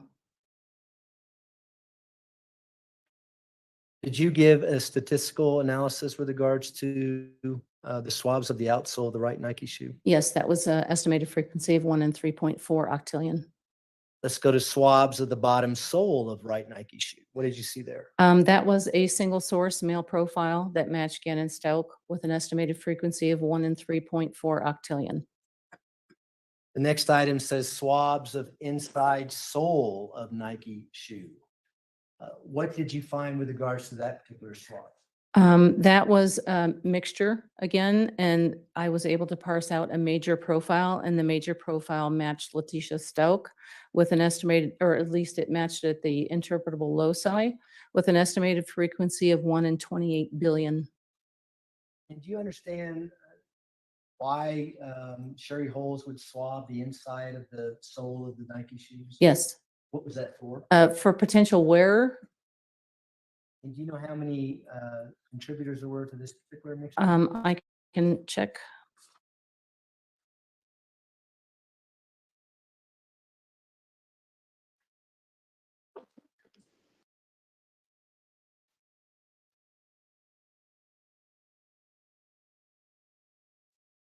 From the interior,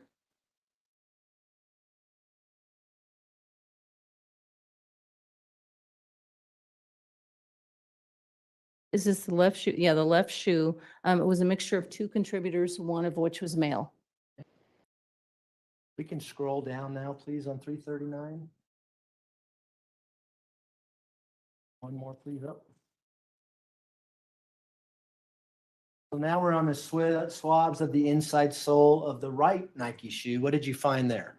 The swabs from the inside sole of the right Nike shoe is mixture of two contributors, one of which was male. The major profile matched Leticia Stauch at the interpretable Doesn't loci look with like an her estimated daughter. frequency of 1 in 730 septillion. Older lady. Do you know what kind of body fluids or what kind of cells we're looking at with regards to these two swabs of the inside of the Nike shoe? You're looking mostly for skin cells that have kind of rubbed off or fallen off over the course of time. Would sweat be a good contributor to that? Well, sweat can contain skin cells in it, but sweat is actually a liquid. And if there are cells in the liquid, then you're obtaining a DNA profile from the actual cells, not from the liquid. The next item we see on People's Exhibit 339 is People's Exhibit 459, which is swabs from base of box and garage south of boards. What did you find with regards to that? That was a partial single source profile that matched Gannon Stauch at the interpretable loci with an estimated frequency of 1 in 87 quadrillion. And what does partial single source profile mean? Partial means that I'm only seeing evidence of one person in this particular DNA sample, but I'm not able to, the technology is not able to detect some of the locations because it's just a low level of DNA. I don't have enough DNA.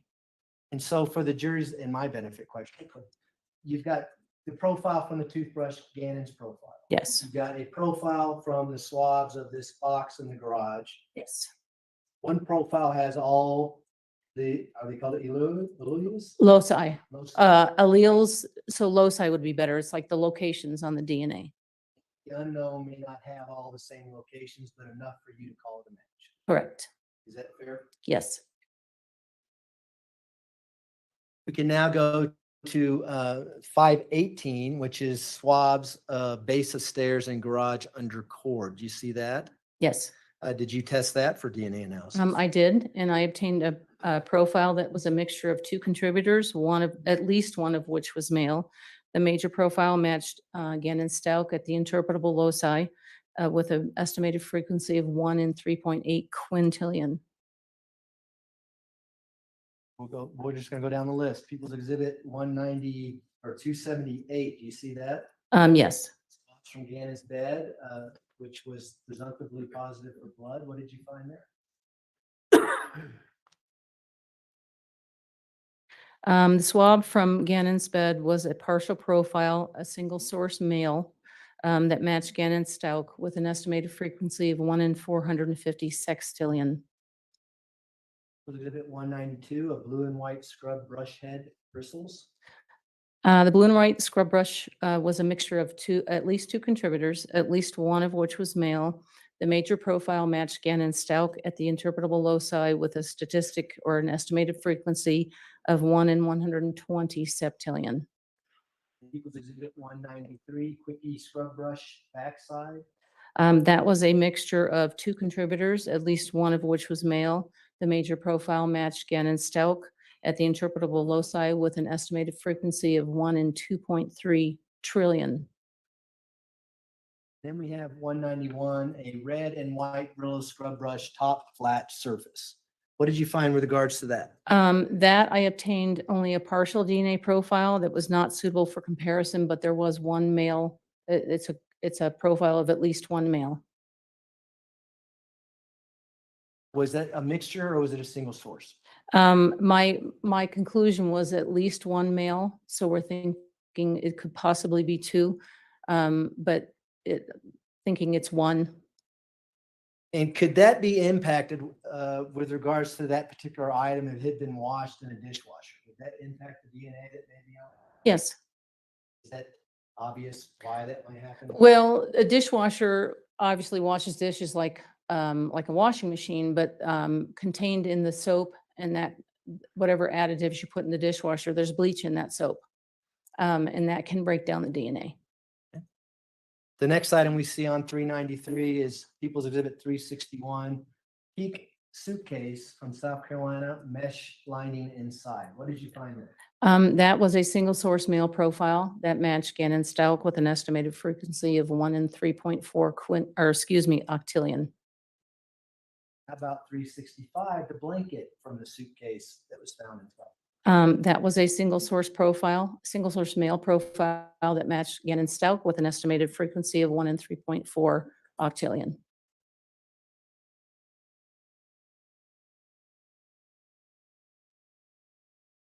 The next item we have on there, it says teal couch pillow from basement. And just so we're clear, if we skip one item down where it says Blue Star swabs from pillow on north couch in basement, do you know if that's the same item? I believe it's the same item. One was collected at the scene by the crime scene investigator and the other was collected by Sherry Holes. What did you find with regards to, let's just cover all three items, 417 at once, which are swabs from the Blue Star. What did you find with regards to those swabs? One of them was from a basement area rug, and I found a mixture of 2 contributors, at least one of which was male. The major male profile matched Gannon Stauch with an estimated frequency of 1 in 3.4 octillion. The minor was attributable to an unknown individual, and I gave it a number 1. Why did you give it a number 1? Because when you find an unknown profile that you don't have a standard to compare it to, you just start counting. So this was the first one. And is that common to see unknown profiles when you're talking about mixtures? Yes, If you don't have a known profile, you have nothing to compare. yes. For instance, in this particular case, did you ever get a known profile from Lena Stauch, the 8-year-old girl that lived there? No, I did not. Common for people who live in the house to leave their DNA series. Yes. So let's go down to the next item, which is Blue Star swabs from pillow on the couch in basement. What did you find? I believe this was one collected by the CSI because of the Blue Star identifying information. That was that DNA profile was a mixture of 3 contributors, 3 male contributors actually. The major profile matched Gannon Stauch at the interpretable loci with an estimated frequency of 1 in 100 septillion, and the minor was not suitable for comparison. Oh my goodness. Thank you, Patty. I just checked my emails. That DNA profile was a mixture of 2 Thank you so contributors, much. at least one of which was male. The major profile matched Gannon Stauch with an estimated frequency of 1 in 3.4 octillion. The next item we see there is People's Exhibit 423, and we have 4 items there. Plastic tub from storage room, outside lip swab.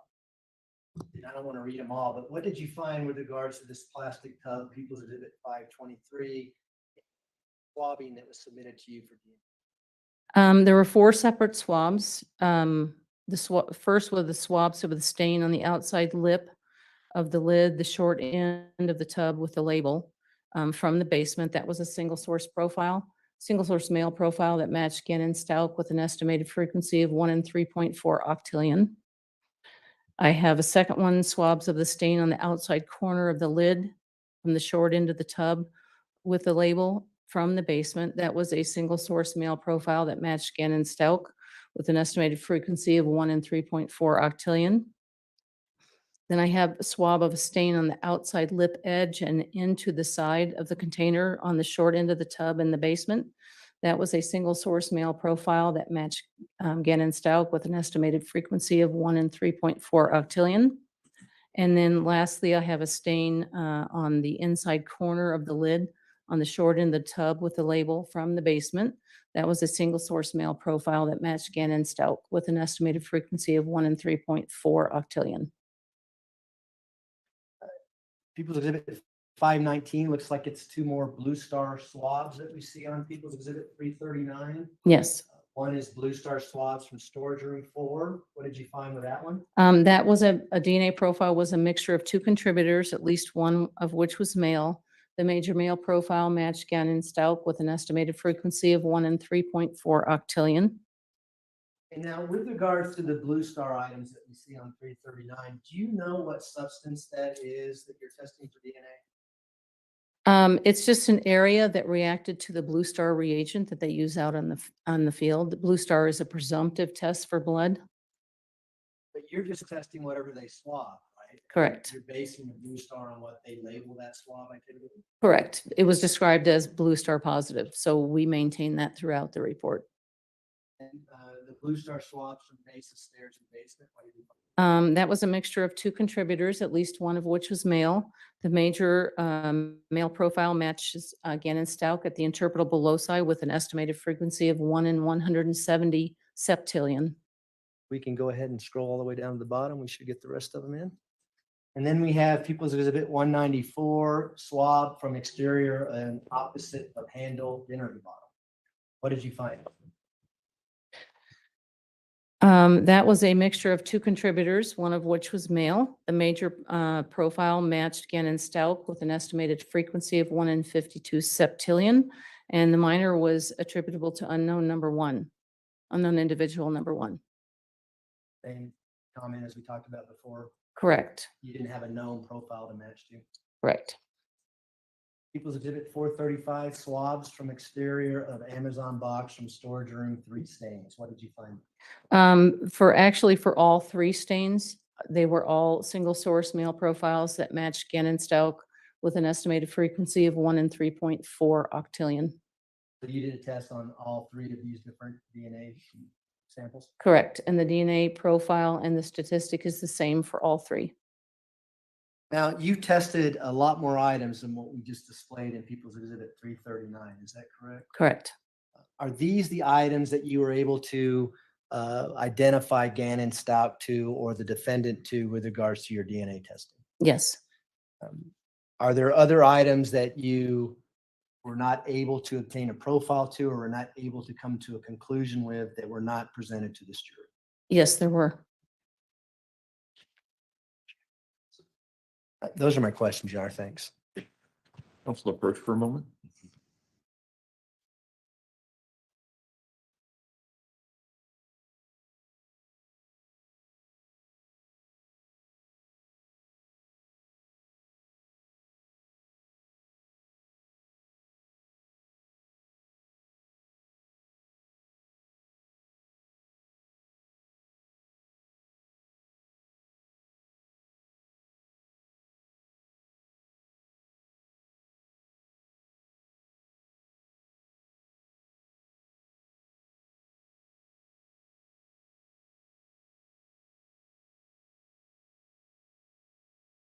Cross-examination, Mr. Cook. Thank you.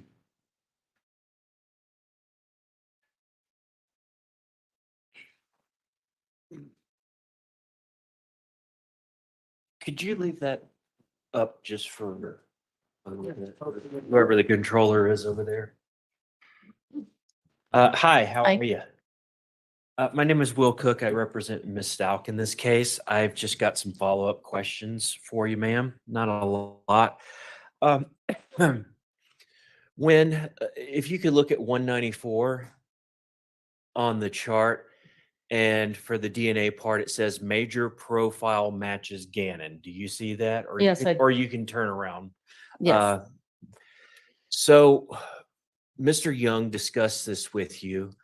So there's more than one DNA sample floating around in this sample. There's evidence of 2 individuals in this mixture. Okay.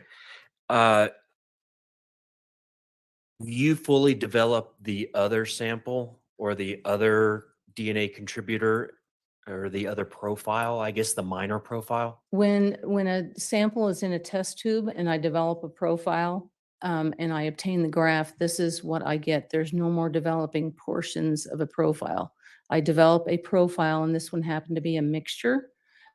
And I have an unknown individual identified as the minor contributor. Okay. So you can't, you're not looking at this number 194 and going, well, the major profile matches Gannon and the minor one is Leticia Stauch or father or mother or anything like that? They are compared to all of the standards that I have in the case, and I was not able to say that it matched any of the standards that I had in the case, which is why the minor was identified as unknown individual number 1. Okay. So the matches on this whole chart we just went over, the couple matches with Leticia Stauch involve the Nike running shoe. Yes. Correct? Okay. Now, some of these tests or the samples were collected very on in the investigation, the winter, spring of 2020, correct? Yes. Okay. And some of them, like the last one up here, Exhibit 435, the Amazon box, there was no request made for the DNA testing on that until maybe 2 years after this homicide, correct? I don't know when the request, I do actually have the request here. I can tell you when the request was put in on March 28th, 2022. Okay. I have a request date for January 27th, 2022, with the report date of March 17th at 2022. Oh, my error. I'm sorry. Okay. You're correct. It's January 27th, 2022. I was reading the due date. Okay. So there's a 2-year difference in between the early samples that were taken to the final ones that were taken and ultimately DNA tested, correct? I don't know when the boxes were submitted originally to evidence. Okay. Or the items on this particular report. They may have been in evidence the whole time, and we were just asked to go back and examine these as well. I can't answer that. Okay. I think that is probably it. Just a second.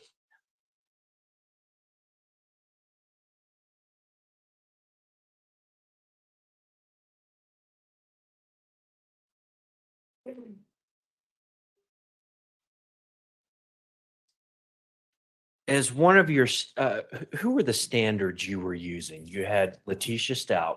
Yes. Gannon. Yes. Gannon's father. Yes. Gannon's mother. Correct. Gannon's sister, Lena. No, I did not have that standard. You didn't have Lena? No. Okay. Did you have a Harley Hunt? No. Who, do you know who Harley Hunt was? No.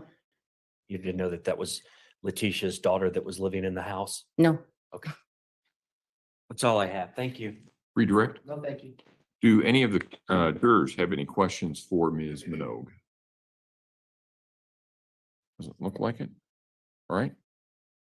Ladies and gentlemen, Ms. Minogue, you can go ahead and step Okay, down. I'm thank sorry, you. ma'am. That's all right.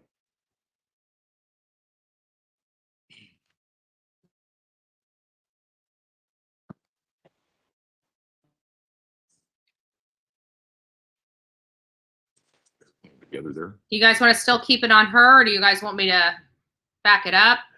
Let me know what you want me to do with the camera. I'll just leave it as is. All right, ladies and gentlemen, we are again in the same position that we were earlier today, and that is that we do not have any other witnesses to fill the day. We anticipate, however, that the witnesses will be here tomorrow. They are traveling.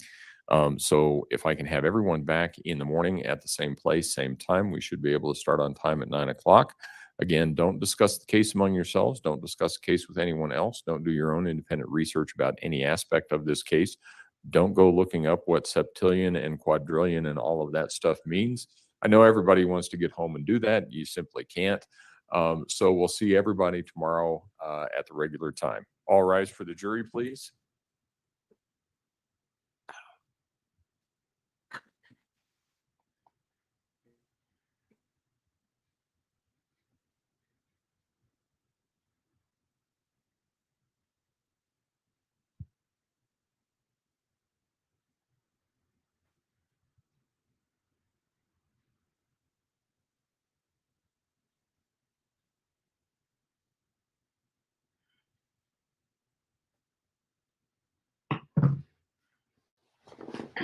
Thank you. You may all be seated. Record should reflect the jury has left the courtroom. Since we have this time, I want to talk a little bit about potential Wednesday morning issues. Are your people flying in today, tomorrow, or what? Hey, Judge. Okay. Yep. So that part, the weather should not impact their travel here. Wednesday morning, if we have a 2-hour delay, my thought would be that we start at 10:30. That will give us time to get the jury back at 10 o'clock. And then give us time to get in place by 10:30. I spoke with Court and Transport over the lunch hour to see what impact it is on their operations, and they said it doesn't matter. They just bring everybody over at the same time. They just hold them until everybody gets here. Okay. So who are we anticipating potentially on Wednesday? On Wednesday, good question. Yeah, I think it's just Dr. Torres, Judge, but let me make sure. And is she coming up from Pueblo? I think she actually lives here. Okay. I think storm track is supposed to be more north, so I think coming up from Pueblo is not as much of an issue, but we'll deal with it if we need to, I suppose. Yeah, but so we actually have 2 witnesses slated for potentially on Wednesday, depending, of course, on how everybody Okay. goes for timing wise. Both of them are local, so we should have no trouble with that. Okay. All right. All right. So we'll just keep an eye on the weather then and see where we are on Wednesday morning and hope for the best. And I also don't know what the impact will be on potential jurors here either. So we'll just have to deal with that. So, okay. Okay. Anything else from the prosecution? Not that I can think of, Judge. Defense? Well, I think Mr. Young. Oh, has something Mr. Young? actually. You did get the packet that we sent you of jury instructions? Because I know I sent them to defense as well, just. Or like when? It was I- when the trial started. Yes, I do. I thought if you meant in the last day or so, the answer would be no. But I do have the jury instructions that you sent, was about a few days before we started, I think it was, or the week before, something like that. Okay. All right. Okay. Defense have anything else? No, you. Okay. All right. We'll see everybody tomorrow morning. Thank you.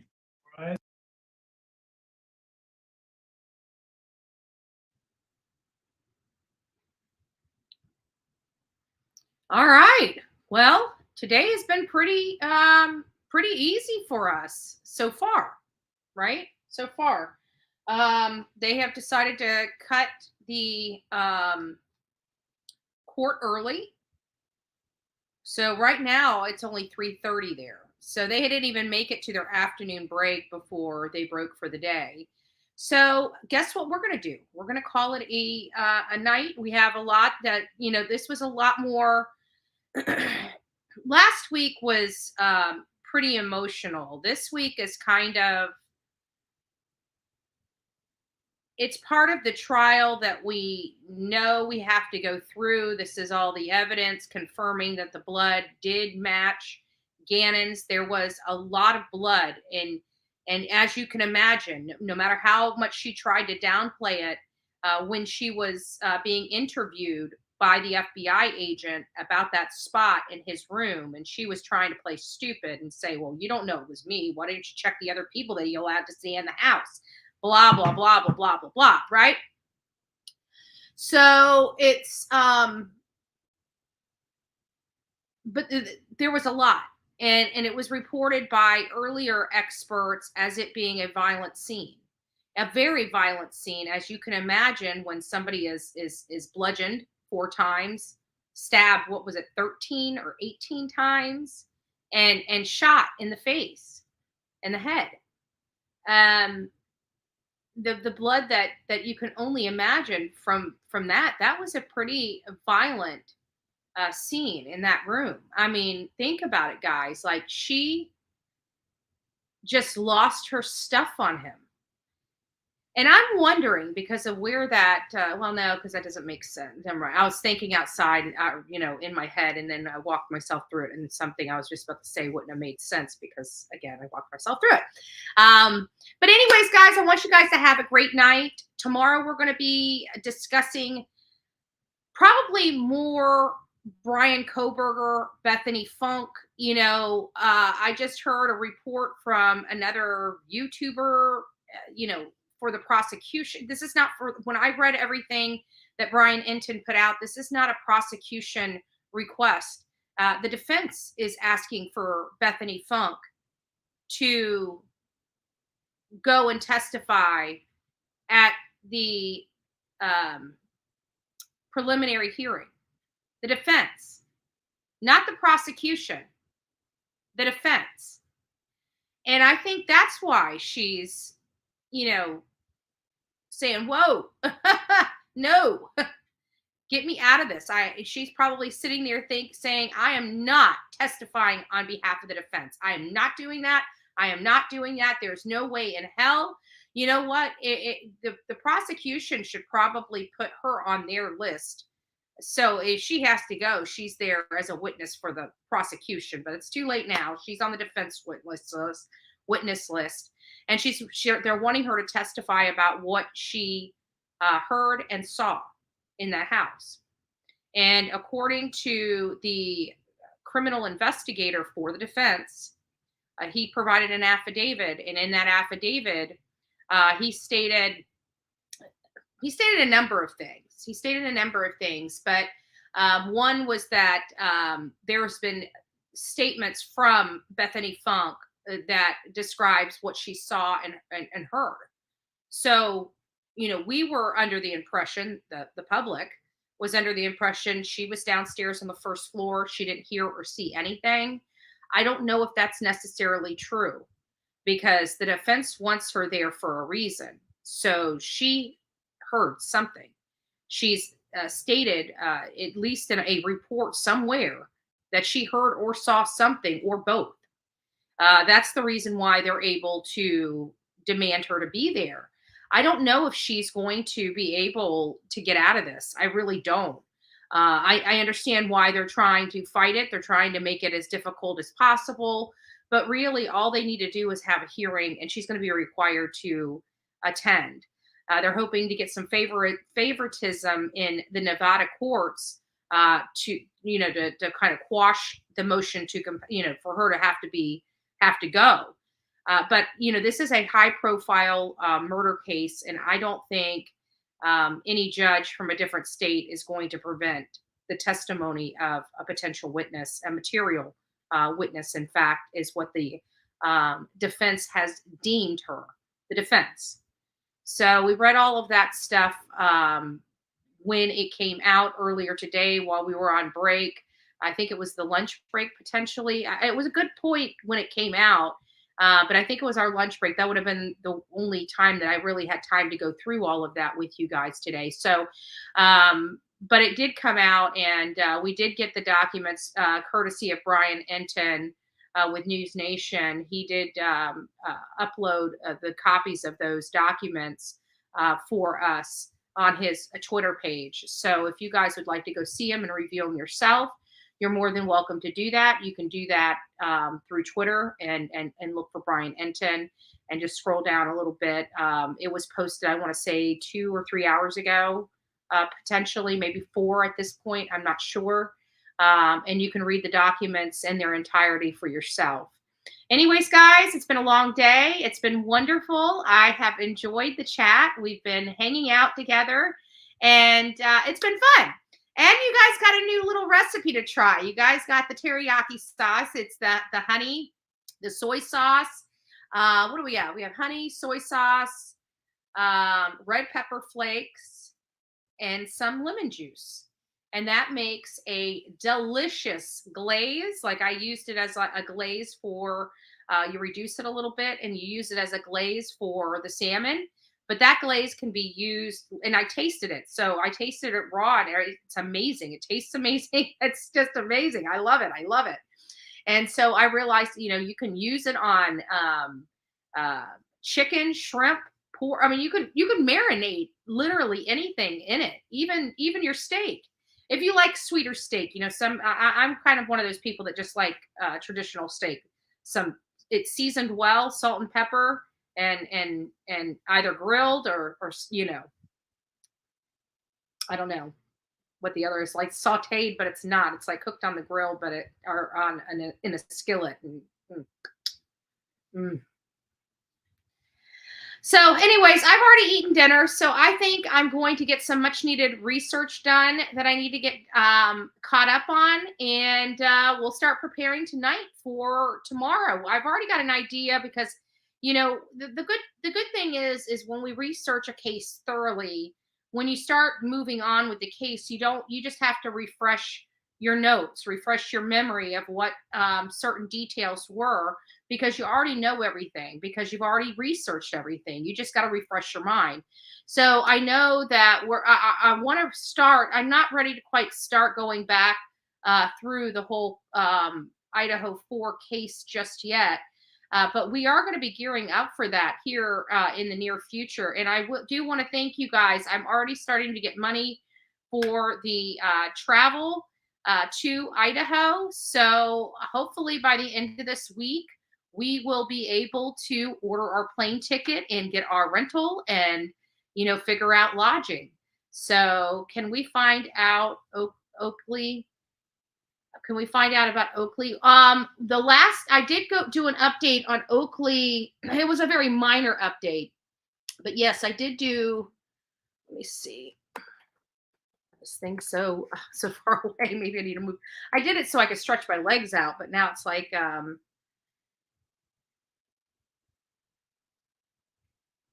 oh, mother of missing. Is this right? Let me see if this is it.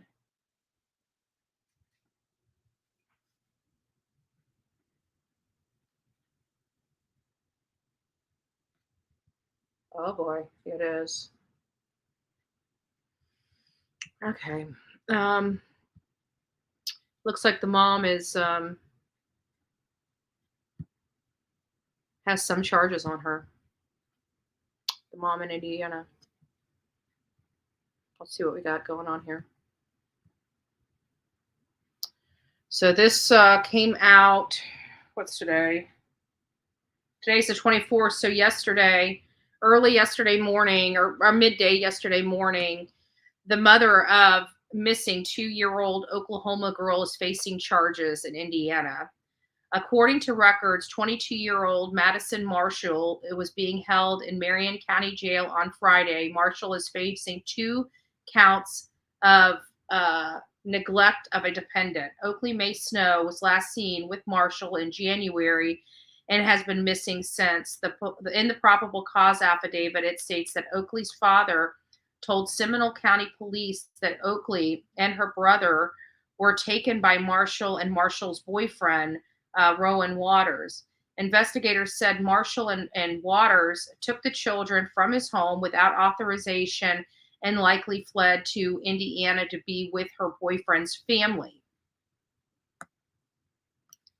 The affidavit states at the time there was a warrant out of Okfuskee County. I don't know if I'm saying that properly, for Waters' arrest for child abuse and domestic assault and battery in the presence of a minor charges. Authorities said Marshalls and Waters abandoned Oakley's 7-month-old brother at home in Indianapolis. Lord have mercy. This is awful. This is just awful. The boyfriend told his mother that he and Marshall had left the child because they had to take Oakley to the emergency room after she fell and was injured, the affidavit said. According to authorities, the boyfriend's relatives told officials they were worried that Oakley may have been badly injured. Investigators told Coco 5 Marshall was last seen with her 2 children in Indianapolis carrying Oakley out of the home. They described that she was either asleep or unconscious. She wasn't moving. She was wrapped in a blanket, and the mother made a comment, I got to get her to the hospital. She's been hurt, said J.T. Palmer with Seminole County Sheriff's Office.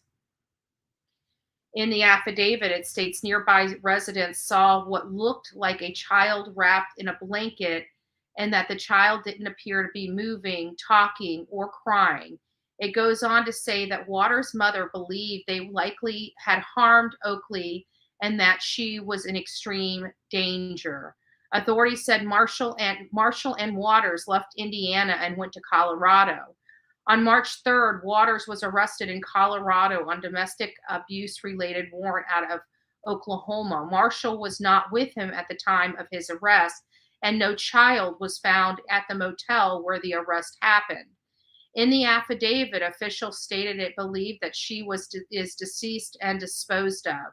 According to the Associated Press, a child's remains were found during the search of Central Indianapolis, police said on Friday. However, police could not confirm the age, sex, or identity of the child and could not disclose whether the remains, where the remains were found, according to the Associated Press. Coco 5 continues to follow the story and will update us information becomes available. So there's your update on that precious baby right there. Never had a chance at all. These cases get sad.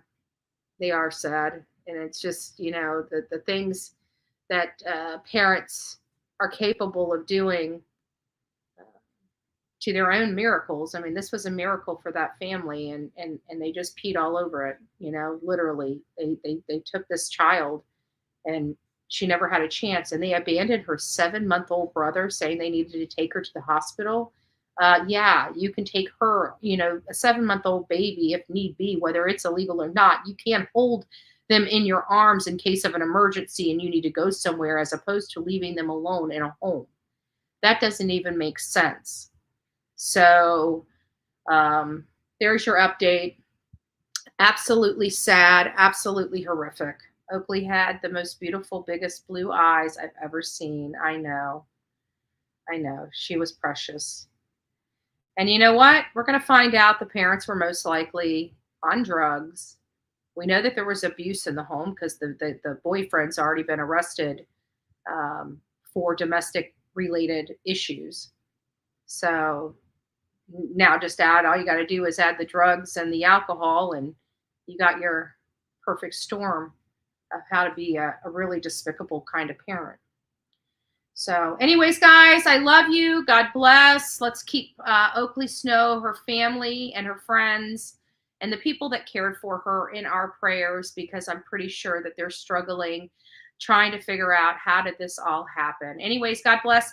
Don't forget to be fearless. If you see something, say something, because an ounce of prevention is worth a pound of cure. Good day.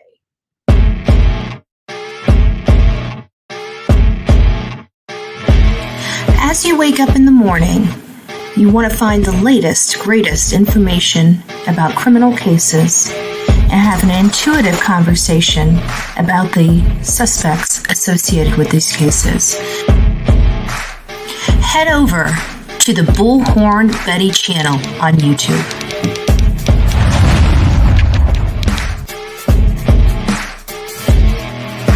Get breaking news right here on the Bullhorn Betty channel. Welcome to the Bullhorn Betty Coffee Club. Enjoy your stay and enjoy your day.